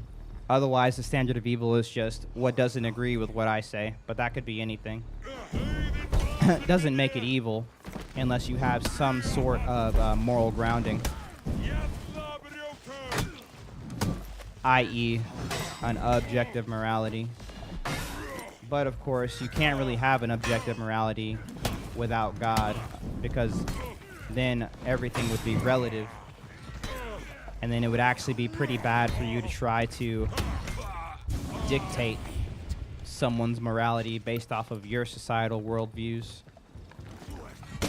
I.e., it would be wrong to tell someone in a different country that what they're doing is bad when you live in a country that has a different societal understanding of good versus bad, if there is no objective truths. Is someone playing in the background? That's a great question. Bro, I timed that perfectly. Let's go. You don't report him if you lose like you did me. I'll report him. I'll report him if I win, Diablo's Prince. No. I got you, bro. You're not alone. Oh, I could have kicked earlier. Not. Oh, he missed. Reported. I don't think you can have. I don't think you cannot have objective truths without God. You can't have an objective truth without God because it's all just made up by humans. Why you report people though? I just have to do a Diablo's Prince. Okay, I have to. You guys saw it. Hey, Mully, I'm watching you from Canada on my flat screen. Please read my message. Hold on, let me report this guy real quick. All right, Viking 12577. Let me just report you real quick. There's a button. Reported. Got him. FPS or graphics? I got 168 frames. I have everything maxed out. Why you report me? I had to do it, bro. I had to do it because it wouldn't be fair. It wouldn't be fair to Diablos if I reported Diablos, but I didn't report you. You know? It's okay, I forgive you, Brody. Thanks for forgiving me, bro. Can I PvP, yo? Yeah, sure. Hey, yo, got anything to say to my D&D group? The meme of being called to God by a For Honor streamer is still alive and well. Let's go. What's up, D&D group?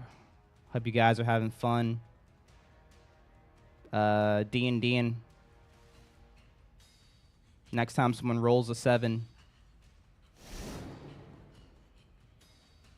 they gotta say something nice about the person to the left of them. Ask them if there's anything they need prayer for. All right? I make the rules here now. I'm the master dungeon. What do you call it? The game master. Good luck, though. Hope you guys have fun. Round 1.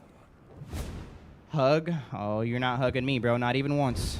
Can I request a fight? Sure, bro. Is the television screen behind you cracked? No. Used to love your For Honor Highlander videos when I still played. Content's awesome. Hey, let's go. Thank you so much, Joms. Joms? What the heck did I just say? What are you, sorry? Bro, I've been playing For Honor for like 8 hours. Someone help me. I didn't know live vids could be short ratio. Yeah, it just depends what you want to live stream in. You can do either. Oh, no. Got him.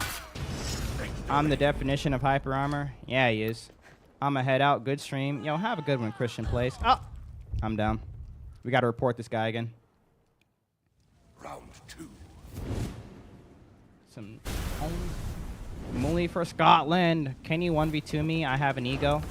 I don't understand what you just said. Thanks for reading my messages, Mully. Much love from Ontario, Canada. Canada. Good old Canada.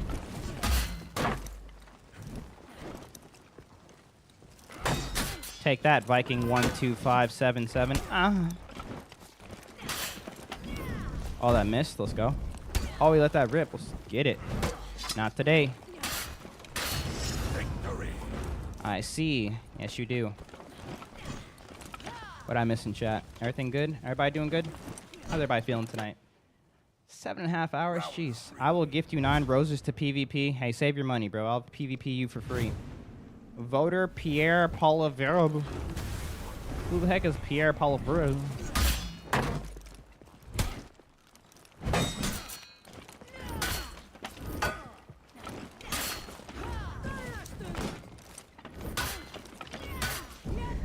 Oh, I ran out of stamina. Get that butt out of here. Ah.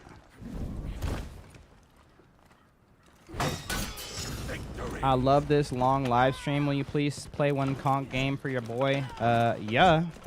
I'll do it right now. But first, I got to report Viking for playing Shinobi or Shigoki. You got to hit 5 to flex at least. I hit 5. That was 5. Someone count. The only way through it is a hallelujah. Report this guy again. Viking 12577. Yep. Rep 15 Valkyrie. Reported. You ain't got to do me like that. I did. I did, okay. Wait, who did he ask me to play? Oh, yeah, Conqueror. Let's go. Conk would be fire. You would be fire. Got him. I got that guy.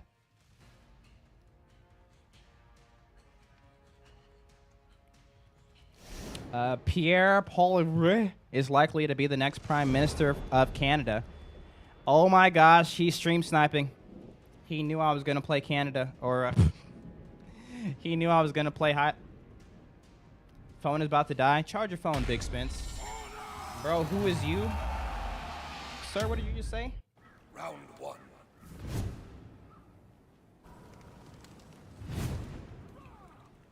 I'm the owner of this house.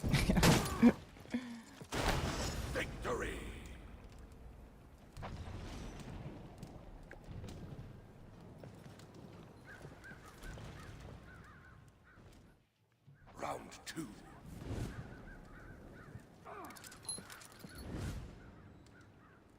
Always nice to see good fronter gameplay. Way better than I've ever could have imagined. And you're great. Disrespect. How do I PvP you? I don't freaking know, bro. What do I look like? Just give me your username. I'll add you. Caught you dodging. Nice, Viking. I like this guy. Hiya. Hiya. Oh, don't let me do that to you.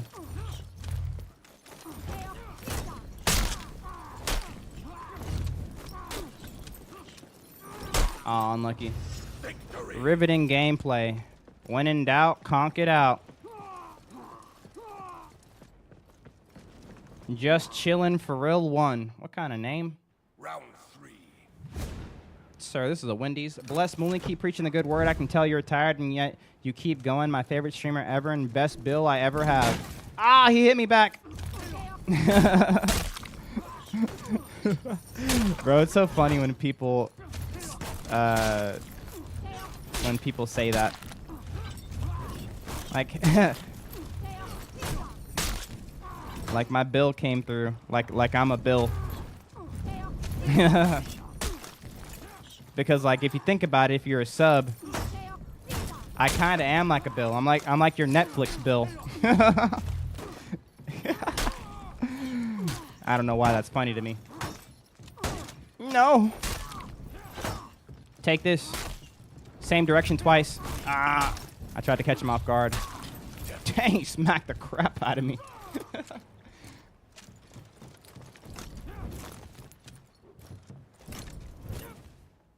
I made my brother make it okay. Ah, yeah, sure. Blame your brother. Death by spear plus conk emote, the combo. Nah, he legend you. Caught you dodging. No. Hiya, hiya. Take that. Aw. Nah, he didn't ledge me. I'm good. Wait, did you say aw 'cause I didn't get ledged? Wow. Be your own people, chat. Oh my gosh, they hit me. I'm in trouble. What's up, chat? Thanks for the sub. Let's go. Your stamina's gone, buddy. You had no choice but to dodge. I actually don't know the punish there.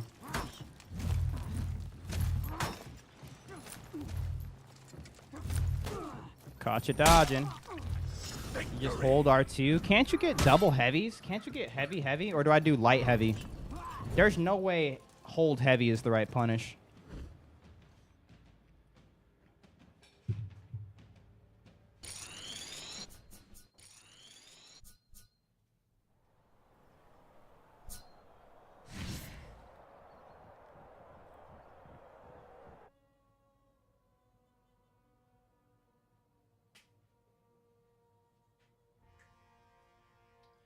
My legs hurt, so I have to dance a little bit. I've been sitting down for 8 hours. Give me a break, okay, chat?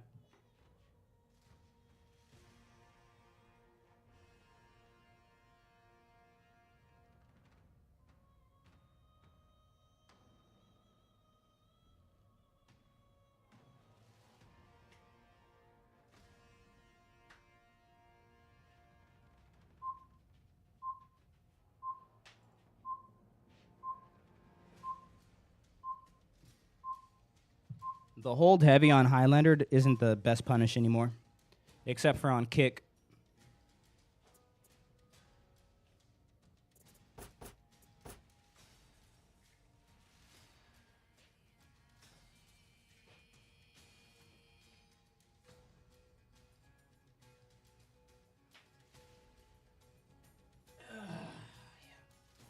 Other way.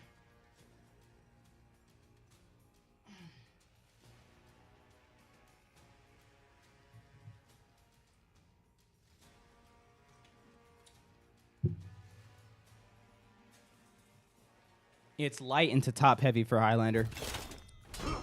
If you get a raw light parry, it's a side heavy. I have some water. Thanks for the hydrate. Thanks for the stretch. This guy playing Gladiator. Bro, I will report you a 7th time. Shakira said those hips don't lie. Thanks, bro. Bro is a Chuck E. Cheese animatronic. Oh no. Everyone thoughts on Warden mains? Warden mains are awesome. Lame for not playing Highlander. Hiya. You're telling me at Highlander's unblockable punish on the light isn't as good as the regular heavy? Nope. It's actually one of his worst punishes. They lowered the damage.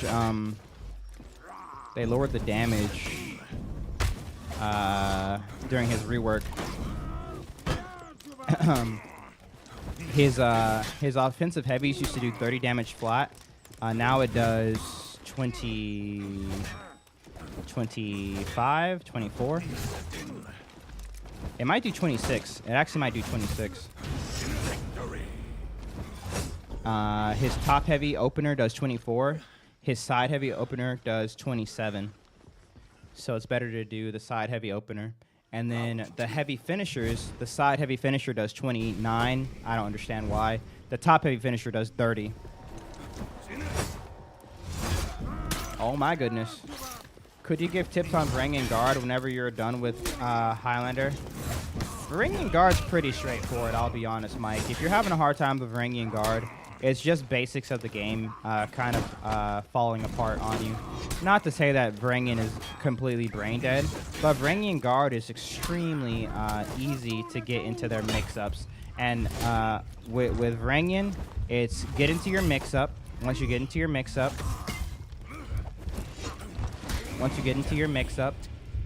force them to make a defensive option because you're going to be able to because you get your unblockable heavy finisher. Whatever they do with that unblockable heavy finisher, just let it rip a couple times. If they start parrying it, if they start dodging, if they start dodge attacking, just start to punish them for whatever they're doing. So for instance, this guy's kind of like dodge lighting a lot on a lot of my kicks, so I'm going to do nothing, and I'm going to parry the dodge light, but he didn't dodge light there. Last time I punished it, so nothing. Help me. And it's the same with Varangian Guard.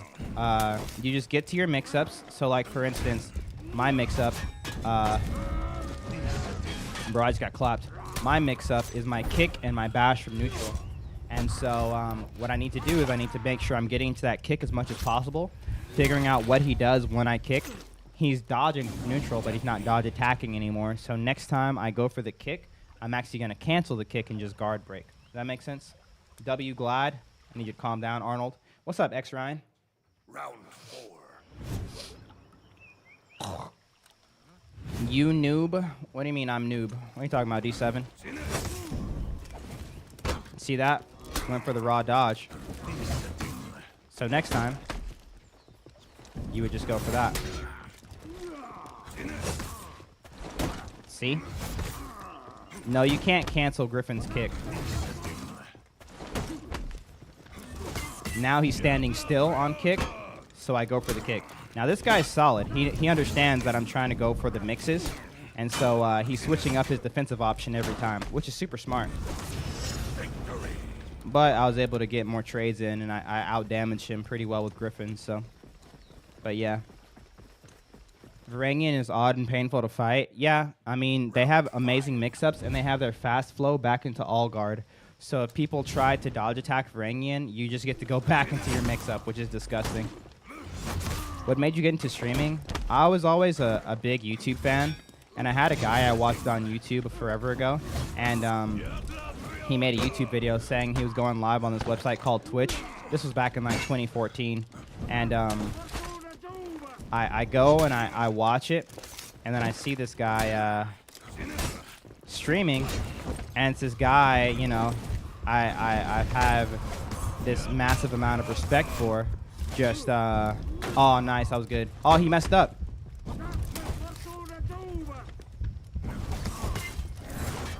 No way, he got the right way. Nice, good fight. We're reporting this guy. But, he's live streaming, and, I watch all of his YouTube videos. This is a long time ago. This is during the earlier days of YouTube before it was really just like so mainstream. And he went live, and I went to go watch the stream, and this guy I loved watching I was like able to talk to him and respond to him. Like that was the coolest thing to me. Like I was just able to be like, dude, what's up? I love your videos. And he's like, thanks, man.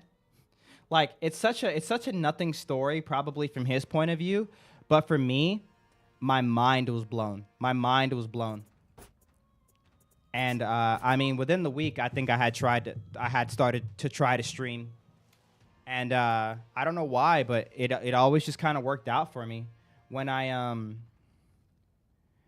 started streaming, I played a game called, what was that game called? I can't remember. It's some zombie survival game back in the day. There's a first in a State of Decay. Nobody watched me, but there was a PvP game I always played called L Sword. And when it comes to PvP, bro, like that's always my jam. Like when it comes to like 1v1, the better person's gonna win. Like that's like my jam. And so I started playing that again thanks to my friend Brian. He was like, hey, you should stream that game. And ever since I started streaming that game, like I was always getting viewers. Round 1. Yo, bro, I got Highlander finally. He's so fun and OP. Let's go. Let's go. You've made the right decision, my friend. Ah. Waloosh invited me to a game. Oh, Waloosh wants to fight. Let's go. You guys want to see me fight Waloosh? My overall rep is like 4 or something.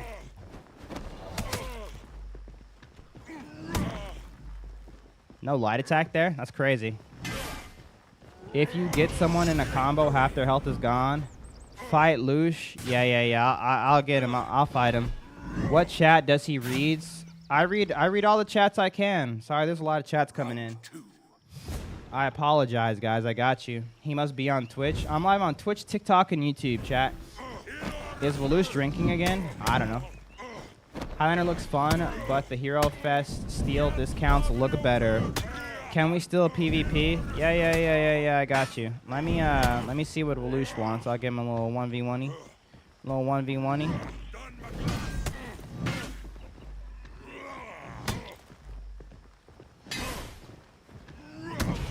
Aliens are real. He must be. Why? Do you use the flash indicator or do you just go off attack animation? Neither. I just make hard reads. I try to make this apparent with a lot of the clips I make, where I will say, "Hey, light attack from the left right now," and it's a read. I'm predicting what they're doing, and if I was doing any sort of reactions, it's going off of sound indicators than anything. But I don't know. Maybe there is like some mix of reacts in there, because sometimes I do like see the light attack and react to it. I don't know, but I'm definitely not a react dandy. I always go for hard reads, you know. Who was watching the TV behind you? I don't know. You gonna fight Loosh? Yeah. I'm gonna fight with Loosh. Sorry. I wouldn't call Highlander OP. I would just say he's strong and the skill ceiling's high. Yeah. You're a react dandy? No, you're a react dandy. I'm a yo, GG's. This is not scripts. I scripted once. We're gonna go ahead and report Waloosh. Aw, he started the game before I could report him. Wow. Yo, GG. He knows. You are RN? What does that mean? I miss Saber Toss. You miss what? Magi and Highlander are OP. I disagree. Was the TV the result of a lost streak? I don't know what you're talking about. Who's playing Devil May Cry in the background? You have a good eye, No Nugget. I think you're the second person to notice that today. Certified. Yeah. Hey, Muli, you should start a merch business, Christian and medieval art. That sounds great, but I don't really do art. Ooh, look at that Highlander. Looking cool. Opinion on what? You on PC, that's why it's easy? You're saying if I played on console, it'd be harder for me? That's fair. Your tip on how to stay calm is helping me have better games. Let's go, Briar. I'm so happy to help.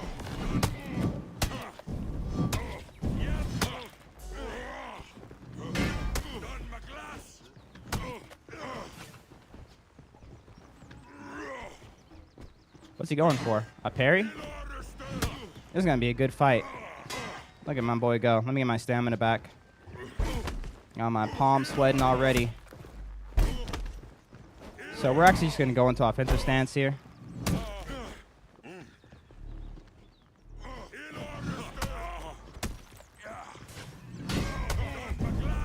No. I don't know why I backed up when I had him one shot. I could have just offensive stance lighted. I think I was feeling overconfident. Round 2. I was saying that when Viking missed the saber toss, it's a free guard break. Ah. Washed. Bro, I lost by like half an HP. Oh, I missed my timing. Ah. I don't know who to go for. I love both of you unks. Hey. I'm about to find out. So I'm very interested to see kind of like his defensive options now that he's kind of gotten better with Highlander. What? I canceled. He's gonna light attack here. He has light attack, right? I don't know why he didn't light.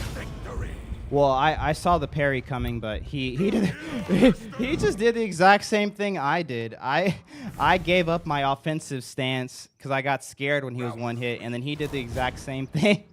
Why would he do that? I guess he was scared of the parry. I did parry one of the lights. Play Kyoshin King. He said help at here.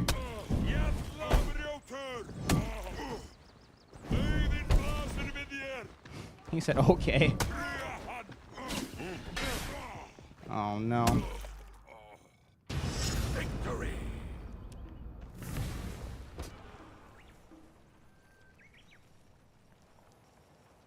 Yeah. Round 4. I'm so sorry, bro. Done my class.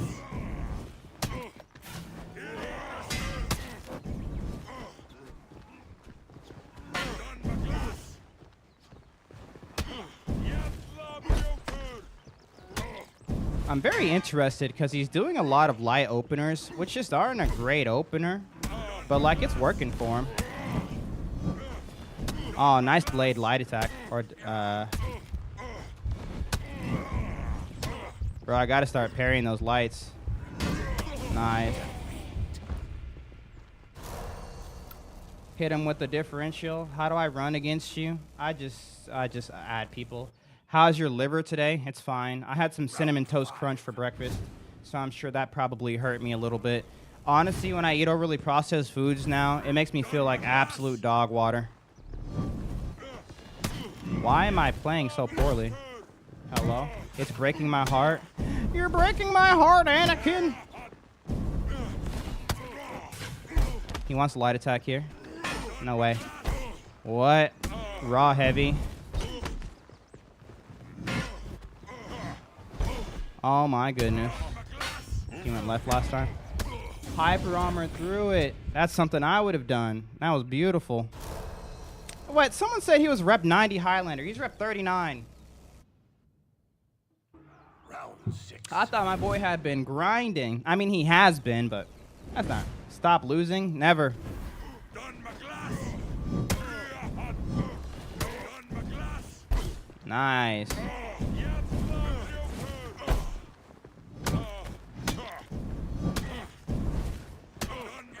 Okay, so I'm getting a good idea when he likes to light attack from neutral. So if I just do this, he's gonna light here. Oh, well, that's not good. He said thanks. If Mui touched any character with an all guard, he'd kill For Honor's player base. I played some. I've played some all guard characters. It doesn't really click with me, honestly. I like no defense guard more than all guard. Oh, I thought he was gonna go for the. No way, I get double kicked. Wait, this is the last round, isn't it? Oh, it's not the. Wait. Oh, it's not the last round. All right, bet. I was like, bro, why did I fall apart right here? You ever play Naraka? Yeah, bro. That was a fun game. Round 8. What the heck is best of 9? Oh, first to 5? Duh.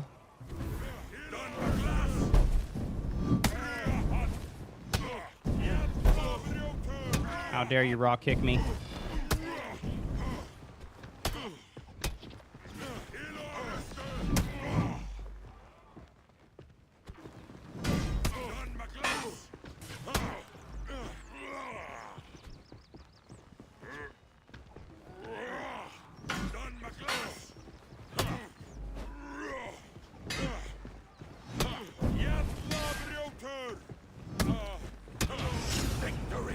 Yeah, so when I'm in offensive stance, he's gonna light attack to try to crush and counter the light.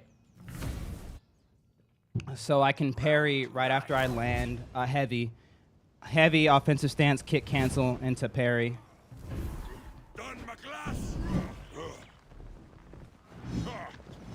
I don't know why I didn't go for that trade. That was dumb of me.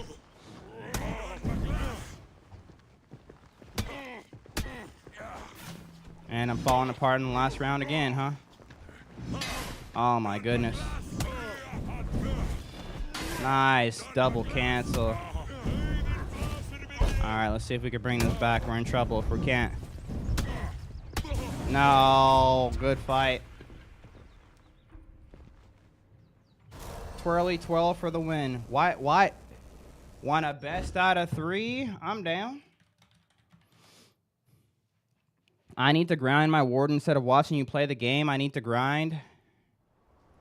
Never mind, you trash. Hey, man, I tried my hardest, okay? It's all right. We'll report. We'll report Waloosh, so it's not actually going to count as a loss. Okay. Here, let me just hit that little report button there. There we go. Slap the ad on Yubi. There we go. Hello, Mr. Muley. Hope you've been well. I am. You still won drip-wise? Thanks, bro. Didn't realize you were playing Waloosh. Yo, my boy. It's okay. We got to give him the OG lander. Everybody gets one, okay? What's your Yubi I'm trying to add? Don't add me. I'll add you guys. If you try to add me, you're going to break my Yubi. We're porting Walla on Jitter. Had to do it. What's up, Tommy? Thanks for the let him cook.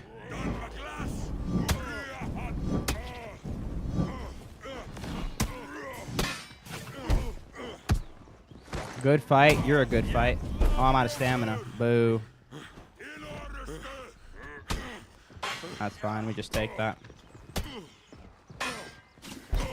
Nice. Bro, hyper armor? Let me not fall apart here. I'm watching both POV, comp. You're comp. You're reported if you do, you're reported if you don't. Now you're starting to understand. Yo, Mooney, why don't you play assassins? Small weapons. Mooney, duel me after Waloo. Yeah, I got you, Minty. I got you, bro. I don't know why I'm not. Like, he's starting in such unsafe ways. I really need to be punishing that. I don't know. He's out of stamina. Unlucky. No way.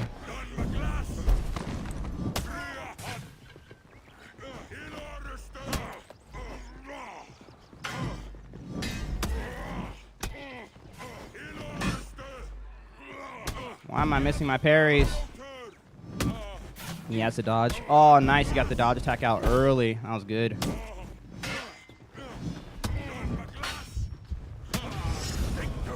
Good fight. Yo, Mooney, why don't you play Vanguards? Because they all have small swords.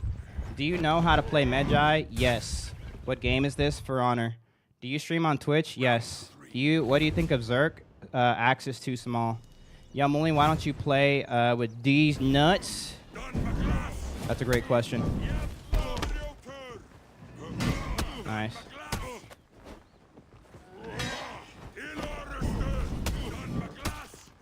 He's doing a good job switching up his directions. Oh, no.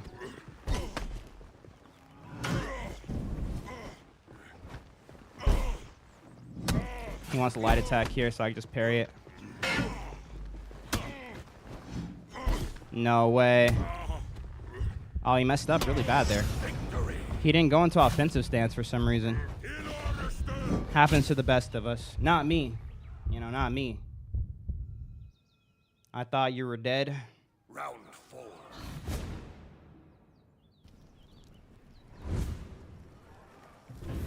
Done my glass.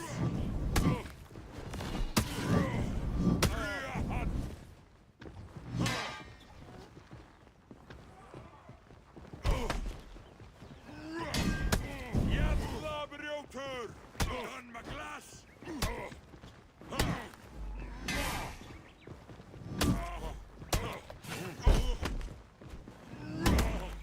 Jävla bröter.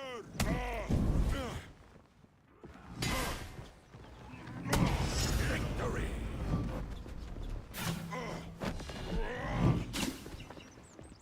Haven't played in years. Who's broken right now? To cheese, my friends. Just play Highlander. You're welcome. He's not broken, but he's the best. Good luck, Salmon. Do kick to grab? No. In order stand. All right, fine. I'll do it. Jävla bröter. I hate you.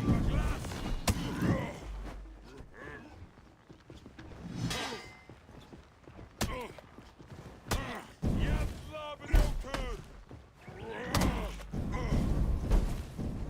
Who told me to kick to grab? Ruined my whole fight.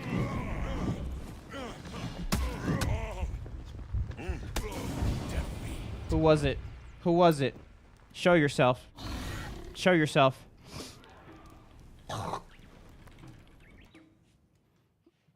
Round 6. Do it again. It'll work. All right.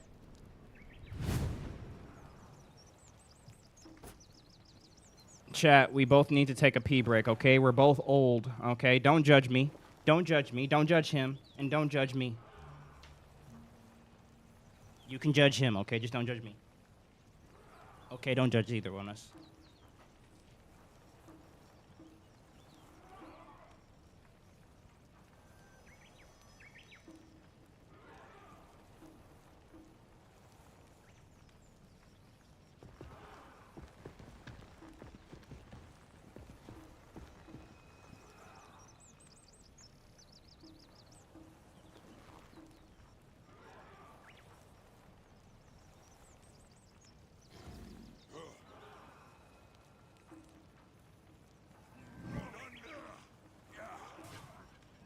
Done my glass.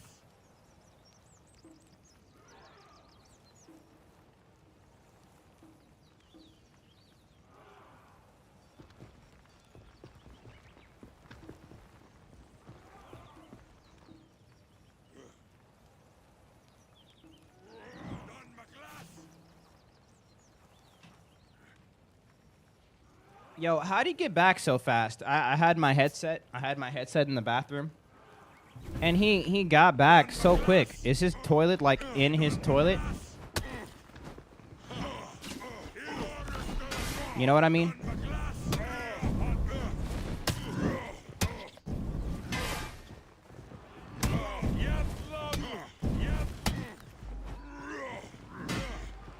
Done my glass.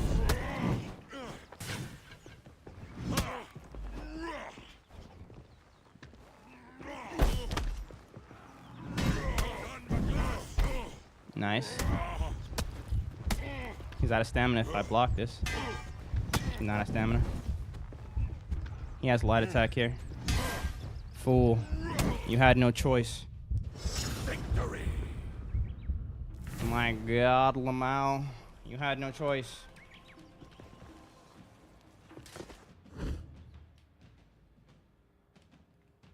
Amazing analysis. You're an amazing analysis. You're a patience. Got him.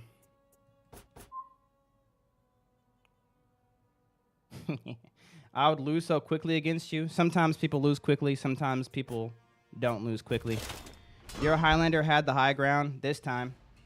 I just lost the match. I'm sorry. Yo, Slumped Love Dominicans. What kind of name? 6'2".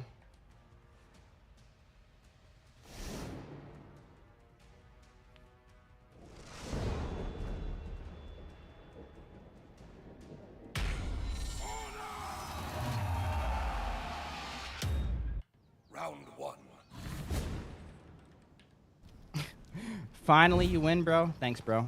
You slow. Done my class. In order. Yet love your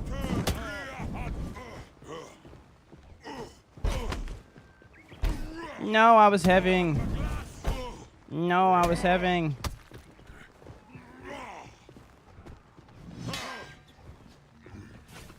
Done my class.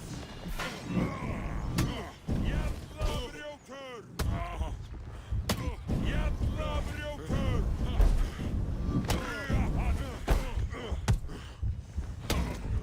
Boom. Victory. Bro, his leg straight up buckled. Is Highlander might for only 1v1 only? No. 6'2", too short. I thought so. Mully, I totally 1v1 against you. You streamer, you. Thanks, bro. Do me a favor and beat this guy's booty. Why? Help me. That's such a weird way to start. Oh, he beat me there. I will parry one of these. It will cost me the game, but I will do it.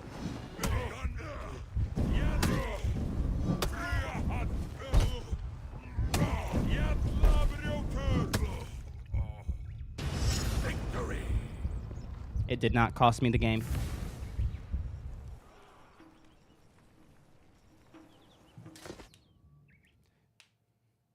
Round 3.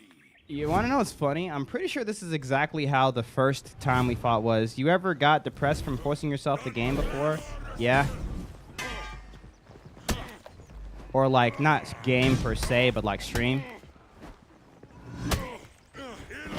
There was a time where like it just felt like I was doing nothing, like worthwhile. Uh-oh. Why was I just sitting there? Dang, you got me. All right, okay, okay, good fight. I'm gonna touch you. Everybody gets 7. Round 4. Does that deserve to let him cook? I don't know. I copied Morty's name, flow for flow.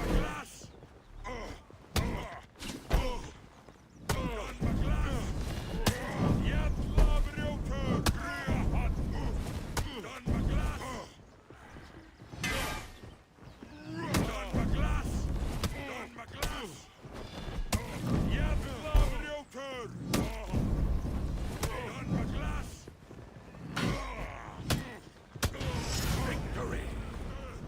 First time watching you live. I have always seen your YouTube shorts. I enjoy it so far. P.S. In your opinion, what character is the hardest to face as Highlander? Round A really good Afira is just like, it feels like there's nothing you could do. And Tiandi, honestly. My man, do a zesty dance. Why? Why am I dancing zestily? Oh, he tried to parry the second one. Oh, he tried to dodge from neutral. Why don't you use his grab? It doesn't really work in neutral games. Dodge attack beats it. And so if dodge attack beats it, there's just no point. You see what I mean? You picking up what I'm putting down?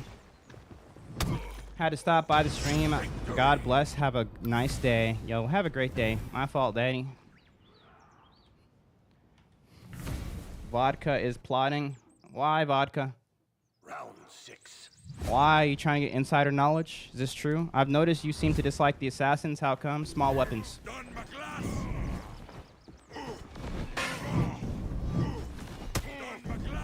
Bigger weapon, better character. You know? Yet love your turn. Done my class. No way he light attacks there. It's crazy.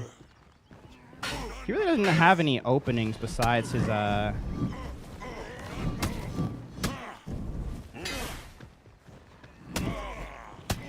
He has to dodge.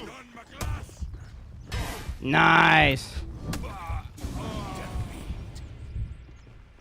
I feel like I have a Torable fighting Afira. And Afira's just strong. Do I play Black Ops 6? No. I'm out of here. Happy Easter, y'all. Round 7. Yeah, have a fantastic Easter, Jarby. Thanks for chilling, bro. Did you try the sodas? Bro, I got the wrong ones, man. I was so sad about it, too.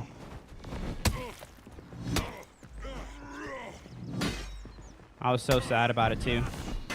Aw, bro. Yeah, so he doesn't really know how to go into offensive stance if I get out of his what's it called?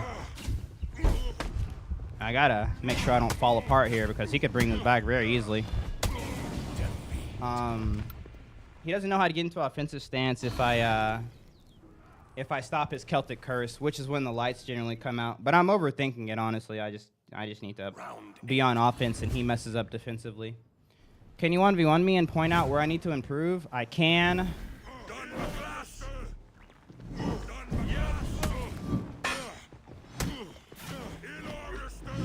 Nice parry there. Uh-oh. Even though he's messing up the punishes, he's still doing great here. Oh, no, I didn't mean to do that. So the light attack should be coming here. Ooh. No way I canceled that.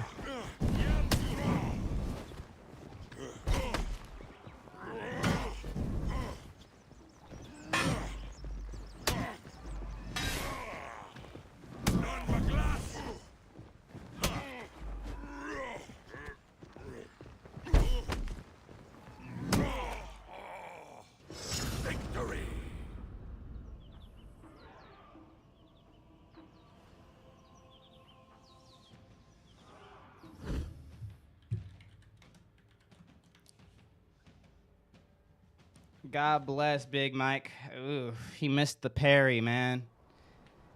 He missed the parry. I didn't get the heck yeah. Keep it up.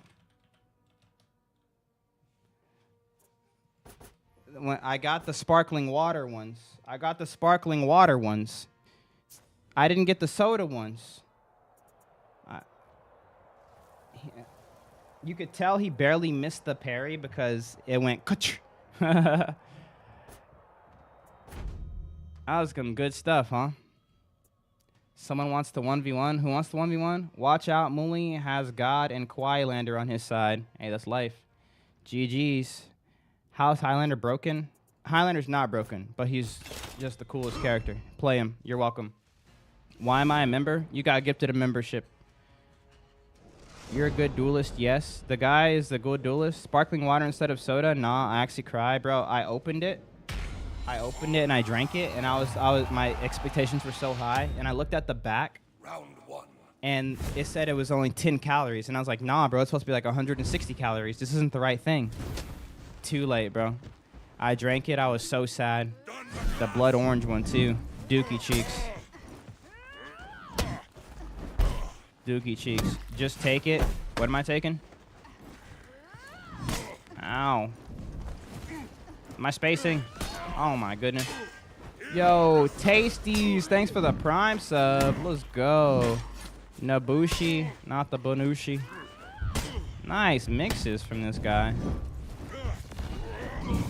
How long you staying on tonight? I'm doing a subathon. So every 10 subs, we stay on for an extra hour.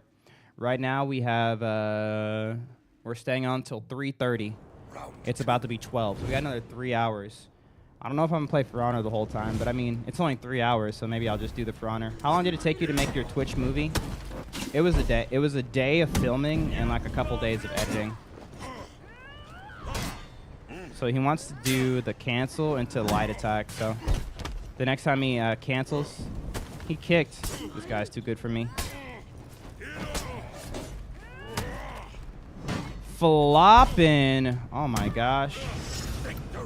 With the 10 gifted subs. We're going till 4:30. It's 6 a.m. for meme. Let's go. I liked it. Yo, thank you, bro. Yeah, it was a couple days of editing, but 1 day of filming. I want a 1v1. Hold on, guys. I can only 1v1 one person at a time. No way that misses. That's crazy. He's going to dodge light. He didn't dodge light. He just raw lighted. I'm in. You're in the what? That missed? Oh, no. That kick from neutral is nasty. I keep expecting the heavy feint like he was doing before. Heavy feint into the light attack like that. That doesn't work.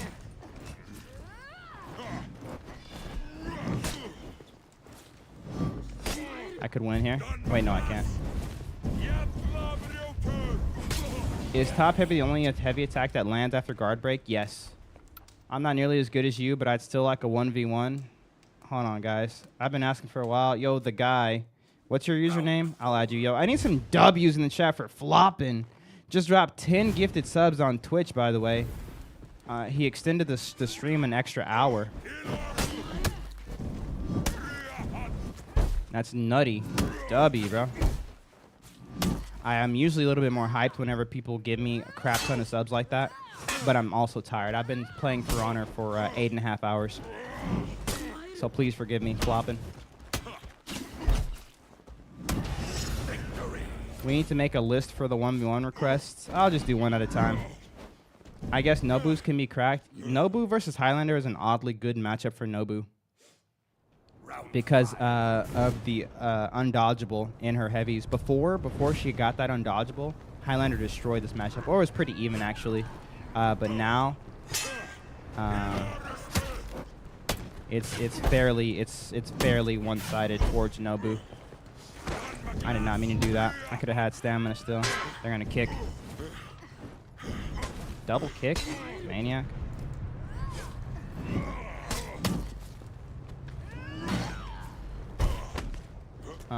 Just do a line in the toilet, bro. You'll be good. What did I just read? Don't worry about it, Lamau. Hey, bro, I'm gonna worry about it. Flopping. God bless, bro. Hope you have a great day. Go to bed if you need to. You look at me flopping. I'll never say your full name, but guess what? I'm going to do your full hour, okay?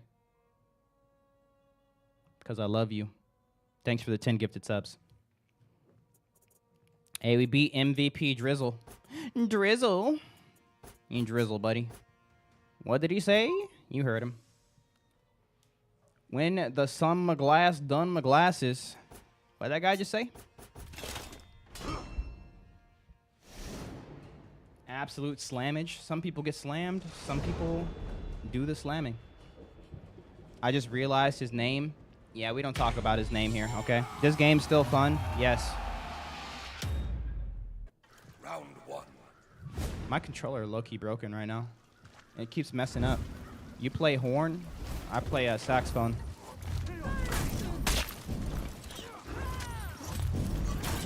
Ah, lines are gross. You tell him, kitty the cute. Who won the third fight, Muli? I won the third one. I forgot I was supposed to be 1v1 in you, Minty. Like, I completely forgot. This game's still fun. Yes, Jetstone Jake. Bro, someone else just said that.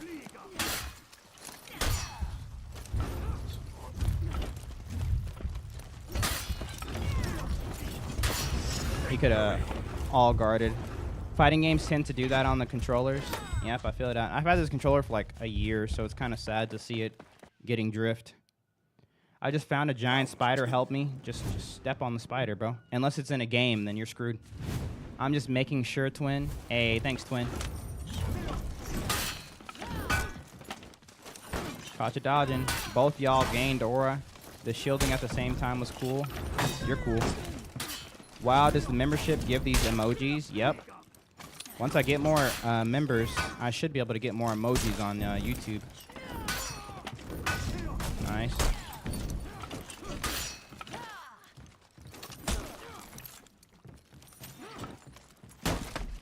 This game's still good. Hey, whoa, whoa. Y'all trolling me? Am I being trolled right now? Is this one of those episodes of Punk? Is Ashton Kutcher coming out? You played Half Sword at all? No. I've seen some gameplay. Looks cool. Today I've had the worst teammates in For Honor. Then I got slammed by AI. I'm ready or not all day. Nice. My main is Hito and my monkey. I'm not sure what the question is pertaining to. Is this game still good? Okay, chat. Okay, chat. Okay, chat. The Conqueror's paying you guys to distract me, isn't he? Do I step on the spider? Oh, it's an IRL spider. I messed up the punish. Yo, Moist Granny. Thanks for the follow. What the spider look like? Hey, what's that, Fiery? Let the spider live, bro. It depends. If it is it a wolf spider? I let wolf spiders live, but any other spiders, I usually get rid of them.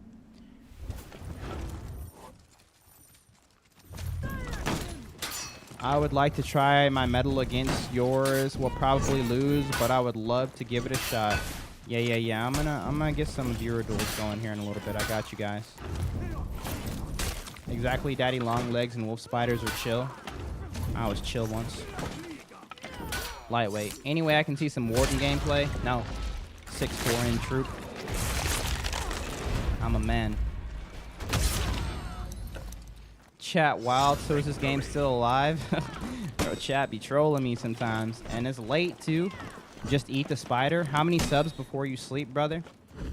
There's no subs till I sleep. It's just every 10 subs adds an hour. And right now we're at 3:30. New execution go. GG Drizzle. Alright, hold on. I need to 1v1 Minty. Where's Minty at? Minty's always cheating, so it's okay if we fight him. We need to report him again. Anyways, it's been a while. Where's Minty at? Bro, Minty's not even online, bro. Who was the other guy who wanted to fight? His name was like Don or something. Oh, the guy. The guy, what's your name? Invite me, Muli. Bro, I don't see you.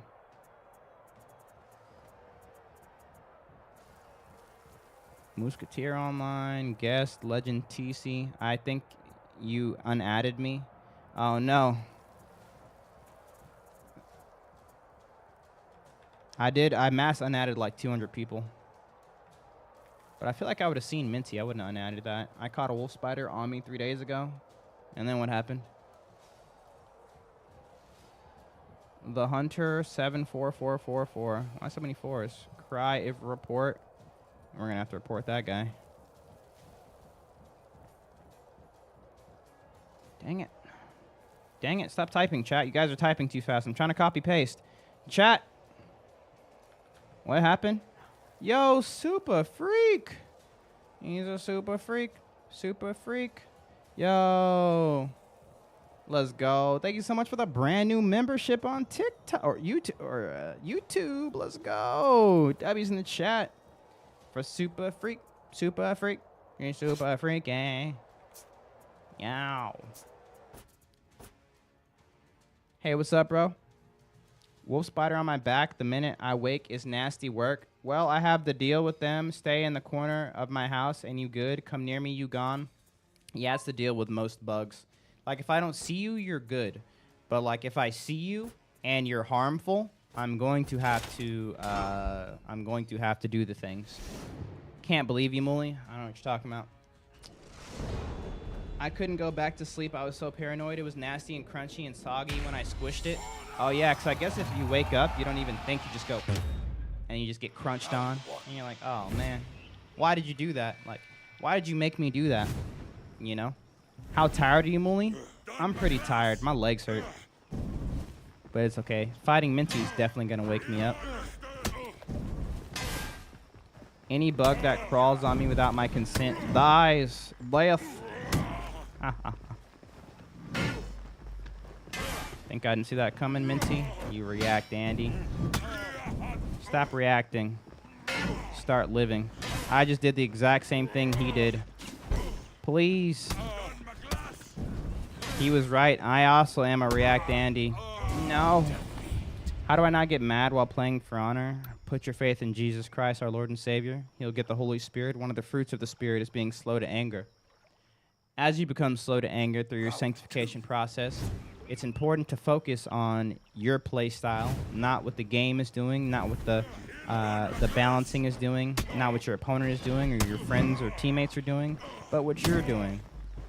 So, for instance, when I'm playing, I'm noticing the things I do wrong and what I can do to improve.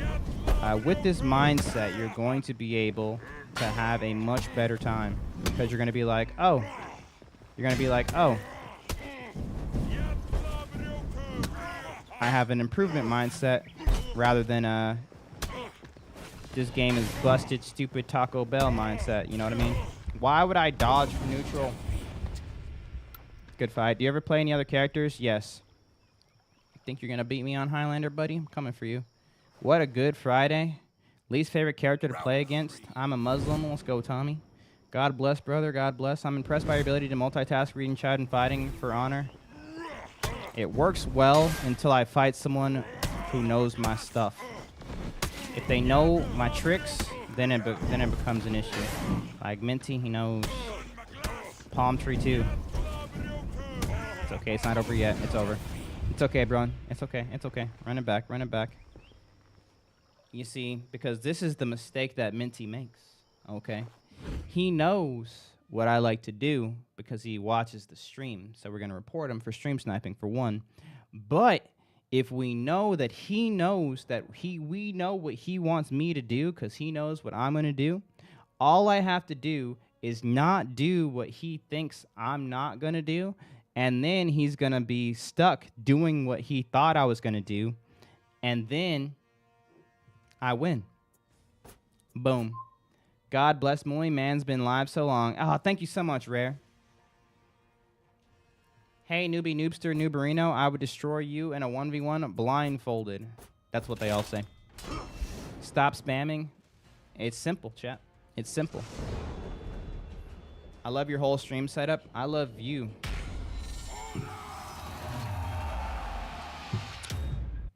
Round 1. You do look mad tired. I'm honestly not that tired, chat. This is just my regular face.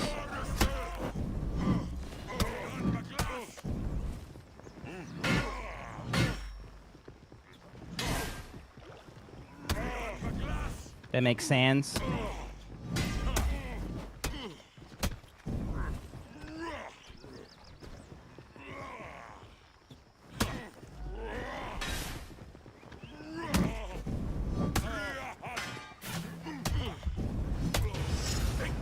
That was a new combo. I never do that one. I did heavy punish into offensive stance heavy. Do you still rock the Killmonger hairstyle? I mean, my hair is too long for that hairstyle now. I'm about to hop on for honor and not get mad. Yo, good luck, buddy. No way that misses.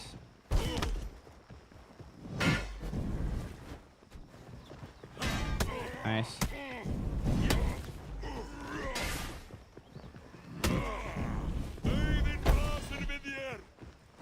If I don't know what I'm going to do, there's no way he's going to know what I'm going to do, right, chat? How dare you? Not going to lie, boy, I'm only that got mix-ups for the most part. Let's go. That's what we do. Oh, I missed my parry, dude. I need to hit that. If he doesn't go in offensive stance, we'll be fine. He's going to try to fastball. No, he didn't. Not like this. Highlander is Giga Chad. I agree. What's up, Talbino? 1v1. 1v1. What's up, Red Dirk? Muli, I have a serious question. If I went to heaven and you did too, would I remember you? I don't know. The only thing we know about heaven is like through philosophical issues of like will I be sad if I go to heaven and like my dog doesn't or something like that? I think some people come to the conclusion that with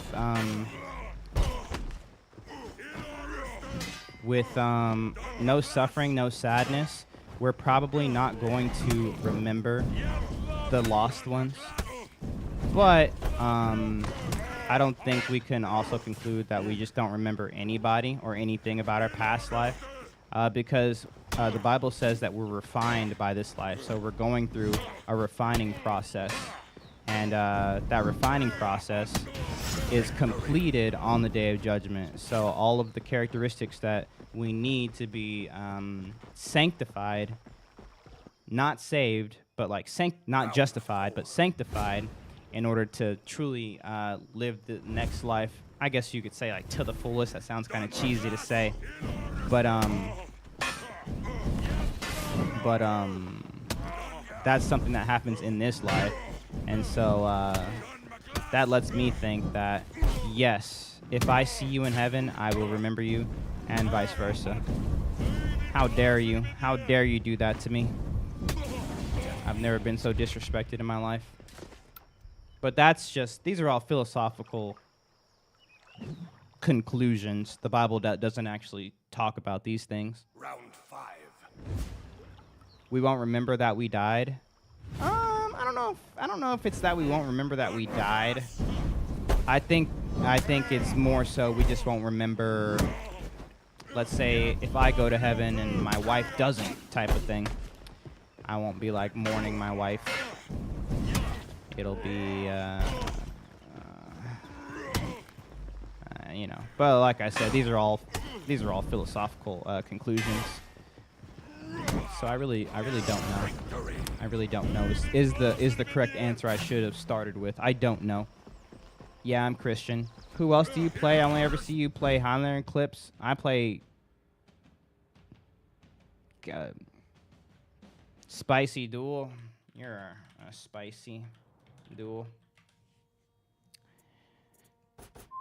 Death is a gift if you're saved, really, not a sad thing. Well, yeah, it's just a process, but we can't really come to the conclusion that death is a gift, because at the end of the day, death is the wages of our sin, right? The Bible says the wages of sin is death. The reason we know sin is so serious is because we all die. Sorry to get so deep, so dark at night, you know, before you guys go to bed in your own dark rooms, but we're all going to die. The statistics are pretty clear. 1 out of 1, death gets us all. And it says we're being paid for our sin. That is why we die. That's what the Bible says, at least. And so, never, even though we can come to a bit of a conclusion that, oh, it's really good because now we're going to be together with the Lord. The Bible does come out and say that a few times, but death in and of itself is always seen as a bad thing. Like, it's never, like, justified. It's like, oh, yeah, it's going to be real good because, you know, heaven is coming. You know, still, it actually says the opposite, you know. It says death is the final enemy. Nice. You know, how dare you kick me from neutral. So, while we can rejoice in people passing in the sense that, you know, they are together with the Lord, it's still a sadness. Like, there's nothing good about death. That kind of thinking is just a little bad because some people maybe come to like some Gnostic conclusions about it and stuff, and obviously you just don't want to ever end up there.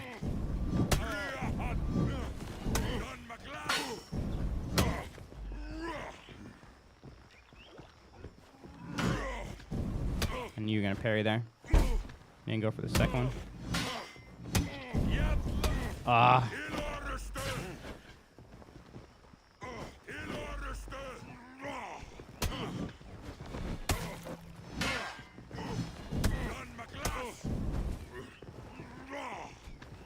No way. Oh, I got lucky there. 116, where are you from, dog? It's 12:18 for me, so I'm not sure how you got on 16, but your clock's wrong. You still live? God bless you. What's up, Poppy J? Easy like 6 to 7 hours before I actually understood him enough to be consistent. Cool. Low-key, he's too techie for me. I would like take him too long to get good with him. What, Highlander? He's techie, but at the same time, like, he's good. Like, it ain't bad. Uh-huh. Uh-oh. I'm the one getting ha-ha'd. Oh, no.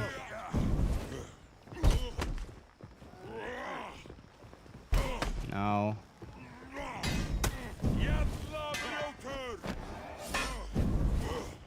Nice.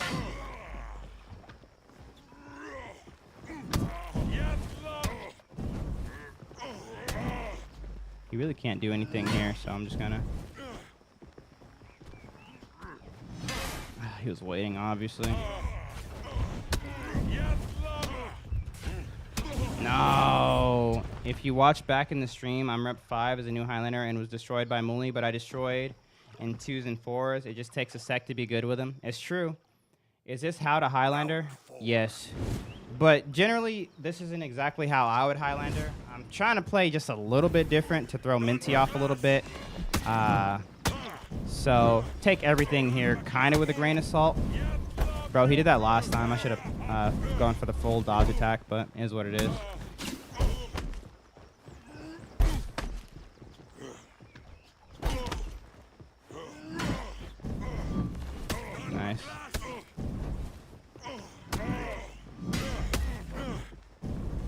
I missed my parry there? No way. I missed my parry there too. What? That tracked? Bro, my early dodge. Bro, that would have been perfect because I would have dodged the kick, thrown him to the wall. He would have been out of stamina. No way. Reported. You guys saw it. You guys saw it. There's no way that kick should have tracked. This guy's obviously cheating. Reported. Yep. Reported. Be your own people, chat. That's one of my own mods. Stream sniping. Wow. Wow. Be your own people. You think you know somebody. We saw everything. Thanks, guys. PvP me. What's your username? The guy? I forgot. Wait, no, it's not cry of report. It was something else. Red Dirk said 1v1. Hold on. One at a time, chat. One at a time. Just chilling. Oh, yeah. Got you, bro. I saw that Walush started playing Highlander. Yeah, everyone should play Highlander. Everyone. You hear me? I don't care if you haven't even played For Honor in 8 years. Play Highlander. You're welcome. Multiplayer, custom. Dude, my legs. Sad to see someone like that to be cheating. It is what it is.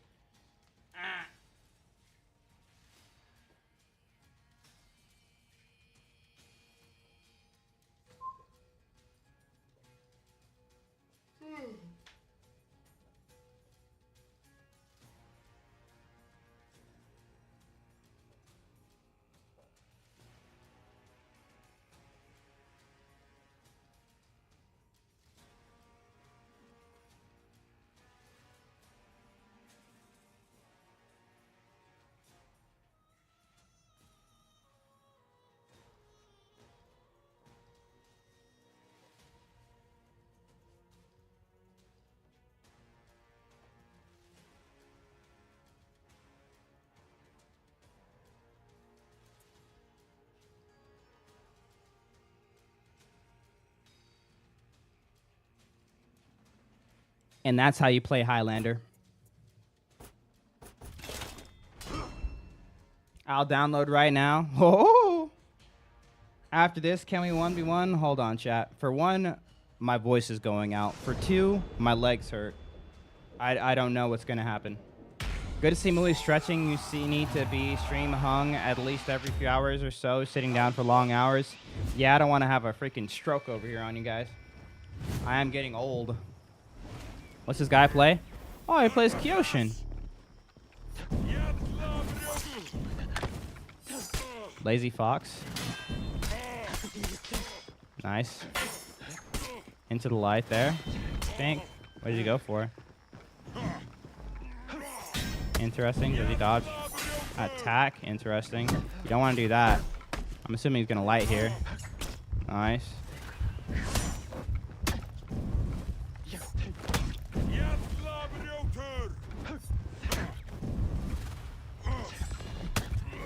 He has a dodge or something. What's your thoughts on Kyoshin nowadays? His sword's too small. Bro, look. It's moving on its own. I have stick drift. No. No, the stick drift. That's my Yubi. Oh, okay. What's the longest stream you've ever had? Is this one? No. I've done 24-hour streams before. In my earlier days, my subathons were like minimum, or they maxed out at 24 hours. I would generally do a long one, but it's Easter weekend, so obviously I can't just be dead tired for Easter. What game is in the background? What's that guy talking about?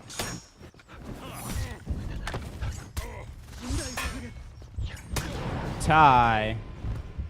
I like the pressure. I like the pressure. You can tell he doesn't really want to be on defensive, or he doesn't want to be on defense. So we can kind of use that against him. We just have some family stuff going. I've been wanting to ask you a question. Ask away, Knock the Mustard. Ask away. Will you ever do another 24 hours? It would have to be a very special occasion. All right, we got 2 patterns down already. He likes the light attack finisher. And from neutral, he likes to go into his all guard.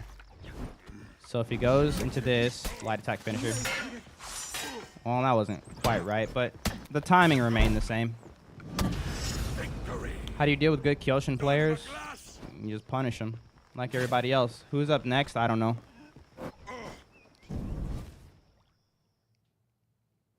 I don't know. Solid Snake, what are you talking about? What's that guy talking about? Yeah, my butt hurts, bro. I've been sitting down too long. Light. Yeah, the light finisher. Do you guys get a good idea of kind of like what I play like? And like what the point of having a bit of a game plan really does?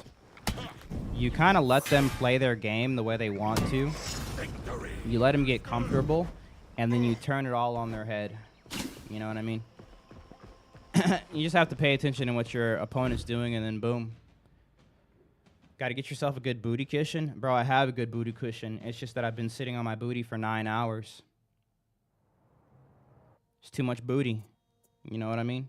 Doesn't matter how cushiony the booty cushion is. 9 hours of booty in it, cootie, is going to do it. Yep. Dang, bro, I watched some of the stream at 3 today. You've been grinding. That's what I do, not toots. One more, I want to try Pirate. Oh, baby. Do you care who I play? People have been complaining about my Highlander.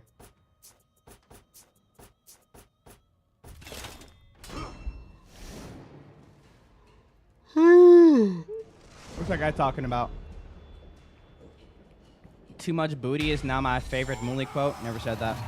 Don't worry about 1v1 me. I can just learn by watching, so don't worry about 1v1. Bro, my voice. It's been so long. I'm getting too old for this, bro. I used to be able to knock out 8-hour streams like a maniac. People would be like, how'd you do it? And I'd be like, bro, I just do it. He still likes the light attack finishers. I don't know why I'm dodge attacking from neutral. That's dumb. Lots of dodges from neutral. Cancel. Oh, that's good. This is very similar to how that first game started. Oh, heavy cancel. Look at that. Raw heavy cancel. Hey, Solid Snake, that's for me to know and you to find out. Bro, I gotta stop talking. I might legit have to end stream because my voice is starting to hurt, bro. We gotta refund some subs, chat.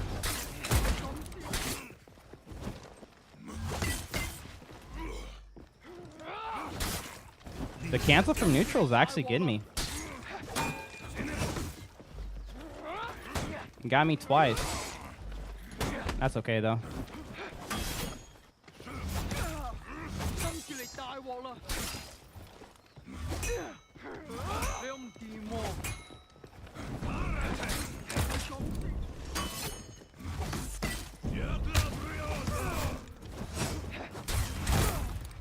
Had to go for that. Big trade. Still going Milky? Bro, I haven't been called Milky in years. Years. Milk? Milky milk? Moly. Ah, autocorrect. I know what he's thinking about. My boy thinking about Milky. Be your own people, chat. Weirdos.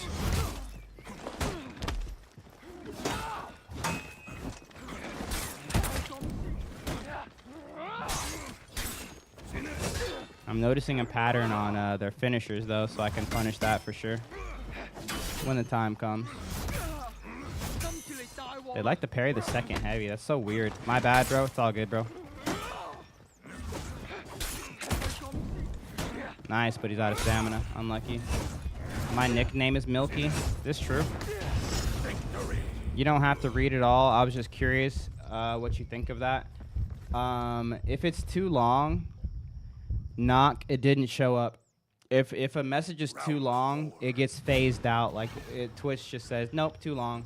I'm pretty sure it needs to be like minimum or maximum 100 characters. If it's longer than 100 characters, or maybe 140, it just gets it just nothing. Like you don't even see it. Light attack. There it is. He likes to parry the second heavy, so we're gonna go for that cancel into another one. Likes to parry that second heavy. Oh, if I had stamina, he'd be dead. All good. I have no stamina, so you should just let that rip.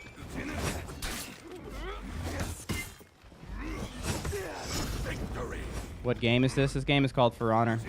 I like the pirate, but those light finishers kept messing you up, and then of course I figured out that you like to parry the second heavy after heavy landed, so that was an easy punish too. So I was able to just steamroll that last round. But that was good, bro. GG. Trick Foxy Boy invited you to their party. Who the heck is Trick Foxy Boy?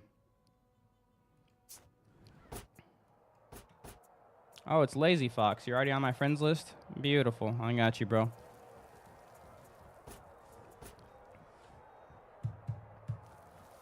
I basically just asked, do you think we have to be religious in order to believe God? For me, I don't think so, but my family sure does. I struggle with it every day. I was just curious, what do you think of that? No, I mean, you can be reported. Reported? You guys heard him.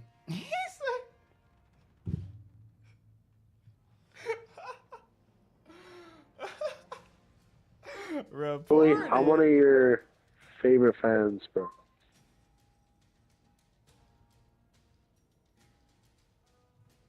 That's fair. That's fair. We'll still report him. He said reported. Hey, yo, I'm tired, bro.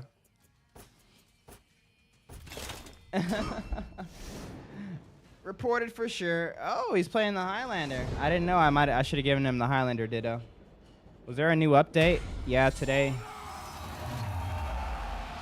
But essentially, Round 1. a fellow Trick 2G enjoyer over here. We love Trick 2G. Oh, you're Trick 2G. Oh, Red Derek, I remember you. So when you say religion, are you talking about like an organized religion, or like a or like church? I kind of need to know where you're coming from with it, so I can give you an explanation or an answer, because even though you know, you'll hear lots of people say, oh, you know, it's not about religion, it's about relationship, or you know, it's not about tradition, it's just about biblical word. I need to know exactly where you're coming from to give you a good you know, Christian answer, like a true Christian theological answer. Because obviously there's lots of different ways that can go, right? Oh, you know, I'm just spiritual, right? You have that route. Oh, you know, I read the Bible and, you know, I pray to Jesus, and I you know, I'm just not a fan of the orthodoxy or whatever. Like, there's lots of different routes. Bro, stop dodge attacking, please. And someone asked me about Jehovah's Witness earlier. Who was that? Someone asked me that question again. They said, I grew up Christian, someone's a Jehovah's Witness. Should I join their church? I don't know why people keep talking about some magical TV in the background. I wish I knew, bro. The TV behind Mully isn't real. It can't hurt you. It can. It will. Confused what this guy's... How long you gonna be on? Another like 3 hours.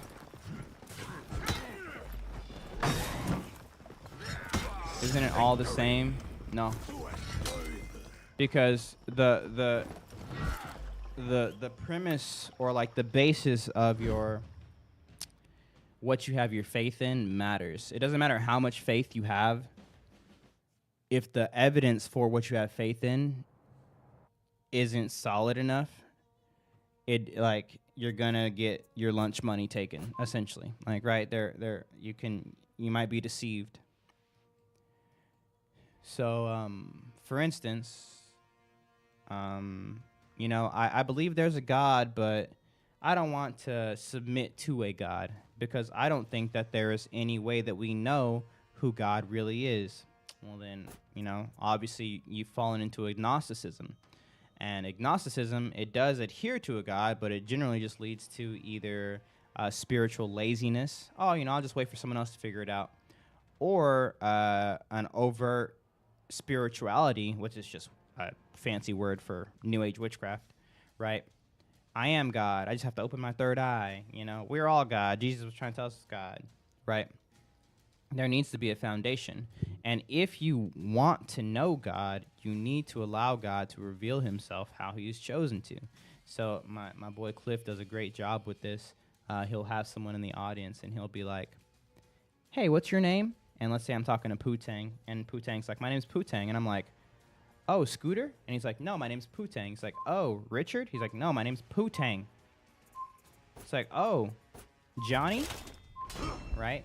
What am I doing? I'm being insensitive to Poo-Tang trying to introduce himself to me in a way that's like, lol, I know who you are better than you've revealed yourself to me. I don't need you to tell me who you are. I'll tell you who you are, right? It's extremely self-centered. So if you have this idea of God, you need to really, really make sure that you have a basis of foundation of who this God is. Why you even believe there's a God. Bro, my controller's broken. Highlander over Orochi. This guy speaks the truth. Hey, Muli in chat, how's it going? What's up, Magitap? Going great. Oh, crap. I was just thinking of Legend. Let's go. Talking about dead gods on a dead game. What's up? There's only one living god. There are lots of dead gods, though. Well, I guess not all of them are dead. Some of them are just, well, I don't know. Are they dead if they're chained up waiting for the day of judgment? It depends. Hey, I'm a new player and I'm in Orochi. Can you play him a game? No. Game still gets updates? Yes. Bro, I just got clapped. Muli, you look tired? Nah, I'm chilling. Crazy. I like that because you take it all into accountability. Keep doing what you're doing. May you continue to have good fortune and blessings. Bro, hey, bro, what was that guy just doing? Better get that out of here. Help me. Oh my gosh, this guy's clapping me. Bro, your Conqueror is actually good. What the heck?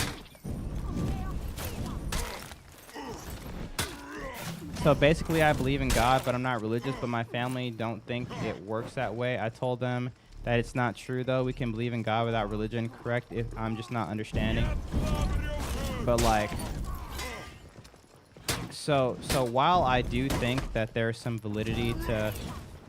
And I'm treading on thin ice here, but like there's some validity to the understanding that you don't need a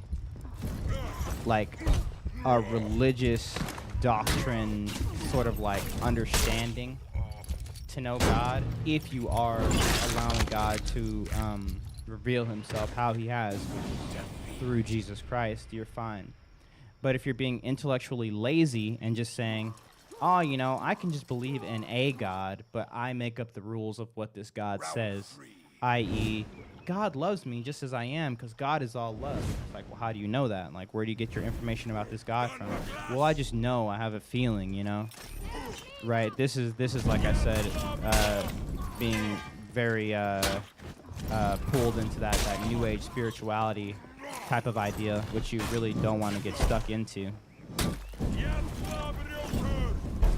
But that's different from, like, let's say, oh, you know, I'm not a fan of our church, right? Because, you know, my church is Mormon, and I don't want to follow the Mormon teaching because I don't agree with it. And I feel like God revealed himself in the Bible. And so I'm reading through the Bible to learn more about Christ rather than reading the Book of Mormon to learn about new revelations of Christ. And I'm allowing God to reveal himself to me, and I'm taking his word as my foundation and not my words or my ideas of who he is as foundation. That would be a better representation. Does that make sense? Because if not, you're just making yourself God, which a lot of people do it, you know. It's very common. It's very common. I got tired of getting clapped by Highlander. I had to learn, dude, as you should. I love Lander. Let's go. W's in the chat for my boy Rare. Thank you for the $2 super. Oh my gosh. Almost got clapped. What time is it in Texas? 1 or 2? 12:30. Dang, it's early. Muli, what do you think about the flat earth theory and people tying it into the Bible, talking about the firmament? It's an interesting one. I can't really get behind it, but I also haven't looked that much into it. It's just kind of like too obscure for me.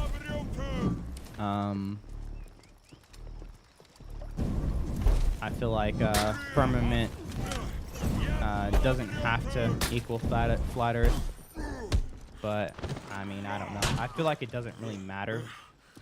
The only, bro, I'm not walking forward. I'm trying to walk backwards. Bro, oh, I can't believe my controller's actually going out. I'm so sad. Obviously, if the whole flat Earth thing happens to be true, it would kind of make sense in a biblical standpoint, because obviously if it's a flat Earth, that would be like a big like red flag to everybody. Be like, oh crap, the Earth is flat. Crap. That's what those Bible thumpers be talking about, right? Oh crap, we can't go to space, right? Like all these different things. And so, I mean, I don't know. To me, it's a non-salvation issue, so I'm just kind of like whatever about it. But like, I get it. I get it. I understand people's Bro, look at my controller. It's forcing me down. I understand that I believe Christ died for my life and yours. I don't trust Mormon either. I never did. Yo, good game, bro. Wait, what button do I press? Yo, good game, bro. I'm reporting that guy. Either I never did. I only believe what the Bible said, never what came out of man's mouth. Okay, and I mean that's not bad. I mean, it's not the worst place to be, but the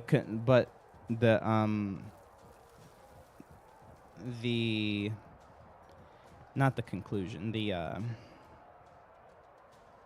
Your faith should always lead you to a community of like doctrined people, right? Who have a similar, like, you should always be on the lookout for a church, because Christ calls us to be a community. He doesn't call us to do this alone, because, you know, similar to the whole analogy I was using earlier with the enemy is a roaring lion looking for something to destroy.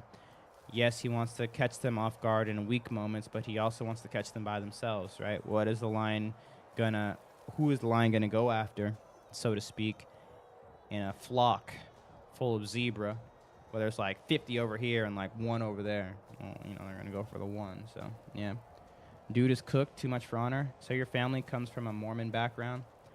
I legit said Mormon just as a name. I didn't know if he actually did Mormon or had a Mormon background, family background or not. Great game, brother. Thanks, bro. Good game. The Bible is a good teacher. It is a good way of showing you how to live, but the Bible, it's about God, isn't about us. It's about God and how he is. Right. And like, it is about God, but it's a love letter for us on how we can be reconciled with the Father. So it's not even really a book about how to live a good life. It's more so a way to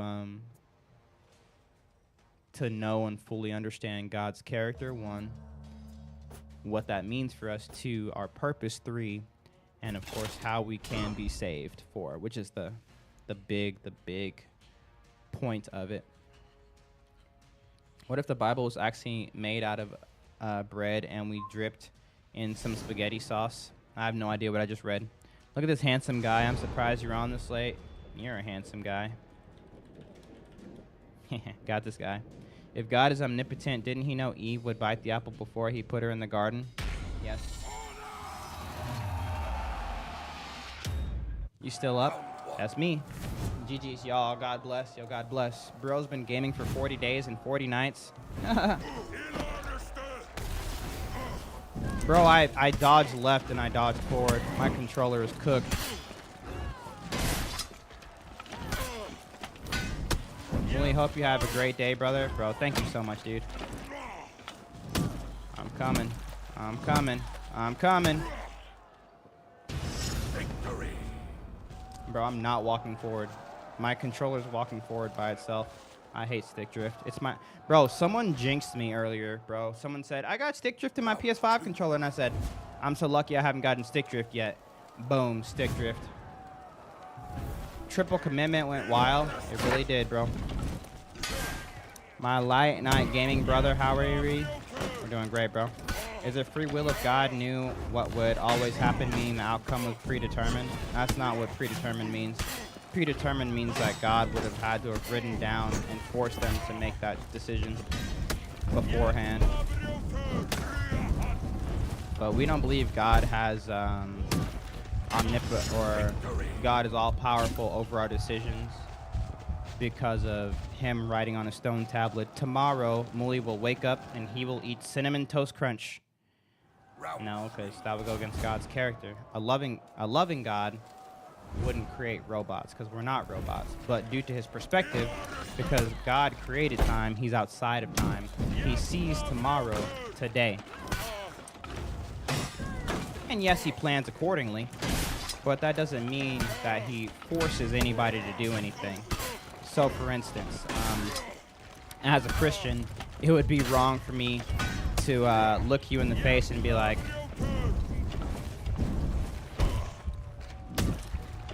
hey, you're a dummy, and you smell funny. And then say, sorry I said that, you know, God made me say it. Because he knew I was going to say it, so, you know, it's predetermined. So, really, he's the one that made me do it. I was like, no, God didn't make me call you a dummy. That smells funny.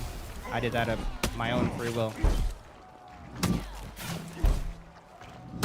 If things are predetermined because God knows what will happen in the future, then isn't free will an illusion? No. The only way free will is an illusion is if there is no God.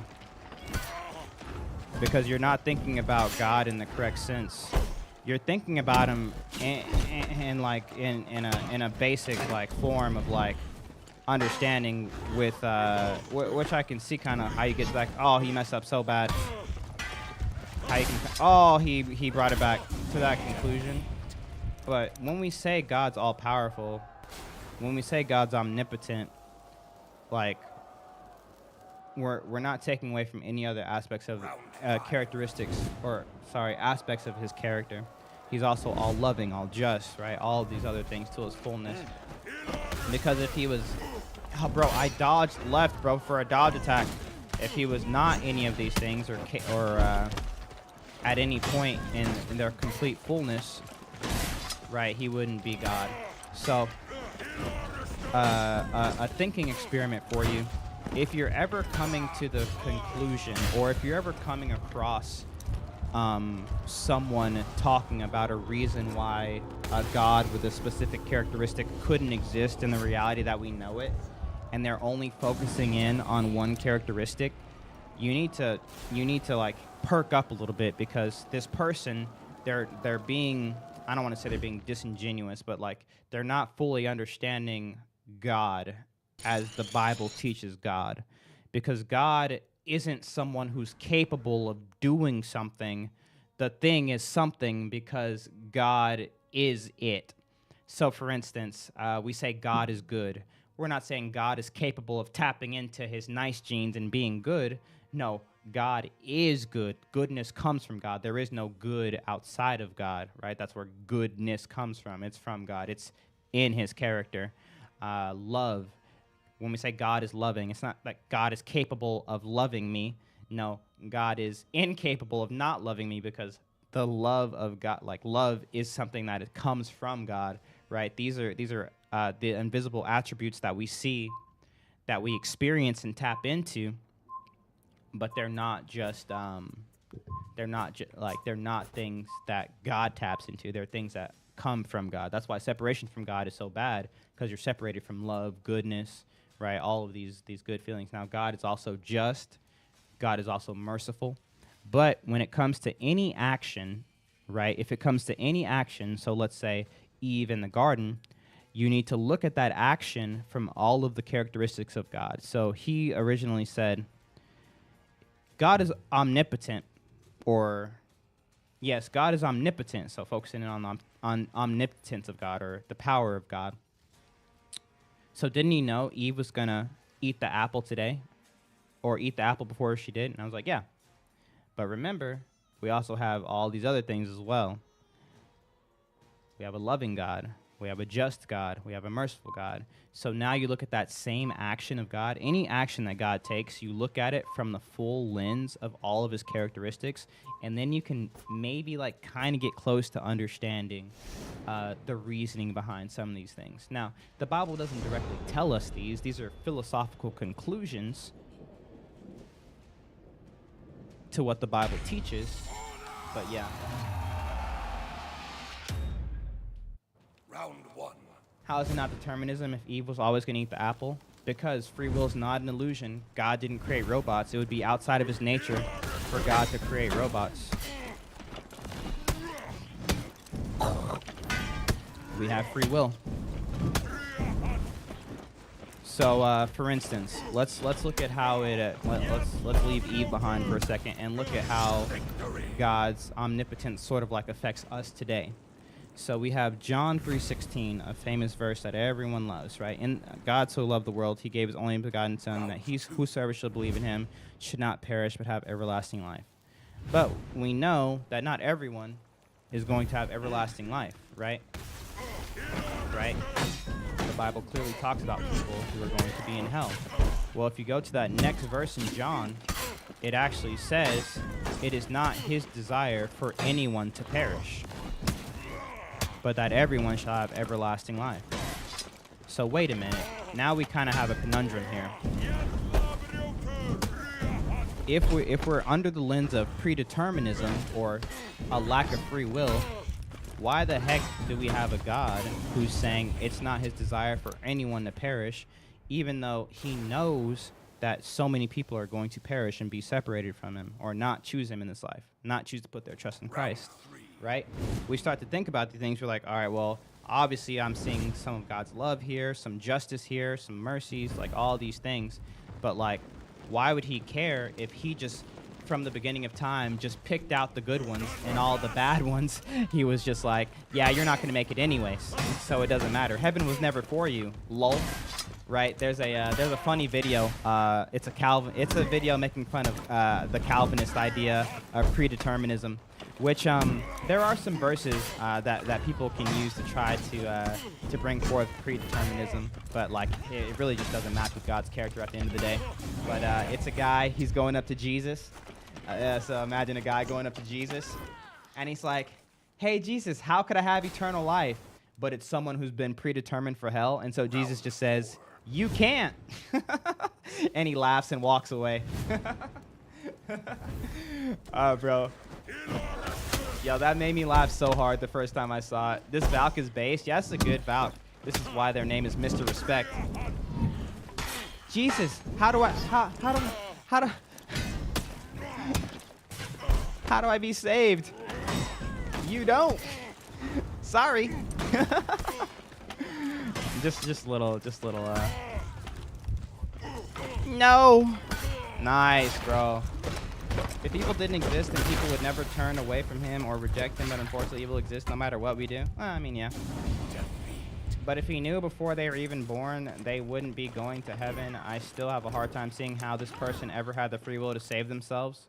Because they do. Because it's still an option. Richard, God's not making you type in my chat right now. Do you understand that, right?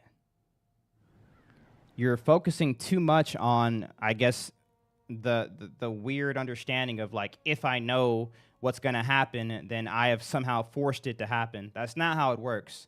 The way I describe it is like this. Let's say there's a Man City game on tonight, or the El Clasico for whatever. You know, Madrid and Barcelona are going to be playing for a Champions League finals. And before I get to watch the game, someone tells me Barcelona wins 3-1. I know the end score. And so now, even though I know the end score, I go and watch the game. I know Barcelona's going to win, even though I haven't watched the game, or the game like hasn't happened yet in my perspective, you know. Occam's razor, or whatever the freaking philosophical like thinking process is when you're like, you know the ending, but it hasn't technically happened to you yet. Because I know the ending score, does that mean that I'm going to make freaking, you know, Vinny Jr. miss a PK because I know that he's going to, like, I know they're going to lose? Now I've made Vinny miss a PK? It's like, no. Just because I know what's going to happen doesn't mean I'm forcing them to happen. They're still going to play their own soccer game. I just know the ending. And that's how it works with God. He knows because of his perspective. Think of like the Loki show with the King and the Conqueror. When he sees the timeline, he can see past, present, and future at a glance. But he's not crafting past, present, and future. Even when we talk about God being all-powerful over his creation, he still doesn't remove people's free will out of the equation, because what he does is, like, some people get it wrong and they say, oh, you know, everything happens for a reason. That's not biblically, like, getting in touch with God's power over creation. What the Bible actually says is God can use all things for the good of those who love him. So even though he's not forcing people to do bad things, he can still use those bad things for the overall good of those who love him. Like, I mean, I don't know how else I could explain. There is no, like, don't worry, guys. God made me do it. You want to know why I'm saved? Because God made me. Like, I guess you can come to some sort of philosophical conclusion that because he has the foreknowledge, he's forcing it. But like I said, that's overly focusing on his omnipotence and not focusing on his love, because a loving God would be incapable of creating just people that, right, don't have a choice. You're screwed. It would not be just. It would be unjust to create someone just for punishment, even if you know they're gonna choose it. Or like, it would be unjust to do it if they have no choice in it. You're breaking apart all the other aspects of God in order to try to make this. An all-powerful God couldn't do this, or it wouldn't make sense because free will wouldn't make sense because of this. But you're forgetting about the other aspects of God, which is like his love, his justice, his mercy, and all of these things. Have you read The World's 16 Crucified Saviors? No. In this context, you aren't God, so it's a bad analogy. A better comparison would be God as the writer and we are the characters. Yeah, but God's not writing history. That would be a worse analogy. That's not how the Bible describes it. So this is what you're doing. You're taking a biblical understanding. God is omnipotent. You're taking it out of the Bible. You're putting sort of like a human lens on it. And then you're putting it back in the Bible and then trying to use it to sort of like discredit something biblically, like we have free will. But that's just not how it works. When we're talking about God's omnipotence, it's a very specific use of his omnipotence. And it's not even something that he sort of like says, it's something that's explained throughout the scriptures. Which is where we get the conclusion, God is omnipotent. Does he not know everything that will happen? Yes, because of his perspective. But he doesn't force anybody to do anything. That's the mistake. You're not winning this one, buddy. Yeah.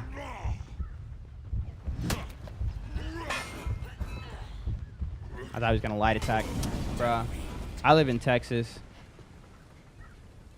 How many times do we have to tell you this, my guy? There's no screen behind you. Yeah, Solid Snake, what are you talking about? It's easy. Thanks, Slime. It's about Christ figures who came in a time before Christ, who all have similar stories to Christ in a time before him. Well, yeah, the Messiah coming was a pretty well-known thing.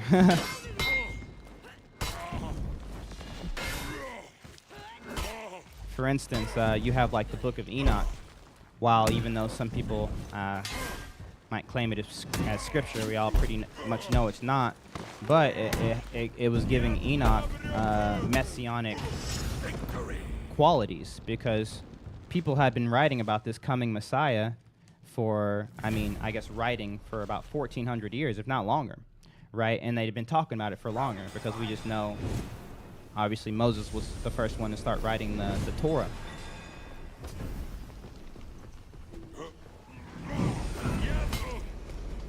But the question is, and like I haven't read this book, but I can probably bet there's probably going to be,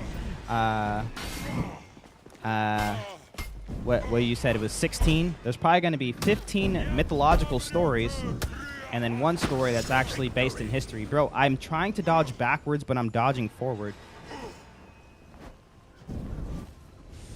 And that's just a guess. That's just a guess. You can correct me if I'm wrong, but yeah. Not trying to change the subject, but are you still doing viewer battles? I missed my turn because I had to go to work. I'm not, but like I can. Why are you dodge attacking? My freaking controller's broken, man. Rare, you got me crying. Oh no. The Book of Enoch, although not canon, was a part of old spoken tradition. Correct. Yes, I do have a skateboard on my wall. God gave everyone free will, and he knows what will happen in every timeline, but you, with your conscience, can change your life and timeline if that makes sense. Correct. I'm not a God believer, but I respect your perspective and your ability to explain your beliefs. Yeah, I mean, I just try to give the Christian understanding on things. Did you ever used to skate? I still do. Hey, what's up, Riley? I'm doing great. How are you? What's the most fascinating Bible story to you? The story of Stephen, bro. It used to be Samson, because low-key Samson just goes hard. Because, like, bruh, Samson. But, bro, Stephen is crazy. Stephen is crazy. In the book of Acts, go read about Stephen. Dude. Have you ever read or have you seen those funny videos about people reading the Bible in like a book group or something like that? Do you see what's happening? My controller is just so... Can I unplug this? What happens if I unplug this? And it works fine. Bro, it's my controller. No way. But it's like people in a Bible study, like reading the Bible, and there's like one guy who's like super into the story, but like it's from the perspective of someone who doesn't know it. But like obviously so much of it is common knowledge, and like he's reading it like it's like some like Harry Potter book. And then they're like, all right guys, now we're getting into the next chapter where Jesus is crucified. They're like, what? Jesus died? Bro, I was just starting to like him. And it's like, well, obviously everybody knows Jesus was crucified, but like he was reading it like that. When I got to Acts and I read about Stephen, that's exactly how I felt, bro. I was listening to how he spoke, and I mean like, bro, Stephen went hard. You ever been tickled? Literally every day. My son tickles me. My wife tickles me. Stephen goes hard, bro. Ain't there a phase if he is all powerful, he's not all good? If he's all good, he's not all powerful? Yeah, people say things like that, but I don't think there's any basis behind it, really. I'd have to listen to someone's full thinking behind it. But like I said, Jesus, most spoiled character. Yeah.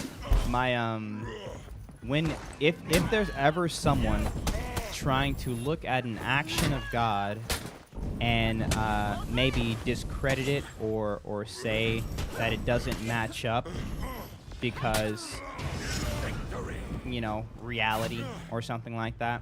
Like, an all-loving God couldn't do X, Y, Z.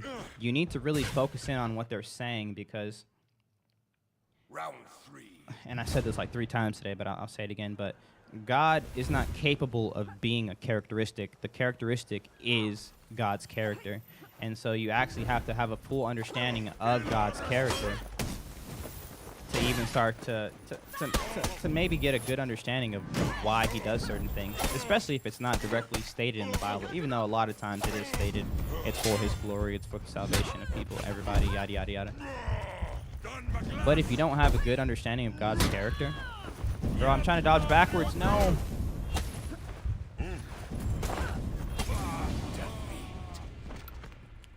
Nothing's going to make sense. If you try to over-focus on his love but not his justice, you're going to have an issue. If you try to over-focus on his wrath but not his mercy, Round 4.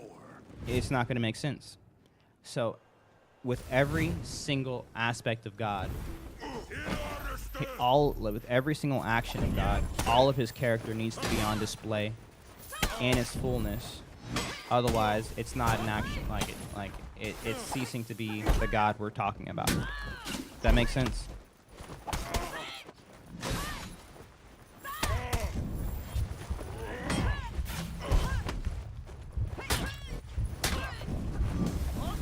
So, for instance, and not to call out the guy from earlier, but like just to give you an example, if someone comes and says, because of God's omnipotence, this must be true. I was like, okay, well, let's add God's love into the equation. Let's add God's justice into the equation, because God's not capable of being unloving. He's not capable of being unjust. He's not because if he were, he wouldn't be God, right? This isn't the God the Christian Bible is describing. So if you try to use one aspect of God and the conclusion is, so he must not be real, or he must not be good, or he must not be blah, blah, blah, blah, blah, blah, blah, right? You need to make sure it fits with all of the characteristics of God. You look tired, my guy. I'm a little tired, yes. Valkyrie. Yes, I might play some Valkyrie. I have cousins who are Jehovah's Witnesses, and they have one belief that I agree with more than Christianity, and that's the Holy Trinity, so I don't know what to believe anymore. Well, the Jehovah's Witnesses don't believe in the Trinity, but they had to make their own Bible in order to sort of discredit that, because if you go to John, literally the first chapter of John, because remember, so this is the big thing. The Mormons have this issue. Jehovah's Witnesses have this issue. Muslims have this issue, right? They take the historical Jesus, and they take aspects of Jesus, and a lot of times titles of Jesus, and they take it overly literally, right? What are some titles of Jesus, right? You have firstborn. Well, obviously, like, if someone just takes that literally, they're like, "Ooh, Jesus the firstborn." Well, if you actually look at what Jesus is talking about, he's every title Jesus takes, everything that Jesus does, it's a formation of the Old Testament. He's either fulfilling words of the prophets, or he's fulfilling a prophecy, right? And so, what are some titles Jesus carries? Son of Man, Son of God, firstborn, right? Firstborn makes its way all the way back to Exodus. And sorry, I'm getting kicked to absolute death. But anyways, we make our way to John, and in the first chapter of John, we have this verse, and this verse kind of puts all of that underwater. Because in order for Jesus to be like the son or the firstborn, that means that Jesus would have had to have been created. But let's go to John chapter 1, verse 3, right? Or verse 2 and 3. It says, "He existed in the beginning with God. God created everything through him, and nothing was created except through him." So, why is that such a like a oh my gosh owned type of verse, right? Well, if Jesus was really the son, or like just the son, I should say, or if he was really just the firstborn, or if he really was, created by, God and Heavenly Father, Heavenly Mother, like the Mormons believe, or he was really just the Son, like Jehovah's Witnesses believe, that would mean that he would have to have been created. But this verse clearly tells us that there was nothing that was created that wasn't created through him. Nothing, not one thing. So he is not capable of being a created being. He is uncreated, essentially. What is the only uncreated character of the Bible that we know? Didn't God manifest Jesus? No, he was uncreated. Jesus is eternal. This is why he's God. This is why the Holy Spirit is God. The Trinity is even though the term was coined in the 3rd century, it's riddled in the Old Testament and the New Testament. Bro, I've literally played the exact same round 3 times in a row, and for some reason I keep falling for the same traps. Sorry, but I guess I have an important conversation going on. But the Trinity is found all throughout the Old Testament and the New. But people just didn't really understand it at the time because, it was all about the all about the Heavenly Father. You know, the Heavenly Father was doing this, the Heavenly Father was doing that. Heck, even Jesus recited the Shema of Israel. Hear ye, O Israel, the Lord our God is one. And I was just talking about this earlier, but I mean, it's such a cool point. I can make it again. But,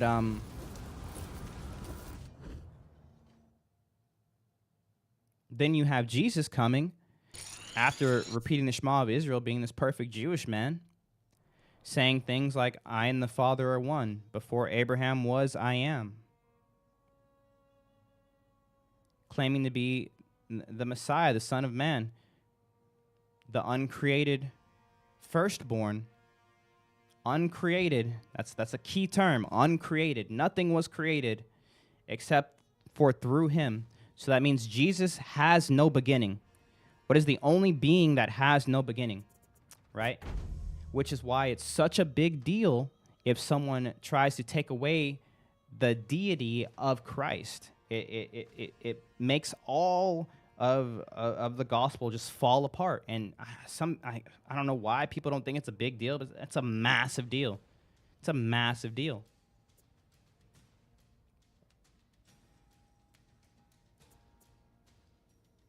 Muli overrated. I pooped on him twice. Wait, were you the Nabushi I just played against? Bro, you could have told me, man.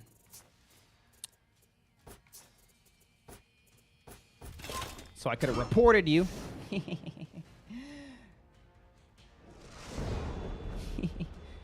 Outlaws, if you want to battle. I got you, bro.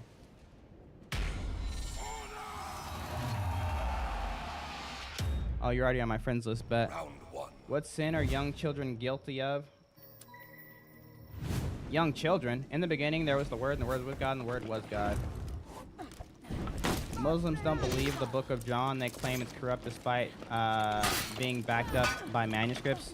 It's not even just the Book of John. There's just so much that they don't adhere as scripture. Like they could like as a Muslim, Muslims, Jehovah's Witnesses, Mormons, they all sort of have the same sort of like dialogue. The scriptures are fallible, and in order to know if the scriptures are true, they need to match up with our doctrines or our books. So if the Book of Mormon and the Bible contradict, the Bible got it wrong. If the Quran and the Bible contradict, the Bible got it wrong.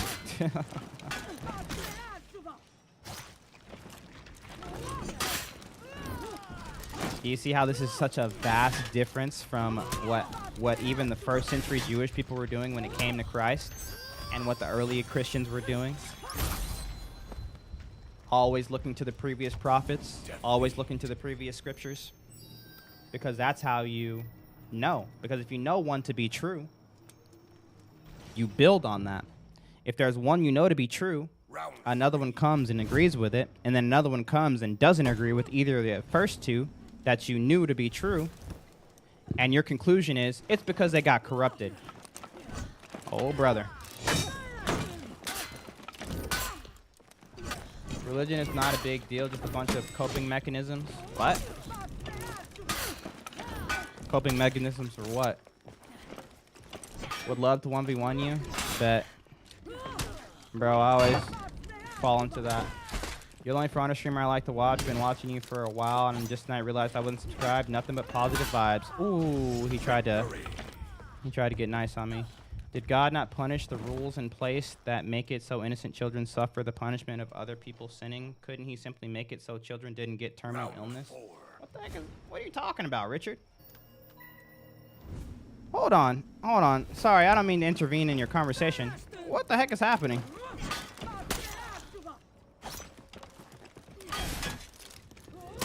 Do you understand what you're saying?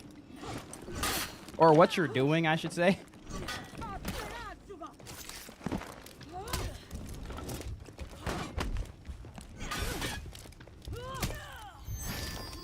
How can I 1v1? I just need your username. But I don't know how many more people I'm going to 1v1. Double dodge move is crazy. Yeah, it is. Muli, are you AI? I don't know. I could be. I can't prove that I'm not, but the evidence is I might not be.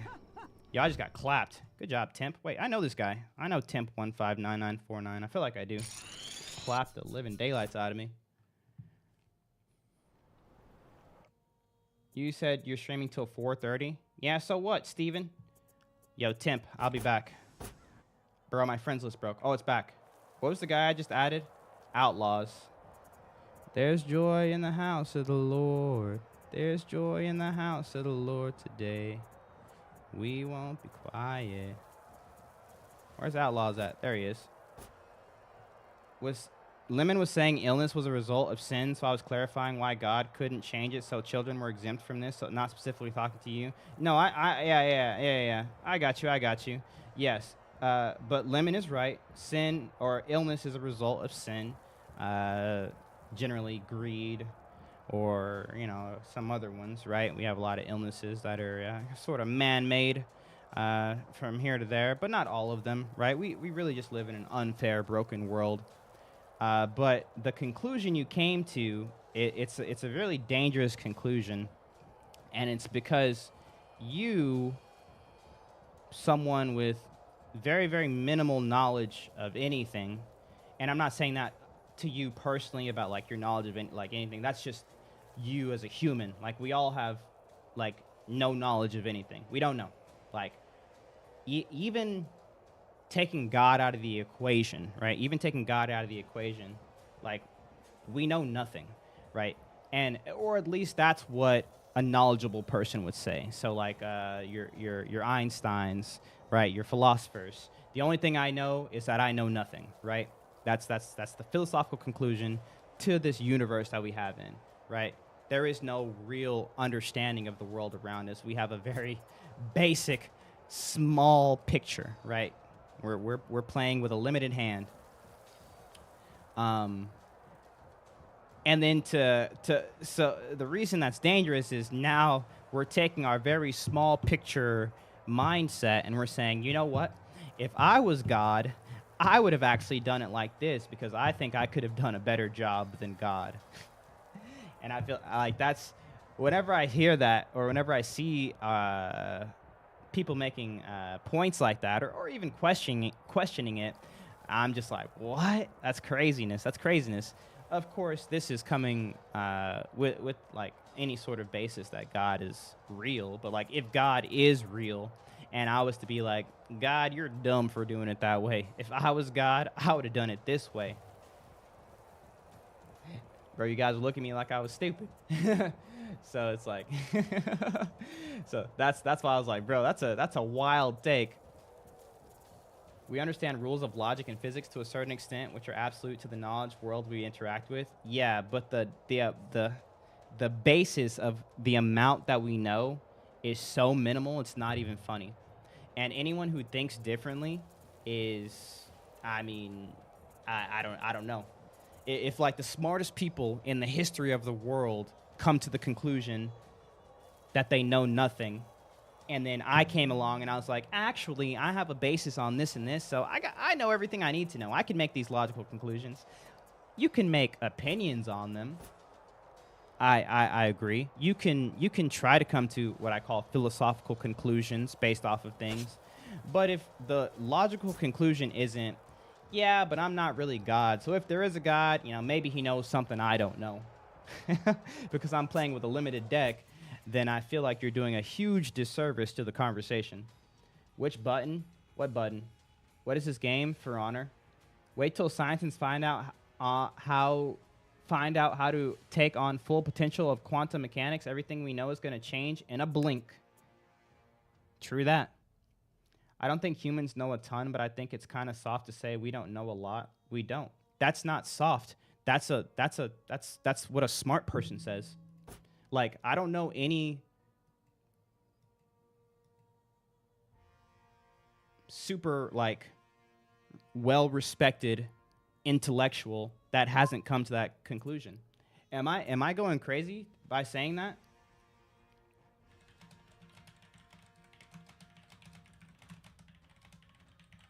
Who said that?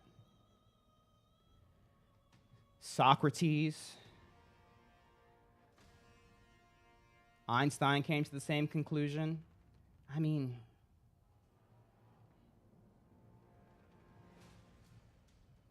I agree, but you said it to cop out why God somehow can't avoid punishing children. God doesn't punish children.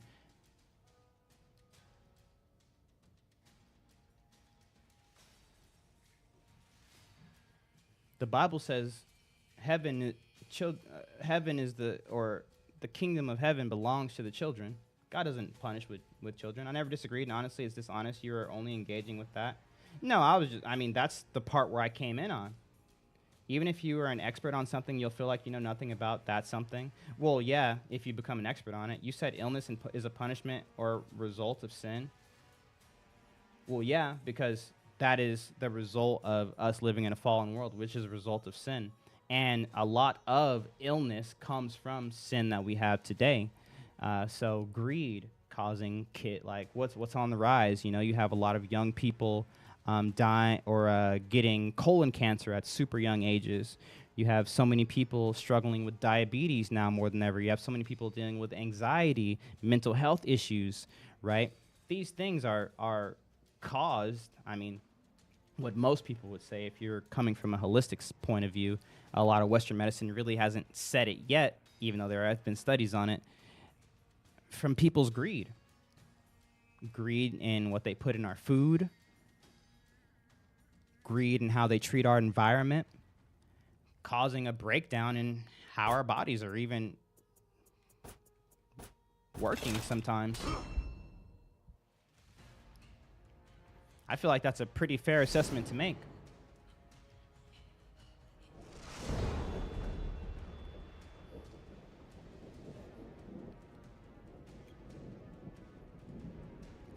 Could I ask what state you live in? I live in Texas.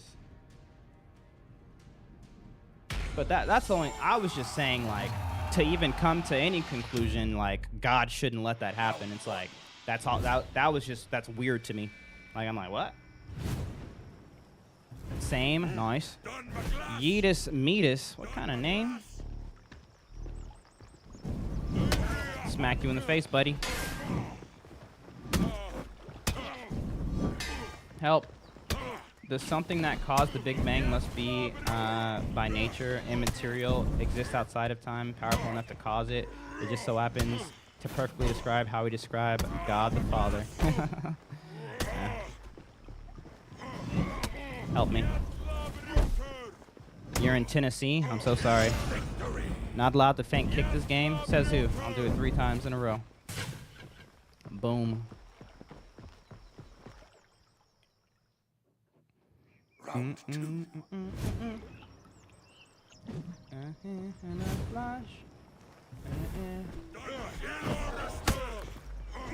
Dead Comics. I just passed through Tennessee on my way to Disney World for vacation. We found a Disney adult, chat.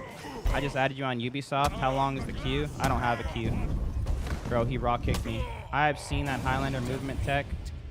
Which one? The weird, like, zone backwards thing? I've seen it. I don't do it, though. I haven't learned how to do it. Round 3.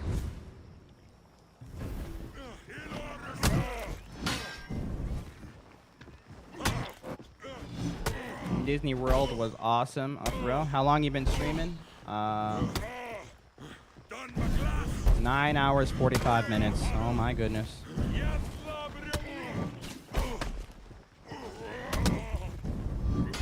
Nice parry. He's trolling there. Bro, he's trolling. Sorry for the curse. Hey, I don't care if you guys curse. I just don't curse. Shouldn't you go to bed?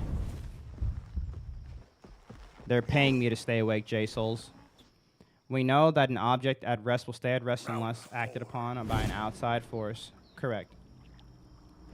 And I mean, this is just, I mean, yeah. Oh. Yeah. Oh. Oh, Jay. He said, oh. He said, I'm so sorry. Richard couldn't answer the question of who to blame if there wasn't any God. People are so quick to point the finger at God for things when they haven't looked into the Bible. God, they know nothing about. I feel like sometimes, why does there have to be anyone to blame? Well, Well, I guess I'll let y'all have that conversation.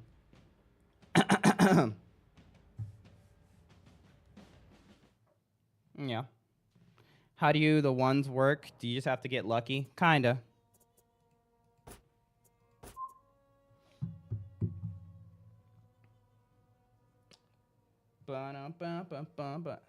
What up, Quady? I think the better question. So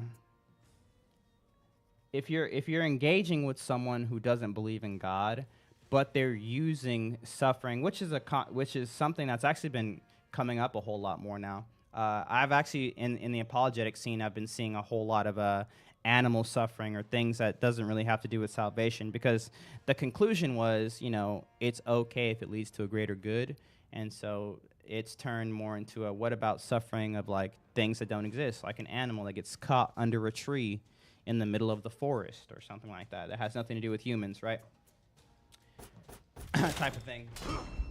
The real place you want to go is sort of like kind of turning the idea on its head, because the basis of these claims is that suffering is bad. But obviously, if you say something like bad and you take God out of the equation, you're kind of up a stick without a paddle. The same thing with evil, wrong, should not, right? Because these things, they dive you into something called relative morality. And in a world of relative morality, especially in a world that is an accident, these things don't really matter. It's just kind of like unlucky, sucks to suck type of thing. So like a child suffering isn't really bad. It's just kind of like sucks to suck, bro.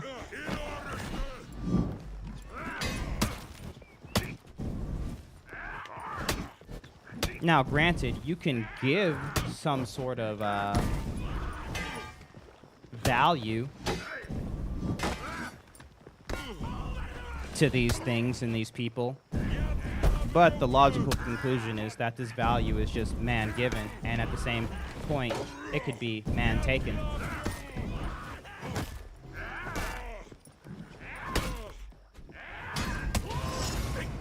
I.e., I'm a black guy.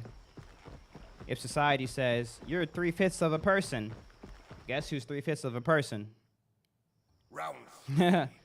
If society says, me and you are equal, guess who's equal?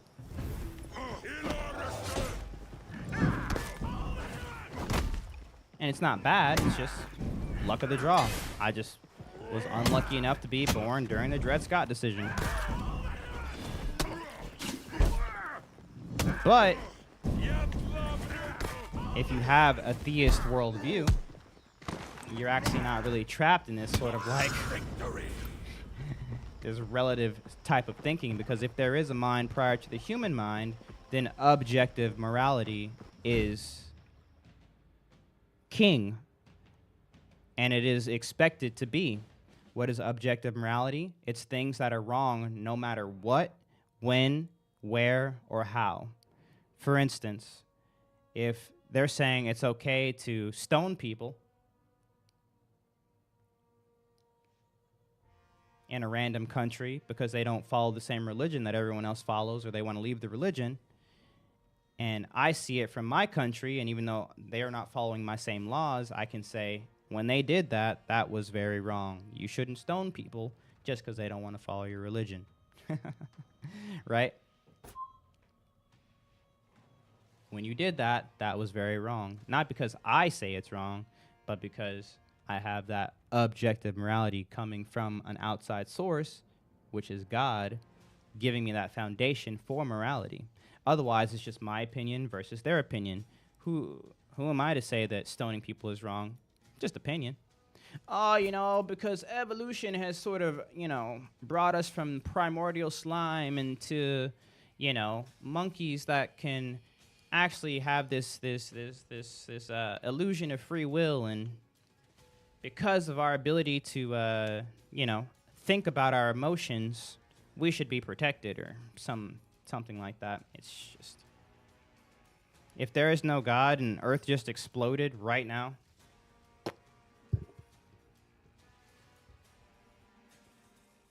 it's nothing sauce, nothing burger, no tears. You know how vast the universe is?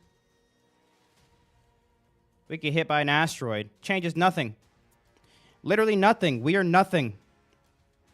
I'm going to die. You're going to die. People are going to remember you for like 10 days because this world is so crazy and like, you know, there's always stuff happening. I'm slightly luckier than you guys. I have a platform, so maybe they'll write a news article about me. So maybe a couple more people might look at my content before I'm forgotten forever. After I die. I'd be like, oh man, I'm so sorry I didn't get a chance to watch your content while you're alive. You seem so cool. Doesn't matter, I'm dead. It's over. GG. My birth is an accident. My existence is an accident. My death is going to be an accident. What's my boy Cliff say? The only thing left in the middle is one more accident. My life. If you're uneasy by me saying this, you should be. Because it doesn't match up with reality. Obviously, we know we have value. We know we have purpose. We know there's something more than just us being this weird accident. Now, I'm not saying that we're not 100% certain not accidents. We could be. But that's not what matches up with reality. What matches up with reality is that we have objective truth. That we have value. I don't care if you're 6'2". I don't care if you're 5'4". I don't care if you make $1 million a year. I don't care if you're working at McDonald's. I hear they make pretty good money nowadays. Even though, you know, everything costs so much, so it really doesn't really add up if you think about it. Your value isn't based on what you can provide. Your value isn't based off of how tall you are. Your value isn't based off of how smart you are.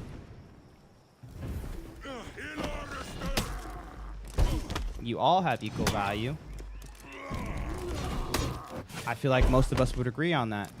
Why? What worldview matches up with the idea that we all have equal value? Your worldview should match up with reality. If the Down syndrome girl down the street is just as valuable as me, providing you guys content, that's not an atheistic understanding.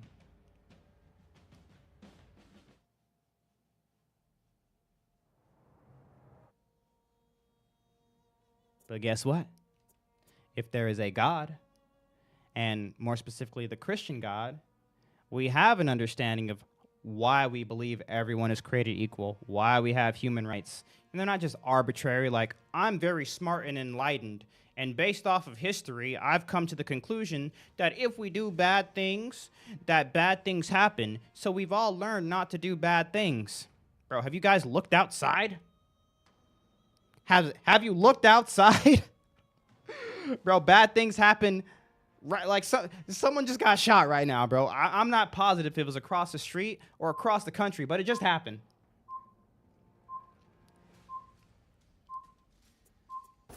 There is no enlightened utopia where we all just come to the conclusion of, yes, we've all evolved past these things, and so now we're just enlightened and we know this is the right way to do it. We decided it all on our own.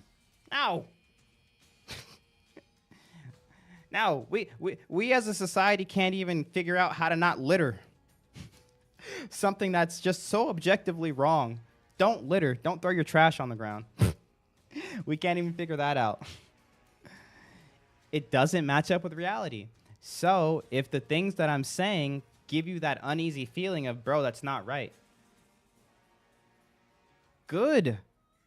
You're in touch with reality. Now find a worldview that matches with reality.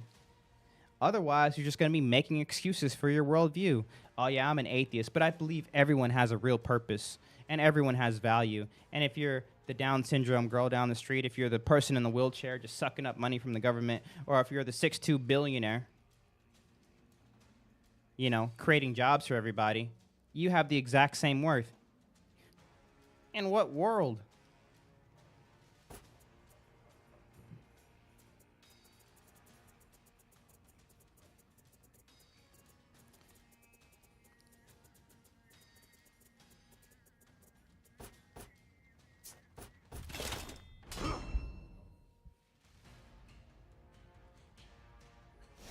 If you didn't have Christianity, would you be sinning right now?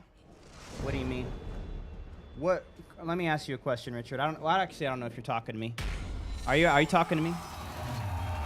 I need to ask your question with a question. Round 1. In what world does worshiping a space wizard make you worth something? What the heck? Space wizard? Yo, thanks for the 20 roses.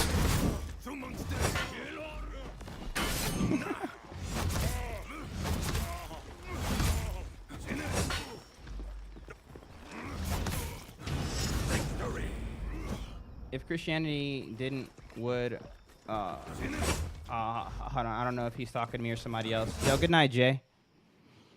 Round 2. The Down syndrome would be more entertaining. That's fair. I always love the streaming community here. If any of y'all would pray for me, I've been having a tough time at work lately, and I find it hard to do it to the glory of the Lord. Love y'all. Hey, man, I got you, bro. I'm sorry to hear that.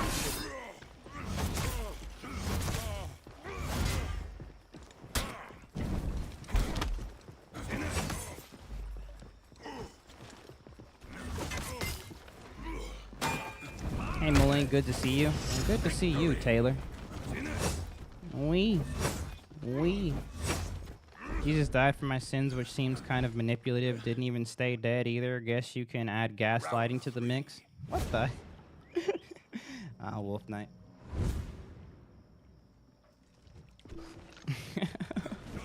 Bro is still on. It's just been 10 hours, bro. Light work. Light work. Hey, Mullen, can I play you next round? What's your username, Joe the Reaper? I feel like I'm skipping somebody. Is this Griffin? Yes. You still 1v1ing viewers? Yes, but you can't do it because you already 1v1. Why would I need to justify my existence? I think, therefore I am. While I'm on this planet, I'll try to leave as positive an impact as I can on the people around me and carry on a positive impact. That's a great mission.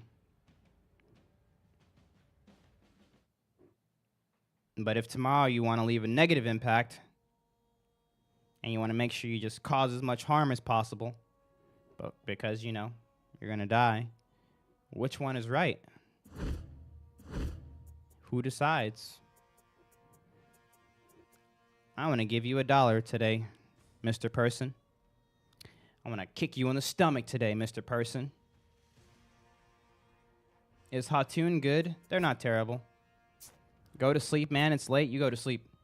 Billionaires are more valuable than people with disabilities is an insane take. Jesus was incredibly critical of material wealth, and it does not trump intrinsic human value.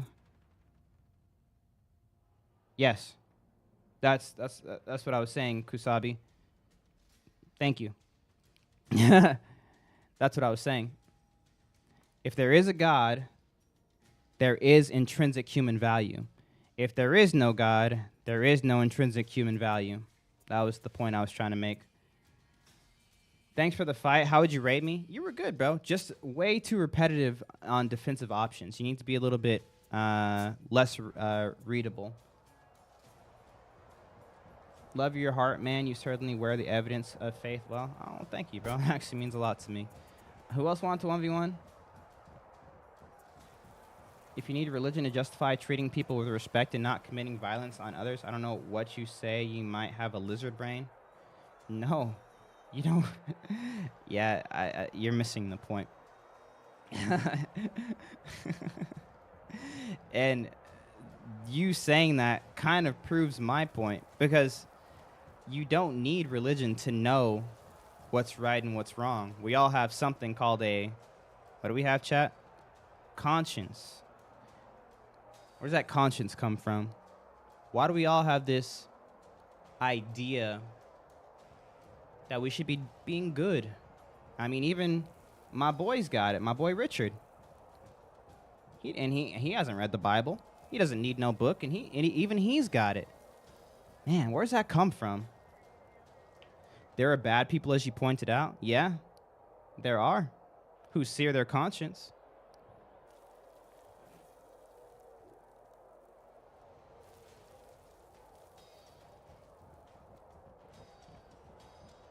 You ever think about streaming Space Marine 2? No. Conscience equals spirit? No. Conscience equals conscience giver.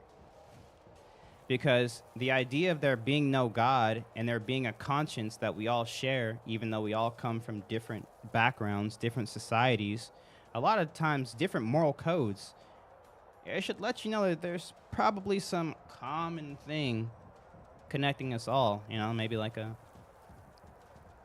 conscience giver, a creator, maybe.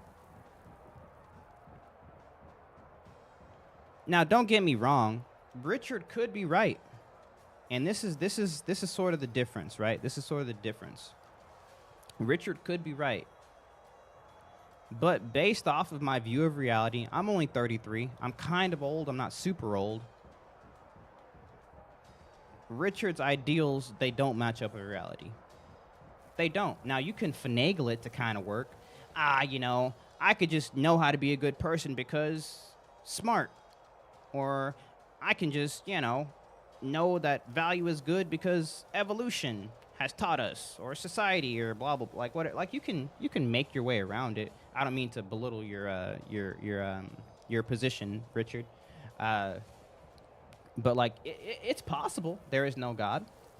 Yeah, but what I'm challenging you all to do is to not be cynical about it and actually ask yourself, like my guy did, like my guy Kalubi, who came in and said, Kusabi, billionaires are more valuable than people with disabilities? That's an insane take. Jesus was incredibly critical of material wealth, and it does not trump intrinsic human value. Well, even if you take Jesus out of the equation, we understand that material wealth does not trump intrinsic value, human value. Well, where the heck can we get intrinsic human value from if we're all just mistakes? Now, we can make up people's value. Remember how I said earlier, if society says I'm 3/5 of a person, what's up, 3/5 of a man here?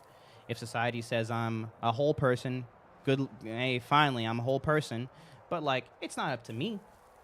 It's up to the survival. It's up to the masses, essentially. It's up to the laws, depending on when I was born, where I was born, and who gets to decide these things. It's not me. Like, I could give myself some sort of worth, but overall, it's meaningless. It's all just relative compared to the worth they give me. And if they've got more power, if they've got more influence, if they've got more people, they make the rules. See, I don't live in that reality. That doesn't make sense to me. I couldn't live that out. There's no world where I would see a majority of people doing something that I know to be wrong, saying it's good, maybe even good for society.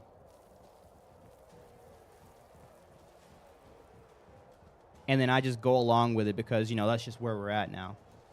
No. And since I have that conscience telling me, no, this is very wrong, no matter what. I don't care who says it's right. I don't care how many people agree with it. This is very wrong, right? I'm not going to sear my conscience to it and just go with what other people say. Oh, the smart guy believes it, so no. That points to objective morality. If there is an objective morality based off reality, right? Based off of what I've just experienced, like, man, I can't live that out.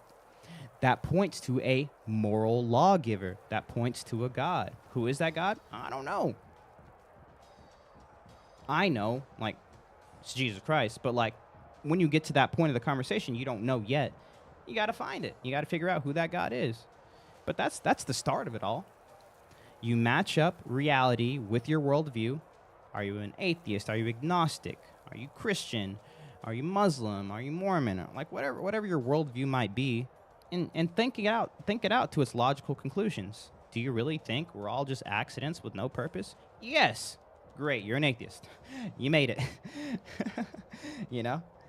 But if you say no, but you still claim atheism, it's like, well, now you're just making excuses for your worldview. And I feel like I feel like that's being intellectually, like, hypocritical. Extremely hypocritical.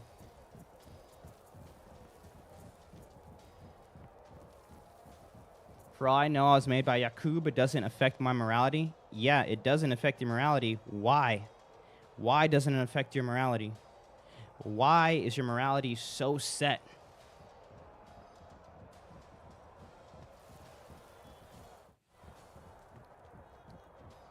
Do you think these things through?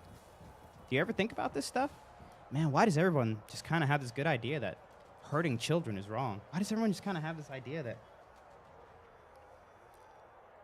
murdering people is wrong? Man.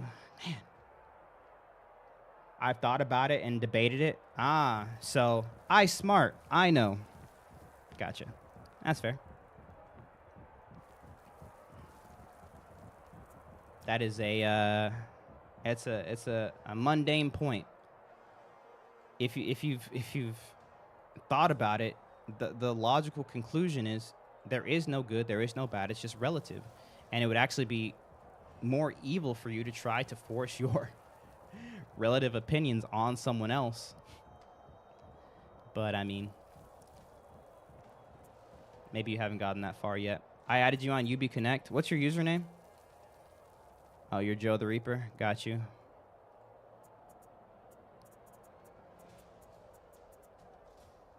Is he not going to sleep? I'm going to sleep in 2 hours. The difference is there is objective morality, but there is no objective in faith because everybody's views are different, and the only proof we have is a book written by a guy who's dead. What book was written by a guy who's dead? Are you talking about the Bible? Sir, you need to change your emblem. Can I duel you? Sure. I completely disagree. That's the logical conclusion. But as a theist, I understand you would say that. Well, there's no other way to get around it. How are you possibly getting intrinsic value?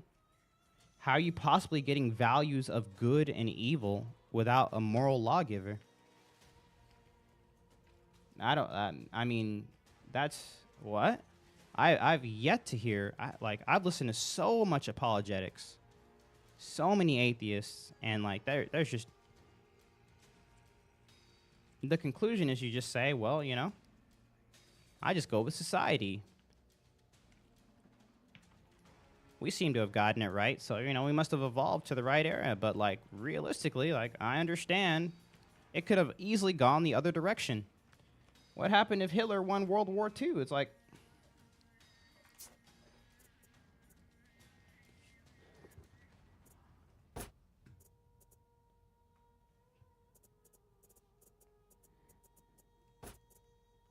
my guy, I can't stay up this late. Yes, you can. Who else did I add?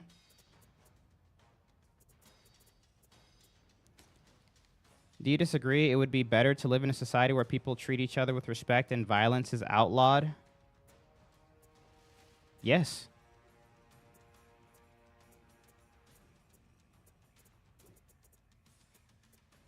I want to live in a world that maximizes well-being for the most amount of people, and clearly there are ways we can engineer society to benefit people, as we have learned through history.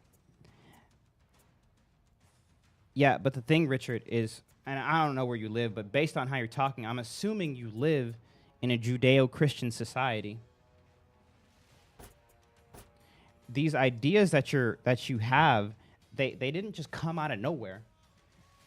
You're literally stealing from the Judeo-Christian like foundation of the society we have and saying, all right, now we just kind of take God out of it. We say we kind of made it up ourselves because like we were just so smart, and then we move forward and now we get to that utopia. I'm telling you, I used to think the same thing. There is no utopia coming. The world isn't getting better as God becomes less of a part of it. The world is getting worse. Remember what I said earlier? I said we can't even figure out that to stop littering.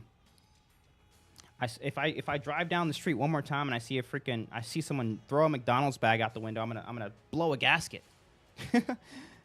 Oh yeah, we can't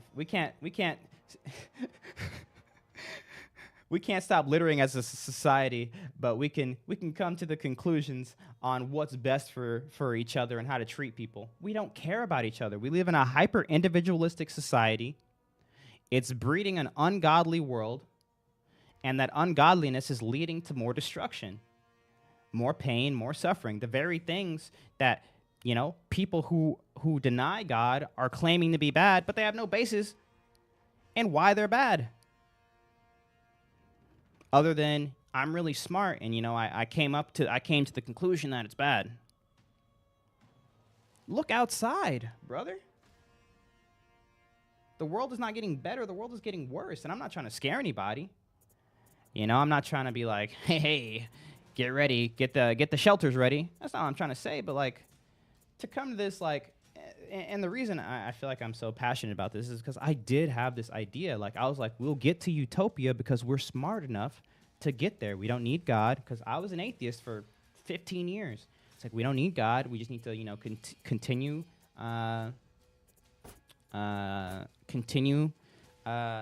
moving ahead with like science and continue like learning more about the universe and all this stuff, and like we'll create this utopia.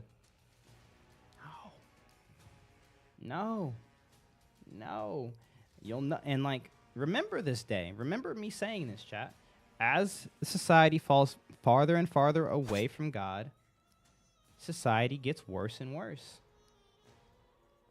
The reason America, granted, obviously there were some bad parts about America, you know, slavery and all that other good stuff. But the reason it's going to get worse and the reason it's going to become more divided and probably hostile at some point is because we live in an individualistic society where everyone gets to say, I'm right, I'm right, I'm right. It's all about me, it's all about me, it's all about me.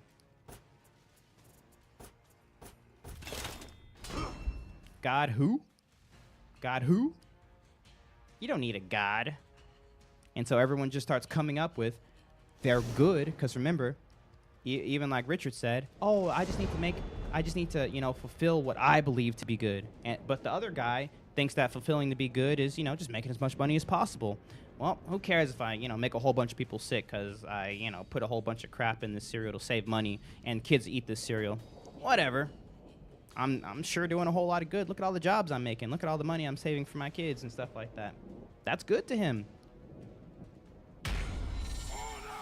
Oh, you know, it's really good. I just, you know, sleep with as many people as possible. You know, Nick Cannon it. We're getting that birth rate back up. Get a girl pregnant, give her $1 million, leave, do it again. Next one. I'm doing a whole lot of good. I'm giving them money, and I'm making more me's. And I'm awesome. I really am doing a lot of good. If you guys are listening to me and you're saying, bro, that's not what we mean by good. Ding, ding, ding, ding, ding, ding, ding, ding, ding, ding, ding. That's what I'm trying to do. That's literally what I'm trying to do. To get you to say, bro, that's not right. Ah, why do you say so? Victory.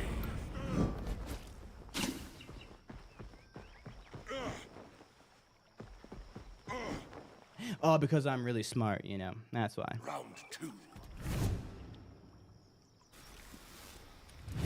Or we are all tied into this conscience that we all have, and we know the difference between good and bad. We know what we should do. We know what we shouldn't do. We don't need a book to tell us. We're born with it. Molded by it.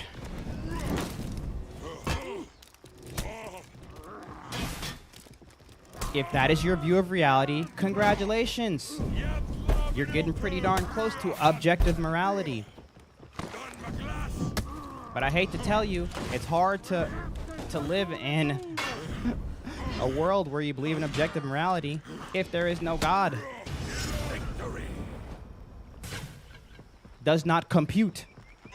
Does not compute. So maybe you can be agnostic, but atheist? Get out of here. Round 3. You're being intellectually inconsistent. There's no objective truth without God.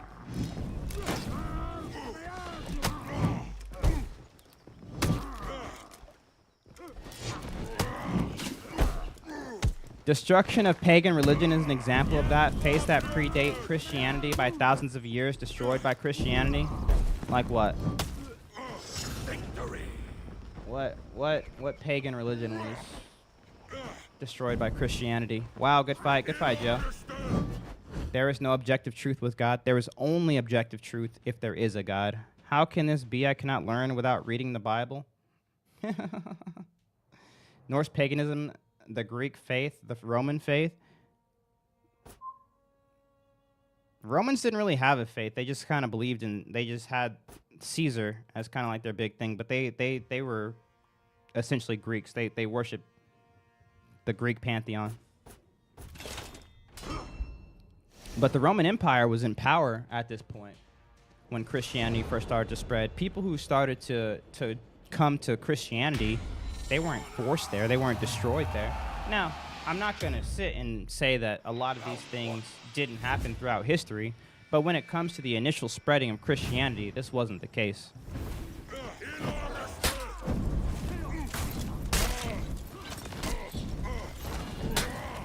In fact, since Rome was still in power during the early years of Christianity, it was actually the Roman Empire who was called into place whenever people who were these pagan people who were pagan or practicing pagan religions were challenged on their faith. It was the Roman Empire they would call to essentially get those pesky Christians out of there. It happened to Paul. But of course, Paul was a Roman citizen, so they kind of got in trouble for doing that because they wrongfully imprisoned him because he was just telling them about the way. Get that poop out of here.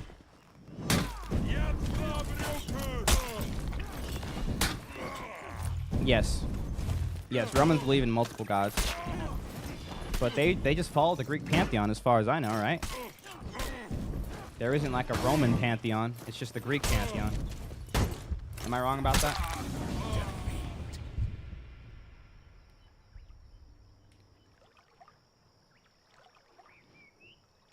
Basically? Okay, yeah, okay. There's a Roman pantheon. Apollo is an example. Zeus. Yeah, that's Greek. Roman pantheon. What?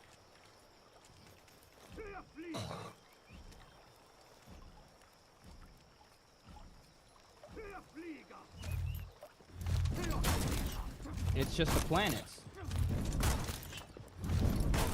I mean, it might be different from the Greek one. Well, I guess they were all over the place, huh? Hey, Millie, do you think the Earth is gonna end? Yes. I don't know when, but yeah. I sent you a friend request, Legend, but it's different slightly, but it's different. Yeah. It's based off the same stuff, but it's different. It's not just planets. Oh, sorry, I must have misread the wrong thing. It said the major ones were based off the planets. But also it said there was 12, so yeah. Yo guys, don't send me friend requests. You're gonna break my friends list. I will send you guys friend requests. But I digress. The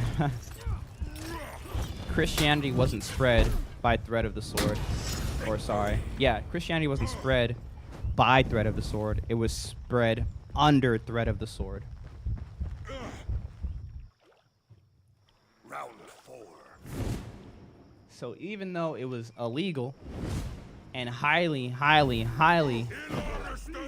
dangerous to become a Christian, you had this massive uproar of the Christian faith in that first century.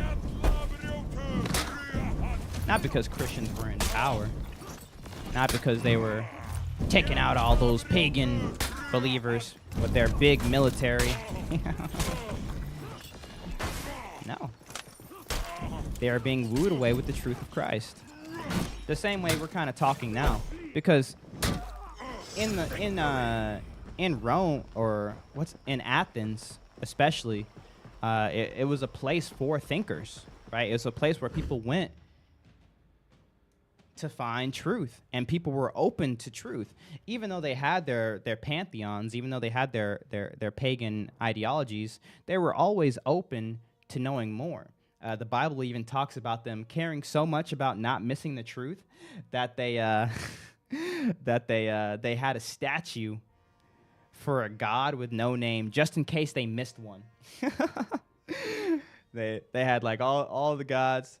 Like, okay, we got Athena, we got Zeus, got everybody. Like, what if we missed one? We're like, oh, I have a perfect idea.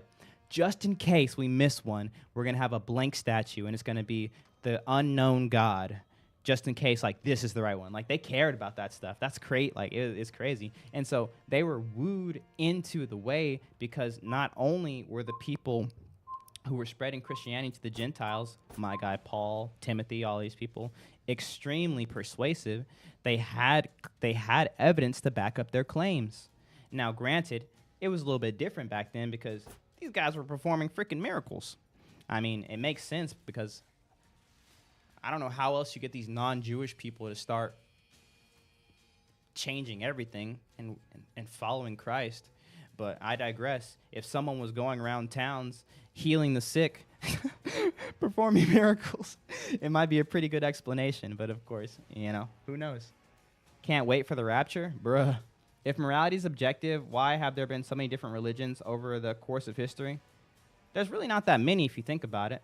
So there's a lot of different denominations of religions, and there's lots of subsects of religions. But when it comes to religions, when it comes to like what we would call an objective morality, we would be looking for an objective lawgiver. So essentially, we're not looking for just any god. We're looking for a creator god. So for instance, if I was saying, okay, we believe in an objective morality, there is a God, right? So I need to start looking for that God. I'm not going to be looking for the God of like thunder. You know what I mean? We're going to start looking outside of creation. So if there's like the God of the Nile River, the God of the sun, the God of Jupiter, the God like something that's a part of creation, right? That's instantly nixed, right? Instantly nixed.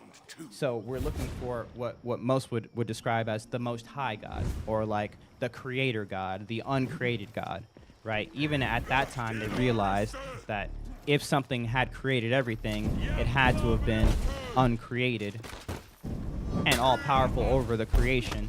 And so this is what we're looking for. And when you dive it down like that, I mean you're just left with a handful. You're just left with a handful. And you want to know something cool? And this is super interesting because this is the same route I went down, right? Because you're looking for the creator God, so obviously you need to be like a creator, all-powerful, capable of creating morality or whatever, morality being a part of his essence or whatever you want to call it. Most monotheistic religions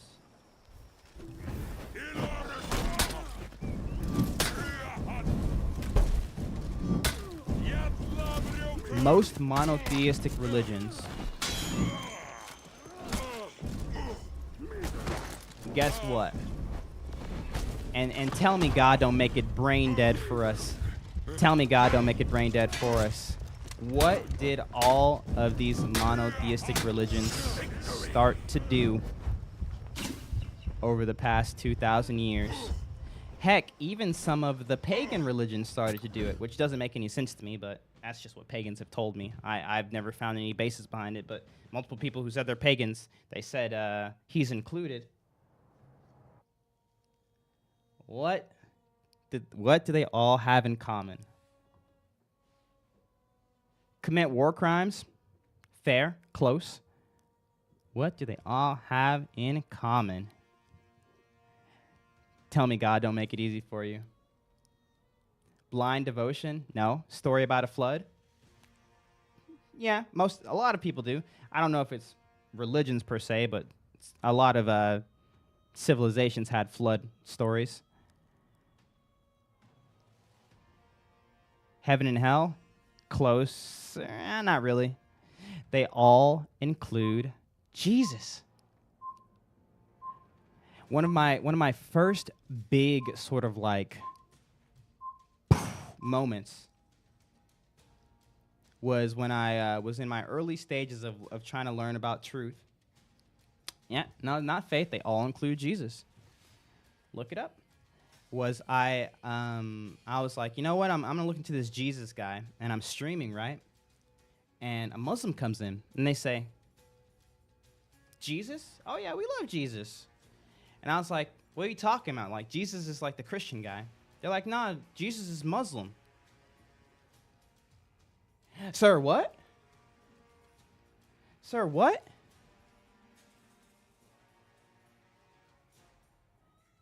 I said, no way. That doesn't make any sense. Islam came at like 600, 700 AD. We're talking about Christianity. They're like, nah, trust me, read this surah. And sure enough, right there in the Quran, Jesus talking to Allah. Well, hold up. Wait a minute. Let me put some pimping in it. What the poop? What does the Jewish religion say about Jesus? Something different, yeah, but he's there. Hinduism, Buddhism, Jesus. Someone even said he's in the Norse pantheon somehow. I don't know how they put Jesus in the Norse pantheon. Doesn't make any sense. Like I said, never found any credibility to that.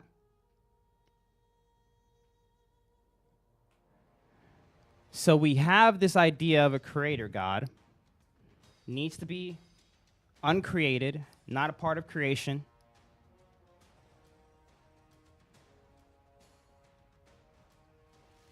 So that number dwells down, and most of, if not all, of the religions with a creator God, i.e. the person who is capable of giving us an objective morality, not talking about the God of the sun, right? The God of war. Talking about the creator of all of these things, right? They all include Jesus. Well, oh my goodness. What the poop?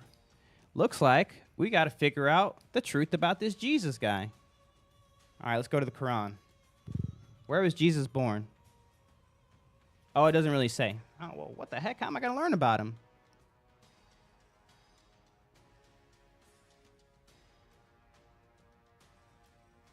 Journey to the West.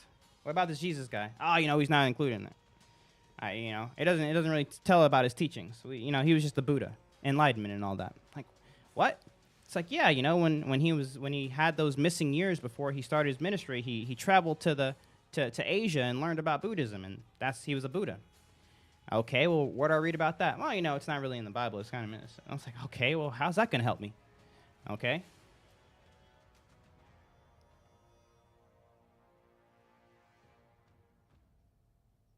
Well, there's only one place I can go to learn about this Jesus guy.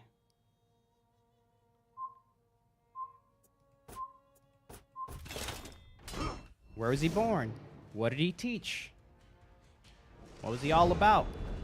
Why is he being, why is everybody wanting a piece of this Jesus guy? Some people saying he's a liar. Some people saying he's a lunatic. Some people saying he's God. Some people saying he's just a guy. Some people saying he's just the Son of God. Some people like he's just the Messiah. Well, what the heck? How do we find the truth about Jesus? Huh? Reddit? Okay, we're getting close. Where the heck do we go to find the truth about this Jesus guy? Because obviously, there's something to him. What about this Jesus guy? Victory. The Talmud? The Talmud lets you know where Jesus was born? Round 2.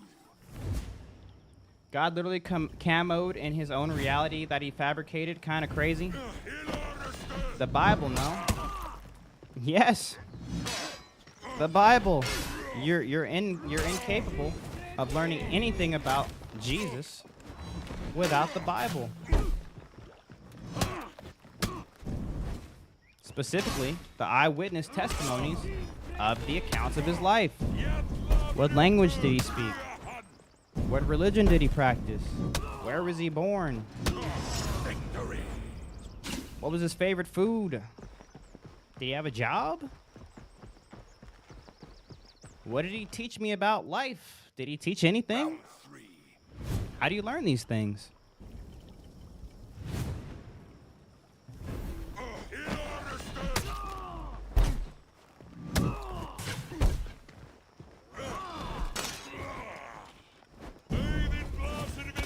The Talmud did talk about where Jesus was born, but the Talmud is a commentary on Jewish text, correct? It's funny because I just learned about the Talmud recently, but I've heard differing opinions about it. Because I thought similar to like Islam with their hadiths, the Talmud was like something that all Jewish people adhered to. But it's just one commentary.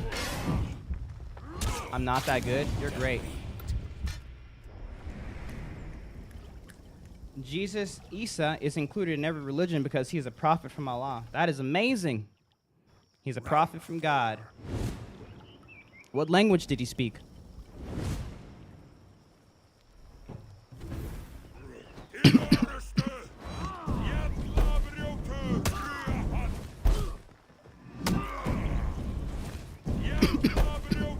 What's up, Drop Bear Kills?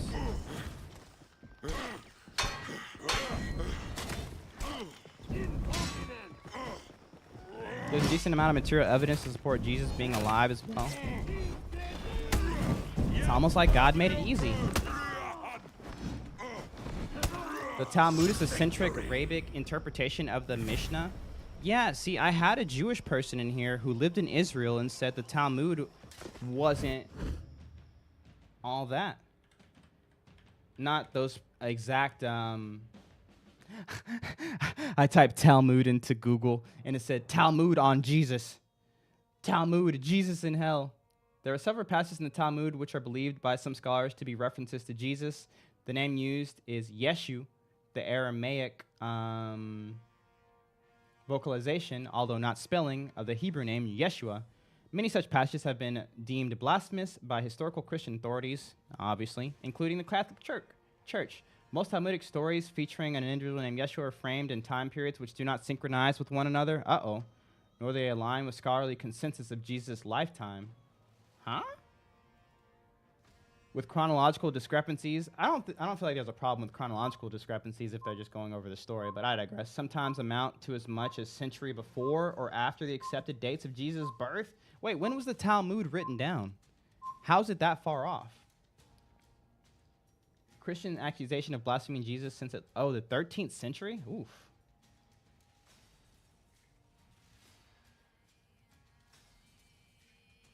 No. 3rd century.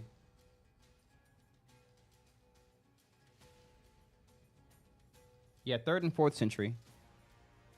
Year 521. Oh wait, no, it was the Christians. The first Christian censorship of the Talmud occurred in the year 521. Why were they censoring it? If it got so much wrong. And it was so late. I guess I have to go to the actual Talmud to see what it says. I've been big playing the samurai with the mace. Nice. Jesus is the truth. He did not do that. Jesus, Isa, came to teach about Islam and to be Muslims. Where do we go to learn about how Jesus, what Jesus taught? I'd love to know more about this Jesus guy.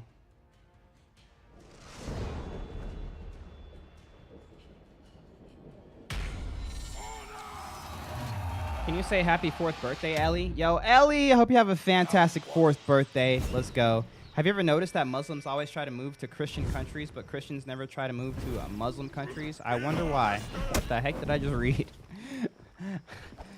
I haven't put much thought into it. Are you Christian? Yes. Muli plays Shinobi. You won't regret it? Yes, I will. How many times have I fought Joe? This is mostly tangible, but I consider it such a shame that so many American Christians use Jesus' teaching as justification for bigotry. What do you mean? Victory. How you feel about what the Bible says about LGBT? I agree with the Bible. While still up. Hey, what's up, Incred? That's not a fair comparison when the West has destabilized the Middle East recently. There you go. Have you ever listened to Lecrae? Yes, he's on this playlist. Chill, brother. Roach, other ways, bro. Butter, that is called hate. Some Christians hate Muslims a lot. That's why, since in Islam we're told to respect everyone, that's why we're not hating on any religion. Ayy.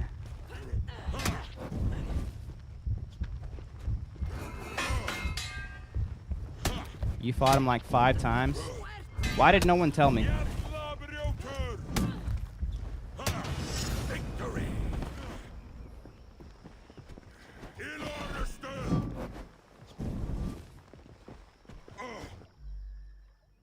I never understand why you don't like Shinobi. He's got small weapons. I like big weapons. Me next. Did you add me?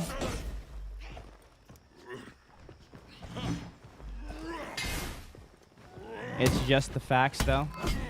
Those freaking facts. As long as people are nice, I don't care what they usually do. What do you mean nice? What's your favorite worship song? It's a song by, what's it called? Good Plans by Red Rocks Worship. I like that song. Do you go to church on Sundays? Yes. High and low. I want a 1v1. I bet you do. Yo, GG Joe the Ripper. Me. How do you feel about the Viking with the shield, not Warlord? She's cool. I like the Viking with the shield. I don't play her often anymore, but like, she's easy. She's easy enough to play. This game is for honor. The opposite of a poop human. Wait, what's the opposite of a poop human? The heck was that? Oh, dude, I think my headset's about to die.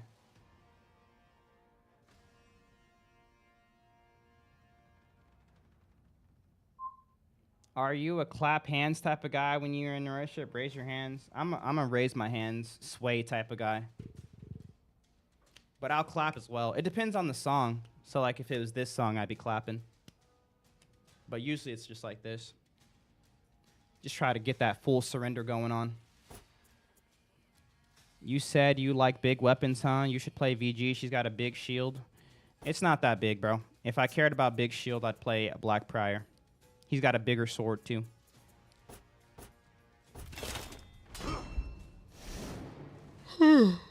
But yes, to finish my conclusion, there's only one place you can go to learn about Jesus.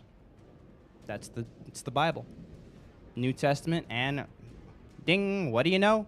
He's in the Old Testament as well, which is crazy, because it was written like hundreds of years before he was born.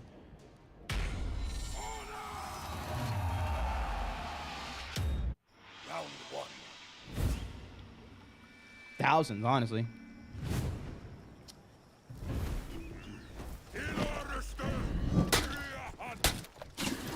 And so I use it as my trusted source for when it comes to the truth of Christ.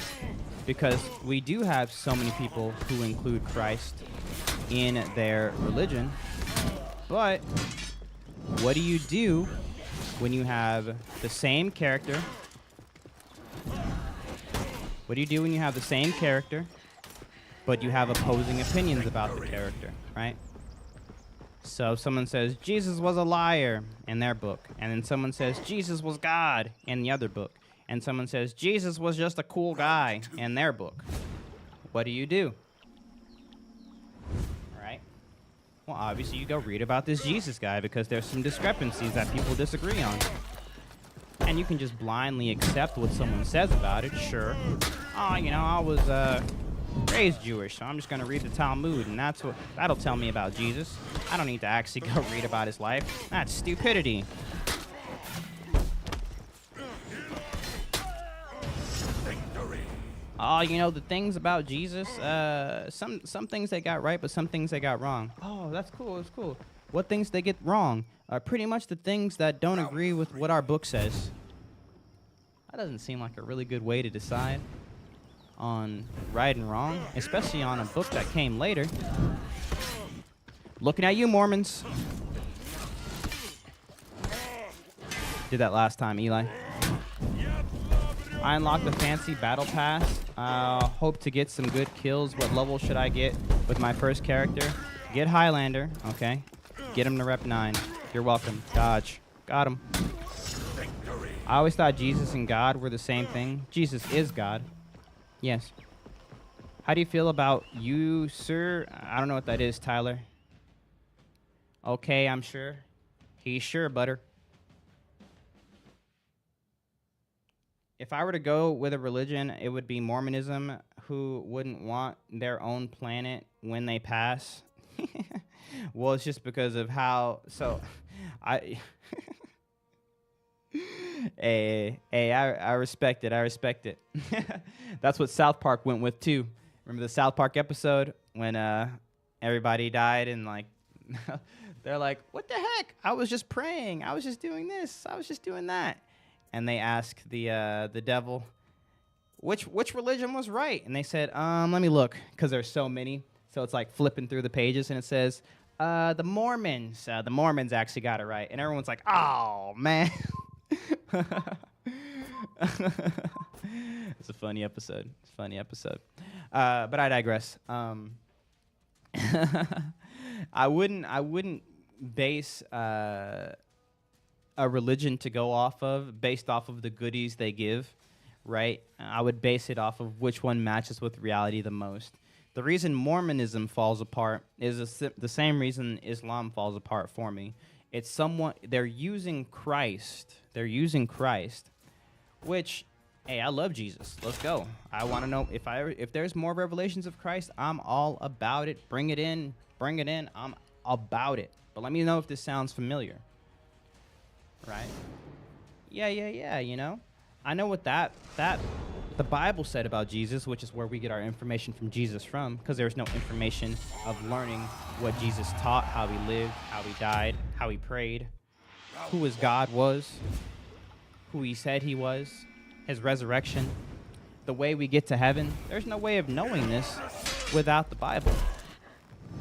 But that Bible, it's actually corrupted. Oh man, that's crazy. That's crazy. Where is the Bible corrupted? I'd love to know. How did you figure out it was corrupted? Well, you know, our book is holy, and we know it's holy because the person who wrote it couldn't have possibly written it because, you know, miracle. And it's been perfectly preserved this whole time. So we're pretty much going to go with the book. And if the Bible agrees with our book, they got that part right. But if the Bible disagrees with our book, they got that part wrong. And I'm like, that's not... That is a terrible... That is a...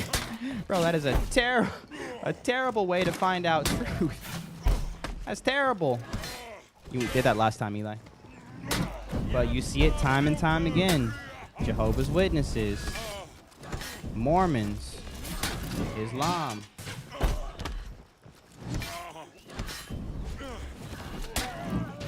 Victory. It doesn't cut it for me personally.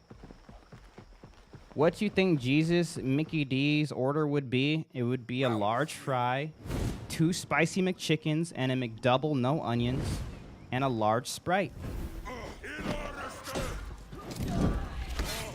It's a man of culture, after all.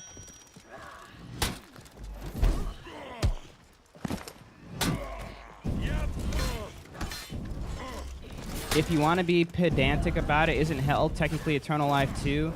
Only that said life is absolute worst due to the eternal punishment and the like. It doesn't say that hell's going to be an eternal punishment. That's not what the Bible teaches. But the hell is probably going to be eternal suffering because you're separated from God. The only thing that keeps us connected to good, because he is good. So we don't in the Christian theology, we don't believe that God's capable of being good. We believe that goodness emits from God. It's his character. Goodness, love, justice, all of these good and gracious things that we are able to tap into, to experience, right? Things that we can't really, test, but like we experience it. These things are things that we get from having a connection to God. Even in our rebellion to him, we still are connected to him with these gifts. But hell will be eternal separation from it. So there will be no more good. There will be no more peace, no more love, no more joy, none of that stuff. And so it's going to be bad because you ain't got the stuff, right? And you see people in the New Testament who have gone to sort of like an outer Sheol, trying to warn people like, hey, yo, go tell my brother, don't come here. Can you give me some water, by the way? Just a drop. But you notice something about all of these people. None of them are asking to get out. I feel like some people think that once they kind of see, they're going to have some sort of heart posture change. Oh, once I see, I'll know, and I'll change, and then I'll put my faith in God. Bro, people literally lived with God. Judas lived with God for 3 years. 3 years. He saw him do all the things. He saw him do all the things, and even he still denied him to the point of selling him out for 40 silver. Yeah, that's all God's worth. People saw him heal people. People saw him perform miracles, and they still denied him, literally right in their face. There is no I don't know if there's anyone here that's even like cares about this statement, but there is no amount of like evidence that's going to smack you in the face, that's going to make you say, oh, now I can believe, because the evidence is already ample. There's already ample evidence. If you deny God, it's not because of a lack of evidence. It's not because of any arbitrary reason. It's just a heart posture issue, and that posture will remain the same even into the afterlife, which is crazy to me, because like, how are you in hell and you're still like, yeah, but I'd rather have this than God? I'm like, bro, that's crazy to me. That's crazy to me. But, to each his own. To each his own. That's wild. Do you think people that live what would you consider a moral life but don't believe in God are going to hell? Didn't you already ask that question earlier? There's no such thing as living a moral life. I love these night streams too. Thoughts on Hatun? I like Hatun. Jesus answers this perfectly in Matthew with the rich young ruler. Why do you call me good? There is no one good but God alone. There is no good moral people. Now, that doesn't mean that people who haven't heard the name of Jesus can't go to heaven, because remember, we all have consciences and we can choose to follow it. And the Bible teaches us that there's ample evidence for God, but fools deny the existence of God,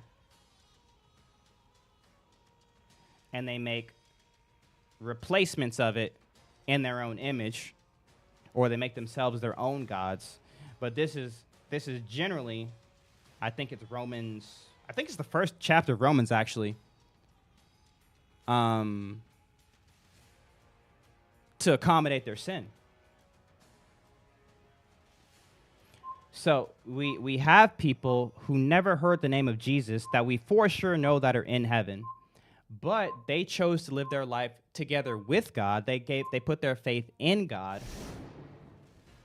And Jesus' work on the cross, even though it happened after they were dead, was still applied to them. And so, I know everyone always says it, but the real question is, how do I get to heaven without submitting to God? But they're saying, what about the person on the island that's never going to hear about Jesus, and God is not capable of reaching them, but they're really good people? What about that person? Wink, wink. Just be Be honest with yourself. I know what you're asking. It's okay. Hey, yo, how do I get to heaven? How do I be this good person? It's just like the young ruler was asking Jesus. How do I get to heaven, good teacher? Victory. Because it's not about those people. Remember, when the airplane's going down, chat, you're not supposed to help anybody else with their mask until you do what? Round 2. Secure yours first. The Bible teaches everyone's going to get a fair shake. No one's going to get ripped off. There's not going to be some person who's like, oh man, yo, I couldn't read. God's like, too bad, you should have put your faith in Jesus. Hey, yo, God, I literally had autism. Too bad. I'm God. No, everyone gets a fair trial, and no one will be left without excuse. So, don't worry. If God is real, listen to me. If God is real, God is good. God is loving. God is just. God is just. You ain't got to worry about hypothetical person XYZ. But you need to put your life mask on first. Usually I skip lives, but I heard you talking about Jesus and had to stop. Keep doing what you're doing. Oh, thank you, Sleepy. Glad you liked this live, bro. I use science to prove God's word. You can't prove God's word. You can't prove anything. But the evidence of God's word being reliable based off of scientific evidence is very high. Even if you just look at likelihoods of prophecies being fulfilled through Jesus' lifetime. Crazy, crazy, crazy. But I digress. Were they eyewitnesses? Huh? I base most of my worldview on scientific fact, but I also believe in God in spite of lack of experimental evidence. Right. Hey, Molly, can I duel you? What's your username?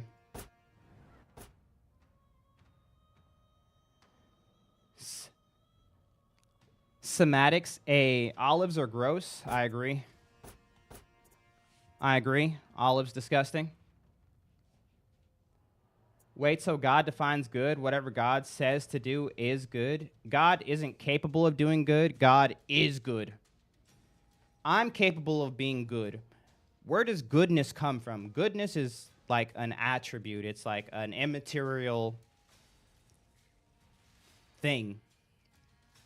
The Bible says it comes from God. Not that God is capable of being good. Or like, oh yeah, there's some rules out there that God's capable of following. It's like, no, that's where goodness comes from. GG's, Mully, knew I was going to get washed. You did great, bro. Shinobi's disgusting. True. Rebel Snake. I don't think anyone is either good or bad. We are all people in different circumstances and all feel pain of some sort. Making things better for each other is all that matters. What makes you think that that's all that matters?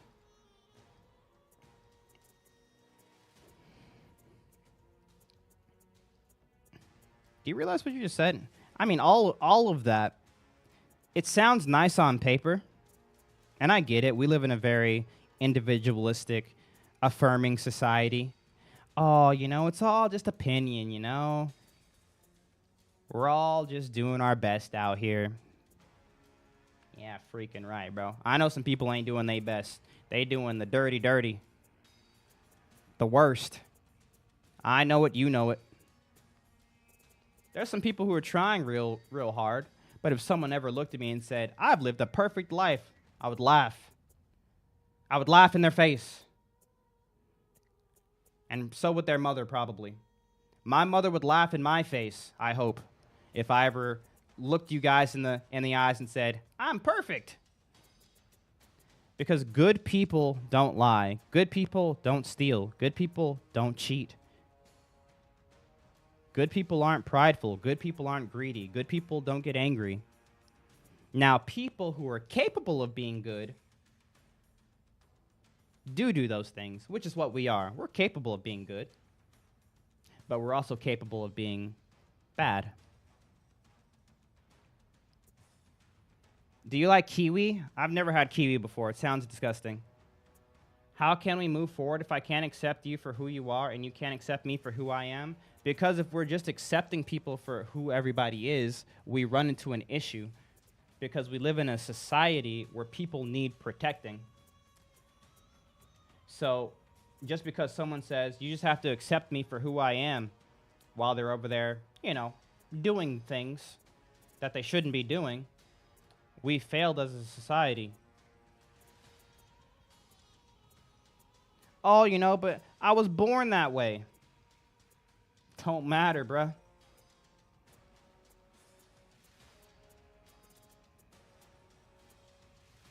God is just. What? God is just. Like justice. But like just.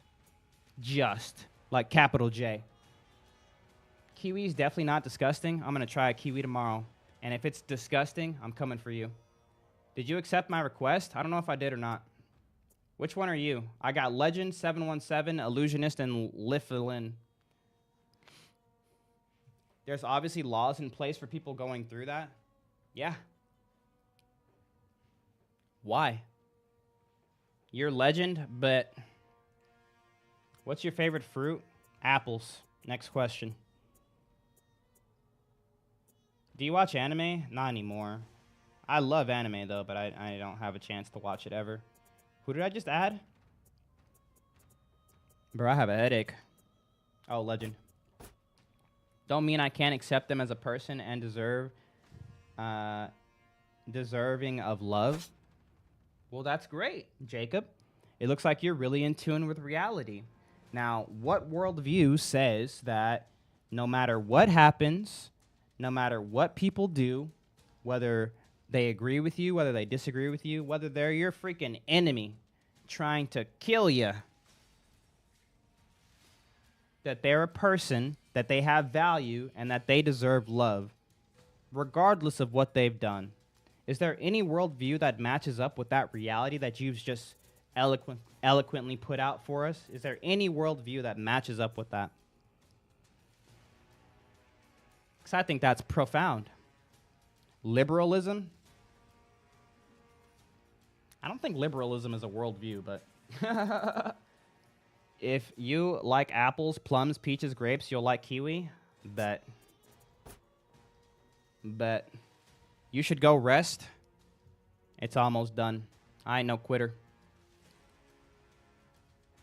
I don't think Dahmer deserves love, personally.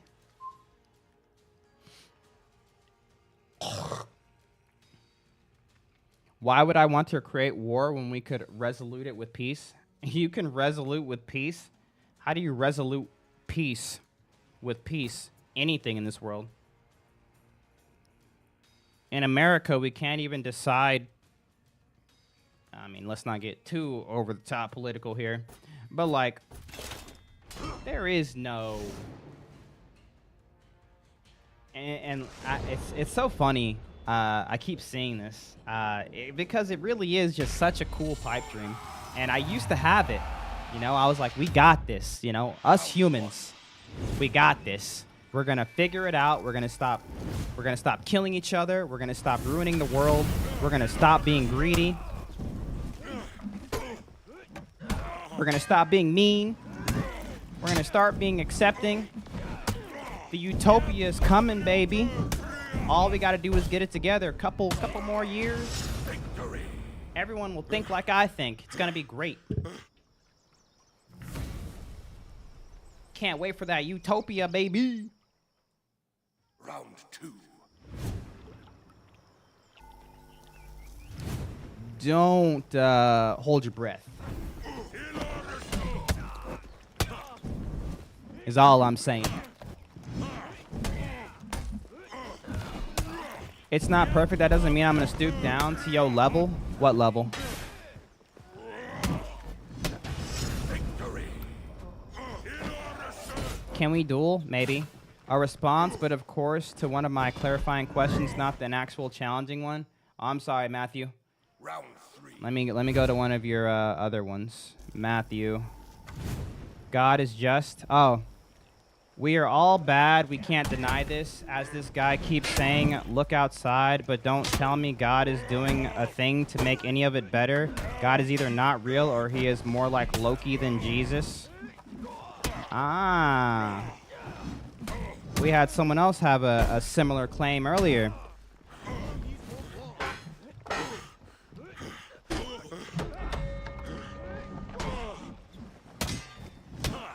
Victory. What's this guy doing, chat?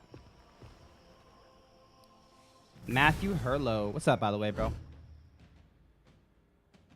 What's this guy doing? What's this guy doing? Can you guys catch on to what's happening here?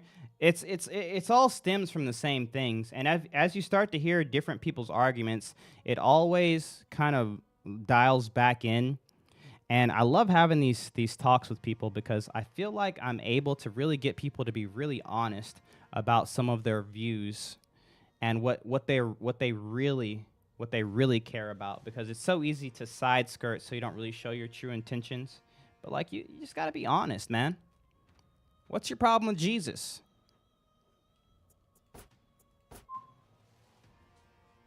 Right? But I'll answer your question, or I'll answer your statement. I guess it wasn't really a question. He said, we are all bad. We can't deny this. As this guy keeps saying, look outside. True. But don't tell me God is doing a thing to make any of it better. God is either not real or he's more like Loki than Jesus. So he's saying, and don't let me put words in your mouth, correct me if I misinterpret what you're saying. If I was God, it would be like this. God can't be real because he's not doing it the way I would be doing it.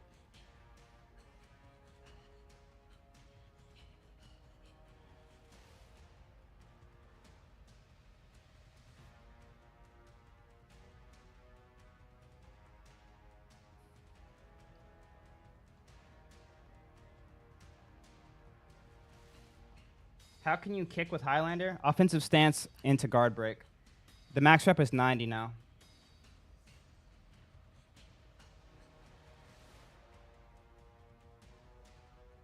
Should I buy Zanhu? No, buy Highlander. What's your opinion on karma? Don't believe in it. Crazy? It is crazy. I have a friend who says that the evidence that Jesus existed and did all the things he did are not one. Not sure Matt was making an argument for God not existing. I don't think he was.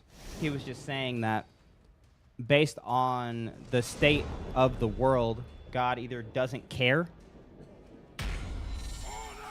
or he's not there. Which, I mean, I guess that's kind of for not existing. Round one. What's your opinion on Buddhism? I can't get down with Buddhism. The whole idea is just kind of backwards. Ow, bro, you just smacked me in the face. That's messed up. It's messed up, dog. What's your denomination? I'm so tired I can't think of the word of what I am. I was about to say pagan. Oh my gosh. Victory. Protestant. Just Protestant Christian. Protestant, sorry. Oh my goodness.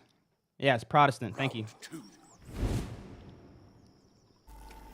You not being able to accept other people and putting your religious faiths as your main values is what creates conflict, big issues in politics as well. You are up a creek without a paddle if you think that religion is the main cause of conflict in the world.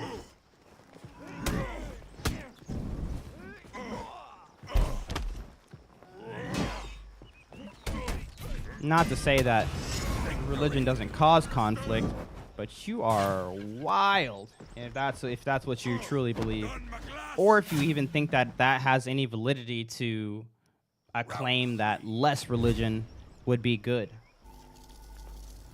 For instance, if I were to, I don't know, look towards someone with maybe an atheistic worldview and look at some bad things that they did. And then I said, based on what this person has done, they caused so much death, there should be less atheists in the world. You guys would look at me like I was dumb. You would be like, bro, that's not really a fair assessment on atheists. That's just an assessment on what that guy did. He just happened to be an atheist. All right? Imagine someone was like, hey, bro, you should read the Quran to learn more about Jesus. And I said, the Quran? Don't you know what happened in 9/11? I don't need to read the Quran. 9/11 and them running those airplanes into the thing. Those towers. That's all I need to know about Islam. You guys would be like, bro, what are you talking about?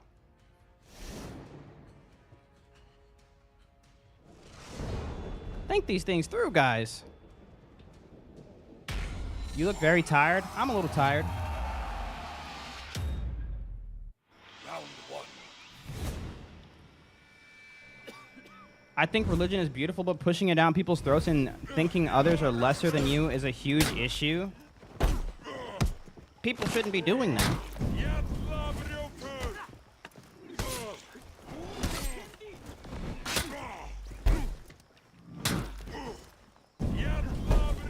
But still says everything about the people and nothing about the actual beliefs. If you're going to have a problem with a belief system, find a problem with the belief system. Just don't go after the people who follow it. Well, you're stupid for being a Christian. Don't you know that there was Christian slave owners? Round 2.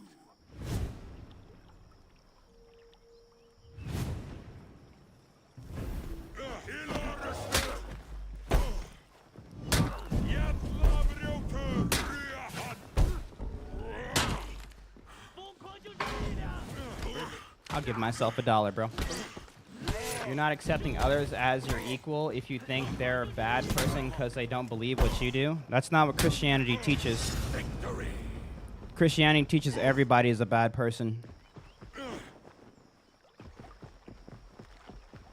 Bro's on autopilot? I am. Round 3. No one ever said they were lesser. And get this, bro.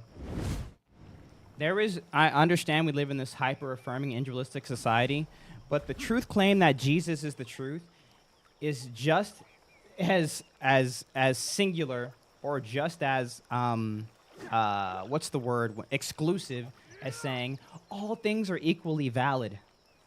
It's the exact same thing on different sides of the spectrum. Jesus Christ is the truth. Muhammad spoke the truth. The Quran is the truth.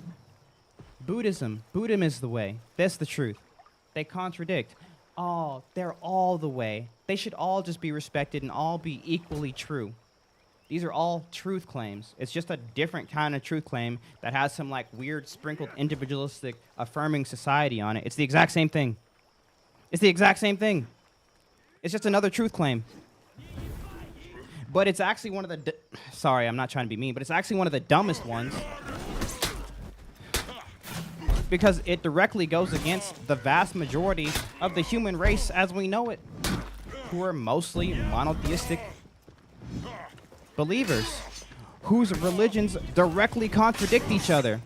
Oh, you know, you Jewish people and you Christian people, y'all just believe the same thing. It's all equally valid. It's all equally true. Just love and respect each other, you know? Victory. They're not wrong. You're not wrong. It's all just true. 70% of the population is kind of looking at you like, sir, this is a Wendy's. It's such an absurd truth claim, while trying to sound its way outside of it by being open and accepting. It's just another truth claim. That's not what he's saying. He's literally validating your statement. You bad? Who, me? Bro, you play For Honor like no one can't hit you, and that's true, but it's so cool when you're fighting and don't look at the game. Was I doing that just now? My bad. Nothing makes your religion more true than someone else's. Bro, that's just another truth claim. If there is objective truth to be found, don't come at me with this, oh, you know, it's just my truth. yeah, you know, I know we live in this shared reality, but like your truth and my truth, they're both the same, you know? Mine says 1 equals 3, and yours says 1 equals 7, but they're all the same. It's like, no, they're contradicting, bro. They can't be the same. And that's okay. We don't have to live in this like, oh, you know, I don't want to hurt your feelings. Let me make sure, you know, I just coddle you because you can't handle reality. It's okay. It's okay. Come here. Come here. I got you. Bruh, you're literally just pooping down the throats of so many people's religions by doing that, while trying to say, oh, you know, they're all just equally valid. Let's stop the war. It's just another truth claim. Like, don't you see that? Don't you, like, that's crazy. To be fair, if we're better people for it, none of it matters. For real. It matters. It matters because what's been taught. It's not about being a better person. Your boy gonna have to share the gospel. People really don't know what Christianity teaches.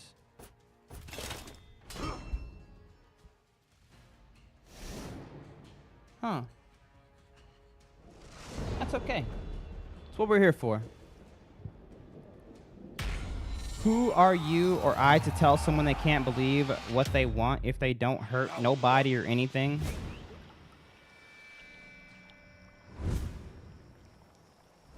Uh-oh.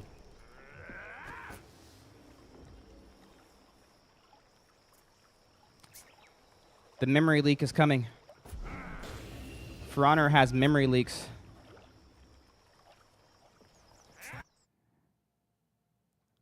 I've been on for so long. The memory leak has caught up to me. I actually don't know if I'm going to be able to play anymore. Usually when I get to this point, it cuts off my stream. Uh-oh. Let me see if I can end task. Ooh, we might be good.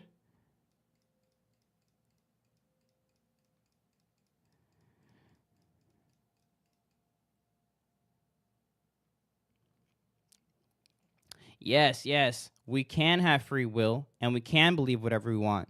But I want you guys to realize this. Listen to me. And like, I hope I'm not breaking your brains right now. Reality doesn't care what you believe. I could believe I'm the greatest soccer player that ever existed. Sorry, Messi.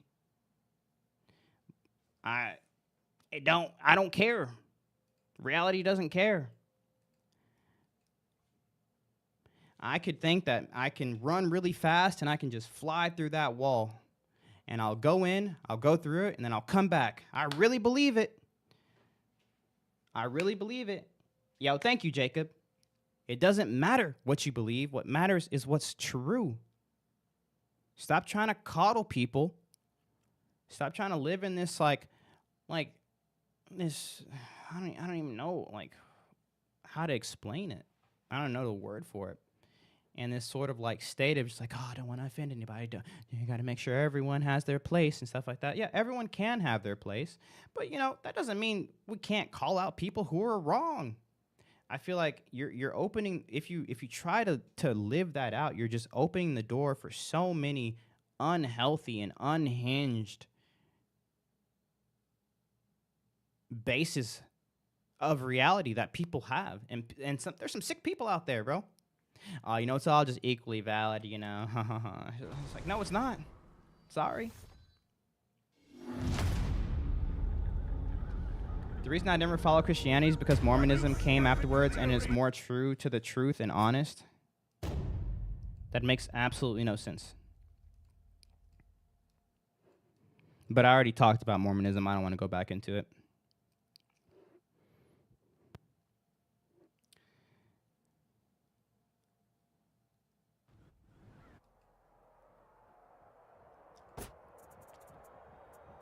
All right, who else wants the 1v1? Did I add anybody else?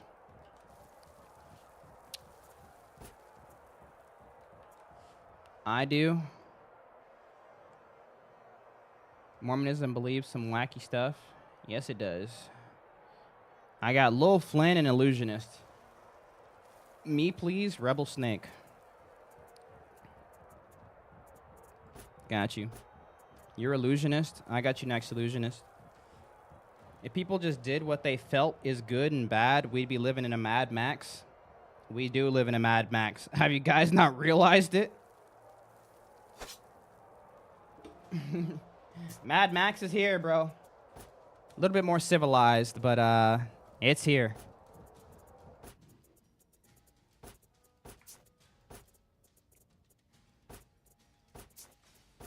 You on PC? Yes.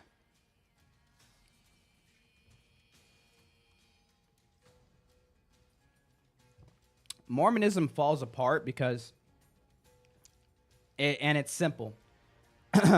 It's borrowing from the Bible. It gets all of its truths and its basis from the Bible, but it claims fallibility of the Bible where it contradicts the Bible. That's a common tactic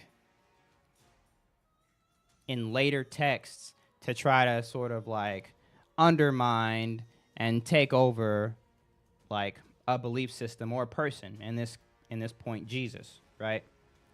Oh yeah, you know that Jesus over there? Yeah, he's a cool Jesus, but like this Jesus, this is the real one. It's like, okay, well, you know, how do you know that's the real one?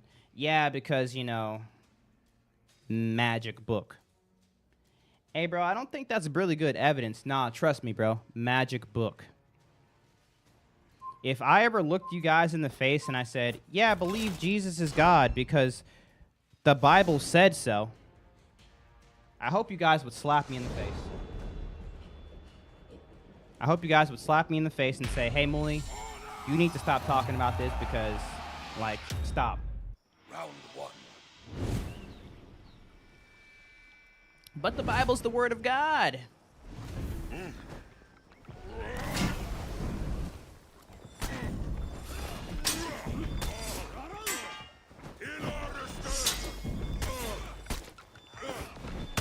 The common Mormon argument is it feels right. The common Mormon argument I see is, yeah, it feels right.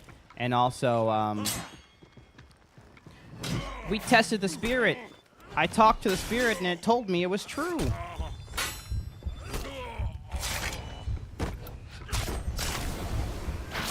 I don't like bashing other religions, but it's true that in order to discredit Christianity, you present a piece of evidence that isn't relevant.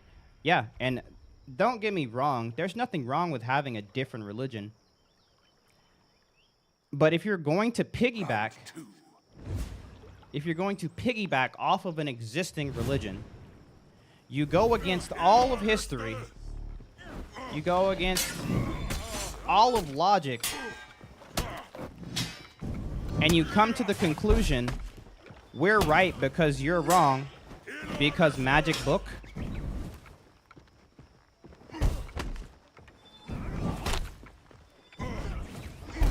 That's crazy to me.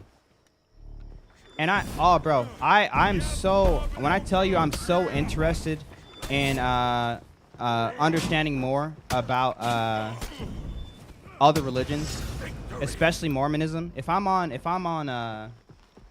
Instagram or something or YouTube, and there's like a video up, it's like talking about like a Mormon's perspective, like, because obviously a Christian talking about Mormonism, it's just going to get out of hand. But if there's an actual Mormon talking about it, oh, bro, I'm in there. Like, I want to know. I'm like, all right, bro. Like, finally, I can hear from them. Trash. Nothing. And I'm just like, why do people believe this? I really don't get it. I truly don't understand. Sorry, that was yesterday. Hey, what's up, Dragon Slayer? I died. Mormonism is one of the religions that's silly enough to make fun of. Sorry, not sorry. I mean, it's just, I try so hard, bro. I'm so open to hearing other people's sides when it comes to the way they choose to live their life or actions they choose to take. But if you can't eloquently give me a basis of understanding, I'm just like, bruh, why do you even believe this? I honestly don't know. It's craziness. Can I duel you? I might have time. Era busted. Not as busted as me. There's a YouTuber that puts AI in scenarios to debate religions, and Christianity was the most AI-supported one. Really? That's weird. It's on the verge of Scientology levels of silly. I mean, it gets there. It's hard, too, because a lot of the more educated Mormons aren't as present on the media apps we use. That's fair. Why are you still playing this game? I remember seeing you playing over a year ago. Yeah? What about it?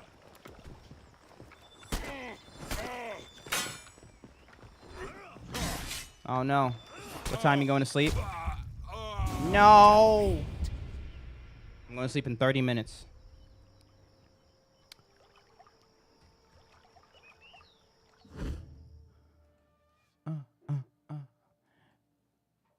Yo, I got clapped. It's a fun game. Live life, play other games, experience new stuff. What are you talking about? My guy came once a year ago. Over a year ago. And then he comes one night randomly at 3 o'clock in the morning. And he's like, play something different for once, man. You're not living your life. You actually don't even exist if I'm not here. Have you really been sitting in that chair for over a year? Please, get some help. Sir. Sir. Sir. Muli, may you please let me say something after the match, please? Reported. Gotta report this guy. Live life. Your child misses you.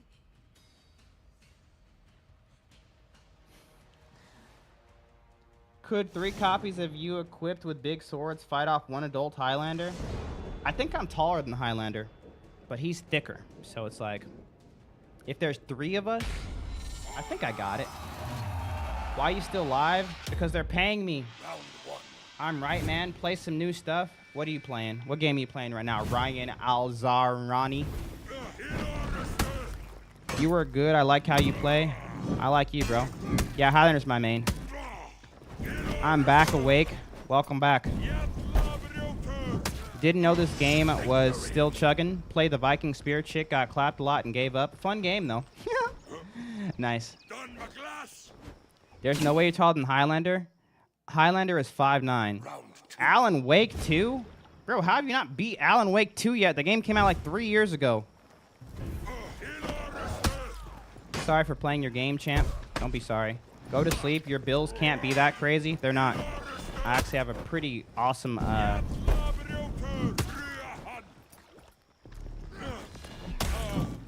mortgage.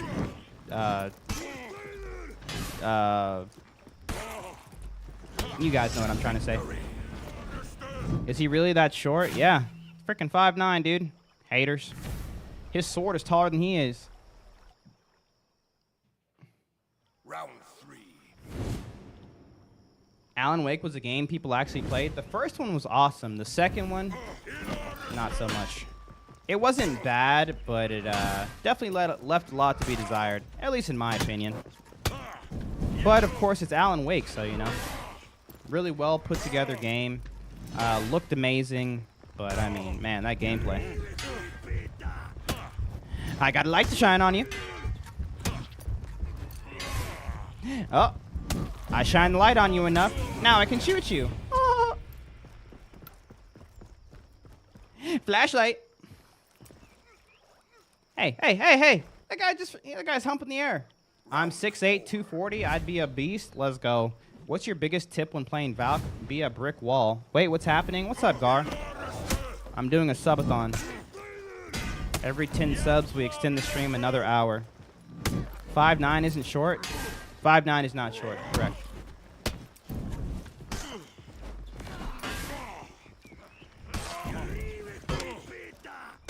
Do you play Rivals? Yeah, I play Rivals. I forgot what rank I hit last season. I'm from Mexico. I like this game. Bro, he baited me twice. Please. Ah.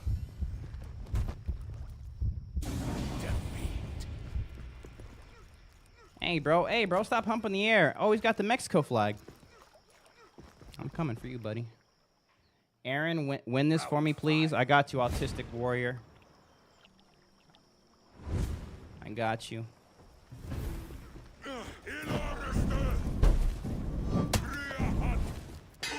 I know historically there are some warriors that were huge. I wonder if Piranha will implement something like that. I don't know. What the heck was that noise? What was that noise? Did someone donate something? I got a game in with you, Brody. Lit. I just subbed. Yo, Ethan! Bro, no way I fell for that 4 times. Bro, I almost lost. What's the tip you have for shinobis? Dodge or kick guard break. Your fire alarm? Yo, I was watching a video earlier. It was like a guy. It was like when black guys go to the car dealership. And they're at the car dealership. Bro, it's diabolical. It was diabolical. He's there talking to a guy. He's like, hey, I'm looking for a car. And he's like, oh, yeah, I bet. And he started, like, finishing his sentences. He was like, yeah, what's your credit score? Oh, 550. And, like, he was finishing it or, like, saying it around that. He's like, what kind of car do you want? He's like, oh, you know, Dodge Charger Hellcat edition. He's like, oh, yeah, well, surprise, surprise. And then all of a sudden you hear, like, a beep. You hear the fire alarm beep. And bro, that is so funny to me because now I don't have that anymore because like I have my own house and like I make sure the batteries are caught up. But when I was a kid, you know, living at my mom's house, bro, it was always beeping and I became so blind to it. It wasn't until I started having friends over that I realized that it was beeping. Like, I legit couldn't hear it. Like, it was like white noise, the beep. I'm so serious. And, you know, someone came over and they're like, you need to change your batteries in your fire alarm. I'm like, what are you talking about? Bro, I couldn't hear it. So whenever I see that, whenever I see those jokes, bro, it literally makes me so freaking funny. It makes me laugh so hard. I laugh so hard. I'm white trash. People don't know we have it too. Bro. That's amazing. My idiot son just rolled out of bed. Poor guy. Hey, what up, Curtis?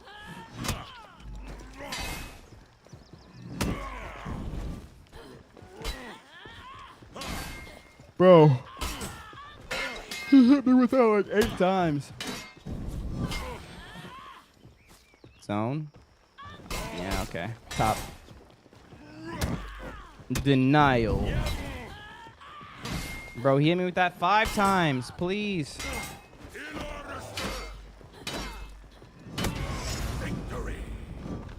I don't know if it's just me, but I haven't seen anyone using effects on emotes or executions. Because you want to see the executions. Round 2. Bro, I'm not going to have a voice tomorrow.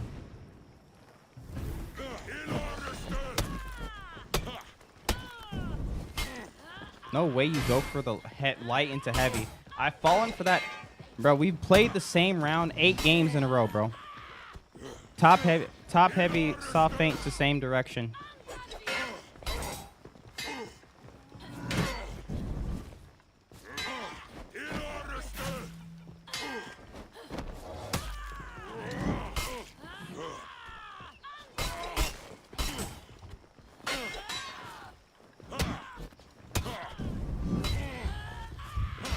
Bro, no way he missed that parry.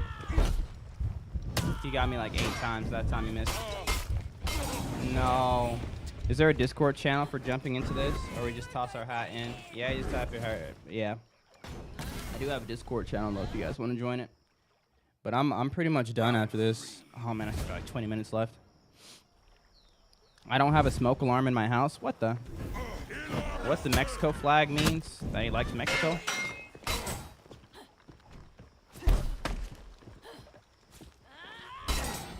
Oh my goodness.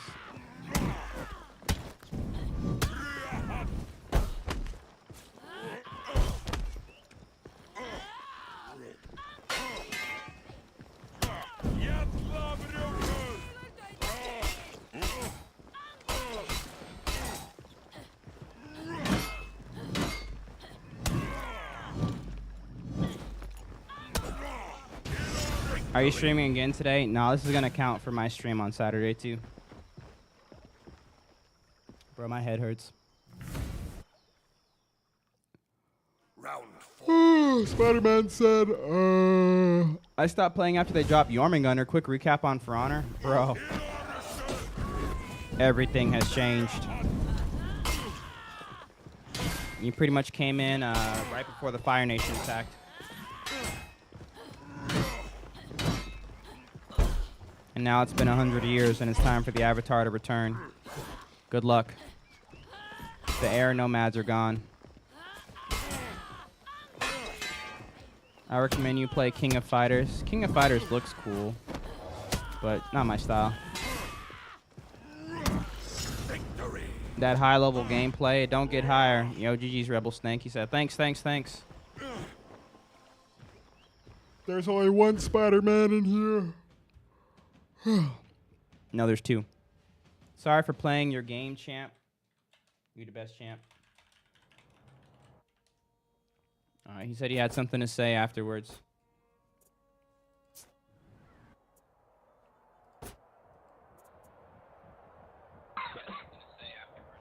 Muli, can you hear me? Yeah, I can hear you, bro. What's up? What's up? I just want to say that those type of religions, people who just don't keep their head on their business, are just annoying. I mean, I'm a college student and I have to deal with Muslims in my classes. Although I'm not a religion person, I'm not believe any religion. I just believe the God. But every time I have to argue with them that I don't need to believe any religion to believe a God, that there is a God. I know there is a God. I love my God. I love the way He created me. I love the way He gave me this life. But every time they just want to make argument with me. They just want to fight. I mean, it's just annoying. What can I do? There's nothing you can do unless you look farther into it, because you don't have a basis for your God besides your feelings. And so until you come to the conclusion of like finding out who this God that you know exists is, like truly is, this person who created you, loves you exactly who you are, until you actually get to know them, have a basis for that understanding of them to where you can say, no, I disagree with you because my God is XYZ. I mean, or you just don't engage at all. Those are your only two options. Yeah, thank you so much, Malik. I hope you have a great day. I don't know if there's day or night, but I hope a good day for you. Hey, I hope you have a great day too, bro. Thank you, man. Love you. Thank you. Love you too. Yeah, we're reporting that guy. He left before I could report him. Every time, bro. Every time. Every time. I worship myself. Good luck with that. Been there, done that. Didn't end well. What time is it in the U.S.? It's 3:12. Who else wants the 1v1? Do you have a Bible verse that stuck with you a lot when you first saw it? If you do, what was it? Mine was 2 Corinthians 5:21. He made him who knew no sin become sin so that we could become the righteousness of God. Then we had Isaiah, I believe 5:23, saying he was pierced for our transgressions, whipped for our iniquities. All of our sin was laid on him, right, which is Old Testament prophecy. And I didn't realize that the Old Testament also talked about Jesus. I thought there was kind of like this separation there. But like I read that and I was like, oh my gosh. And then more recently, John 16:33 says, you will have, hold on. Says, I have told you these things so that in me you may have peace. In this world you will have trouble, but take heart, I have overcome the world. These are some verses that have stuck with me. Oh, you're illusionist. I got you, illusionist. You're going to be the last person. Bro, still live? Kitty the Cute, what do you want from me? What do you want from me? Huh? First time looking at your channel, I subscribe is good. You're good. Yeah, the New and the Old Testament, they look so much different until you meet Jesus. And this is why learning who Jesus truly is so important, because when you learn about Jesus, specifically his characteristics, you start to see the actions of God in a whole new light, right? Because what was the old like saying, you know, back in the day, you know, when we were growing up in our little Christian homes, if you guys ever did that, oh, you know, the Old Testament God is so mean, but the New Testament God, he's so nice, right? There's like this separation almost. The New Testament God, he's all about the love and the kindness, and it's all about this. That Old Testament God, it's all about rules, rules, rules, rules, rules. Oh, man, but like we just didn't understand his character. And then when you learn about Christ, and you learn about the character of God, it all just beautiful. It makes me happy on the inside. It doesn't look like it because I'm very tired, but I'm smiling. Who am I fighting? Illusionist? Can I go next? This might be my last one, chat. Sir, I need you to block. That's not the right punish, I don't think. Who do you think can win, Rugal or Mr. Bison? Yo, I don't know who Rugal is. Please don't toe stab me. Are you here? He toe stabbed me. Overnight stream is lit, bro. Hope all is well. Heck yeah, Will Williams. He has risen. Amen. Excited for Easter? Heck yeah. Animal sacrifices are Old Testament, but why did people ever think an omnipotent, omnipresent God would need a physical sacrifice? Why wouldn't he? Round 2.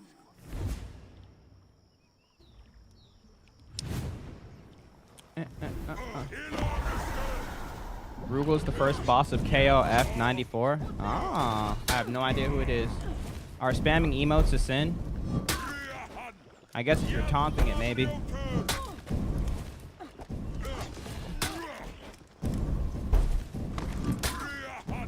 Doing it in a way to like cause dissent. Remember, guys, we went over this earlier. If you want to know if something is a sin, you test the action by the fruits. If you test the action by the fruits, you can see what comes from the action and see whether or not it's something that's being fed by the flesh or fed by the spirit. Also, question yourself and your motives for that action. So, for instance, in this game, I used to love to teabag people. One of my favorite things to do. What's up, AR Helmet? Literally my favorite thing to do. There was an emote on Highlander. And it's for everybody, but it looked especially good on Highlander. Where you would get this giant horn, and you would just drop it on people's heads. And I would just be dropping horns on people. So he's down like this. I'd be like, look up my skirt. Look up my skirt, bro. Look up my skirt. And I would drop a horn on him. I would drop my horn on him. Look like a big, you know, wiener.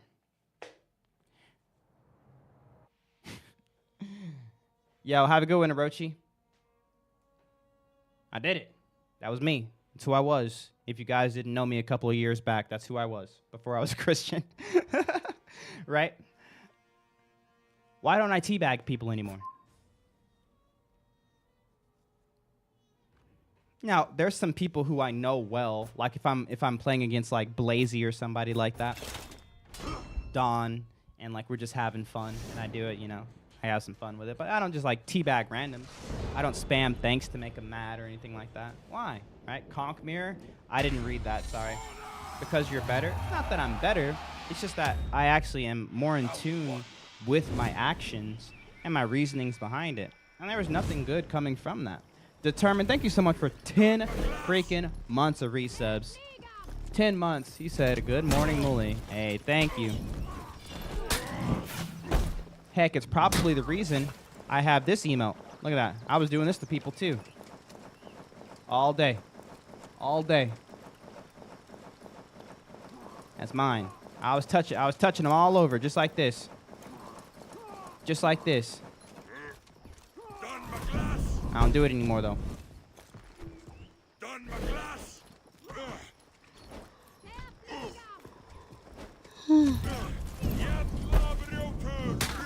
So if you're a Christian and you're wondering, is this a sin? The Bible doesn't say anything about this. Jesus teaches us how to test these things that aren't directly listed in the Bible as good, bad, sin, whatever, right? You test it by its fruits. Victory. You test a tree by its fruits. And you get these fruits in Galatians 5. The fruits of the flesh, the fruits of the spirit. And it also talks about how we are meant to live Round 2. now that we are free, not only from sin, but from the law. You busted a marathon. So, Mali, how much time is left? 20 minutes. 20 minutes. What are you doing up? I was literally just talking about you. I was talking about how I don't teabag people anymore, but I teabag you sometimes. Hey, what's up, Joe Burns?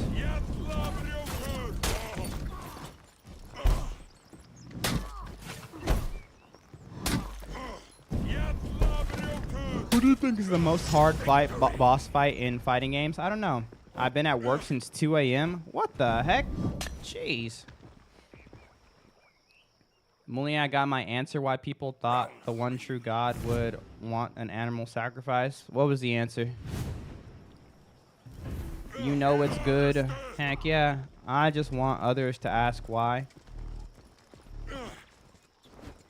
Oh. I got you. How much longer is the subathon? What the heck? You left. Victory. Ending in 10 minutes, chat. Can you play Shinobi next? No. Will you need sleep? Yes, I do. We're cutting off the subathon, chat. We're at 10 minutes. Subs no longer go towards the extension of the stream. So now everyone can subscribe. Thank you. And I can still go to sleep in 10 minutes. It's going to be a great Easter.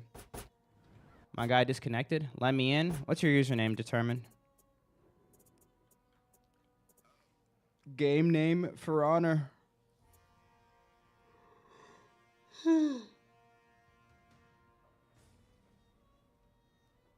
Play VG, please. No.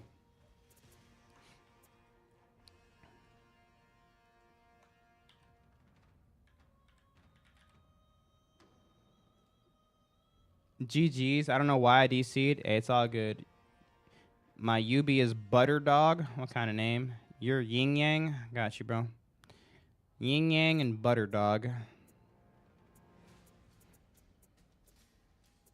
Safe and sound in your love. Yin Yang. What the heck is Yin Yang? I do not see you. Yin Yang. Oh, there you are. Gotta go. Good night. Yo, good night, bro. Oh, you're good, Determined. Is EDM halal? I don't know. I think all music is halal, I think. Wait, does halal mean good or bad? I'm going to sleep too. Thanks for answering my questions. God bless every last one of you, Joseph. Of course, my guy. Have a fantastic night, bro. Your setup is clean? No, Joe Burns. You're clean. You're good. You're clean. Think about when Moses went to the mountains, came back, and suddenly the Israelites were worshiping the golden bull. The tribes weren't alone. Oh, no. I know I'm safe and sound in your love. Bro, my son's going to be in my bed. He comes to my bed like every night at like 2 a.m. for the past couple days. He's going to be in my bed before I get there. I'm going to have to sleep on the couch. And I blame you all. Thanks for all the gifted subs, by the way. Round 1.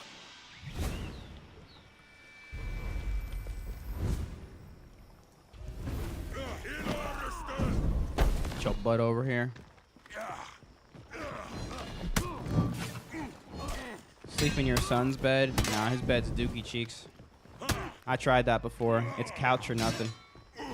But I can't sleep next to him because he just loves me so freaking much is what I tell myself, so I don't eat him off the bed.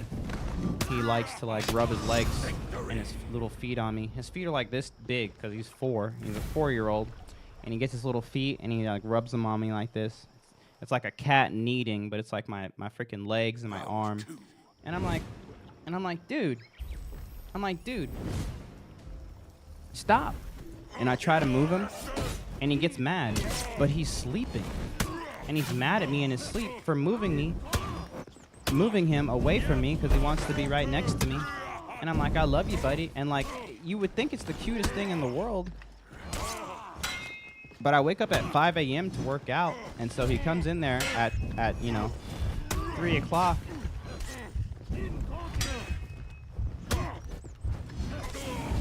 And keeps me up for 2 hours, and I'm like, bro, this is supposed to be the best sleep I'm supposed to be getting right now. You're tickling me with your toes. Welcome to dadhood. Round 3. Why didn't you do what I asked? I don't know what you asked me to do, bro. You have a son that's 60, mind me asking how old you are? I'm 33. May I go against you? Already sent a friend request. My user is Duncan. I don't think I'm gonna have time, bro. Unless someone gives 20 gifted subs, and then we can go for an extra 20 minutes. When I studied religion, I took multiple unrelated religions, and most agree there was a head god with beings that are under him, but Christianity felt more right.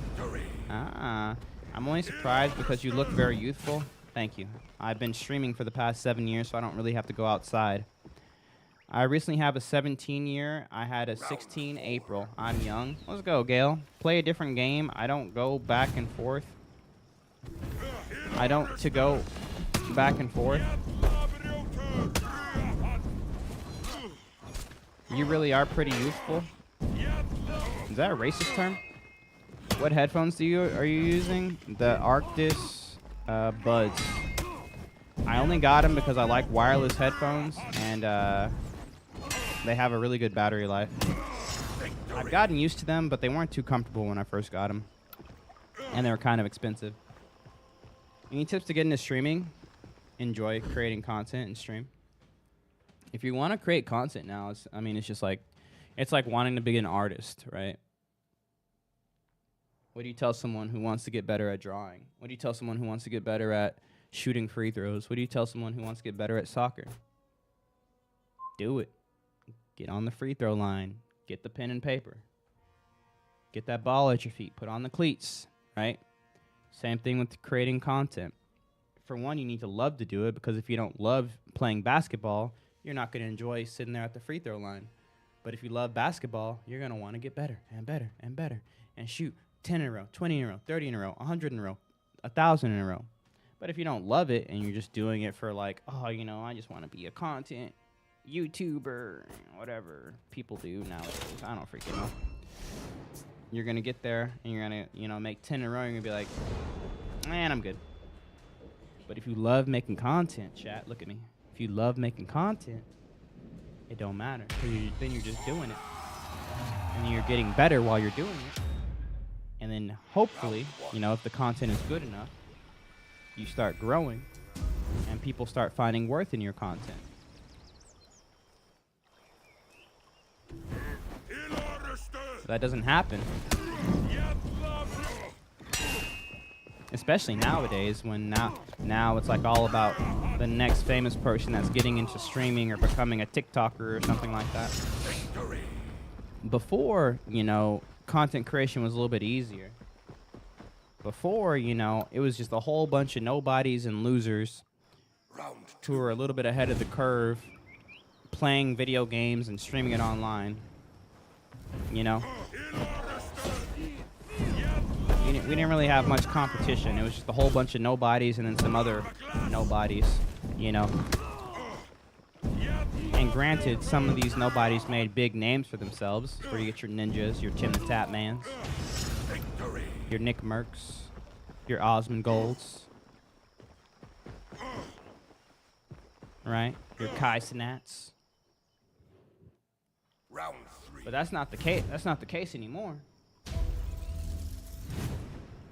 They got Drake streaming now. You telling me I gotta compete with all the regular people, but now I gotta compete with Drake too?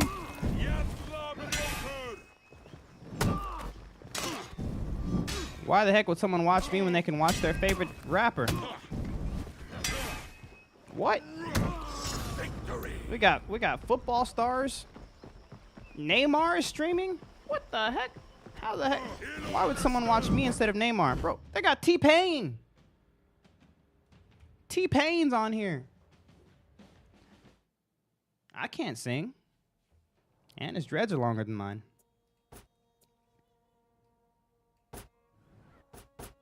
Nowadays, bro, you really gotta love creating content because, it's just... You're into the thick of it, bro. I like gaming, not rap or sports. Yeah, but what happens? You know? I don't know, honestly. But I'm just saying, you know. Every celebrity be like, you know, I can hop on again. T-Pain isn't you, bro. Thanks, bro. Plus, you're super chill. You're super chill. Yeah. Got that guy. He thought he got me, but I got him. Bro, go play Claude. Why? So happy that Easter is coming up. Praise be to God. Amen. Raider? No. Determined? I will tickle your toes, bro. How dare you? You come into my lobby. Round 1. My live stream 1 minute before it's time for me to leave. And you pick Peacekeeper? I've never been so disgusted in my life.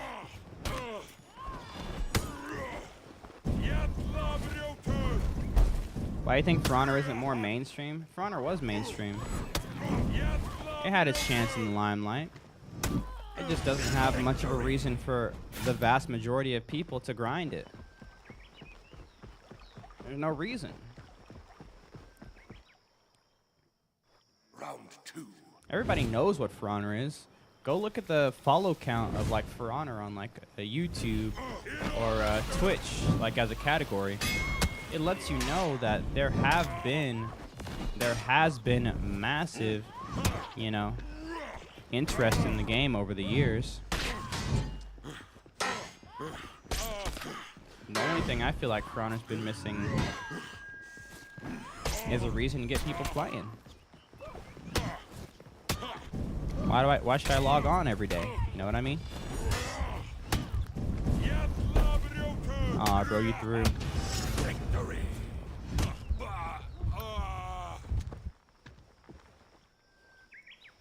Would it be worth getting into?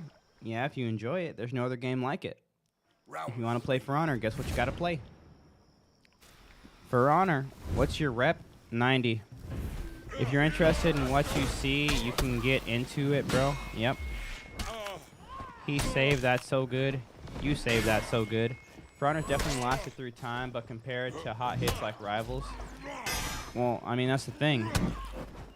There's been so many hot hits that have come out the past 8-9 years. But I mean, when it comes to live service games, lasting 9 years is nutty. I don't know what year 10 is going to be like for Honor. I don't know if they plan on making a For Honor 2. I don't know if they plan on doing something like Siege where they do For Honor X. Round 4. Bro, do you sleep on Tuesdays?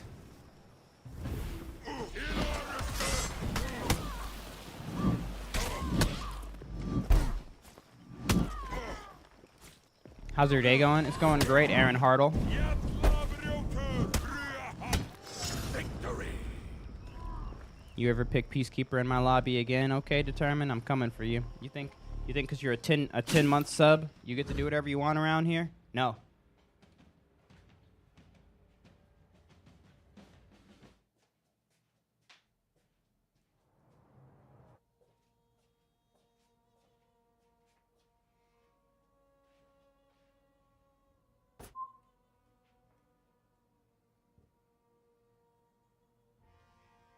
Yo, Jason, you need to play Highlander. You're welcome.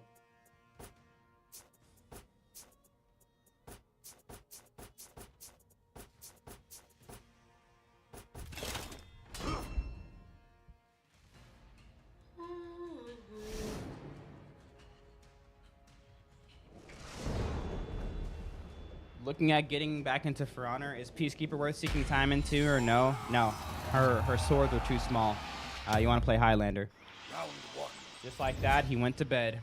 I'm about to go to bed. I'm about to go to bed so hard. Bro has to stretch. I've been live for 12 hours.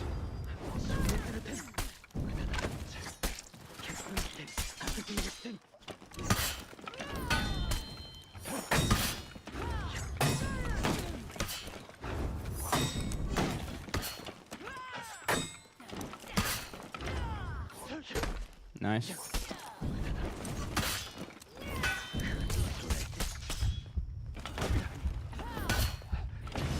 Hope you get good rest. Hope you get good rest.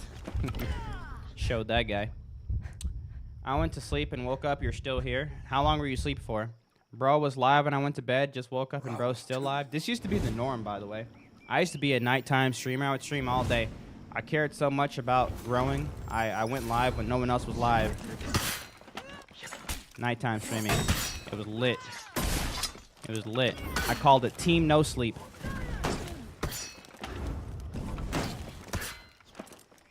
We were a team of people, and we didn't sleep. But some people would sleep, and then they would wake up, and then not sleep because they woke up. It was beautiful. I used to work at Best Buy. I would work at Best Buy in the morning, about 9 to 5. I would get home. I would hang out with my girlfriend at the time, or my fiance at the time, soon-to-be wife, and then I would say goodnight to her.